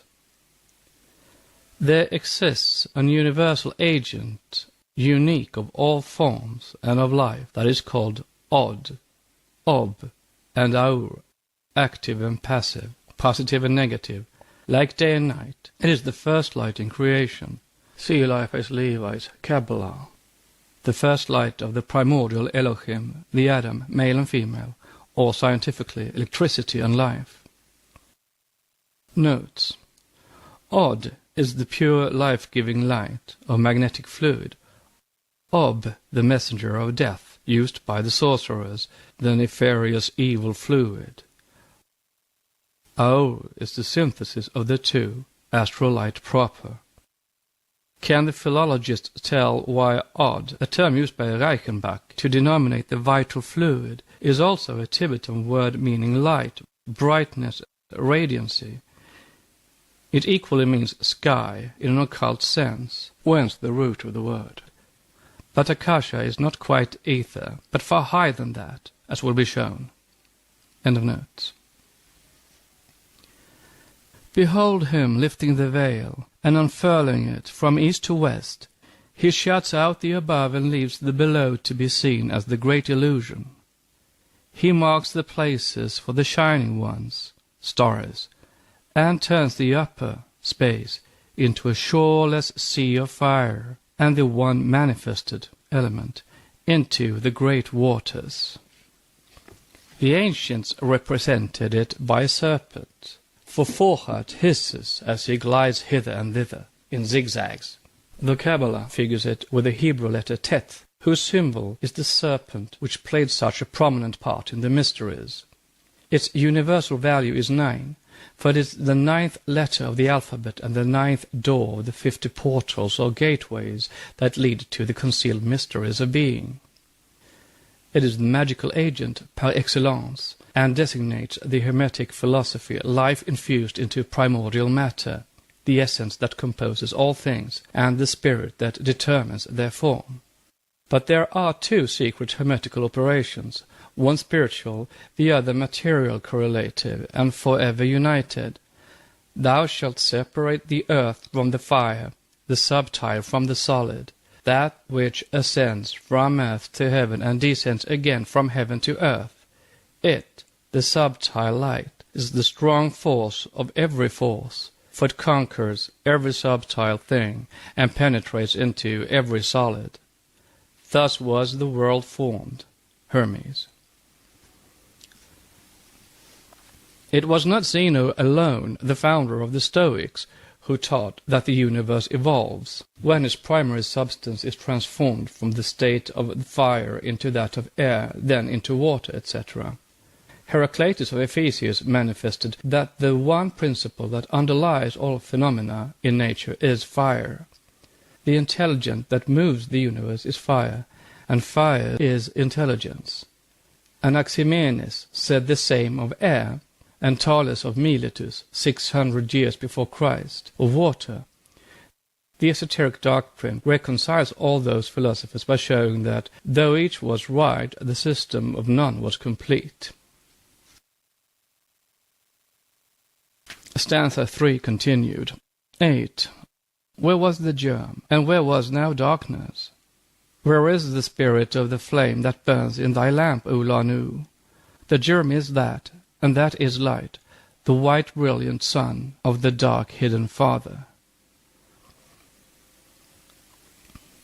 The answer to the first question suggested by the second, which is the reply of the teacher to the pupil, contains in a single phrase one of the most essential truths of occult philosophy. It indicates the existence of things imperceptible to our physical senses, which are of far greater importance, more real and more permanent than those that appeal to these senses themselves. Before the Lanu can hope to understand the transcendental and metaphysical problem contained in the first question, he must be able to answer the second, while the very answer he gives to the second will furnish him with a clue to the correct reply to the first. In the Sanskrit commentary on this stanza, the terms used for the concealed and the unrevealed principle are many. In the earliest manuscripts of Indian literature, this unrevealed abstract deity has no name. It is called generally that, tad in Sanskrit, and means all that is, was, and will be, or that can be so received by the human mind. Among such appellations given, of course, only in esoteric philosophy, as the unfathomable darkness, the whirlwind, etc., it is also called the it of the Kalahansa, the Kalahamsa, and even the Kali Hamsa, black swan. Here the M and the N are convertible, and both sound like the nasal French ang, or again N or un, ennui, embarras, etc. As in the Hebrew Bible, many a mysterious sacred name in Sanskrit conveys to the profane ear no more than some ordinary and often vulgar word, because it is concealed animagmatically or otherwise. This word of Hansa, or esoterically Hamsa, is just such a case. Hamsa is equal to Ahamsa, 3 words meaning I am he in English, while divided in still another way it will read Soham, he is I, Soham being equal to Sah, he, and Aham, I, or I am he. In this alone is contained the universal mystery, the doctrine of the identity of man's essence with God-essence for him who understands the language of wisdom. Hence the glyph of and the allegory about Kalahansa or Hamsa, and the name given to Brahma neuter later on through the male Brahma of Hangsa Vahanga, he who uses the Hangsa as his vehicle.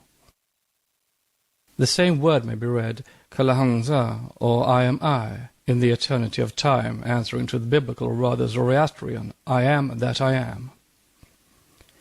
The same doctrine is found in the Kabbalah, as witness the following extract from an unpublished manuscript by Mr. S. Liddell MacGregor Mathers, the learned Kabbalist. The 3 pronouns hua, at, ani, he, tu, I are used to symbolize the ideas of macroprosopus and microprosopus in the Hebrew Kabbalah. Hua, he, is applied to the hidden and concealed macroprosopus, ata, thou, to microprosopus, and ani, I, to the latter, when he is represented as speaking. See Lesser Holy Assembly 204 et sequens. It is to be noted that each of these names consists of 3 letters, of which the letter Aleph, A, forms the conclusion of the first word Hua and the commencement of Ata and Ani, as if it were the connecting link between them. But Aleph is the symbol of the unity and consequently of the unvarying idea of the divine operating through all these. But behind the Aleph, in the name Hua, are the letters Ata and Ani, the symbols of the numbers 6 and 5, the male and the female, the hexagram and the pentagram. And the numbers of these 3 words, Hua, Ati, Ani, are 12, 406, and 61, which are resumed in the key numbers of 3, 10, and 7 by the Kabbalah of the 9 chambers, which is a form of the exegetical rule of Temura. It is useless to attempt to explain the mystery in full, Materialists and the men of modern science will never understand it, since, in order to obtain clear perception of it, one has first of all to admit the postulate of a universally diffused, omnipresent, eternal deity in nature. Secondly, to have fathomed the mystery of electricity in its true essence. And thirdly, to credit man with being the septenary symbol on the terrestrial plane of the one great unit, the Logos, which is itself the seven-voweled sign, the breath crystallized into the Word. Note: this is again similar to the doctrine of Fichte and German pantheists. The former reveres Jesus as a great teacher who inculcated the unity of the spirit of man with the God spirit, the Advaita doctrine, or universal principle. It is difficult to find a single speculation in Western metaphysics which has not been anticipated by archaic Eastern philosophy. From Kant to Herbert Spencer, it is all a more or less distorted echo of Advaita, and Vedantic doctrines generally. End of note.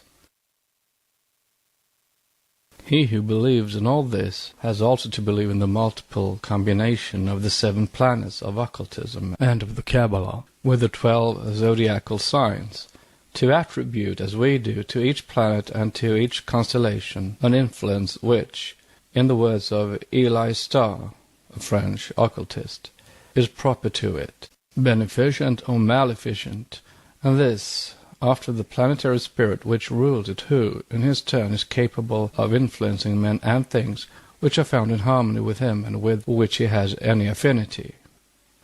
For these reasons, and since few believe in the foregoing, all that can now be given is that in both cases the symbol of Hansa, whether I, he, goose, or swan, is an important symbol representing, for instance, divine wisdom, wisdom in darkness, beyond the reach of man. For all exoteric purposes, Hansa, as every Hindu knows, is a fabulous bird which, when given milk mixed with water for its food, in the allegory, separated the two, drinking the milk and leaving the water, thus showing inherent wisdom, milk standing symbolically for spirit and water for matter. That this allegory is very ancient and dates from the very earliest archaic period is shown by the mention in Bhagavata Purana of a certain caste named Hamsa or Hansa, which was the one caste par excellence, when, far back in the midst of a forgotten past, there was among the Hindus only one Veda, one deity, one caste. There is also a range in the Himalayas described in the old books as being situated north of Mount Meru, called Hamsa, and connected with episodes pertaining to the history of religious mysteries and initiations. As to the name of Kala Hansa, being the supposed vehicle of Brahma Prajapati in the exoteric texts and translations of the Orientalists, it is quite a mistake. Brahma, the neuter, is called by them Kalahansa, and Brahma, the male, Hansa Vahana, because forsooth his vehicle or Vahan is a swan or goose. Vide the Hindu Classical Dictionary. This is a purely exoteric gloss. Esoterically and logically, if Brahma, the infinite, is all that is described by the Orientalists, namely, agreeably with the Vedantic texts, an abstract deity in no way characterized by the description of any human attributes, and it is still maintained that he or it is called Kalahansa, then how can it ever become the Vahan of Brahma, the manifested finite God? It is quite the reverse. The swan or goose, Hansa, is the symbol of that male or temporary deity, as he, the emanation of the primordial ray, is made to serve as a Vahan, or vehicle, for that divine ray, which otherwise could not manifest itself in the universe, being, antiphrastically, itself an emanation of darkness, for our human intellect at any rate. It is Brahma, then, who is Kalahansa, and the ray, the Hansa Vahana. As to the strange symbol chosen, it is equally suggestive, the true mystic significance being the idea of a universal matrix figured by the primordial waters of the deep, or the opening for the reception, and subsequently for the issue of that one ray, the Logos, which contains in itself the other 7 procreative rays or powers, the Logoi or builders.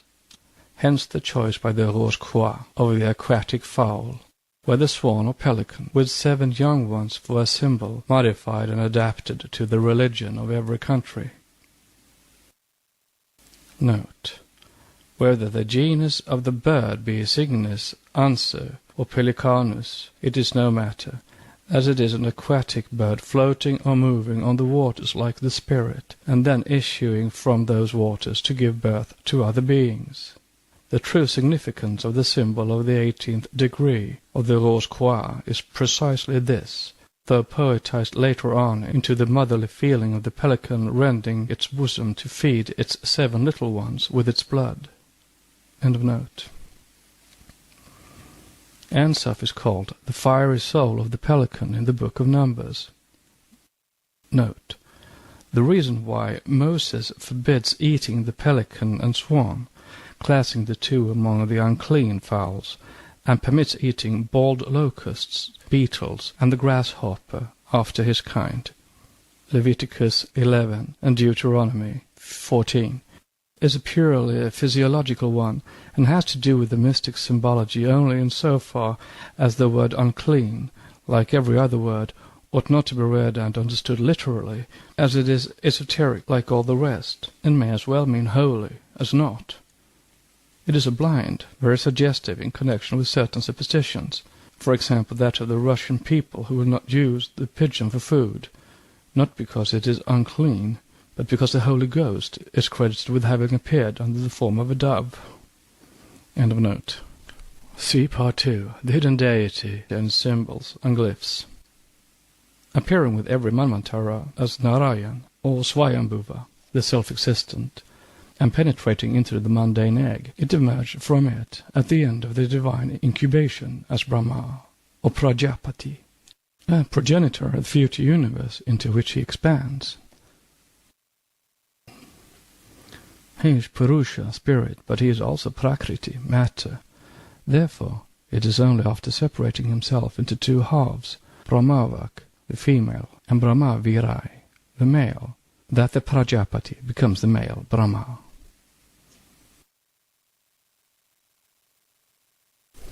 Stanza 3 continued. 9. Light is cold flame, and flame is fire, and the fire produces heat, which yields water, the water of life in the Great Mother, chaos.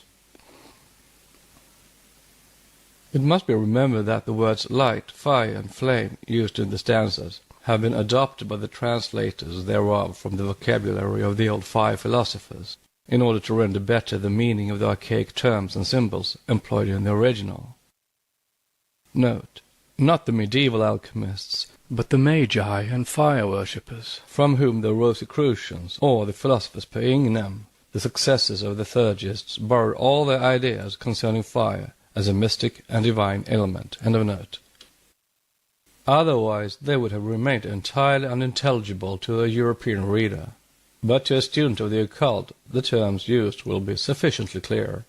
All these, light, flame, hot, cold, fire, heat, or as a modern physicist would say, the correlations of electricity, mighty word and a still mightier symbol, sacred generator of a no less sacred progeny, of fire, the creator, the preserver and the destroyer, of light, the essence of our divine ancestors, of flame, the soul of things, electricity, the one life at the upper rung of being, and astral fluid, the ethanol of the alchemists, at its lowest, God and devil, good and evil.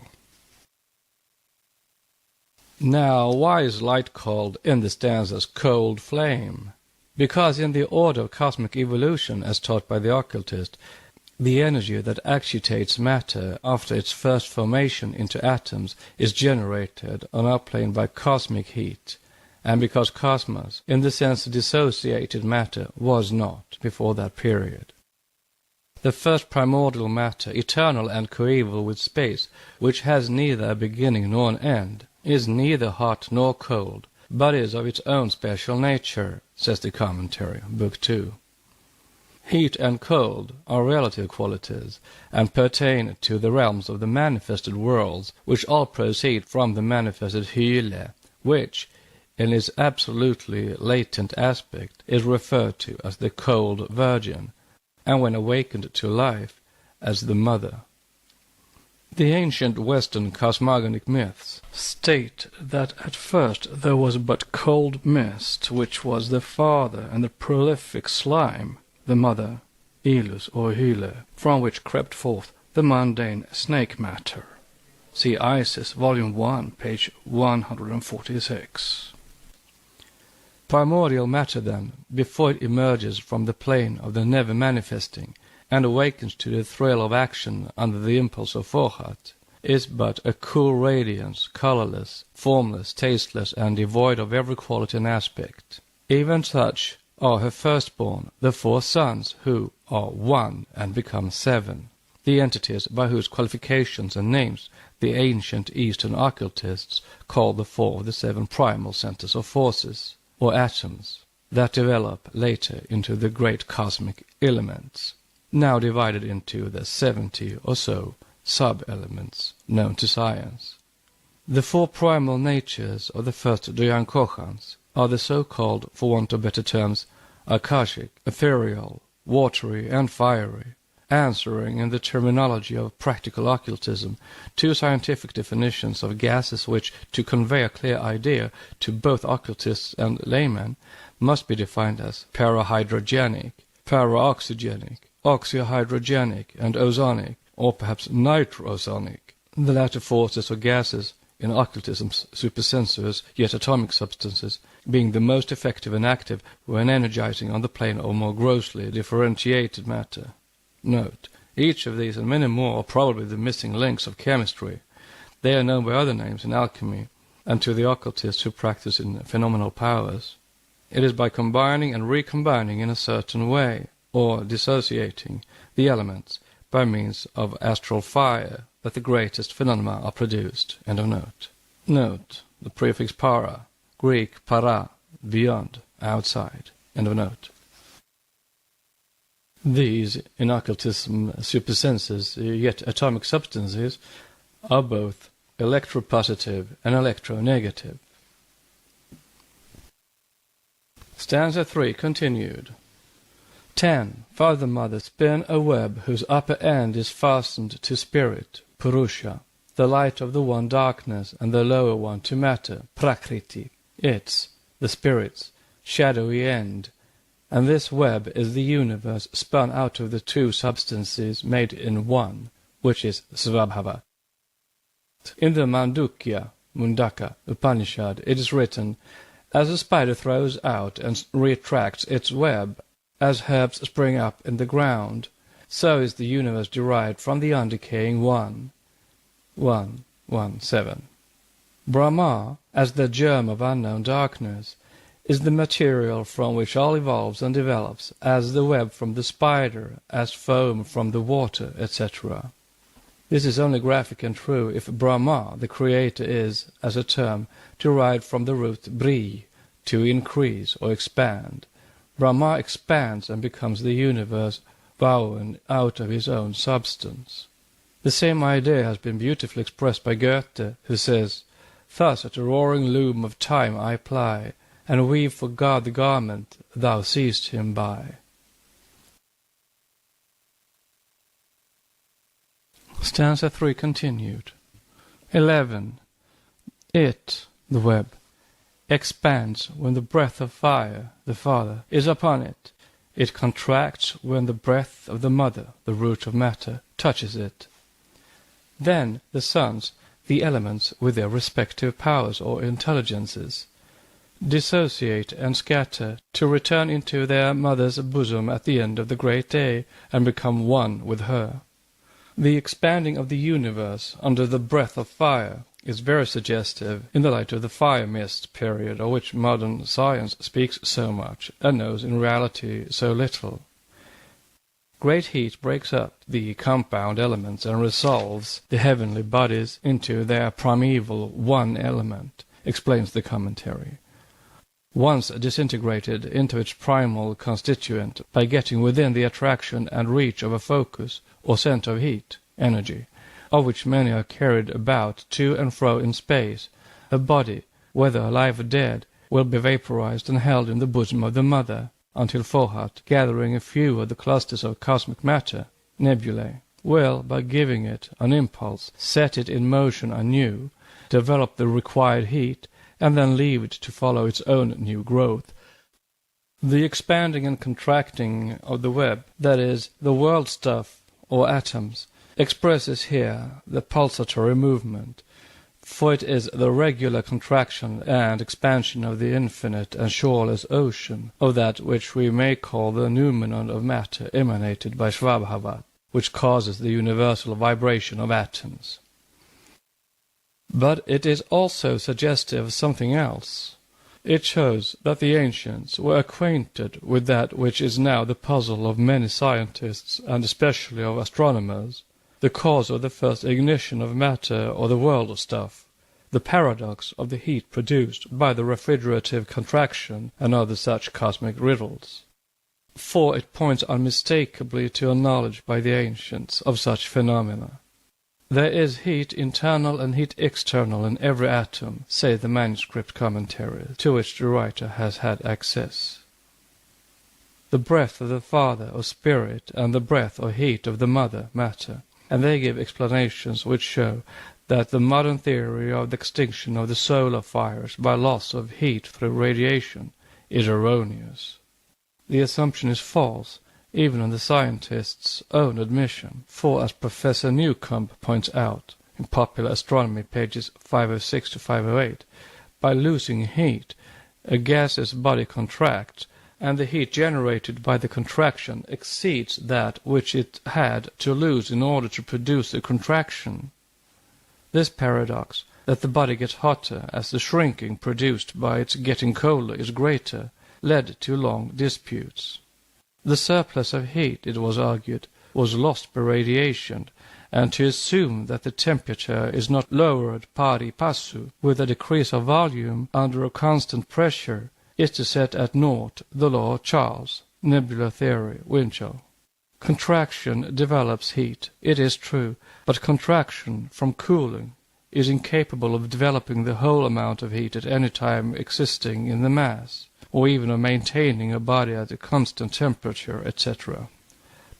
Professor Winchell tries to reconcile the paradox, only a seeming one in fact, as Homer Lanes proved, by suggesting something besides heat. May it not be, he asks, simply a repulsion among the molecules, which varies according to some law of the distance? But even this will be found irreconcilable unless this something besides heat is ticketed causeless heat, the breath of fire, the all-creative force, plus absolute intelligence, which physical science is not likely to accept. However it may be, the reading of this stanza shows it, notwithstanding its archaic phraseology, to be more scientific than even modern science. Stanza 3 continued. 12. Then Svabhavat sends the Fohat to harden the atoms. Each of these is a part of the web, the universe, reflecting the self-existent Lord, primeval light. Like a mirror, each becomes in turn a world. Note, this is said in the sense that the flame from a fire is endless, and that the lights of the whole universe could be lit at one simple rushlight without diminishing its flame. End of note. Fohat hardens the atoms, that is, by infusing energy into them. He scatters the atoms of primordial matter. He scatters himself while scattering matter into atoms. Manuscript commentaries. It is through Fohat that the ideas of the universal mind are impressed upon matter. Some faint idea of the nature of Fohat may be gathered from the appellation cosmic electricity sometimes applied to it, but to the commonly known properties of electricity it must, in this case, be added others, including intelligence. It is of interest to note that modern science has come to the conclusion that all cerebration and brain activity are attended by electrical phenomena. The Secret Doctrine by Elena Petrovna Blavatsky, a facsimile of the original edition of 1888, printed by the Cunningham Press, Alhambra, California. Volume 1, Cosmogenesis. Part 1, Cosmic Evolution. 7 stanzas translated with commentaries from the Secret Book of John. Stanza 4. 1. Listen, ye sons of the earth, to your instructors, the sons of the fire. Learn, there is neither first nor last, for all is one, number issued from no number. 2. Learn what we who descend from the primordial seven, we who are born from the primordial flame, have learned from our fathers. 3. From the effulgency of light, the ray of the ever-darkness, sprung in space the reawakened energies, the one from the egg, the 6, and then the 5. Then the 3, the 1, the 4, the 1, the 5, the twice 7, the sum total. And these are the essences, the flames, the elements, the builders, the numbers, the arupa, the rupa, and the force of divine man, the sum total. And from the divine man emanated the forms, the sparks, the sacred animals, and the messengers of the sacred fathers within the holy four. 4. This was the army of the voice, the divine mother of the seven. The sparks of the seven are subject to, and the servants of, the first, the second, the third, the fourth, the fifth, the 6th, and the 7th of the 7.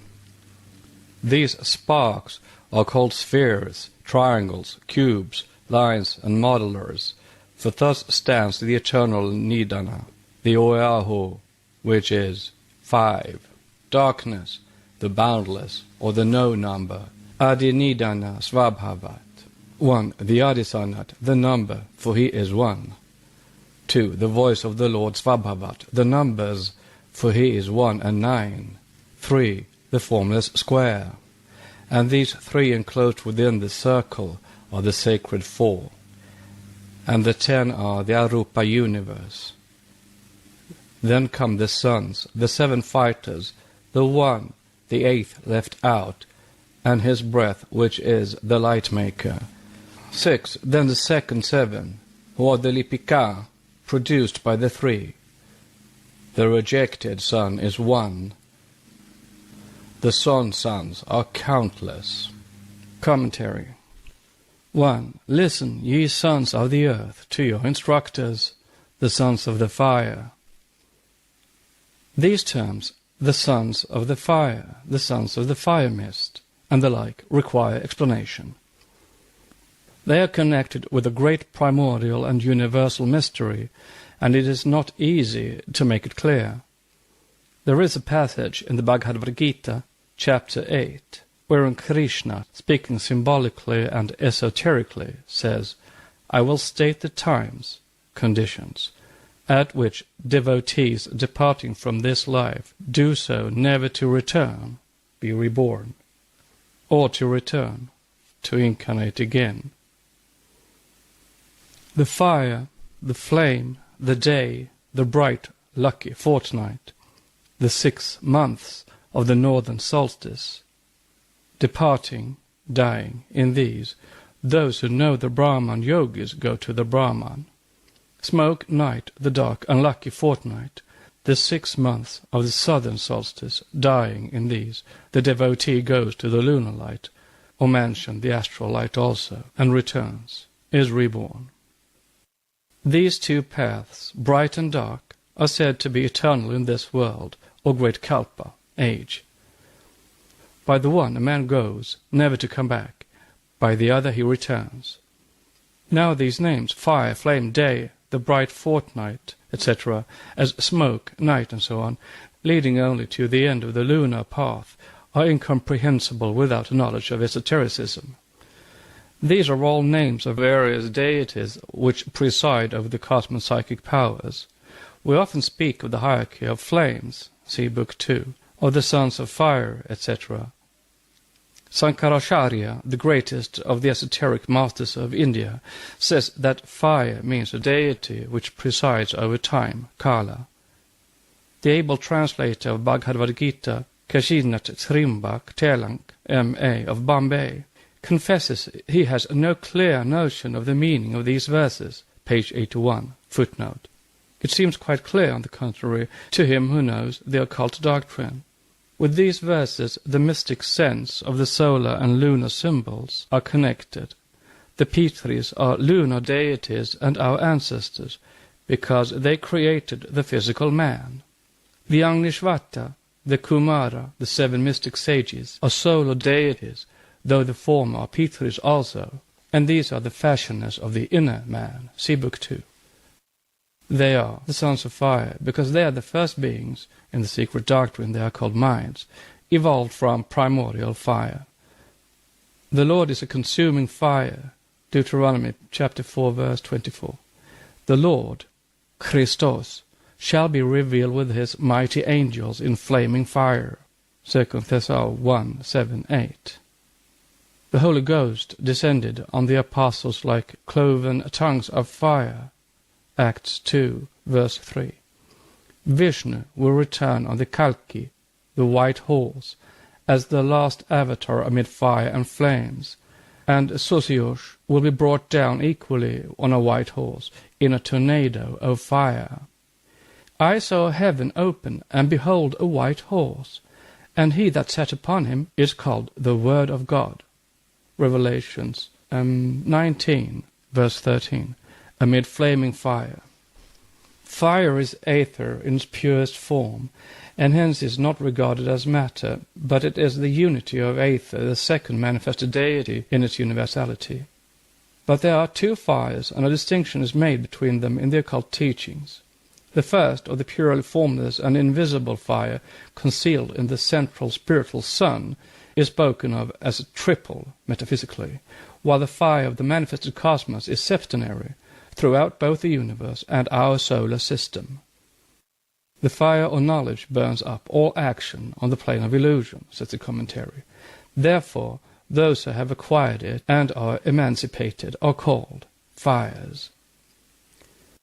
Speaking of the 7 senses symbolized as hotris, priests, the Brahmana says in Anujita, thus these 7 senses, smell and taste and color and sound, etc., are the causes of emancipation, and the commentator adds, it is from these 7 from which the self is to be emancipated. I am here devoid of qualities must mean the self, not the Brahmana who speaks.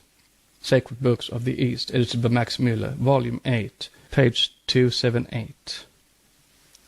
Learn there is neither first nor last, for all is one number issued from no number. The expression, all is one number issued from no number, relates again to that universal and philosophical tenet just explained in stanza 3, comment 4. That which is absolute is of course no number, but in its later significance it has an application in space as in time. It means that not only every increment of time is part of a larger increment, up to the most indefinitely prolonged duration conceivable by the human intellect, but also that no manifested thing can be thought of except as part of a larger whole, the total aggregate being the one manifested universe that issues from the unmanifested or absolute called non-being or no number, to distinguish it from being, or the one number. Stanza 4 continued.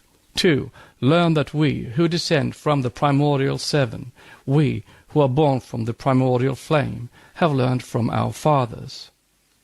This is explained in Book 2, and this name, primordial flame, corroborates what is said in the first paragraph of the preceding commentary on stanza 4.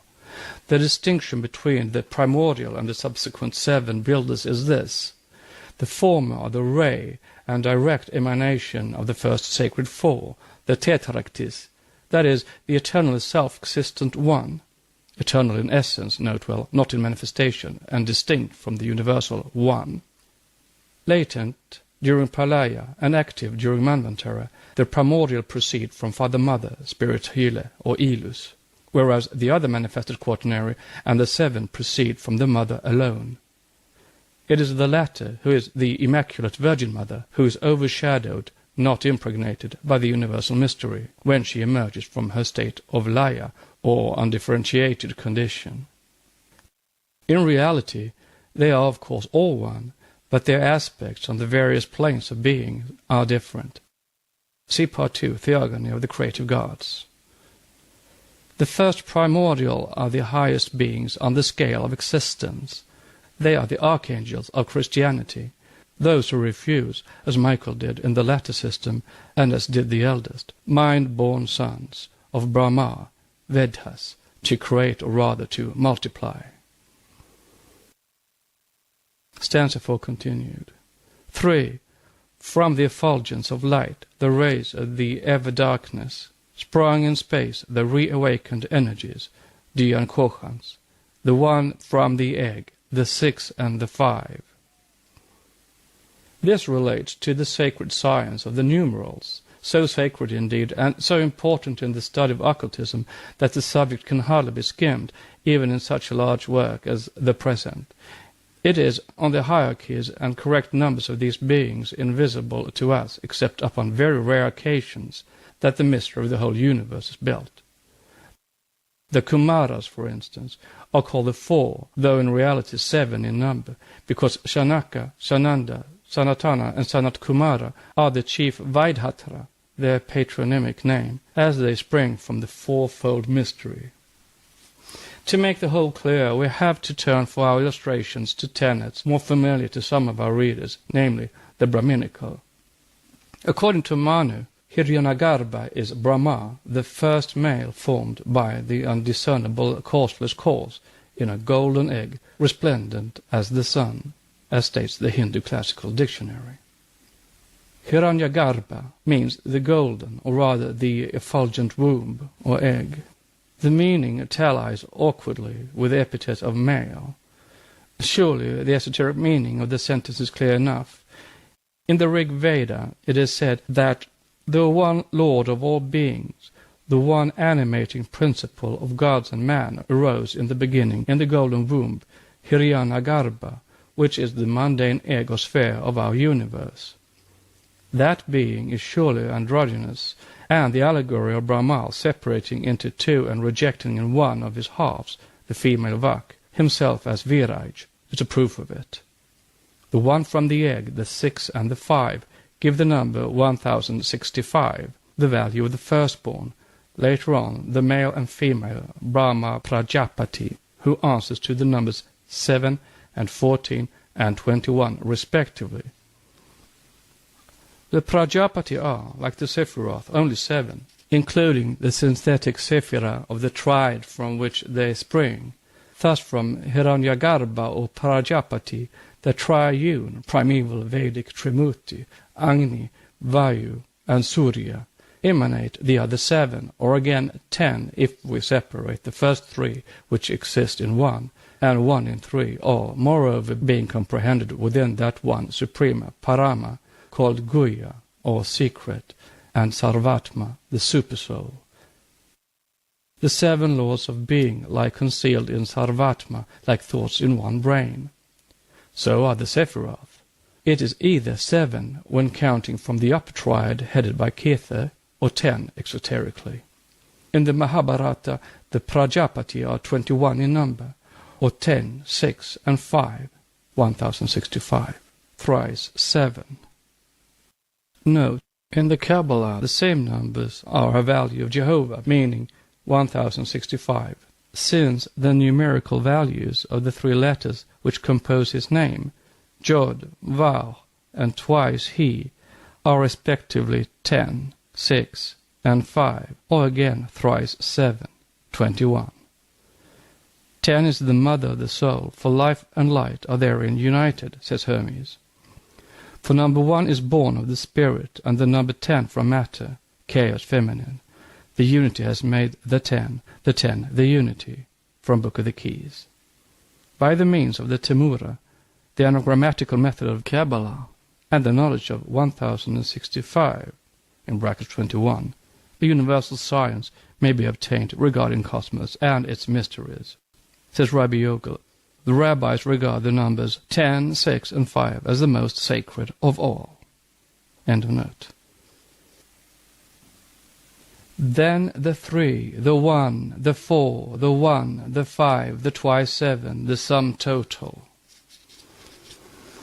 The 3, the 1, the 4, the 1, the 5, in their totality twice 7, represent 31,415, the numerical hierarchy of the Dian Kochans of various orders and of the inner or circumscribed world. Note: the reader may be told that an American Kabbalist has now discovered the same number for the Elohim. It came to the Jews from Chaldea. See Hebrew Metrology in the Masonic Review, July 1885, Macmillan Lodge, number 141. End of note. When placed on the boundary of the great circle of Pass-Not, see stanza 5, called also the Dhyana-Pasa, the rope of the angels, the rope that hedges off the phenomenal from the numeral cosmos, not falling within the range of our present objective consciousness, this number, when not enlarged by permutation and expansion, is ever 31,415 anagrammatically and Kabbalistically, being both the number of the circle and the mystic swastika, the twice 7 once more, for whatever way the two sets of figures are counted, when added separately, one figure after another, whether crossways, from right or from left, they will always yield 14. Mathematically, they represent the well-known calculation, namely, that the ratio of the diameter to the circumference of a circle is as 1 to 3.1415, or the value of the pi, as this ratio is called, the symbol p being always used in mathematical formulae to express it. This set of figures must have the same meaning, since the 1 to 314,159 and then again 1 to 3 to 1,415,927 are worked out in the secret calculations to express the various cycles and ages of the firstborn, or 311 trillion and 40 billion with fractions, and yield the same 13,415 by a process we are not concerned with at present. And it may be shown that Mr. Ralston Skinner, author of The Source of Measures, reads the Hebrew word alchim in the same number values by omitting, as said, the ciphers and by permutation, 13,514. Since Aleph is 1, L is 3 or 30, H is 5, I 1 for 10, and is 4, 40, and anagrammatically 31,415 as explained by him. Thus, while in the metaphysical world the circle with the one central point in it has no number, and is called anupadaka, parentless and numberless, meaning it can fall under no calculation, in the manifested world the mundane egg or circle is circumscribed within the groups called the line, the triangle, the pentacle, the second line, or the cube, or 13514. And when the point having generated a line thus become a diameter which stands for the androgynous logos, then the figures become 3, 1, 4, 1, 5, or a triangle, a line, a cube, a second line, and a pentacle. When the son separates from the mother, he becomes the father, the diameter standing for nature or the feminine principle. Therefore it is said, in the world of being, the one point fructifies the line, the virgin matrix of cosmos, the egg-shaped zero, and the Immaculate Mother gives birth to the form that combines all forms. Prajapati is called the first procreating male, and his mother's husband. Note: we find the same expression in Egypt. Mu signifies, for one thing, mother, and shows the character assigned to her in the triad of that country. She was no less the mother than the wife of Ammon, one of the principal titles of the god being the husband of his mother. The goddess Mu, or Mu, is addressed as Our Lady, the Queen of Heaven and of the earth, thus sharing these titles with the other mother goddesses, Isis, Hathor, etc. Maspero. End of note. This gives the keynote to all the later divine sons from immaculate mothers.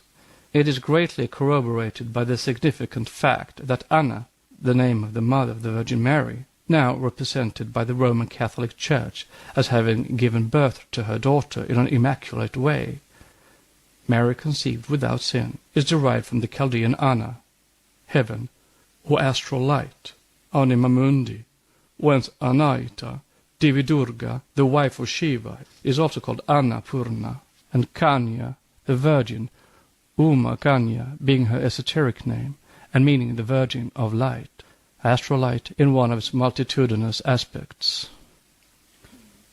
And these are the essences, the flames, the elements, the builders, the numbers, the arupa, formless, the rupa, with bodies, and the force or divine man, the sum total. And from the divine man emanated the forms, the sparks, the sacred animals, and the messengers of the sacred fathers, the Pitris, within the Holy Four. Note: the four represented in the occult numerals by the tetractys, the sacred or perfect square, is a sacred number with the mystics of every nation and race. It has one and the same significance in Brahmanism, Buddhism, the Kabbalah, and in the Egyptian, Chaldean, and other numerical systems. End of note. The Devas, Pitris, Rishis, the Suras and the Asuras, the Daityas and Adityas, the Danavas and Gandharvas, etc., etc., have all their synonyms in our secret doctrine, as well as in the Kabbalah and the Hebrew angelology, but it is useless to give their ancient names, as it would only create confusion. Many of these may also be found now, even in the Christian hierarchy of divine and celestial powers. All those thrones and dominions, virtues and principalities, cherubs, seraphs, and demons, the various denizens of the sidereal world, are the modern copies of archaic prototypes. The very symbolism in their names, when transliterated and arranged in Greek and Latin, are sufficient to show it, as will be proved in several cases further on. The sacred animals are found in the Bible as well as in the Kabbalah, their meaning, a very profound one too, on the page of the Origins of Life. In the Sefer Jezira, it is stated that God engraved in the Holy Four the throne of His glory, the Ophanim, wheels, or the world spheres, the seraphim, the sacred animals, and the ministering angels, and from these three, the air, water, and fire or ether, He formed His habitation. Note on the seraphim. This is a literal translation from the 9th and 10th sections. 10 numbers, without what? 1. The Spirit of the loving God, who liveth in eternities. Voice and spirit and word, and this is the Holy Spirit. 2. Spirit out of spirit. He designed and hewed therewith 22 letters of foundation, 3 mothers and 7 double and 12 single, and 1 spirit out of them. 3. Water out of spirit. He designed and hewed with them the barren and the void, mud and earth. He designed them as a flower bed, hewed them as a wall, covered them as a paving. 4. Fire out of water. He designed and hewed therewith the throne of glory and the wheels, and the seraphim and the holy animals and the ministering angels, and of the 3 he founded his dwelling, as it is said, He makes his angels spirits, and his servants fiery flames. Which words, founded his dwelling, show clearly that in the Kabbalah, as in India, the deity was considered as the universe, and was not, in his origin, the extra-cosmic God he is now. End of note. Thus was the world made through 3 seraphim, Sefer, Cipher, and Cyper, or through number, numbers, and numbered. With the astronomical key, these sacred animals became the signs of the zodiac. Stanza 4 continued. 4. This was the army of the voice, the divine septenary. The sparks of the 7 are subject to, and the servants of, the 1st, 2nd, 3rd, 4th, 5th, 6th, and the 7th of the 7. This sloka gives again a brief analysis of the hierarchies of the Dayan Kochans, called devas, gods in India, or the conscious intelligent powers in nature. To this hierarchy correspond the actual types into which humanity may be divided, for humanity as a whole is in reality a materialized, though as yet imperfect expression thereof. The army of the voice is a term closely connected with the mystery of sound and speech, as an effect and corollary of the cause, divine thought. As beautifully expressed by P. Christian, the learned author of The History of Magic and of L'Homme Rouge de Thierry, the word spoken by, as well as the name of every individual, largely determine his future fate. Why? Because when our soul, mind, creates or evokes a thought, the representative sign of the thought is self-engraved upon the astral fluid, which is the receptacle and, so to say, the mirror of all the manifestations of being. The sign expresses the thing. The thing is the hidden or occult virtue of the sign. To pronounce a word is to evoke a thought and make it present. The magnetic potency of the human speech is the commencement of every manifestation in the occult world. To utter a name is not only to define a being, an entity, but place it under and condemn it through the emission of the word, verbum, to the influence of one or more occult potencies. Things are, for every one of us, that which it, the word, makes them while naming them. The word, verbum, of the speech of every man is, quite unconsciously to himself, a blessing or a curse. This is why our present ignorance about the properties or attributes of the idea, as well as about the attributes and properties of matter, is often fatal to us. Yes, names and words are either beneficent or maleficent.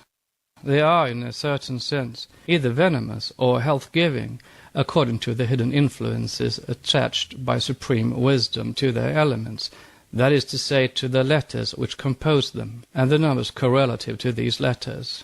This is strictly true, as an esoteric teaching accepted by all the Eastern schools of occultism. In the Sanskrit, as also in the Hebrew and all other alphabets, every letter has its occult meaning and its rationale.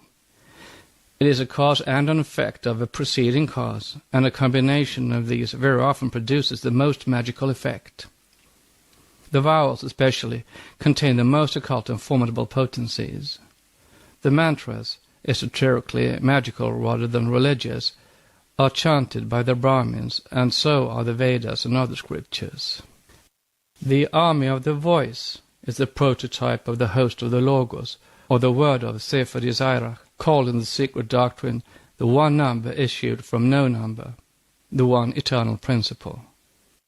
The esoteric theogony begins with the one manifested, therefore not eternal in its presence and being, if eternal in its essence.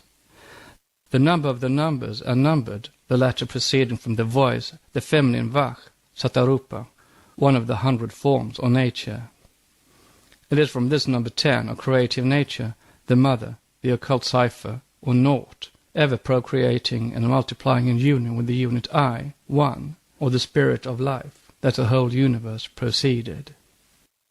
In the Anugita, a conversation is given, chapter 6:15, between a Brahmana and his wife, on the origin of speech and its occult properties. Note, Anugita forms part of the Asvameda Parvan of the Mahabharata. The translator of the Bhagavad Gita, edited by Max Müller, regards it as a continuation of the Bhagavad Gita. Its original is one of the oldest Upanishads. The wife asks how speech came into existence, and which was prior to the other, speech or mind. The Brahmana tells her that the apana, inspirational breath, becoming Lord, changes that intelligence which does not understand speech or words into the states of apana, and thus opens the mind. Thereupon he tells her a story, a dialogue between speech and mind. Both went to the self of being, that is, to the individual higher self, as Nilakanta thinks, to Prajapati, according to the commentator Arjuna Misa, and asked him to destroy their doubts and decide which of them preceded and was superior to the other. To this the Lord said, "Mind is superior. But speech answered the self of being by saying, I verily yield you your desires, meaning that by speech he acquired what he desired. Thereupon again the self told her that there are two minds, the movable and the immovable. The immovable is with me, he said. The movable is in your dominion, that is of speech, on the plane of matter. To that you are superior, by inasmuch, O beautiful one, as you came personally to speak to me in the way you did, that is proudly. Therefore, O Sarasvati, you shall never speak after hard exhalation.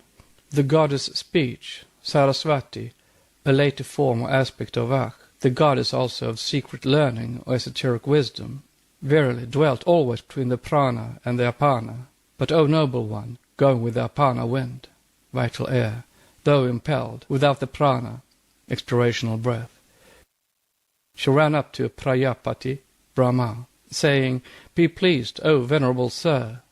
Then the prana appeared again, nourishing speech. And therefore, speech never speaks after hard or inspirational exhalation. It is always noisy or noiseless. Of these two, the noiseless is the superior to the noisy speech. The speech which is produced in the body by means of the prana, and which then is transformed into apana, then becoming assimilated with the udana, physical organs of speech, then finally dwells in the samana, at the navel in the form of sound, as the material cause of all worlds, says Arjuna Mishra. So speech formerly spoke. Hence the mind is distinguished by reason of its being immovable, and the goddess speech by reason of her being movable. This allegory is at the root of the occult law, which prescribes silence upon the knowledge of certain secret and invisible things perceptible only to the spiritual mind, the sixth sense, and which cannot be expressed by noisy or uttered speech. This chapter of Anugita explains, says Arjuna Mishra, pranayama, regulation of the breath in yoga practices. This mode, however, without the previous acquisition of, or at least full understanding of the two higher senses, of which there are 7, as will be shown, pertains rather to the lower yoga.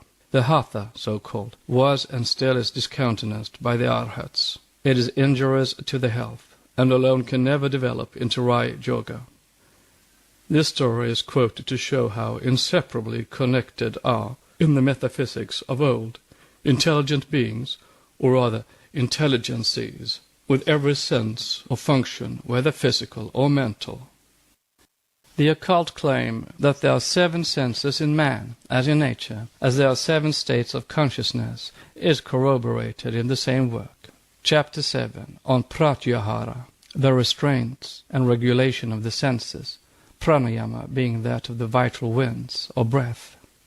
The Brahmana speaks in it of the institution of the 7 sacrificial priests, hotris. He says, the nose and the eyes and the tongue and the skin and the air as the 5th, or smell, sight, taste, touch and hearing, mind and understanding are the 7 sacrificial priests' several stations, and which, dwelling in a minute space, still do not perceive each other. On this sensuous plane, none of them except mind. For mind says, the nose smells not without me, the eye does not take in color, etc., etc. I am the eternal chief among all elements, that is, senses. Without me, the senses never shine, like an empty dwelling, or like fires of flames, or like fires the flames of which are extinct. Without me, all beings, like fuel half dried and half moist, fail to apprehend qualities or objects even with the senses exerting themselves.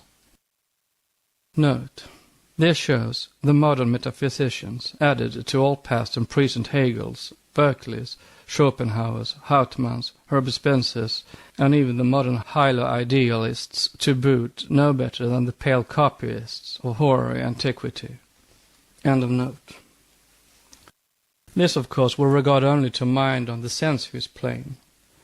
Spiritual mind, the upper portion or aspect of the impersonal manas, how well the ancients were acquainted with the correlation of forces and all the recently discovered phenomena of mental and physical faculties and functions, with many more mysteries also, may be found in reading chapters 7 and 8 of this, in Philosophy and Mystic Learning, priceless work.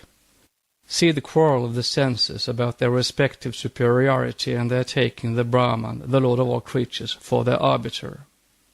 You are all greatest and not greatest, or superior to objects, as A. Mishra says, none being independent of the other. You are all possessed of one's and other qualities. All are greatest in their own spheres, and all support one another. There is one unmoving life-wind or breath, the yoga inhalation so-called, which is the breath of the One, our higher self.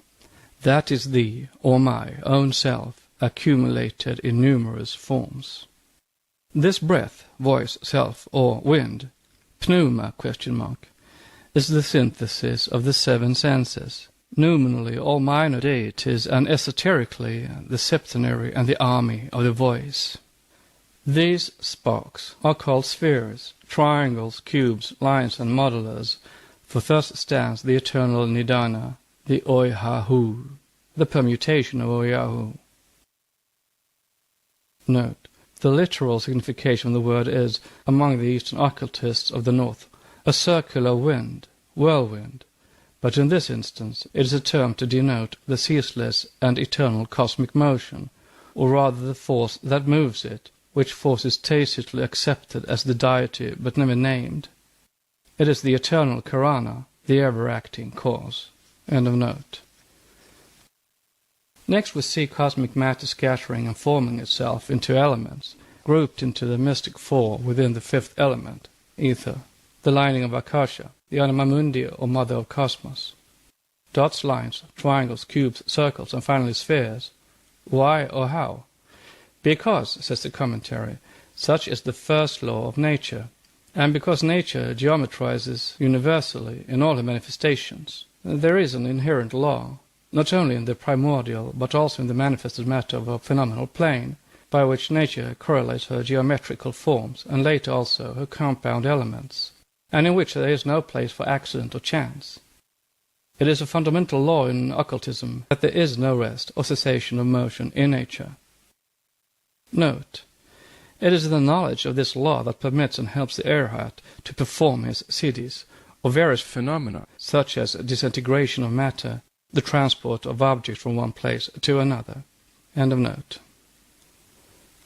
That which seems rest is only the change of one form into another, the change of substance going hand in hand with that of form, as we are taught in occult physics, which thus seem to have anticipated the discovery of the conservation of matter by a considerable time, says the ancient commentary to stanza 4.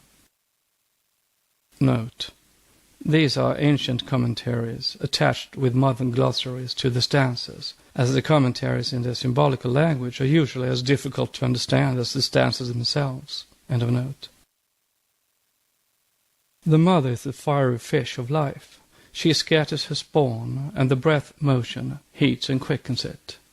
The grains of spawn are soon attracted to each other and form the curds in the ocean of space.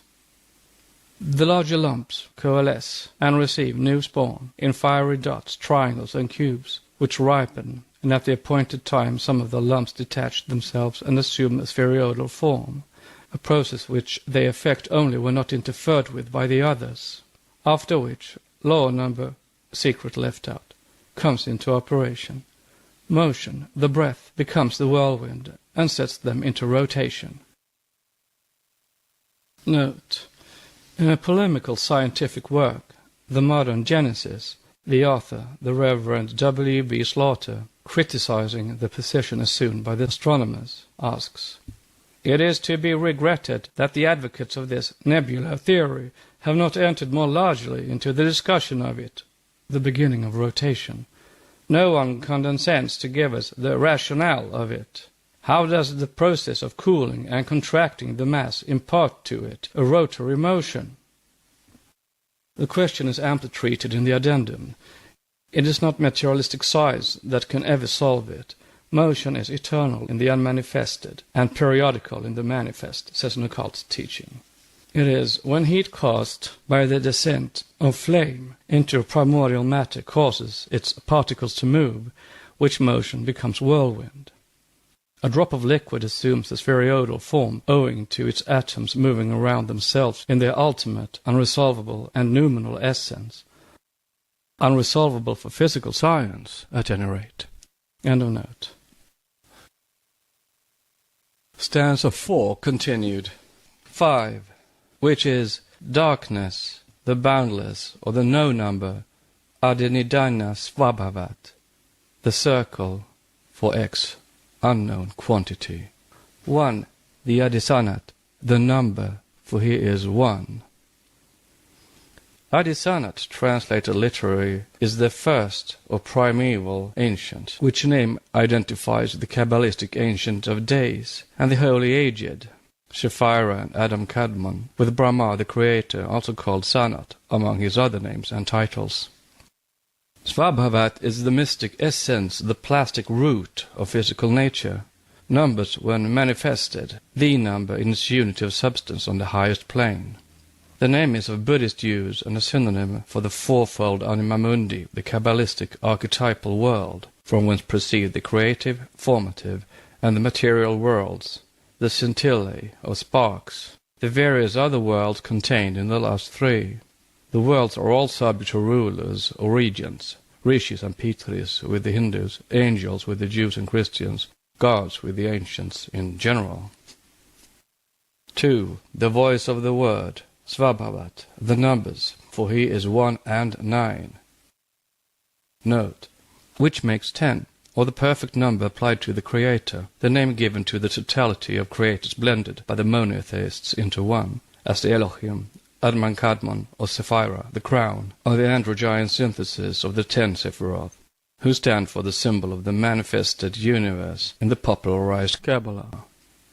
The esoteric Kabbalists, however, follow the Eastern occultists, divide the upper Sephiroth or triangle from the rest, or Sephira, Chochmah and Bina, which leaves 7 Sephiroth. As for Svabhavat, the Orientalists explain the term as meaning the universal plastic matter diffused through space with, perhaps, half an eye to the ether of science, but the occultists identify it with the Father-Mother on the mystic plane, Vide Supra. End of note. 3. The formless square, Arupa. The circle, this means that the boundless circle, 0, becomes a figure or number only when one of the 9 figures precedes it, and thus manifests its value and potency, the word, or logos, in union with voice and spirit, the expression and source of consciousness, standing for the 9 figures and thus forming, with the cipher, the decade which contains in itself all the universe. Note, in union with the spirit and the voice, referring to the abstract thought and concrete voice, or the manifestation thereof, the effect of the cause. Adam Kadmon, or Tetragrammaton, is the logos in the Kabbalah. Therefore, this triad answers in the latter to the highest triangle of Keter, Chochmat, and Bina, the last a female potency, and at the same time the male Jehovah, as partaking of the nature of Chochmah, or the male wisdom. End of note. The triad forms within the circle the Tetractis, or sacred four, the square within the circle being the most potent of all the magical figures. And these 3 enclosed within the circle, the boundless circle, are the sacred four, and the 10 are the Arupa, subjective, formless universe. The one rejected is the sun of our system, may be found in the oldest Sanskrit scriptures. In the Rig Veda, Aditi, the boundless or infinite space, translated by Max Müller, the visible infinite, visible by the naked eye, ! The endless expanse, beyond the earth, beyond the clouds, beyond the sky, is the equivalent of mother space, coeval with, quote, darkness, unquote. She is very properly called the mother of the gods, Deva Matri, as it is from her cosmic matrix that all the heavenly bodies of our system were born, sun and planets. Thus she is described allegorically in this wise. 8 sons were born from the body of Aditi, she approached the gods with 7, but cast away the 8th, Martanda, our sun. The 7 suns called the Aditya are, cosmically and astronomically, the 7 planets, and the sun being excluded from their number shows plainly that the Hindus may have known, and in fact knew, of a 7th planet without calling it Uranus. Note, the secret doctrine teaches that the sun is a central star and not a planet. Yet the ancients knew of and worshipped 7 great gods, excluding the sun and earth. Which was that mystery god they set apart? Of course not Uranus, discovered only by Hersked in 1781, but could it not be known by another name? Says the author of Masonière Occulte, occult sciences having discovered, through astronomical calculations, that the number of the planets must be 7, the ancients were led to introduce the sun into the scale of the celestial harmonies, and make him occupy the vacant place. Thus every time they perceived an influence that pertained to none of the 6 planets known, they attributed it to the sun. The error only seems important, but was not so in practical results if the ancient astrologers replaced Uranus by the sun, which is a central star relatively motionless, turning only on its axis, and regulating time and measure, and which cannot be turned aside from its true functions. The nomenclature of the days of the week is thus faulty. The Sunday ought to be Uranus Day, Uranides, Urandi, adds the learned writer Ragon, from Masonière Occulte. End of note. But esoterically and theologically, so to say, the Adityas are, in their primitive, most ancient meanings, the 8 and the 12 great gods of the Hindu pantheon.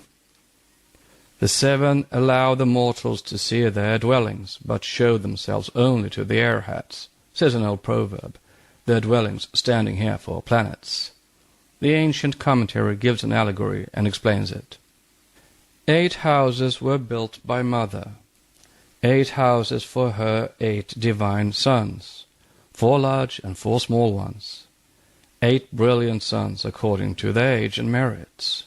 Balilu, Martanda, was not satisfied, though his house was the largest. He began to work as the huge elephants do. He breathed, drew in, into his stomach the vital airs of his brothers. He sought to devour them. The larger 4 were far away, far on the margin of their kingdom. Note, planetary system, end of note. They were not robbed, affected, and laughed. "Do your worst, sir, you cannot reach us," they said. But the smaller wept. They complained to the mother. She exiled Balilu to the center of her kingdom, from whence he could not move. Since then, he only watches and threatens.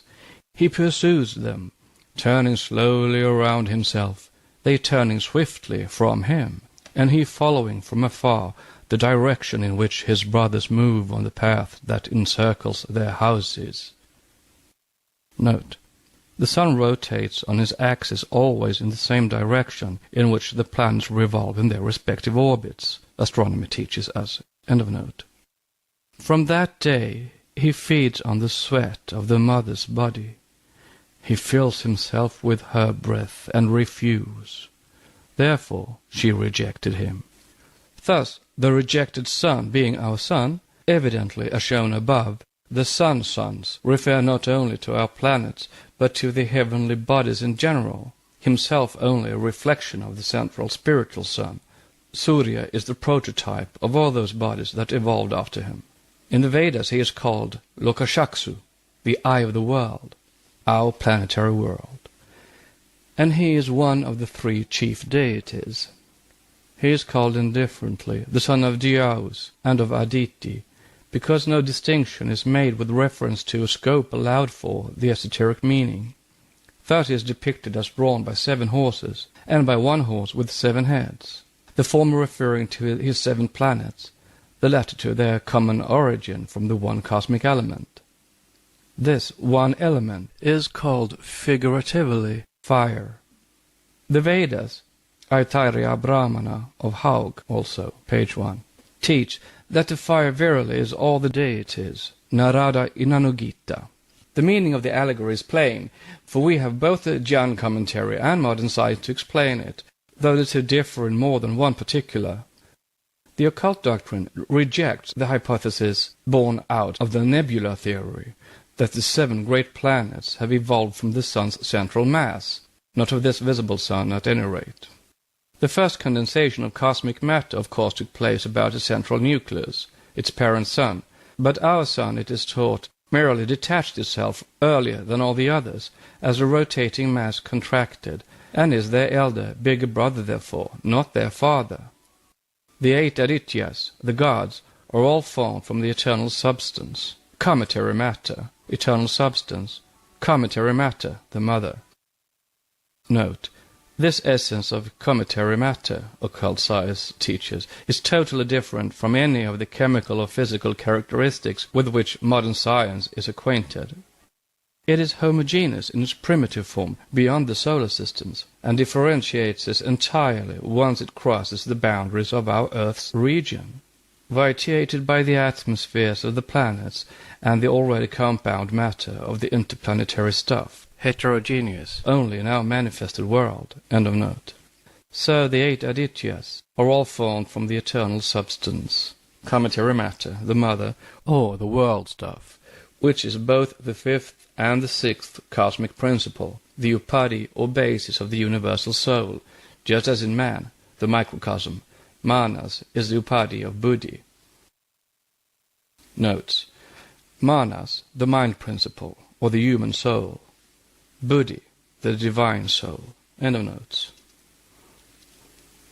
Then come the sons, the 7 fighters, the one, the 8th left out, and his breath, which is the light maker, Bhaskara.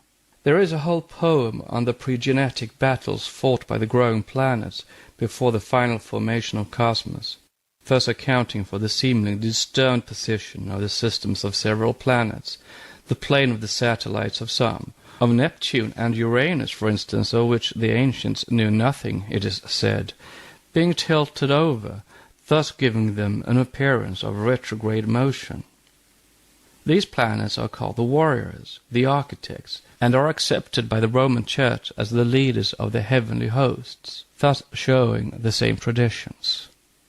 Having evolved from cosmic space and before the final formation of the primaries and the annihilation of the planetary nebula, the sun, we are taught, drew into the depths of its mass all the cosmic vitality he could, threatening to engulf his weaker brothers before the law of attraction and repulsion was finally adjusted, after which he began feeding on the mother's refuse and sweat. In other words, on those portions of ether, the breath of the universal soul, of the existence and constitution of which science is as yet absolutely ignorant.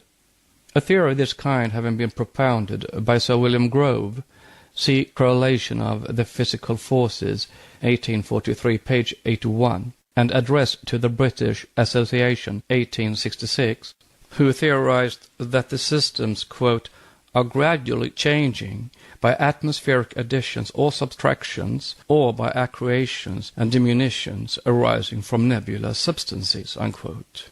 And again that, quote, the sun may condense gaseous matter as it travels in space, and so heat may be produced, unquote.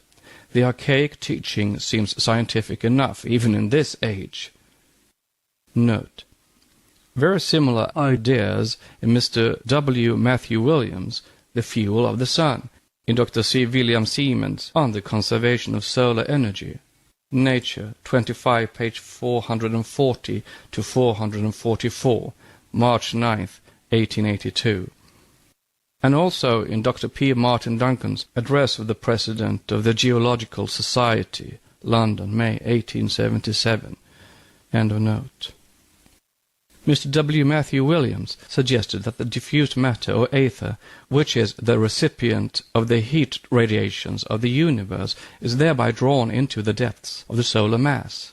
Expelling thence the previously condensed and thermally exhausted ether, it becomes compressed and gives up its heat, to be in turn itself driven out in a rarefied and cool state, to absorb a fresh supply of heat, which he supposes to be in this way taken up by the ether, and again concentrated and redistributed by the sons of the universe.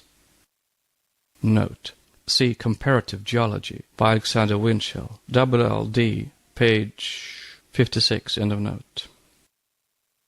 This is about as close an approximation to the occult teachings as science ever imagined, for occultism explains it by the dead breath given back by Martanda and his feeding on the sweat and refuse of Mother Space. What could affect Neptune, Saturn, and Jupiter but little would have killed such comparatively small houses as Mercury, Venus, and Mars. Note. When we speak of Neptune, it is not as an occultist, but as a European. The true Eastern occultist will maintain that there are many yet undiscovered planets in our system. Neptune does not belong to it. His apparent connection with our Sun and the influence of the latter upon Neptune notwithstanding, this connection is myopic, imaginary, they say. End of note. As Uranus was not known before the end of the 18th century, the name of the fourth planet mentioned in the allegory must remain to us so far a mystery.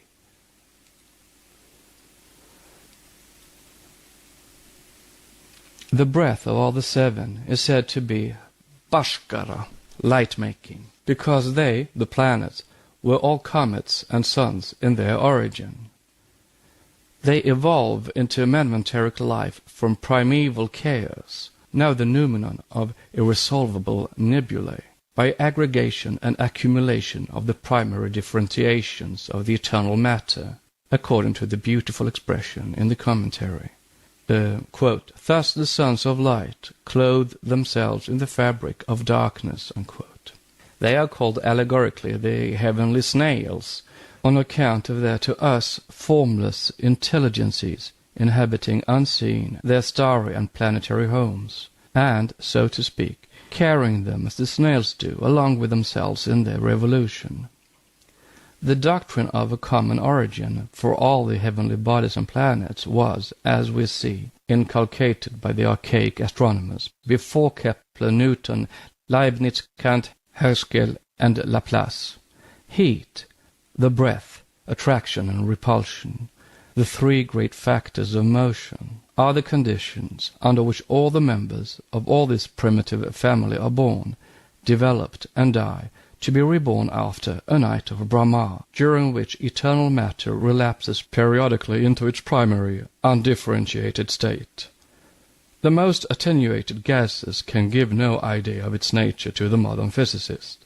Centers of forces at first, the invisible sparks of primordial atoms differentiate into molecules and become suns, passing gradually into objectivity, gases, radiant, cosmic, the one whirlwind, or motion, finally giving the impulse to the form, and the initial motion, regulated and sustained by the never-resting breaths, the Dhyan-Kohans. Stanza 4 continued. Then the second seven, the Lipika, produced by the three, word, voice, and spirit. The rejected sun is one, the sons are countless. Then the second seven, who are the Lipika. The Lipika, from the word lipi, writing, means literary, the scribes. Note. These are the four immortals, which are mentioned in Atharva Veda as the watchers or guardians of the four quarters of the sky. See chapters 76, 1-4 et sequens. End of note. Mystically, these divine beings are connected with karma, the law of retribution, for they are the recorders or analysts who impress on to us invisible tablets of the astral light, the great picture gallery of eternity, a faithful record of every act and even thought of man, of all that was, is, or ever will be in the phenomenal universe. As said in Isis, this divine and unseen canvas is the book of life. As it is the Lipika who project into objectivity from the passive universal mind the ideal plane of the universe upon which the builders reconstruct the cosmos after every pralaya, it is they who stand parallel to the seven angels of the presence, whom the Christians recognize in the seven planetary spirits, or the spirits of the stars. For thus it is they who are the direct amanuenses of the eternal ideation, or, as called by Plato, the divine thought. The eternal record is no fantastic dream, for we meet with the same records in the world of gross matter. A shadow never falls upon a wall without leaving thereupon a permanent trace which might be made visible by resorting to proper processes, says Dr. Draper. Quote, the portraits of our friends or landscape views may be hidden on the sensitive surface from the eye, but they are ready to make their appearance as soon as proper developers are resorted to. A spectre is concealed on a silver or a glassy surface until, by our necromancy, we make it come forth into the visible world. Upon the walls of our most private apartments, where we think the eye of intrusion is altogether shut out, and our retirement can never be profaned, there exist the vestiges of all our acts, silhouettes of whatever we have done." Unquote. Note: Conflict between religion and science. Draper, pages 132 and 133. Doctors Jevons and Babbage believe that every thought, displacing the particles of the brain and setting them in motion, scatters them throughout the universe, and they think that each particle of the existing matter must be a register of all that has happened. Principles of Science, Volume 2, page 455. Thus the ancient doctrine has begun to acquire rights of citizenship in the speculations of the scientific world. The 40 assessors who stand in the region of Amenti as the accusers of the soul before Osiris belong to the same class of deities as the Lipika, and might stand paralleled were not the Egyptian gods so little understood in their esoteric meaning. The Hindu Chitragupta, who reads out the account of every soul's life from his register, called Agrasandani, the assessors who read theirs from the heart of the defunct, which becomes an open book before, whether Yama, Minos, Osiris, or Karma, are also many copies of, variants from the Lipika and their astral records. Nevertheless, the Lipika are not deities connected with death, but with life eternal. Connected as the Lipika are with the destiny of every man, and the birth of every child, whose life is already traced in the astral light, not fatalistically, but only because the future, like the past, is ever alive in the present. They may also be said to exercise an influence on the science of horoscopy. We must admit the truth of the latter whether we will or not, for, as observed by one of the modern adepts of astrology, now that photography has revealed to us the chemical influence of the sidereal system by fixing on the sensitized plate of the apparatus milliards of stars and planets that had hitherto baffled the efforts of the most powerful telescopes to discover them, it becomes easier to understand how our solar system can, at the birth of a child, influence his brain, virgin of any impression, in a definite manner and according to the presence of the zenith of such or another zodiacal constellation. Note: Les Mystères de l'Horoscope, page 11. Next chapter is stanza 5.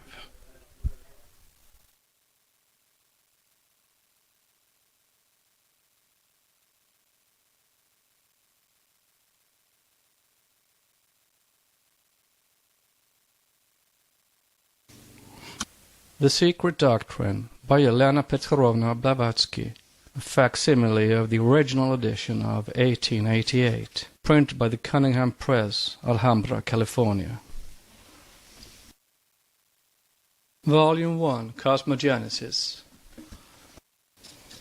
Part 1, Cosmic Evolution. 7 stanzas translated with commentaries from the Secret Book of John. Stanza 5. 1. The primordial 7, the first 7 breaths of the Dragon of Wisdom, produced in their turn from their holy circumgyrating breaths the fiery whirlwind. 2. They make of him the messenger of their will. The Jiao becomes Fohat, the swift son of the divine sons, whose sons are the Lipika, runs circular errands. Fohat is the steed, and the thought is the rider. He passes like lightning through the fiery clouds, takes 3 and 5 and 7 strides through the 7 regions above and the 7 below. He lifts his voice and calls the innumerable sparks and joins them. 3. He is their guiding spirit and leader. When he commences work, he separates the sparks of the lower kingdom that float and thrill with joy in their radiant dwellings, and forms therewith the germs of wheels. He places them in the 6 directions of space, and one in the middle, the central wheel. 4. Fohat traces spiral lines to unite the 6th to the 7th, the crown. An army of the sons of light stands at each angle, and the Lipika in the middle wheel. They say, "This is good. The first divine world is ready. The first is now the second." Then the divine Arupa reflects itself in Chayaloka, the first garment of the Anupadaka. 5. Fohat takes 5 strides and builds a winged wheel at each corner of the square for the 4 holy ones and their armies. 6. The Lipika circumscribe the triangle, the first one, the cube, the second one, and the pentacle within the egg. It is the ring called Pass Not for those who descend and ascend, also for those who during the Kalpa are progressing towards the great day be with us. Thus were formed the Rupa and the Arupa, from one light 7 lights, from each of the 7, 7 times 7 lights. The wheels watch the ring.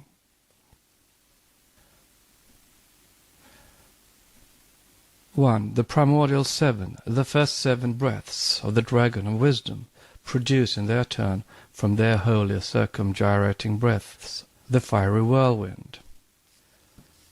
This is perhaps the most difficult of all the stanzas to explain. Its language is comprehensible only to him who is thoroughly versed in Eastern allegory and its purposely obscure phraseology. The question will surely be asked, do the occultists believe in all these builders, Lipika, and sons of light as entities, or are they merely imageries? To this the answer is given as plainly. After due allowance for the imagery of personified powers, we must admit the existence of these entities, if we would not reject the existence of spiritual humanity within physical mankind. For the hosts of these sons of light and mind-born sons of the first manifested ray of the unknown all are the very root of spiritual man. Unless we want to believe the unphilosophical dogma of a specially created soul for every human birth, a fresh supply of these pouring in daily since Adam, we have to admit the occult teachings. This will be explained in its place. Let us see now what may be the occult meaning of this stanza. The doctrine teaches that in order to become a divine, fully conscious God, even the highest, the spiritual primeval intelligences must pass through the human stage. And when we say human, this does not apply merely to our terrestrial humanity, but to the mortals that inhabit any world, that is, to those intelligences that have reached the appropriate equilibrium between matter and spirit, as we have now, since the middle point of the 4th root race of the 4th round was passed. Each entity must have won for itself the right of becoming divine, through self-experience. Hegel, the great German thinker, must have known or sensed intuitionally this truth when saying, as he did, that the unconscious evolved the universe only in the hope of attaining clear self-consciousness of becoming, in other words, man. For this is also the secret meaning of the usual Puranic phrase about Brahma being constantly moved by the desire to create. This explains also the hidden Kabbalistic meaning of the saying, the breath becomes a stone a plant, the plant an animal, the animal a man, the man a spirit, and the spirit a god.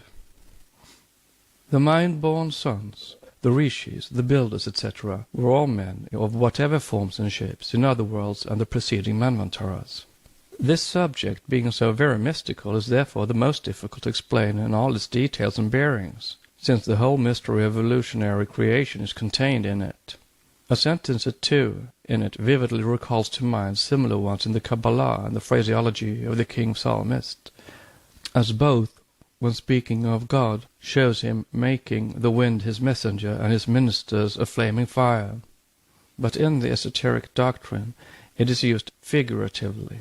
The fiery wind is the incandescent cosmic dust, which only follows magnetically, as the iron filings follow the magnet, the directing thought of the creative forces. Yet this cosmic dust is something more, for every atom in the universe has a potentiality of self-consciousness in it, and is, like the monads of Leibniz, a universe in itself, and for itself. It is an atom and an angel.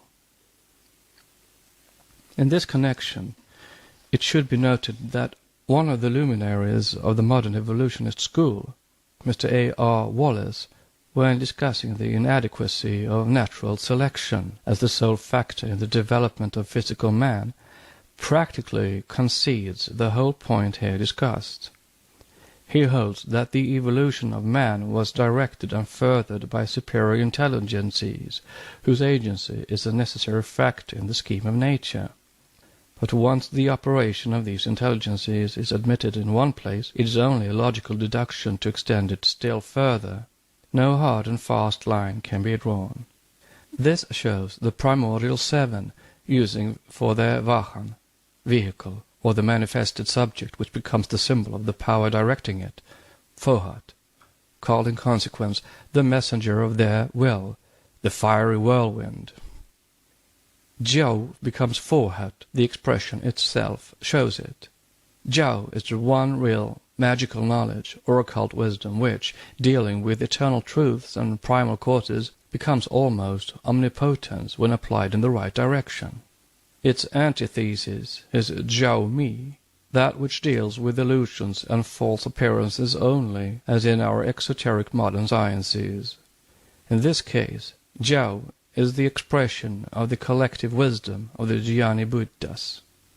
The Jiao becomes Fohat, the swift son of the divine sons, whose sons are the Lipika, runs circular errands. Note: the difference between the builders, the planetary spirits, and the Lipika must not be lost sight of. See numbers 5 and 6 of this commentary. End of note. He is the steed, and the thought is the rider, that is, he is under the influence of their guiding thought. He passes like lightning through the fiery clouds, cosmic mists. As the reader is supposed not to be acquainted with the Jnani Buddhas, it is as well to say at once that there are 5 Dhyanis who are the celestial Buddhas, of whom the human Buddhas are the manifestations in the world of form and matter. Esoterically, however, the Dhyani Buddhas are 7, of whom 5 only have hitherto manifested, and 2 are to come in the 6th and 7th root races. Note: see A. P. Sinnett's Esoteric Buddhism, 5th annotated edition, pages 171 to 173. They are, so to speak, the eternal prototypes of the Buddhas who appear on this earth, each of whom has his particular divine prototype. So, for instance, Amitabha is the Dhyani Buddha of Gautama Sakyamuni, manifesting through him whenever this great soul incarnates on earth, as he did in Tsongkhapa. Note: the first and greatest reformer who founded the Yellow Caps, Gyalukpas. He was born in the year 1355, Anno Domini, in Amdo, and was the avatar of Amitabha, the celestial name of Gautama Buddha. As the synthesis of the 7 Jnani Buddhas, Avalokiteshvara was the first Buddha, the Logos, so Amitabha is the inner god of Gautama, who in China is called Amitabha Buddha. They are, as Mr. Rice Davids correctly states, the glorious counterparts in the mystic world, free from the debasing conditions of this material life, of every earthly mortal Buddha, the liberated Manchu Buddhas appointed to govern the earth in this round. They are the Buddhas of contemplation, and are all anupadaka, parentless, that is, self-born of divine essence. The exoteric teaching, which says that every Jnani Buddha has the faculty of creating from himself an equally celestial son, a Jnani Bodhisattva, who after the decease of the Manushi, human Buddha, has to carry out the work of the latter, rests on the fact that owing to the highest initiation performed by one overshadowed by the spirit of Buddha, who is credited by the Orientalists with having created the 5 Jnani Buddhas, ! A candidate becomes virtually a bodhisattva, created such by the high initiator. Takes 3 and 5 and 7 strides through the 7 regions above and the 7 below, the world to be. He lifts his voice and calls the innumerable sparks, atoms, and joins them together. Forhat, being one of the most, if not the most important character in esoteric cosmogony, should be minutely described. As in the old Grecian cosmogony, differing widely from the later mythology, Eros is the third person in the primeval trinity, Chaos, Gaia, Eros, answering to the Kabbalistic Ein Sof, for chaos is space, or the Holy Ghost. So Forhat is the one thing in the yet unmanifested universe and another in the phenomenal and cosmic world. In the latter, he is the occult, electric, vital power which, under the will of the creative Logos, unites and brings together all forms, giving them the first impulse which becomes, in time, law. But in the unmanifested universe, Forhat is no more this than Eros is the later brilliant winged Cupid, or love. Forhat has naught to do with Cosmos yet, since Cosmos is not born, and the gods still sleep in the bosom of Father-Mother. He is an abstract philosophical idea. He produces nothing yet by himself. He is simply that potential creative power in virtue of whose action the noumenon of all future phenomena divides, so to speak, but to reunite in a mystic supersensuous act and emit the creative ray. When the divine sun breaks forth, then Forhat becomes the propelling force, the active power which causes the one to become 2 and 3 on the cosmic plane of manifestation. The triple one differentiates into the many, and then Forhat is transformed into that force which brings together the elemental atoms and make them aggregate and combine. We find an echo of this primeval teaching in the early Greek mythology. Erebos and Nux are born out of chaos, and, under the action of Eros, give birth in their turn to Aether and Hemera, the light of the superior and the light of the inferior or terrestrial regions. Darkness generates light. See in the Puranas Brahma's will or desire to create, and in the Phoenician cosmogony of Sanchoniaton, the doctrine that desire principle of creation. Forhat is closely related to the one life. From the unknown one, the infinite totality, the manifested one, or the periodical manvantaric deity, emanates. And this is the universal mind which, separated from its fountain source, is the demiurgus or the creative logos of the Western Kabbalists, and the four-faced Brahma of the Hindu religion. In its totality, viewed from the standpoint of manifested divine thought in the esoteric doctrine, it represents the host of the higher creative Dhyan-Koshans. Simultaneously with the evolution of the universal mind, the concealed wisdom of Adi-Buddha, the one supreme and eternal, manifests itself as Avalokiteshvara or manifested Ishvara, which is the Osiris of the Egyptians, the Ahura Mazda of the Zoroastrians, the heavenly man of the Hermetic philosopher, the Logos of the Platonists, and the Atman of the Vedantins. Note, Mr. Subarrow seems to identify him with, and to call him, the Logos. See his 4 lectures on the Bhagavad Gita in the Theosophist. End of note. By the action of the manifested wisdom, or Mahat, represented by these innumerable centers of spiritual energy in the cosmos, the reflection of the universal mind, which is cosmic ideation, and the intellectual force accompanying such ideation, becomes objectively the Fohat of the Buddhist esoteric philosopher. Fohat, running along the 7 principles of Akasha, acts upon manifested substance or the one element, as declared above, and by differentiating it into various centers of energy, sets in motion the law of cosmic evolution of the universal mind, brings into existence all the various states of being in the manifested solar system. The solar system, brought into existence by these agencies, consists of 7 principles, like everything else within these centers. Such is the teaching of the trans-Himalayan esotericism. Every philosophy, however, has its own way of dividing these principles.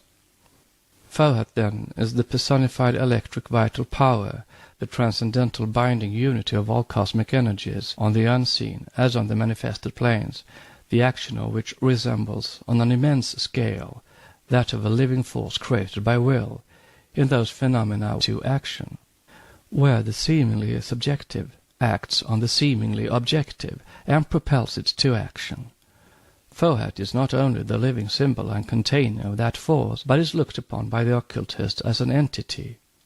The forces he acts upon being cosmic, human, and terrestrial, and exercising their influence on all those planes respectively.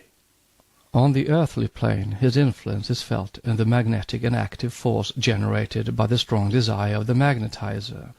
On the cosmic, it is present in the constructive power that carries out, in the formation of things, from the planetary system down to the glowworm and simple daisy, the plan in the mind of nature, or in the divine thought, with regard to the development and growth of that special thing.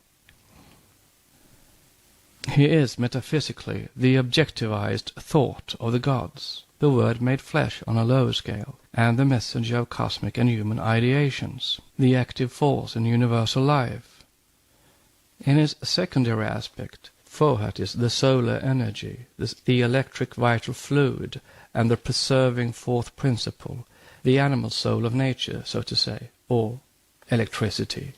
Note: in 1882, the president of the Theosophical Society, Colonel Olcott, was taken to task for asserting in one of his lectures that electricity is matter.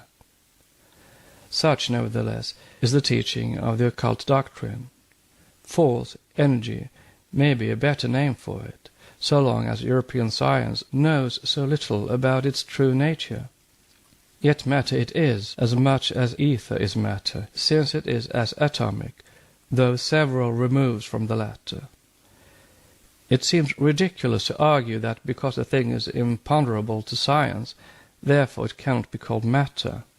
Electricity is immaterial in the sense that its molecules are not subject to perception and experiment. Yet it may be, and occultism says it is, atomic. Therefore it is matter. But even supposing it were unscientific to speak of it in such terms, once electricity is called in science a source of energy, energy simply, and a force. Where is that force, or that energy, which can be thought of without thinking of matter? Maxwell, a mathematician and one of the greatest authorities upon electricity and its phenomena, said years ago that electricity was matter, not motion merely.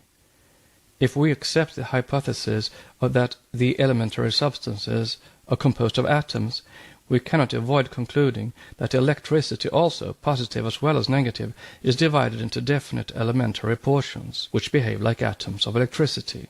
Helmholtz, Faraday Lecture, 1881. We will go further than that, and assert that electricity is not only substance, but that it is an emanation from an entity, which is neither God nor devil, but one of the numberless entities that rule and guide our world according to the eternal law of karma. See the addendum to this book. End of note. In India, Fohat is connected with Vishnu and Surya in the early character of the first god. For Vishnu is not a high god in the Rig Veda. The name Vishnu is from the root vish, to pervade, and Fohat is called the pervader and the manufacturer because he shapes the atoms from crude material. Note: it is well known that sand, when placed on a metal plate in vibration, assumes a series of circular curved figures of various descriptions. Can science give a complete explanation of this fact? End of note. In the sacred texts of the Rig Veda, Vishnu also is a manifestation of the solar energy, and he is described as striding through the 7 regions of the universe in 3 steps, the Vedic god having little in common with the Vishnu of later times. Therefore the two are identical in this particular feature, and one is the copy of the other. The 3 and 7 strides refer to the 7 spheres inhabited by man of the esoteric doctrine, as well as to the 7 regions of the earth. Notwithstanding the frequent objections made by would-be Orientalists, the 7 worlds or spheres of our planetary chain are distinctly referred to in the exoteric Hindu scriptures. But how strangely all these numbers are connected with the like numbers in other cosmogonies and with their symbols can be seen from comparisons and parallelisms made by students of old religions. The 3 strides of Vishnu through the 7 regions of the universe of the Rig Veda have been variously explained by commentators as meaning fire, lightning, and the sun, cosmically, as having been taken in the earth, the atmosphere, and the sky, also as the 3 steps of the dwarf, Wisness incarnation, though more philosophically, and in the astronomical sense, very correctly, they explain Vaurnavaba as being the various positions of the sun, rising, noon, and setting. Esoteric philosophy also explains it clearly, and the Zohar laid it down very philosophically and comprehensively. It is said and plainly demonstrated therein that in the beginning the Elohim were called Echad, one, or the deity is one in many. A very simple idea in a pantheistic conception, in its philosophical sense, of course. Then came the change. Jehovah is Elohim, thus unifying the multiplicity and taking the first step towards monotheism. Now to the query, how is Jehovah Elohim? The answer is by 3 steps from below. The meaning is plain. Note: the numbers 3, 5, and 7 are prominent in speculative masonry, as shown in Isis. As Mason writes, there are the 3, 5, and 7 steps to show a circular walk. The 3 faces of 3 and 3, 5 and 3, and 7 and 3, etc., etc. Sometimes it comes in this form: 753 divided by 2 equals 376.5, and 7,635 divided by 2 equals 3,817.5, and the ratio of 20,612 divided by 6561 feet for cubit measure gives the Great Pyramid measures, etc., etc. 3, 5, and 7 are mystical numbers, and the last and the first are as greatly honored by Masons as the passes, the triangle being a symbol of deity everywhere. See the Masonic Cyclopedia and Pythagorean Triangle, Oliver. As a matter of course, doctors of divinity, Cassell, for instance, show the Zohar explaining and supporting the Christian Trinity! It is the latter, however, that had its origin from the triangle of the heathen in the archaic occultism and symbology. The 3 strides relate metaphysically to the descent of spirit into matter, of the Logos falling as a ray into the spirit, then into the soul, and finally into the human physical form of man, in which it becomes life. End of note. They are all symbols and emblematic, mutually and correlatively, of spirit, soul, and body, man, of the circle transformed into spirit, the soul of the world, and its body, or earth. Stepping out of the circle of infinity, that no man comprehendeth, Ein Sof, the Kabbalistic synonym for Parabrahm, for the Zerona Akerne of the Mazdines, or for any other unknowable, becomes one, the Echod, the Eka, the Ahu. Then he, or it, is transformed by evolution into the one in many, the Dhyani Buddhas, or the Elohim, or again the Amshaspens, his 3rd step being taken into generation of the flesh, or man, and from man, or Jehovah, male-female, the inner divine entity becomes, on the metaphysical plane, once more the Elohim. This esotericism is the common property of all, and belongs neither to the Aryan fifth race, nor to any of its numerous sub-races. It cannot be claimed by the Turanians, so-called, the Egyptians, Chinese, Chaldeans, nor any of the 7 divisions of the fifth root race, but really belongs to the third and fourth root races, whose descendants we find in the seed of the fifth, the earliest Aryans.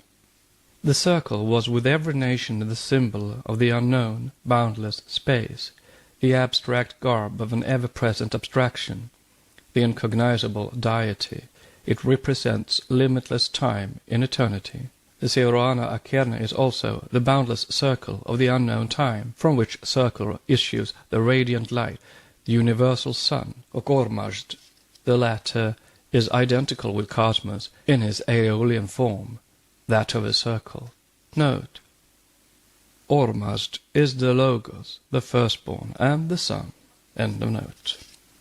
For the circle is Sar, and Saros, or cycle, and was the Babylonian god whose circular horizon was the visible symbol of the invisible, while the sun was the one circle from which proceeded the cosmic orbs, and of which he was considered the leader.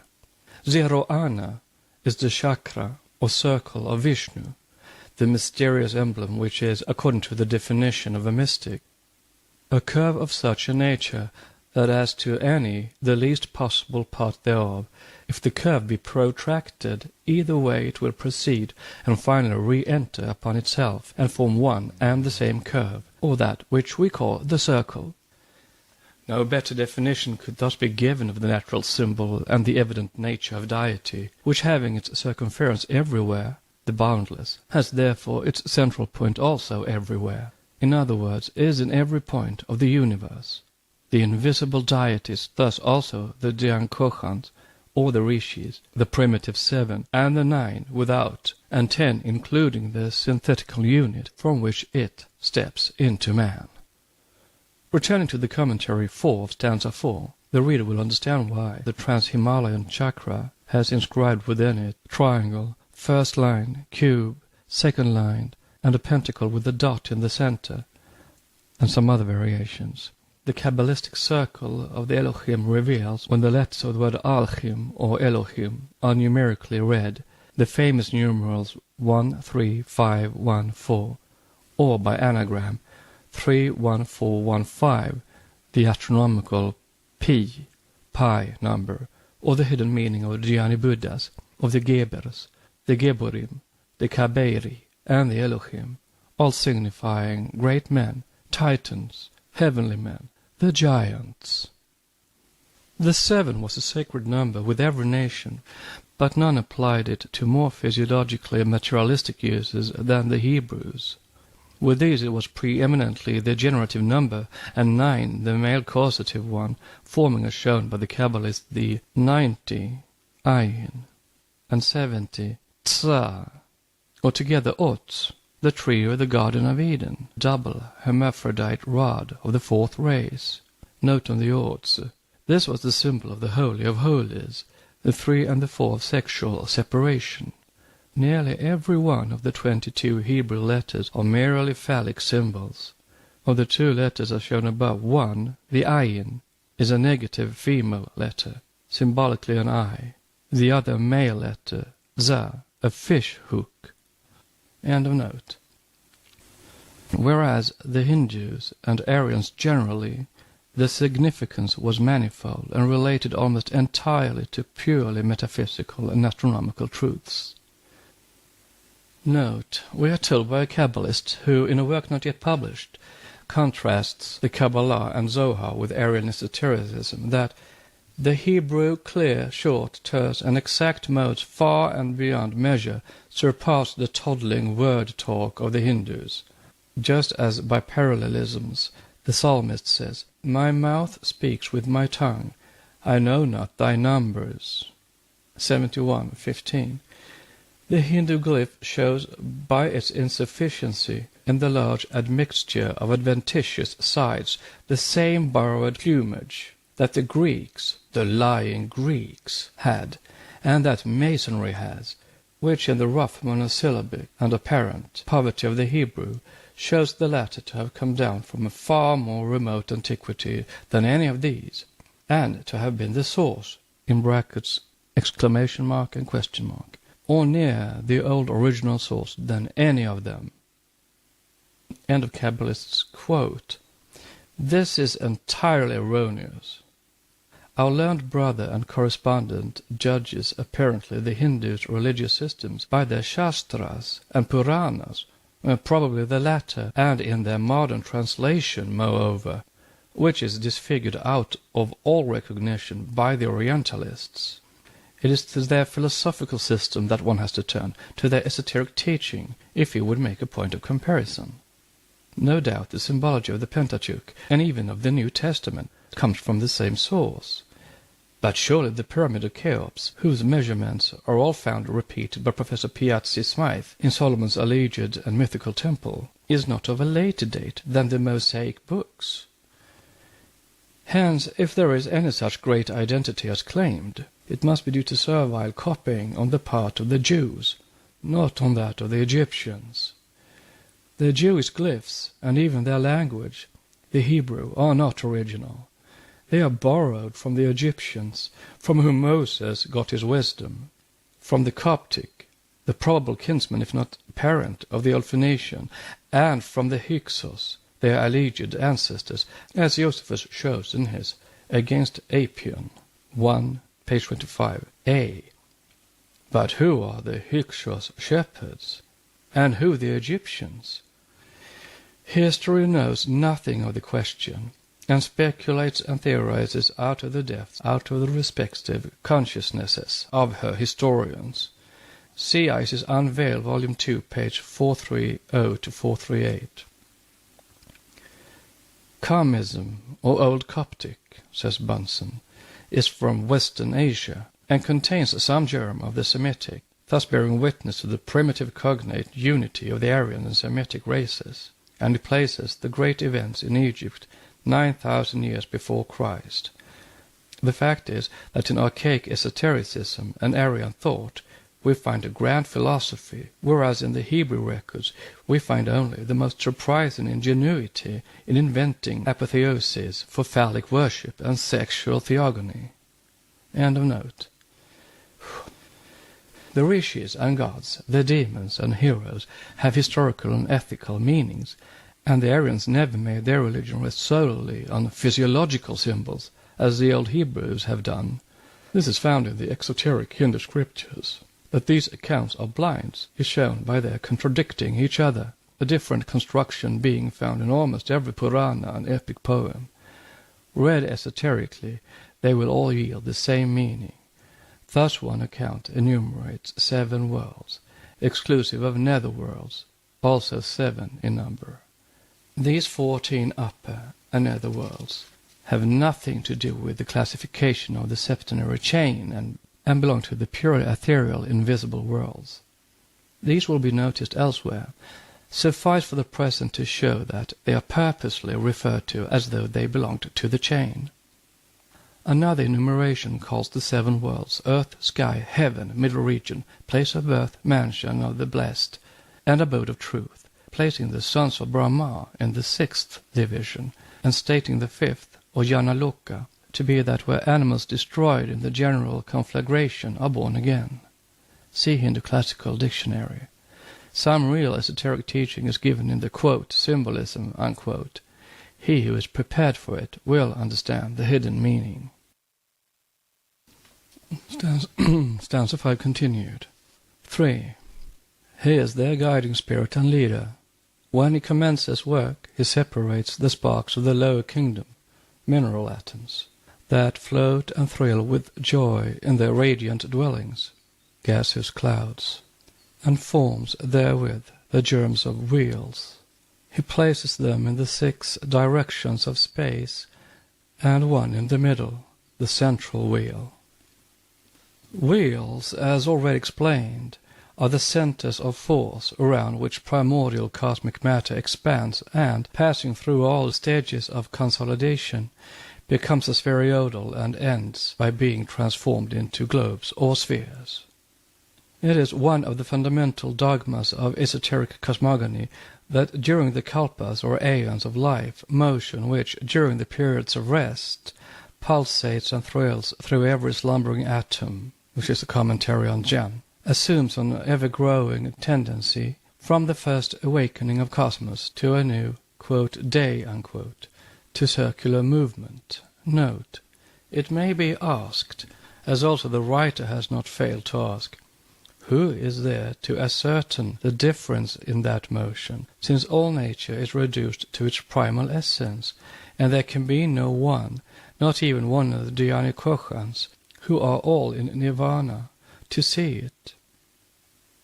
The answer to this is, everything in nature has to be judged by analogy.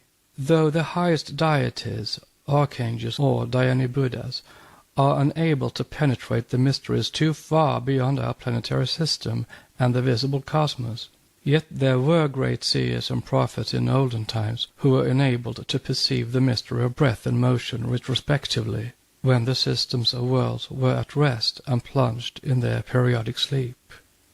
End of note. The deity becomes a whirlwind.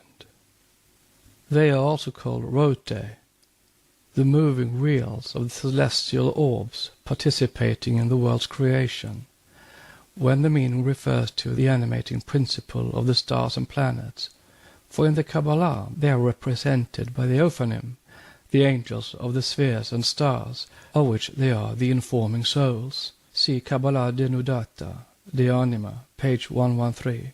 This law, vertical movement in primordial matter, is one of the oldest conceptions of Greek philosophy, whose first historical sages were nearly all initiates of the mysteries.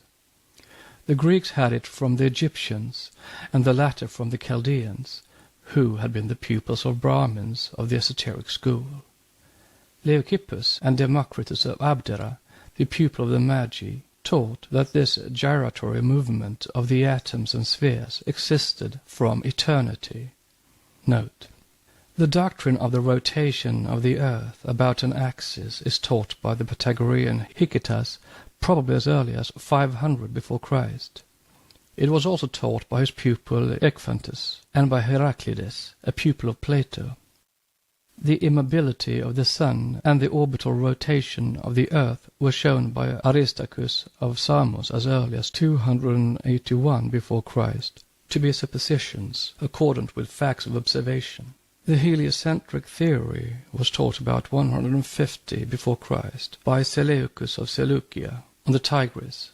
It was taught 500 before Christ by Pythagoras. Note by H.P.B. It is said also that Archimedes, in a work entitled Psammetics, inculcated the heliocentric theory.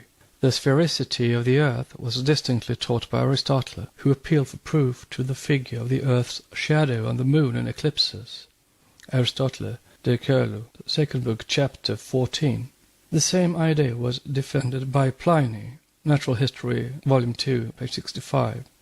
These views seem to have been lost from knowledge for more than 1,000 years. Quote from Comparative Geology, Part 4, Pre-Kantian Speculation, page 551, by Alex Winchell, LLD. End of note. Heraclides, Ecphantus, Pythagoras, and all his pupils taught the rotation of the earth, and Aryabhata of India, Aristarchus, Seleucus, and Archimedes calculated its revolution as scientifically as the astronomers do now, while the theory of the elemental vortices was known to Anaxagoras and maintained by him 500 years before Christ, or nearly 2,000 before it was taken up by Galileo, Descartes, Swedenborg, and finally, with slight modifications, by Sir W. Thomson. See his Vortical Atoms. All such knowledge, if justice be only done to it, is an echo of the archaic doctrine, an attempt to explain which is now being made. How many of these last few centuries have come to the same ideas and conclusions that were taught as axiomatic truths in the secrecy of the Aditya dozens of millenniums ago is a question that is treated separately. Some were led to it by the natural progress in physical science and by independent observations. Others, such as Copernicus, Swedenborg, and a few more, their great learning notwithstanding, owed their knowledge far more to intuitive than to acquired ideas developed in the usual way by a course of study. See A Mystery About Buddha. Note that Swedenborg, who could not possibly have known anything of the esoteric ideas of Buddhism, came independently near the occult teaching in its general conceptions, is shown by his essay on the vortical theory. In Clissold's translation of it, quoted by Professor Winchell, we find the following resume. The first cause is the infinite or unlimited. This gives existence to the first finite or limited, the Logos in his manifestation, and the universe. That which produces a limit is analogous to motion. See first stanza, supra. The limit produced is a point, the essence of which is motion, but being without parts, this essence is not actual motion, but only a conatus to it. In our doctrine it is not a conatus, but a change from eternal vibration in the unmanifested to vortical motion in the phenomenal or manifested world. From this first proceed extension, space, figure, and succession, or time. As in geometry, a point generates a line a surface, and a surface a solid. So here the conatus of a point tends towards lines, surfaces, and solids. In other words, the universe is contained in ovo, in the first natural point. The motion toward which the conatus tends is circular, since the circle is the most perfect of all figures. The most perfect figure of a motion must be the perpetually circular. That is to say, it must proceed from the center to the periphery, and from the periphery to the center. Quoted from Principia Rerum Naturalia. This is occultism, pure and simple. End of note. By the 6 directions of space is here meant the double triangle, the junction and blending together of pure spirit and matter, of the arupa and the rupa, of which the triangles are a symbol. This double triangle is the sign of Vishnu, as it is Solomon's seal, the Sri Antara of the Brahmins. Stanza 5 continued. 5. Forehead takes 5 strides, having already taken the first 3. The strides, as already explained, see commentary on stanza 4, refer to both the cosmic and the human principles, the latter of which consist in the exoteric division of 3, spirit, soul, and body, and in the esoteric calculation of 7 principles, 3 rays of the essence and 4 aspects. Note, the 4 aspects are the body, its life or vitality, and the double of the body, the triad which disappears with the death of the person, and the kamarupa which disintegrates in kamaloka. End of note. Those who have studied Mr. Sennett's esoteric Buddhism can easily grasp the nomenclature. There are 2 esoteric schools, or rather one school divided into 2 parts, one for the inner Lanus, the other for the outer semi-lay chelas beyond the Himalayas. The first teaching a septenary, the other a 6-fold division of human principles.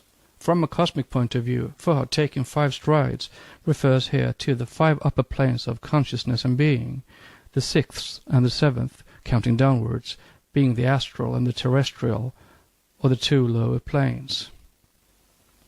And builds a winged wheel at each corner of the square for the 4 holy ones and their armies, hosts. 4 winged wheels at each corner for the 4 holy ones and their armies, hosts. These are the 4 Maharajas, or great kings of the Dhyan-koshans, the devas who preside each over one of the 4 cardinal points.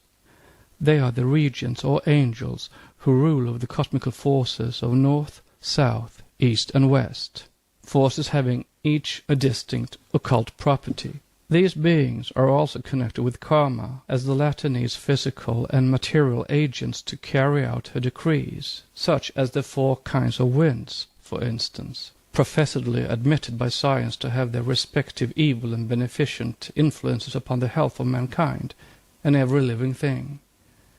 There is occult philosophy in that Roman Catholic doctrine which traces the various public calamities, such as epidemics of disease and wars and so on, to the invisible messengers from north and west.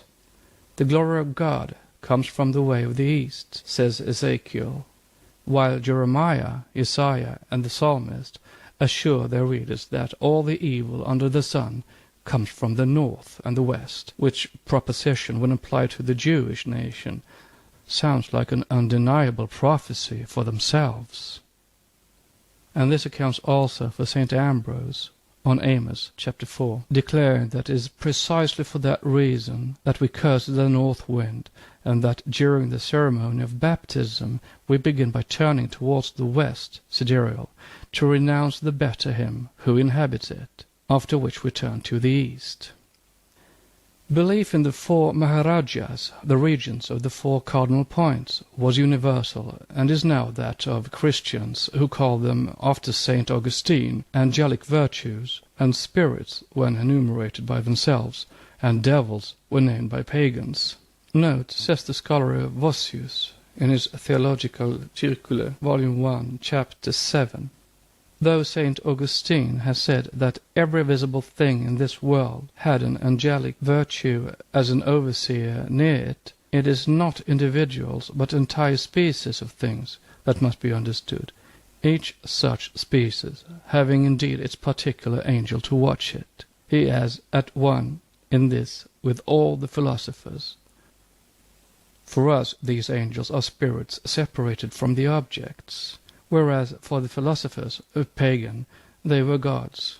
Considering the ritual established by the Roman Catholic Church for spirits of the stars, the latter looked suspiciously like gods, and were no more honored and prayed to by the ancient and modern pagan rabble than they are now at Rome by the highly cultured Catholic Christians.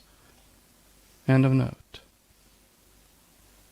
But where is the difference between the pagans and the Christians in this cause? Following Plato, Aristotle explained that the term stoicheia was understood only as meaning the incorporeal principles placed at each of the four great divisions of our cosmical world to supervise them. Thus, no more than the Christians did do they adore and worship the elements and the cardinal imaginary points, but the quote gods unquote that ruled these respectively. For the Church there are two kinds of sidereal beings, the angels and the devils. For the Kabbalist and occultist there is but one, and neither of them makes any difference between the rectors of light and the cosmocratores, or rectores tenebrarum harum, whom the Roman Church imagines and discovers in a rector of light as soon as he is called by another name than the one she addresses him by. It is not the rector or Maharaja who punishes or rewards, with or without God's permission or order, but man himself, his deeds or karma, attracting individually and collectively, as in the case of whole nations sometimes, every kind of evil and calamity. We produce causes, and these awaken the corresponding powers in the sidereal world, which powers are magnetically and irresistibly attracted to and react upon those who produced these causes, whether such persons are practically the evil-doers or simply thinkers who brood mischief. Thought is matter, we are taught by modern science, and every particle of the existing matter must be a register of all that has happened, as in their Principles of Science, Messieurs Gévon and Babbage tell the profane. Note on thought is matter. Not, of course, in the sense of the German materialist Moleschott, who assures us that thought is the movement of matter, a statement of almost unequaled absurdity. Mental states and bodily states are utterly contrasted as such, but that does not affect the position that every thought, in addition to its physical accompaniment, brain change, exhibits an objective, though to us supersensuously objective, aspect on the astral plane. See The Occult World, pages 89, 90. End of note. Modern science is drawn more every day into the maelstrom of occultism. Unconsciously, no doubt, still very sensibly. The two main theories of science regarding the relations between mind and matter are monism and materialism. These two cover the whole ground of negative psychology, with the exception of the quasi-occult views of the pantheistic German schools. Note: the views of our present-day scientific thinkers as to the relations between mind and matter may be reduced to two hypotheses. These show that both views equally exclude the possibility of an independent soul, distinct from the physical brain through which it functions. They are 1.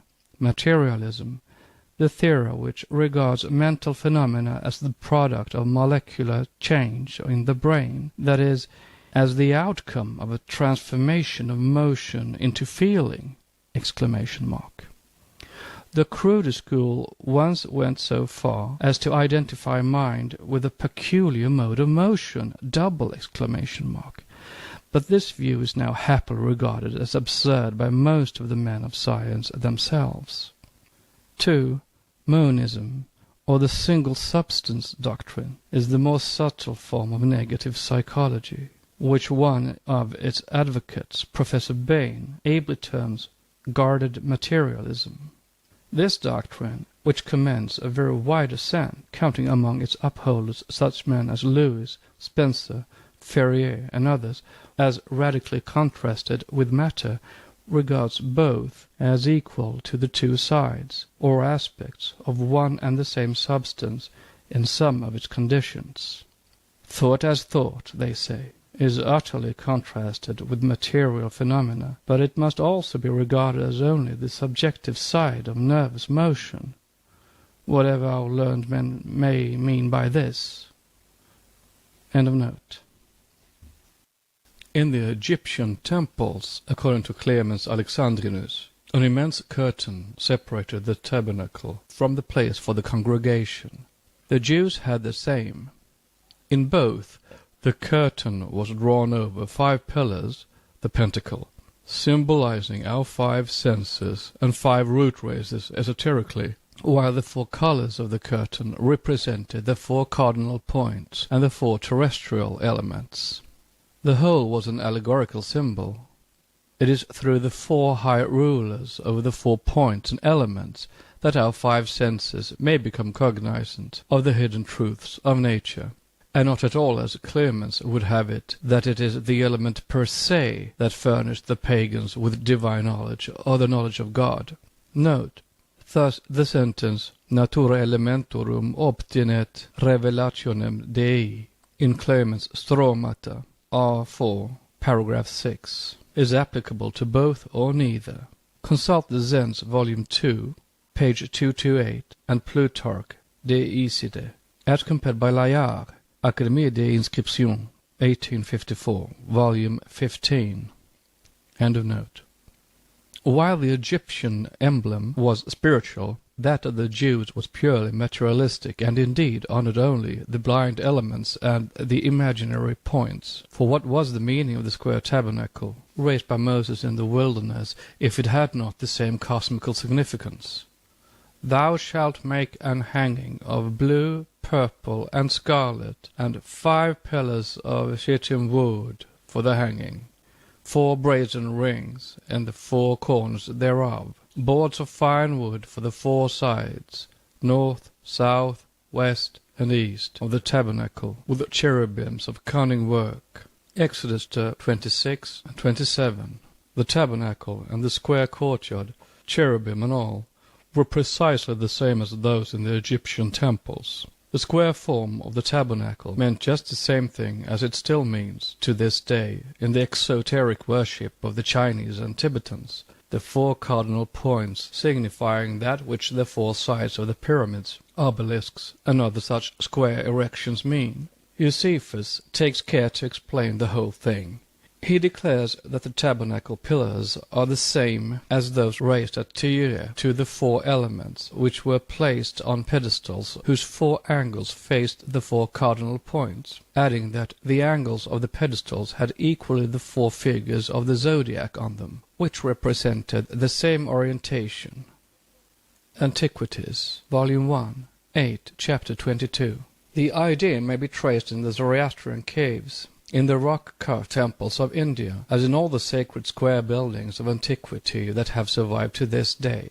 This is shown definitely by Layard, who finds the 4 cardinal points and the 4 primitive elements in the religion of every country under the shape of square obelisks, the 4 sides of the pyramids, etc., etc. Of these elements and their points, the 4 Maharajas were the regents and the directors.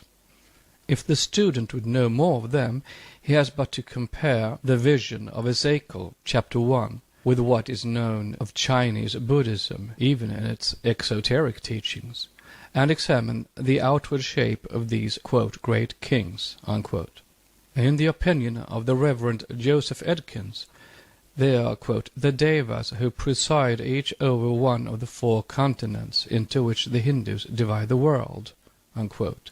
Note, the Hindus happen to divide the world into 7 continents, exoterically as esoterically, and their 4 cosmic devas are 8, presiding over the 8 points of the compass and not the continents.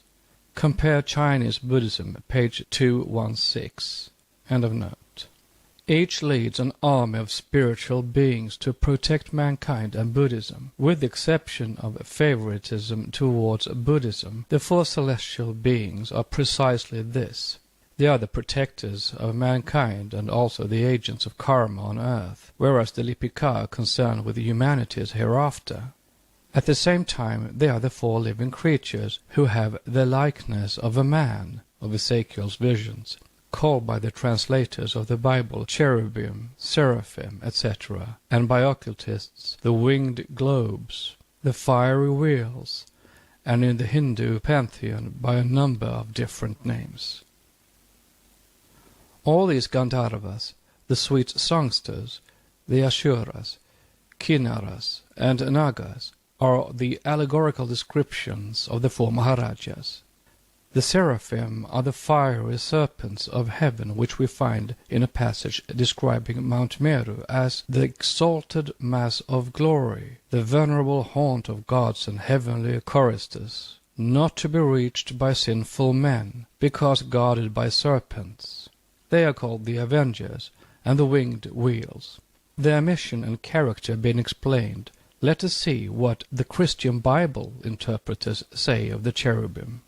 The word signifies, in Hebrew, fullness of knowledge. These angels are so called from their exquisite knowledge, and were therefore used for the punishment of men who affected divine knowledge, interpreted by Cruden in his concordance from Genesis 3, verse 24.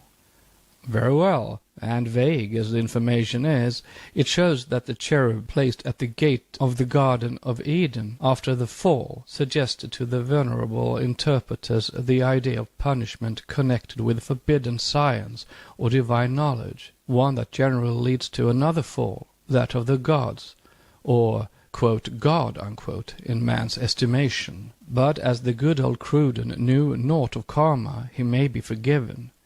Yet the allegory is suggestive. From Meru, the abode of gods, to Eden, the distance is very small, and from the Hindu serpents to the Ophite cherubim, the 3rd out of the 7 of which was the dragon, the separation is still smaller, for both watched the entrance to the realm of secret knowledge. But Ezekiel plainly describes the 4 cosmic angels. I looked, and behold, a whirlwind, a cloud, and fire enfolding it. Also out of the midst thereof came the likeness of 4 living creatures. They had the likeness of a man, and every one had 4 faces and 4 wings. The face of a man, and the face of a lion, the face of an ox, and the face of an eagle. Man was here substituted for dragon. Compare the Ophite spirits. Note, the angels recognized by the Roman Catholic Church, who correspond to these faces, were with the Ophites dragon, Raphael, lion, Michael, bull or ox, Uriel, and eagle, Gabriel. The 4 keep company with the 4 evangelists, and preface the Gospels. End of note. Now as I beheld the living creatures, behold one wheel upon the earth with his 4 faces, as it were a wheel in the middle of a wheel. For the support of the living creature was in the wheel. Their appearance was like coals of fire, etc. Ezekiel chapter 1. There are 3 chief groups of builders, and as many of the planetary spirits and the Lipika, each group being again divided into 7 subgroups. It is impossible, even in such a large work as this, to enter into a minute examination of even the 3 principal groups, as it would demand an extra volume.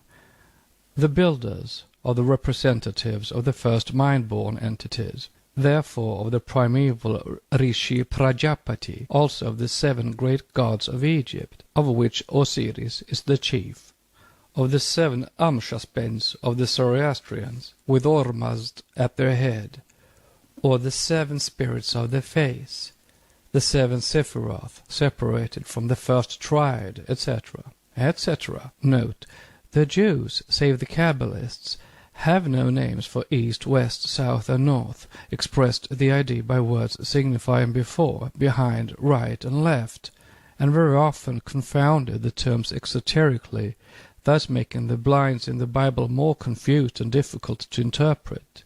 Add to this the fact that out of the 47 translators of King James's first of England's Bible, only 3 understood Hebrew, and of these 2 died before the Psalms were translated.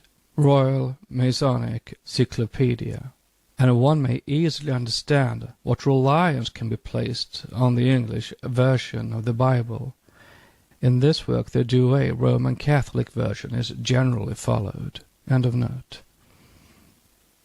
They build, or rather rebuild, every system after the, quote, night, unquote. The second group of the builders is the architect of our planetary chain exclusively, and the third, the progenitor of our humanity, the macrocosmic prototype of the microcosm. The planetary spirits are the informing spirits of the stars in general, and of the planets especially. They rule the destinies of men who are all born under one or other of their constellations. The second and third groups pertaining to other systems have the same functions, and all rule various departments in nature.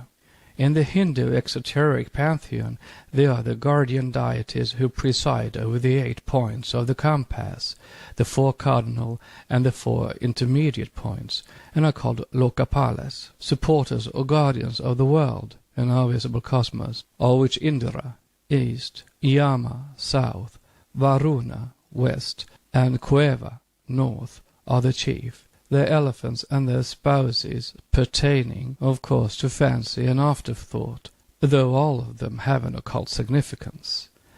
The Lipika, a description of whom is given in the commentary on stanza 4, number 6, are the spirits of the universe, whereas the builders are only our own planetary deities. The former belong to the most occult portion of cosmogenesis, which cannot be given here. Whether the adepts, even the highest, know this angelic order and the completeness of its triple degrees, or only the lower one connected with the records of our world, is something which the writer is unprepared to say, and she would incline rather to the latter supposition. Of its highest grade, one thing only is taught. The Lipika are connected with karma, being its direct recorders. Note: the symbol for sacred and secret knowledge was universally in antiquity a tree, by which a scripture or a record was also meant. Hence the word Lipika, the writers or scribes, the dragons, symbols of wisdom, who guard the trees of knowledge. The golden apple tree of the Hesperides, the luxuriant trees and vegetation of Mount Meru guarded by a serpent, Juno giving to Jupiter on her marriage with him a tree with golden fruit, is another form of Eve offering Adam the apple from the tree of knowledge. End of note. Stanza 5 continued. 6. The Lipika circumscribe the triangle, the first one, the vertical line, the cube, the second one, and the pentacle with the egg, circle. The stanza proceeds with a minute classification of the orders of angelic hierarchy. From the group of 4 and 7 emanates the mind-born group of 10, of 12, of 21, etc. All these divided again into subgroups of septenaries, novums, duodecimals, and so on, until the mind is lost in this endless enumeration of celestial hosts and beings, each having its distinct task in the ruling of the visible cosmos during its existence. The esoteric meaning of the first sentence of the sloka is that those who have been called lipikas, the recorders of the karmic ledger, make an impassable barrier between the personal ego and the impersonal self, the noumenon and parent source of the former. Hence the allegory. They circumscribe the manifested world of matter within the ring, pass not. This world is the symbol, objective, of the one divided into the many on the planes of illusion. Of Adi, the first, or of Ika, the one, and this one is the collective aggregate, or totality, of the principal creators or architects of this visible universe. In Hebrew occultism, their name is both Achtach, feminine, one, and Achod, one, again, but masculine. The monotheists have taken, and are still taking, advantage of the profound esotericism of the Kabbalah to apply the name by which the one supreme essence is known to its manifestation, the Sephiroth Elohim, and call it Jehovah. But this is quite arbitrary, and against all reason and logic, as the term Elohim is a plural noun, identical with the plural word Chim, often compounded within the Elohim. Note: the sentence in the Sefer Jezira and elsewhere, Achach, Ruach, Elohim, Chim, denotes the Elohim as androgynous at best, the feminine element almost predominating, as it would read, one is she, the spirit of the Elohim of life. As said above, Ekach, or Akach, is feminine, and Ekoj, or Akoj, masculine, both meaning one. End of note. Moreover, in occult metaphysics there are, properly speaking, two ones, the one on the unreachable plane of absoluteness and infinity, on which no speculation is possible, and the second one on the plane of emanations. The former can neither emanate nor be divided, as it is eternal, absolute, and immutable, the second being, so to speak, the reflection of the first one, for it is the Logos, or Eshvara, in the universe of illusion, can do all this. Note: this metaphysical tenet can hardly be better described than Mr. Sabarose in Bhagavad Gita lectures. Mula Prakriti, the veil of Parabrahman, acts as the one energy through the Logos, or Eshvara. Now, Parabrahman is the one essence from which starts into existence a center of energy, which I shall for the present call the Logos. It is called the Verbum by the Christians, and it is the divine Christos who is eternal in the bosom of his Father. It is called Avalokiteshvara by the Buddhists. In almost every doctrine they have formulated the existence of a center of spiritual energy which is unborn and eternal, and which exists in the bosom of Parabrahman at the time of Pralaya, and starts as a center of conscious energy at the time of cosmic activity. For, as the lecture premised by saying, Parabrahm is not this or that, it is not even consciousness, as it cannot be related to matter or anything conditioned. It is not ego, nor is it non-ego, not even Atma, but verily the one source of all manifestations and modes of existence. End of note. It emanates from itself, as the upper Sephirothal triad emanates the lower 7 Sephiroth, the 7 rays or Dhyan Kochans. The homogeneous becomes the heterogeneous. The protyle differentiates into elements, but these, unless they return into the primal element, can never cross beyond the laya or 0 point. Hence the allegory. The Lipika separate the world or plane of pure spirit from that of matter, those who descend and ascend, the incarnating monads, and men striving towards purification and ascending, but still not having quite reached the goal, may cross the circle of past not only on the day be with us, that day when man, freeing himself from the trammels of ignorance and recognizing fully the non-separatedness of the ego within his personality, erroneously regarded as his own, from the universal ego, anima supramundi, merges thereby into the one essence to become not only one with us, the manifested universal lives which are one life, but that very life itself. Astronomically, the ring pass not, that the Lipika trace around the triangle, the first one, the cube, the second one, and the pentacle to circumscribe these figures, is thus shown to contain the symbol of 3, 1, 4, 1, 5 again, or the coefficient constantly used in mathematical tables, the value of pi, the geometrical figures standing here for numerical figures. According to the general philosophical teachings, this ring is beyond the region of what are called nebulae in astronomy. But this is as erroneous a conception as that of the topography for the descriptions given in Puranic and other exoteric scriptures about the 1008 worlds of the Devaloka worlds and firmaments. There are worlds, of course, in the esoteric as well as in the profane scientific teachings, at such incalculable distances that the light of the nearest of them, which has just reached our modern Chaldees, had left its luminary long before the day on which the words "Let there be light" were pronounced. But these are no worlds on the Devaloka plane, but in our cosmos.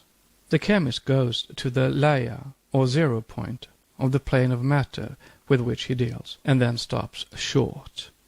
The physicist, or the astronomer, counts by billions of miles beyond the nebula, and they also stop short. The semi-initiated occultist will represent this layer point to himself as existing on some plane which, if not physical, is still conceivable to the human intellect. But the full initiate knows that the ring pass not is neither a locality, nor can it be measured by distance, but that it exists in the absoluteness of infinity. In this infinity of the full initiate, there is neither height, breadth, nor thickness, but all is fathomless profundity, reaching down from the physical to the, quote, para-metaphysical, unquote. In using the word down, essential depth, nowhere and everywhere is meant, not depth of physical matter. If one searches carefully through the exoteric and grossly anthropomorphic allegories of popular religions, even in these the doctrine embodied in the circle of past not, thus guarded by the Lipika, may be dimly perceived. Thus one finds it even in the teachings of the Vedantin sect of the Vishittadvaita, the most tenaciously anthropomorphic in all India. For we read of the released soul that, after reaching moksha, a state of bliss, meaning release from bandha or bondage, bliss is enjoyed by it in a place called Paramapada, which place is not material, but made of Sudasattva, the essence of which the body of Ishvara, the Lord, is formed. There, muktas or jivatmas, monads, who have attained moksha, are never again subject to the qualities of either matter or karma. But if they choose, for the sake of doing good to the world, they may incarnate on earth. Note, these voluntary reincarnations are referred to in our doctrine as nirmanakayas, the surviving spiritual principles of men. End of note. The way to Parampada, or the material worlds, from this world, is called Devayana. When a person has attained moksha, and the body dies, quote, the jiva, soul, goes with Shukshma Sarira from the heart of the body to the Brahmarandra in the crown of the head, traversing Sushumna, a nerve connecting the heart with the Brahmarandra. Note on the Sukshma Sharira, dreamlike, elusive body with which are clothed the inferior dhyanis of the celestial hierarchy. End of note. The jiva breaks through the Brahmarandra and goes to the region of the sun, Surya Mandala, through the solar rays. Then it goes through a dark spot in the sun, to Paramapada. The jiva is directed on its way by the supreme wisdom acquired by yoga. Note: compare this esoteric tenet with the Gnostic doctrine found in Pistis Sophia, knowledge equals wisdom, in which treatise Sophia Achamoth is shown lost in the waters of chaos, matter, on her way to supreme light, and Christos delivering and helping her on the right path. Note well, Christos with the Gnostics meant the impersonal principle, the Atman of the universe, and the Atma within every man's soul, not Jesus, though in the old Coptic manuscripts in the British Museum, Christos is almost constantly replaced by Jesus. End of note. The jiva thus proceeds to Parampada by the aid of Ativahikas, bearers in transit, known by the names of Akyahas, Aditya, Prajapati, etc. The Archis here mentioned are certain pure souls, etc., etc., from Vishishtadvaita Catechism by Pundit Bhashakaira, FTS. No spirit except the recorders, Lipika, has ever crossed its forbidden line, nor will any do so until the day of the next Pralaya, for it is the boundary that separates the finite, however infinite in man's sight, from the truly infinite. The spirits referred to, therefore, as those who ascend and descend are the hosts, or what we loosely call celestial beings. But they are, in fact, nothing of the kind.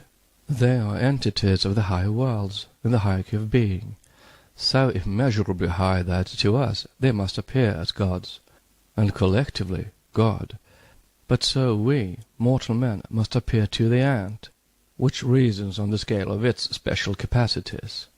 The ant may also, for all we know, see the avenging finger of a personal god in the hand of the urchin, who in one moment, under the impulse of mischief, destroys its ant-hill, the labor of many weeks, long years in the chronology of insects.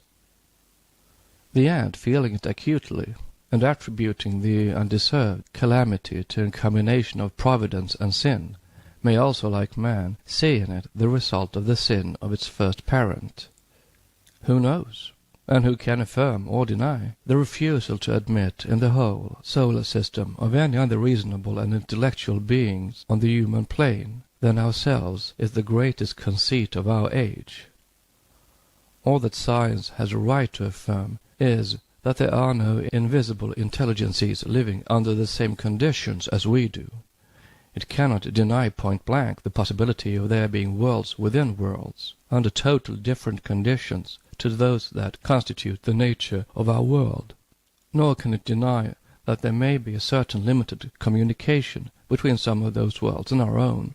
Note: the greatest philosopher of European birth, Immanuel Kant, assures us that such a communication is in no way improbable. Quote, "I confess I am much disposed to assert the existence of immaterial natures in the world, and to place my own soul in the class of these beings. It will hereafter, I know not where or when, yet be proved that the human soul stands even in this life in dissoluble connection with all immaterial natures in the spirit world, that it reciprocally acts upon these, and receives impressions from them." Unquote. Träume eines Geisterseers, quoted by C.C. Massey in his preface to von Hartmann's Spiritismus. End of note. To the highest, we are taught, belong the 7 orders of the purely divine spirits. To the 6 lower ones belong hierarchies that can occasionally be seen and heard by men, and who do communicate with their progeny of the earth, which progeny is indissolubly linked with them, each principle in man having its direct source in the nature of those great beings who furnish us with the respective invisible elements in us.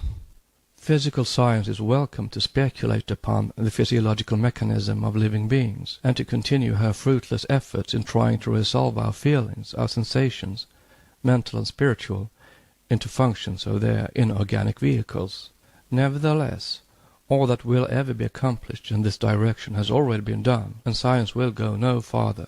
She is before a dead wall, on the face of which she traces, as she imagines, great physiological and psychic discoveries, but every one of which will be shown later on to be no better than the cobwebs spun by her scientific fancies and illusions. The tissues of our objective framework alone are subservient to the analysis and researches of physiological science. Note, for example, all that modern physiological research in connection with psychological problems has, and owing to the nature of things could have shown, is that every thought, sensation, and emotion is attended with a remarshalling of the molecules of certain nerves. The inference drawn by scientists of the type of Büchner, Vogt, and others, that thought is molecular motion, necessitates a complete abstraction being made of the fact of our subjective consciousness. End of note. The 6 higher principles in them will evade forever the hand that is guided by an animus that purposely ignores and rejects the occult sciences. The great day of "be with us," then, is an expression, the only merit of which lies in its literal translation. Its significance is not so easily revealed to a public unacquainted with the mystic tenets of occultism, or rather of esoteric wisdom, or, quote, Buddhism, unquote. It is an expression peculiar to the latter, and as hazy for the profane as that of the Egyptians, who call the same the, quote, day of come to us, unquote, which is identical with the former, though the verb be in this sense might be still better replaced with either of the 2 words remain or rest with us, as it refers to that long period of rest which is called paranirvana. Note on a day of come to us. See Le Livre des Morts by Paul Pierret. Le jour devient nous. C'est le jour où Osiris a dit au soleil, viens, je le vois rencontrant le soleil dans la menti. Chapter 17, page 61. The sun here stands for the Logos, or Christos, or Horus, as central essence synthetically, and as diffused essence of radiated entities, different in substance, but not in essence. As expressed by the Bhagavad Gita lecturer, it must not be supposed that the Logos is but a single center of energy manifested from Parabrahman. There are innumerable other centers, and their number is almost infinite in the bosom of Parabrahman. Hence the expressions, the day of come to us, and the day of be with us, etc. Just as the square is the symbol of the 4 sacred forces or powers, tetraktis, so the circle shows the boundary within the infinity that no man can cross, even in spirit, nor deva, nor Jian-Kochan. The spirits of those who descend and ascend during the course of cyclic evolution shall cross the iron-bound world only on the day of their approach to the threshold of paranirvana.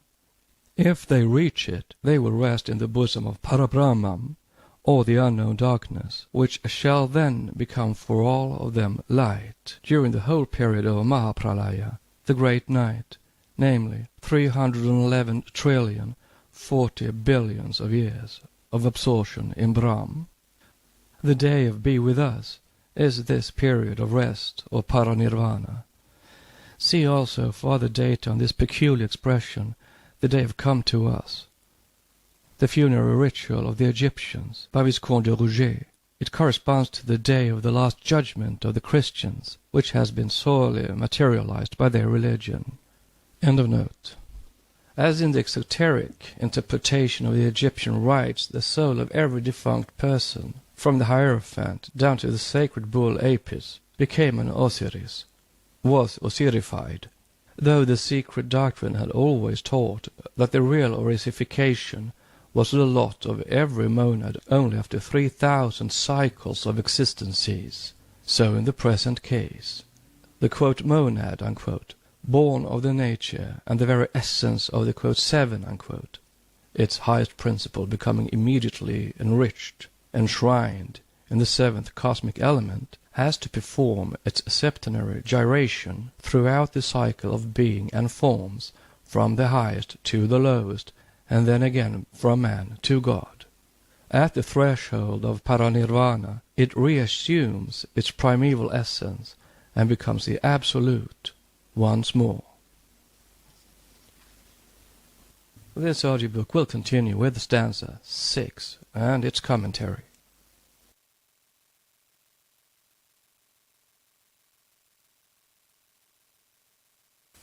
The Secret Doctrine by Elena Petrovna Blavatsky, a facsimile of the original edition of 1888, printed by the Cunningham Press, Alhambra, California. Volume 1, Cosmogenesis. Part 1, Cosmic Evolution. 7 stanzas translated with commentaries from the Secret Book of John. Stanza 6. 1. By the power of the Mother of Mercy and Knowledge, Kuan Yin, the triple of Kuan Sha Yin, residing in Kuan Yin Tian, Fohat, the breath of their progeny, the son of the sons, having called forth from the lower abyss the elusive form of Xian Chang and the 7 elements.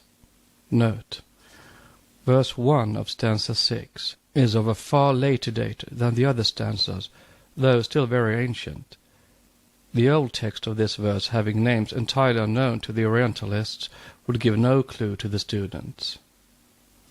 End of note. 2.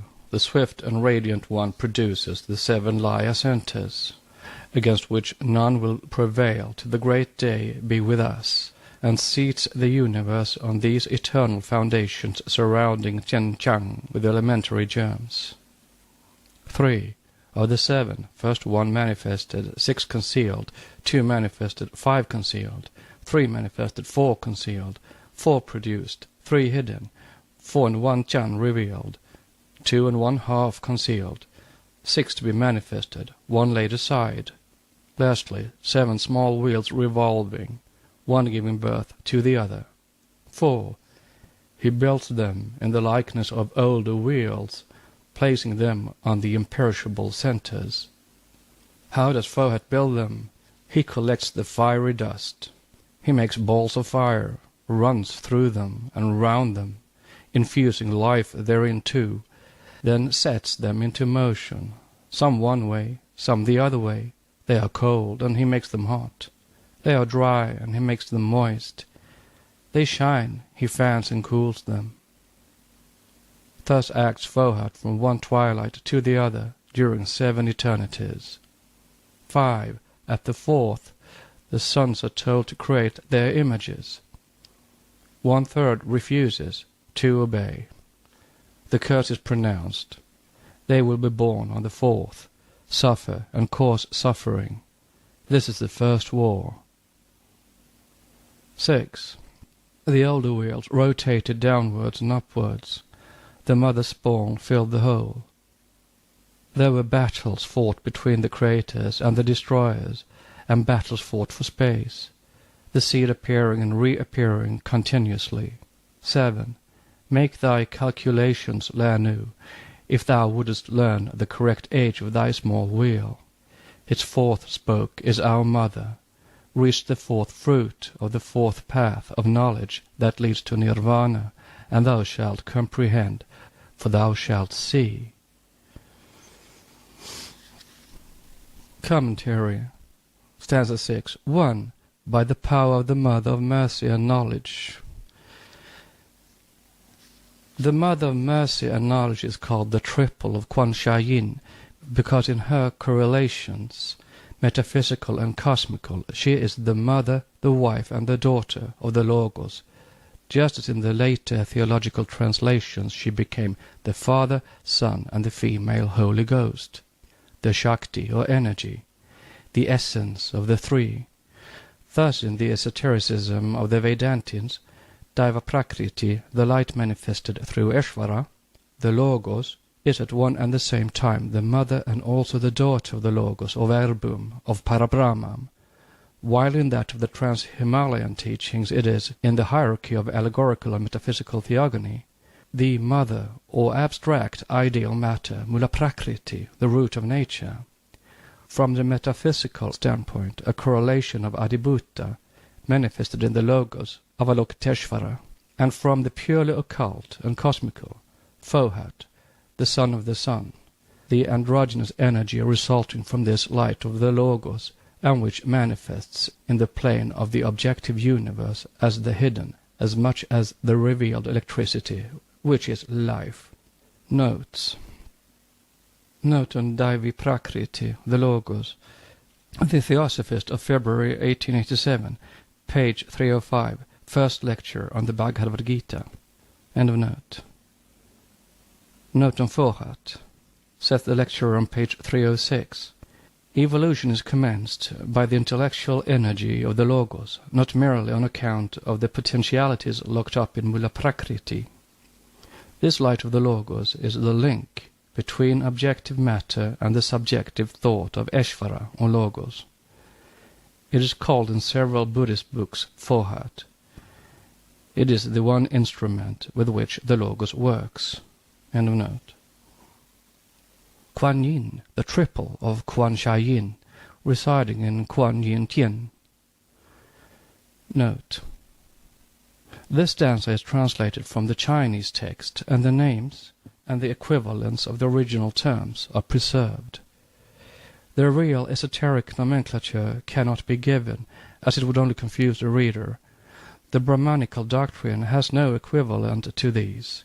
Vach seems, in many an aspect, to approach the Chinese Kuan Yin, but there is no regular worship of Vach under this name in India, as there is of Kuan Yin in China. No exoteric religious system has ever adopted a female creator, and thus woman was regarded and treated from the first dawn of popular religions as inferior to man. It is only in China and Egypt that Kuan Yin and Isis were placed on a par with the male gods. Esotericism ignores both sexes. Its highest deity is sexless, as it is formless, neither father nor mother, and its first manifested beings, celestial and terrestrial alike, become only gradually androgynous and finally separate into distinct sexes. End of note. Kuan Yin Tien means the melodious heaven of sound, the abode of Kuan Yin, or the divine voice, literally. This voice is a synonym of the verbum, or the word, speech as the expression of thought. Thus may be traced the connection with and even the origin of the Hebrew Bath Kol, the daughter of the divine voice, or verbum, or the male and female Logos, the heavenly man, or Adam Kadmon, who is at the same time Sephira. The latter was surely anticipated by the Hindu Vach, the goddess of speech, or of the word. For Vach, the daughter and the female portion, as is stated of Brahma, one generated by the gods, is, in company with Kuan Yin, with Isis, also the daughter, wife and sister of Osiris and other goddesses, the female Logos, so to speak, the goddess of the active forces in nature, the word, voice or sound, and speech.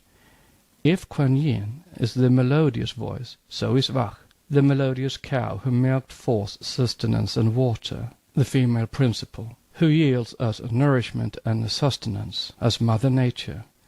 She is associated in the work of creation with the Prajapati. She is male and female ad libitum, as Eve is with Adam. And she is a form of Aditi, the principle higher than ether, in Akasha, the synthesis of all the forces of nature.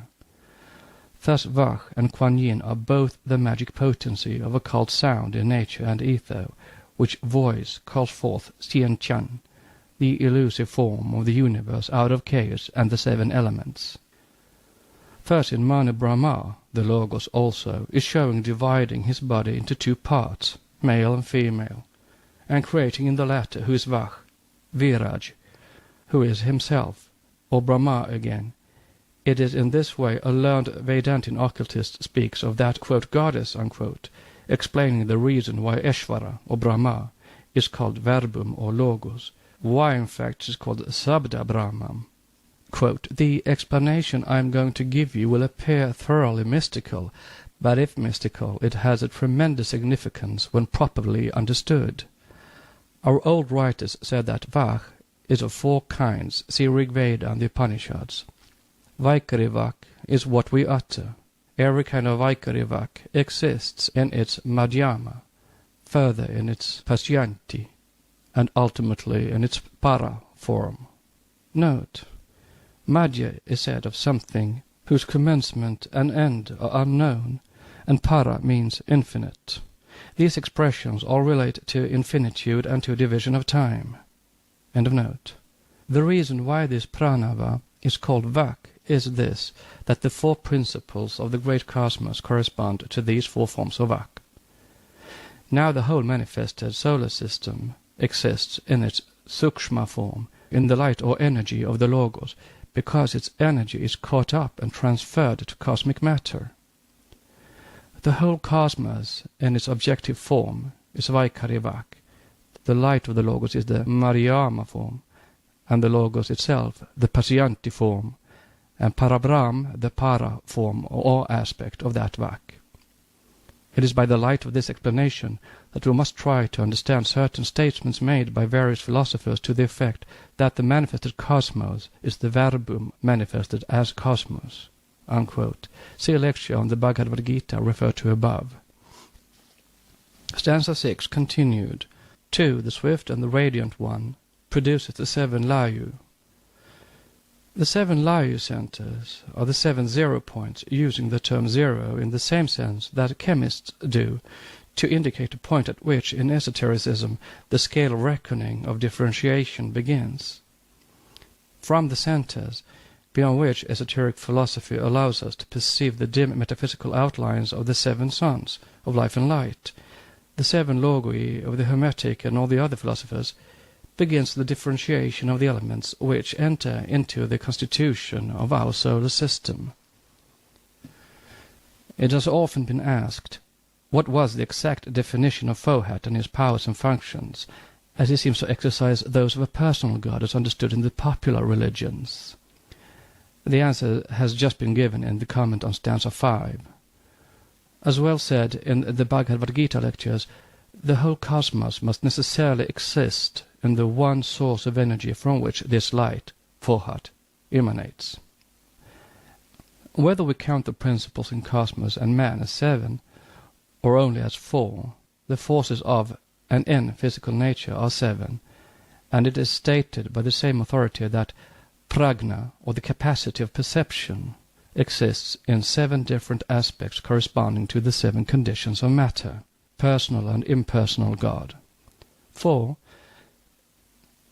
just as a human being is composed of 7 principles, differentiated matter in the solar system exists in 7 different conditions from the same source. So does Fohat. Note, Fohat has several meanings. See stanza 5, commentary et infra. He is called the builder of the builders, the force that he personifies having formed our septenary chain. End of note. He is 1 and 7, and on the cosmic plane is behind all such manifestations as light, heat, sound, adhesion, etc., etc., and is the spirit of electricity, which is the life of the universe. As an abstraction, we call it the one life. As an objective and evident reality, we speak of a septenary scale of manifestation, which begins at the upper rung with the one unknowable causality, and ends as omnipresent mind and life immanent in every atom of matter. Thus, while science speaks of its evolution through brute matter, blind force, and senseless motion, the occultists point to the intelligent law and sentient life, and add that Fohat is the guiding spirit of all this. Yet he is no personal God at all, but the emanation of those other powers behind him whom the Christians call the messengers of their God, who is in reality only the Elohim, or rather one of the 7 creators called Elohim, and we, the messenger of the primordial sons of life and light. 7 layu centers, against which none will prevail, to the great day be with us, and seats the universe on these eternal foundations, surrounding Xian Chan with the elementary germs. The elementary germs with which he fills Xian Chan, the universe, from Tian Xin, the heaven of mind, literally, or that which is absolute, are the atoms of science and the monads of Leibniz. Stanza 6 continued. 3. Of the 7 elements, first 1 manifested, 6 concealed, 2 manifested, 5 concealed, 3 manifested, 4 concealed, 4 produced, 3 hidden, 4 and 1 Zan fraction revealed, 2 and 1 half concealed, 6 to be manifested, 1 laid aside. Although these stanzas refer to the whole universe after a Mahapralaya, universal destruction, yet this sentence, as any student of occultism may see, refers also by analogy to the evolution and final formation of the primitive, though compound, 7 elements on our earth. Of these, 4 elements are now fully manifested, while the 5th, ether, is only partially so, as we are hardly in the second half of the 4th round, and consequently the 5th element will manifest fully only in the 5th round. The worlds, including our own, were of course as germs primarily evolved from the one element in its second stage, Father Mother, the differentiated world's soul, not what is termed the oversoul by Emerson. Whether we call it, with modern science, cosmic dust and fire mist, or with occultism, Akasha, Jivatma, divine astral light, or the soul of the world. But this first stage of evolution was in due course of time followed by the next. No world, as no heavenly body, could be constructed on the objective plane, had not the elements been sufficiently differentiated already from their primeval ilus, resting in Laya. The latter term is a synonym of nirvana. It is, in fact, the nirvanic dissociation of all substances, merged after a life cycle into the latency of their primary conditions. It is the luminous but bodiless shadow of the matter that was, the realm of negativeness, wherein lie latent during their period of rest the active forces of the universe. Now, speaking of elements, it is made the standing reproach of the ancients that they supposed their elements simple and undecomposable.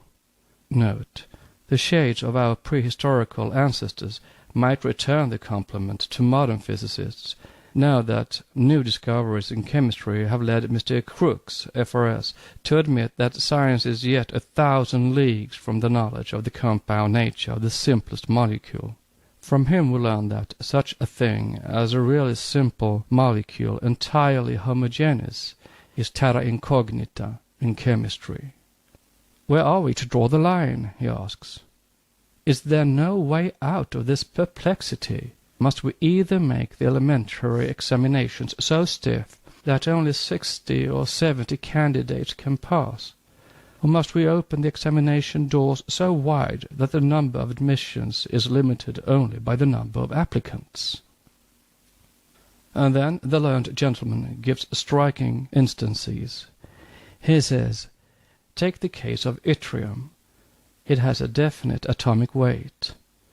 It behaved in every respect as a simple body, an element, to which we might indeed add, but from which we could not take away. Yet this yttrium, this supposed homogeneous whole, on being submitted to a certain method of fractionation, is resolved into portions, not absolutely identical among themselves, and exhibiting a gradation of properties. Or take the case of didymium. Here was a body betraying all the recognized characters of an element. It had been separated with much difficulty from other bodies which approximated closely to it in their properties, and during this crucial process it had undergone very severe treatment and very close scrutiny. But then came another chemist who, treating this assumed homogeneous body by a peculiar process of fractionation, resolved it into the 2 bodies, praseodymium and neodymium, between which certain distinctions are perceptible. Further, we even now have no certainty that neodymium and praseodymium are simple bodies. On the contrary, they likewise exhibit symptoms of splitting up. Now, if one supposed element on proper treatment is thus found to comprise dissimilar molecules, we are surely warranted in asking whether similar results might not be obtained in other elements, perhaps in all elements, if treated in the right way. We may even ask whether the process of sorting out is to stop, a process which, of course, presupposes variations between the individual molecules of each species. And in these successive separations we naturally find bodies approaching more and more closely to each other.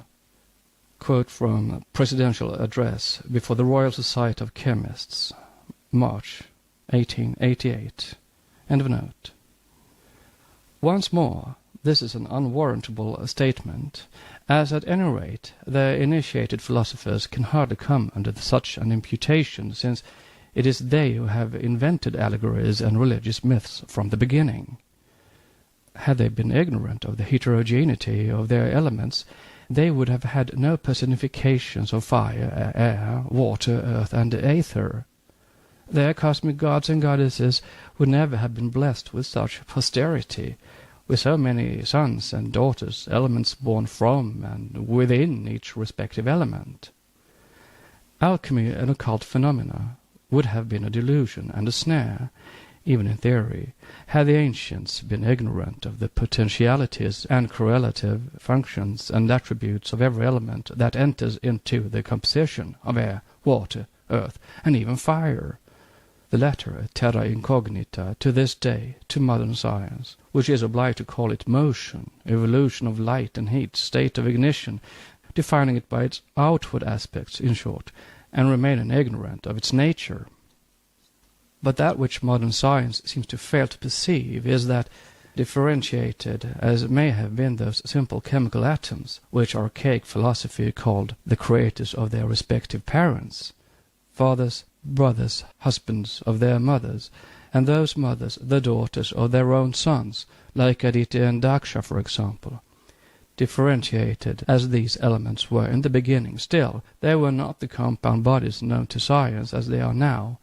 Neither water, air, earth, synonyms for solids generally, existed in their present form, representing the three states of matter alone recognized by science, for all these are the productions already recombined by the atmospheres of globes completely formed, even to fire, so that in the first periods of the earth's formation they were something quite sui generis. Now that the conditions and laws ruling our solar system are fully developed, and that the atmosphere of our earth, as of every other globe, has become, so to say, a crucible of its own, occult science teaches that there is a perpetual exchange taking place in space of molecules, or of atoms rather, correlating and thus changing the combining equivalents on every planet. Some men of science, and those among the greatest physicists and chemists, begin to suspect this fact, which has been known for ages to the occultists. The spectroscope only shows the probable similarity, on external evidence, of terrestrial and sidereal substance.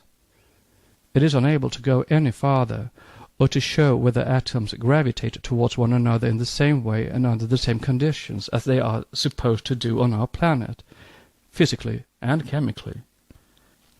The scale of temperature, from the highest degree to the lowest that can be conceived of, may be imagined to be one and the same in and for the whole universe. Nevertheless, its properties, other than those of dissociation and reassociation, differ on every planet, and thus atoms enter into new forms of existence, undreamt of and incognizable to physical science. As already expressed in 5 years of theosophy, the essence of cometary matter, for instance, is totally different from any of the chemical or physical characteristics with which the greatest chemists and physicists of the earth are acquainted. See page 242. And even that matter, during rapid passage through our atmosphere, undergoes a certain change in its nature. Thus not alone the elements of our planets, but even those of all its sisters in the solar system, differ as widely from each other in their combinations as from the cosmic elements beyond our solar limits.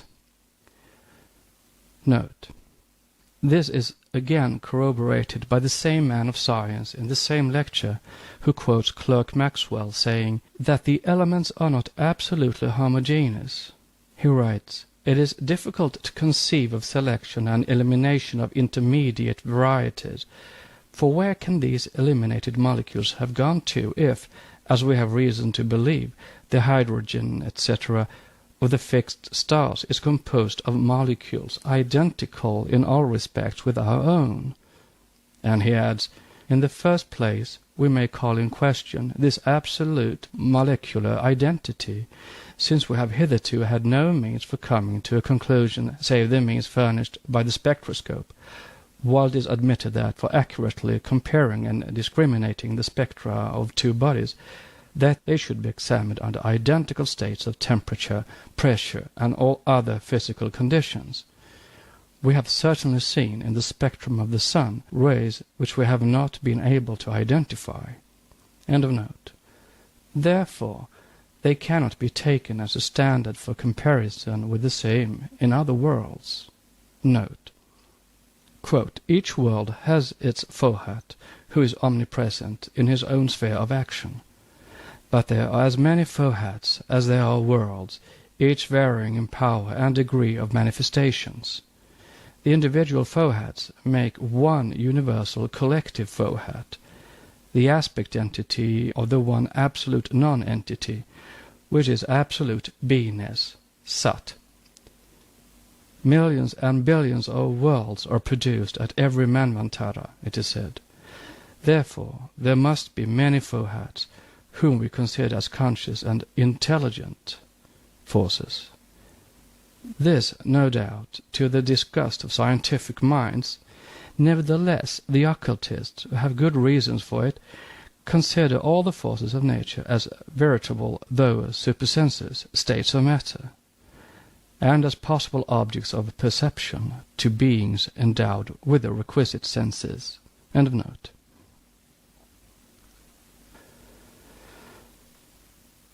Enshrined in their virgin, pristine state within the bosom of the Eternal Mother, every atom born beyond the threshold of her realm is doomed to incessant differentiation. The Mother sleeps, yet is ever breathing, and every breath sends out into the plane of manifestation her protean products, which, carried on by the wave of the efflux, are scattered by Fohat, and driven toward and beyond this or another planetary atmosphere. Once caught by the latter, the atom is lost. Its pristine purity is gone forever unless fate dissociates it by leading it to a current of efflux, an occult term meaning quite a different process from that which the ordinary term implies, when it may be carried once more to the borderland where it had perished, and taken its flight, not into space above, but into space within, it will be brought under a state of a differential equilibrium and happily reabsorbed. Were a truly learned occultist alchemist to write the life and adventures of an atom, he would secure thereby the eternal scorn of the modern chemist, perchance also his subsequent gratitude. Note. Indeed, if such an imaginary chemist happened to be intuitional, and would for a moment step out of the habitual groove of strictly, quote, exact science, unquote, as the alchemists of old did, he might be repaid for his audacity. End of note. However it may be, the breath of the Father-Mother issues cold and radiant, and gets hot and corrupt, to cool once more, and be purified in the eternal bosom of inner space, says the commentary. Man absorbs cold, pure air on the mountain-top, and throws it out impure, hot, and transformed. Thus, the high atmosphere being the mouth, and the lower one the lungs of every globe, the man of our planet breathes only the refuse of, quote, mother, unquote. Therefore, quote, he is doomed to die on it, unquote. And note, he who would allotropize sluggish oxygen into ozone to a measure of alchemical activity, reducing it to its pure essence, for which there are means, would discover thereby a substitute for an elixir of life, and prepare it for practical use. End of note. Lastly, 7 small wheels revolving, one giving birth to the other. The process referred to as the small wheels giving birth, one to the other, takes place in the 6th region from above, and on the plane of the most material world of all in the manifested cosmos, our terrestrial plane. These 7 wheels are our planetary chain. See Commentary 5 and 6. By wheels, the various spheres and centers of forces are generally meant, but in this case they refer to our septenary ring. Stanza 6 continued. 4. He builds them in the likeness of older worlds, placing them on the imperishable centers. The worlds are built in the likeness of older worlds, that is, those that existed in preceding manvantaras and went into pralaya, because the law for the birth, growth, and decay of everything in cosmos, from the sun to the glowworm in the grass, is one. It is an everlasting work of perfection with every new appearance, but the substance, matter, and forces are all one and the same. But this law acts on every planet through minor and varying laws. The imperishable Laya centers have a great importance, and their meaning must be fully understood if we would have a clear conception of the archaic cosmogony, whose theories have now passed into occultism. At present, one thing may be stated. The worlds are built neither upon, nor over, nor in the Laya centers, the 0 point being a condition, not any mathematical point. How does Fohat build them? He collects the fiery dust, he makes balls of fire, runs through them and round them, infusing life therein too, then sets them into motion, some one, some the other way. They are cold, he makes them hot. They are dry, he makes them moist. They shine, he fans and cools them. Bear in mind that Fohat, the constructive force of cosmic electricity, is said, metaphorically, to have sprung like Rudra from Brahma, from the brain of the father and the bosom of the mother, and then to have metamorphosed himself into a male and a female, that is, polarity, into positive and negative electricity. He has 7 sons who are his brothers, and Fohat is thought to be born time after time whenever any 2 of his son brothers indulge in too close contact, whether an embrace or a fight. To avoid this, he binds together and unites those of unlike nature and separates those of similar temperaments. This, of course, relates, as anyone can see, to electricity generated by friction and to the law involving attraction between 2 objects of unlike and repulsion between those of like polarity. The 7 sons brothers, however, represent and personify the 7 forms of cosmic magnetism, called in practical occultism the 7 radicals, whose cooperative and active progeny are, among other energies, electricity, magnetism, sound, light, heat, cohesion, etc. Occult science defines all these as supersenses effects in their hidden behavior, and as objective phenomena in the world of senses, the former requiring abnormal faculties to perceive them, the latter our ordinary physical senses. They all pertain to and are the emanation of still more supersensitive spiritual qualities not personated by, but belonging to, real and conscious causes. To attempt a description of such entities would be worse than useless. The reader must bear in mind that, according to our teaching, which regards this phenomenal universe as a great illusion, the nearer a body is to the unknown substance, the more it approaches reality, as being removed the farther from this world of Maya. Therefore, though the molecular constitution of their bodies is not deducible from their manifestations on this plane of consciousness, they nevertheless, from the standpoint of the adept occultist, possess a distinctive objective, if not material structure, in the relatively noumenal, as opposed to the phenomenal universe. Men of science may term the force or forces generated by matter, or modes of its motion, if they will. Occultism sees in the effects elemental forces, and in the direct causes producing them, intelligent divine workmen. The intimate connection of those elementals, guided by the unerring hand of the rulers, their correlation, we might call it, with the elements of pure matter, results in our terrestrial phenomena, such as light, heat, magnetism, etc., etc.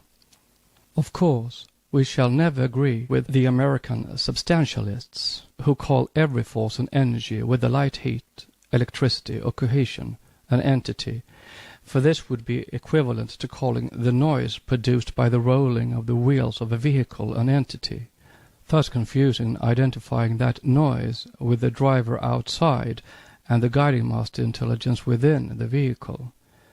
But we certainly give that name to the drivers and to these guiding intelligences, the ruling Dyan-Kochans, as shown. The elementals, the nature forces, are the acting, though invisible or rather imperceptible, secondary causes, and in themselves the effects of primary causes behind the veil of all terrestrial phenomena. Electricity, light, heat, etc., have been aptly termed the ghost or shadow of matter in motion, that is, supersensitive states of matter whose effects only we are able to cognize. To expand then the simile given above.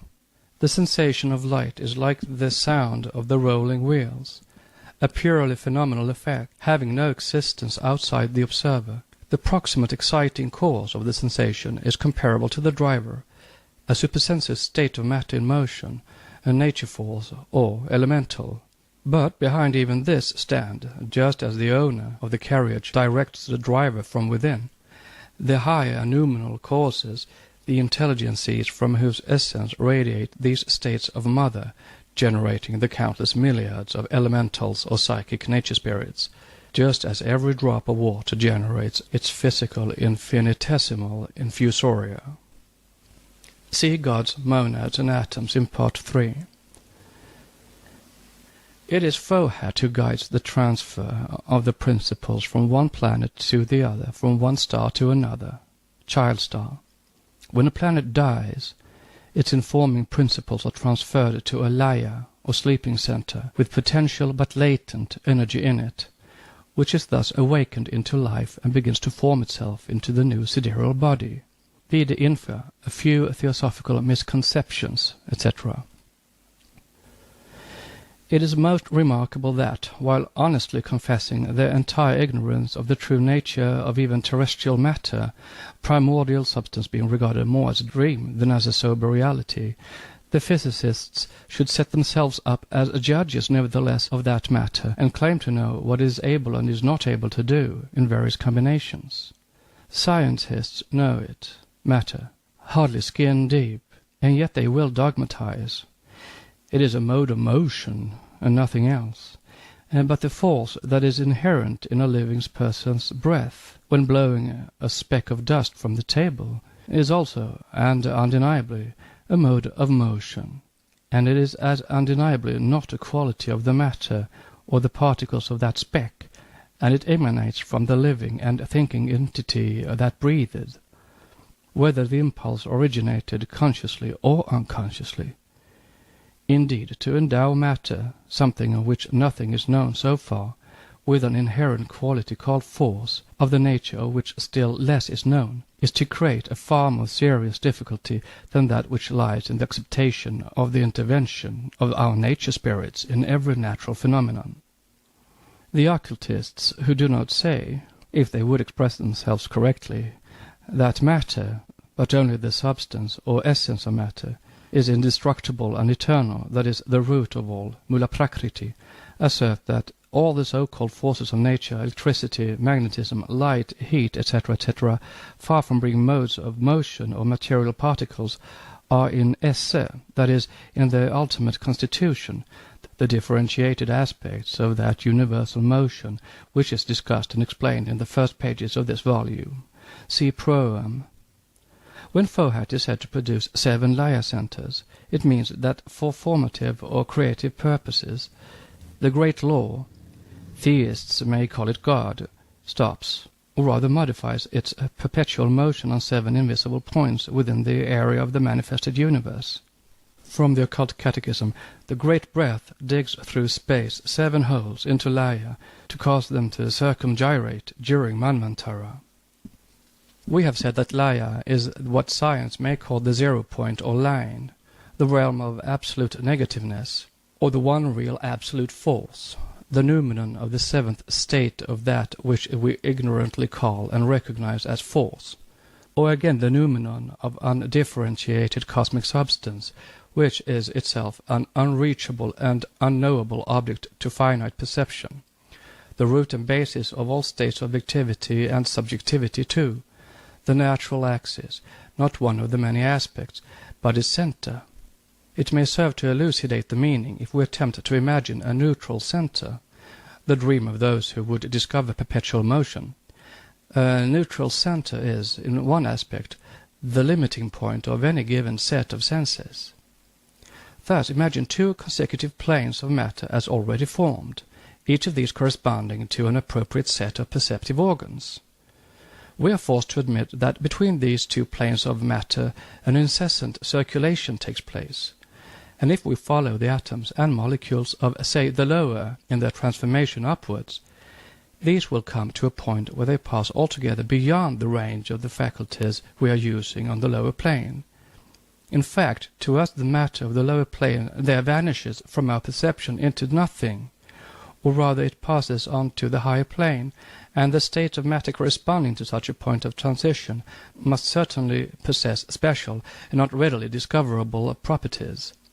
Such 7 neutral centers, then, are produced by Fouhat, who, when, as Milton has it, fair foundations are laid whereon to build, quickens matter into activity and evolution. Note on 7 neutral centers. Such, we believe, is the name applied by Mr. Keeley of Philadelphia, the inventor of the infamous motor, destined, as his admirers have hoped, to revolutionize the motor power of the world to what he again calls the etheric centers. End of note. The primordial atom, Anu, cannot be multiplied either in its pregenetic state or its primogeneity. Therefore it is called sum total, figuratively of course, as that sum total is boundless. See addendum to this book. That which is the abyss of nothingness to the physicist, who knows only of the world of visible causes and effects, is the boundless space of the divine plenum to the occultist. Among many other objections to the doctrine of an endless evolution and re-involution or reabsorption of the cosmos, a process which, according to the Brahminical and esoteric doctrine, is without a beginning or an end, the occultist is told that it cannot be, since, by all the admissions of modern scientific philosophy, it is a necessity of nature to run down. If the tendency of nature to run down is to be considered so forcible an objection to occult cosmogony, how, we may ask, do your positivists and freethinkers and scientists account for the phalanx around us of active stellar systems? They had eternity to run down in. Why then is not the cosmos a huge inert mass? Even the moon is only hypothetically believed to be a dead planet. Run down. And astronomy does not seem to be acquainted with many such dead planets. Note. The moon is dead only so far as regards her inner principles, that is, psychically and spiritually, however absurd the statement may seem. Physically, she is only as a semi-paralyzed body may be. She is aptly referred to in occultism as the insane mother, the great sidereal lunatic. End of note. The query is unanswerable. But apart from this, it must be noted that the idea of the amount of transformable energy in our little system coming to an end is based purely on the fallacious conception of a white-hot, incandescent sun perpetually radiating away his heat without compensation into space. To this we reply that nature runs down and disappears from the objective plane only to re-emerge after a time of rest out of the subjective and to re-ascend once more. Our cosmos and nature will run down only to reappear on a more perfect plane after every pralaya. The matter of the Eastern philosophers is not the matter and nature of the Western metaphysicians. For what is matter? And above all, what is our scientific philosophy but that which was so justly and so politely defined by Kant as the science of the limits to our knowledge? Where have the many attempts made by science to bind, to connect, and define all the phenomena of organic life by mere physical and chemical manifestations brought it to? To speculation generally, mere soap bubbles that burst one after the other before the men of science were permitted to discover real facts.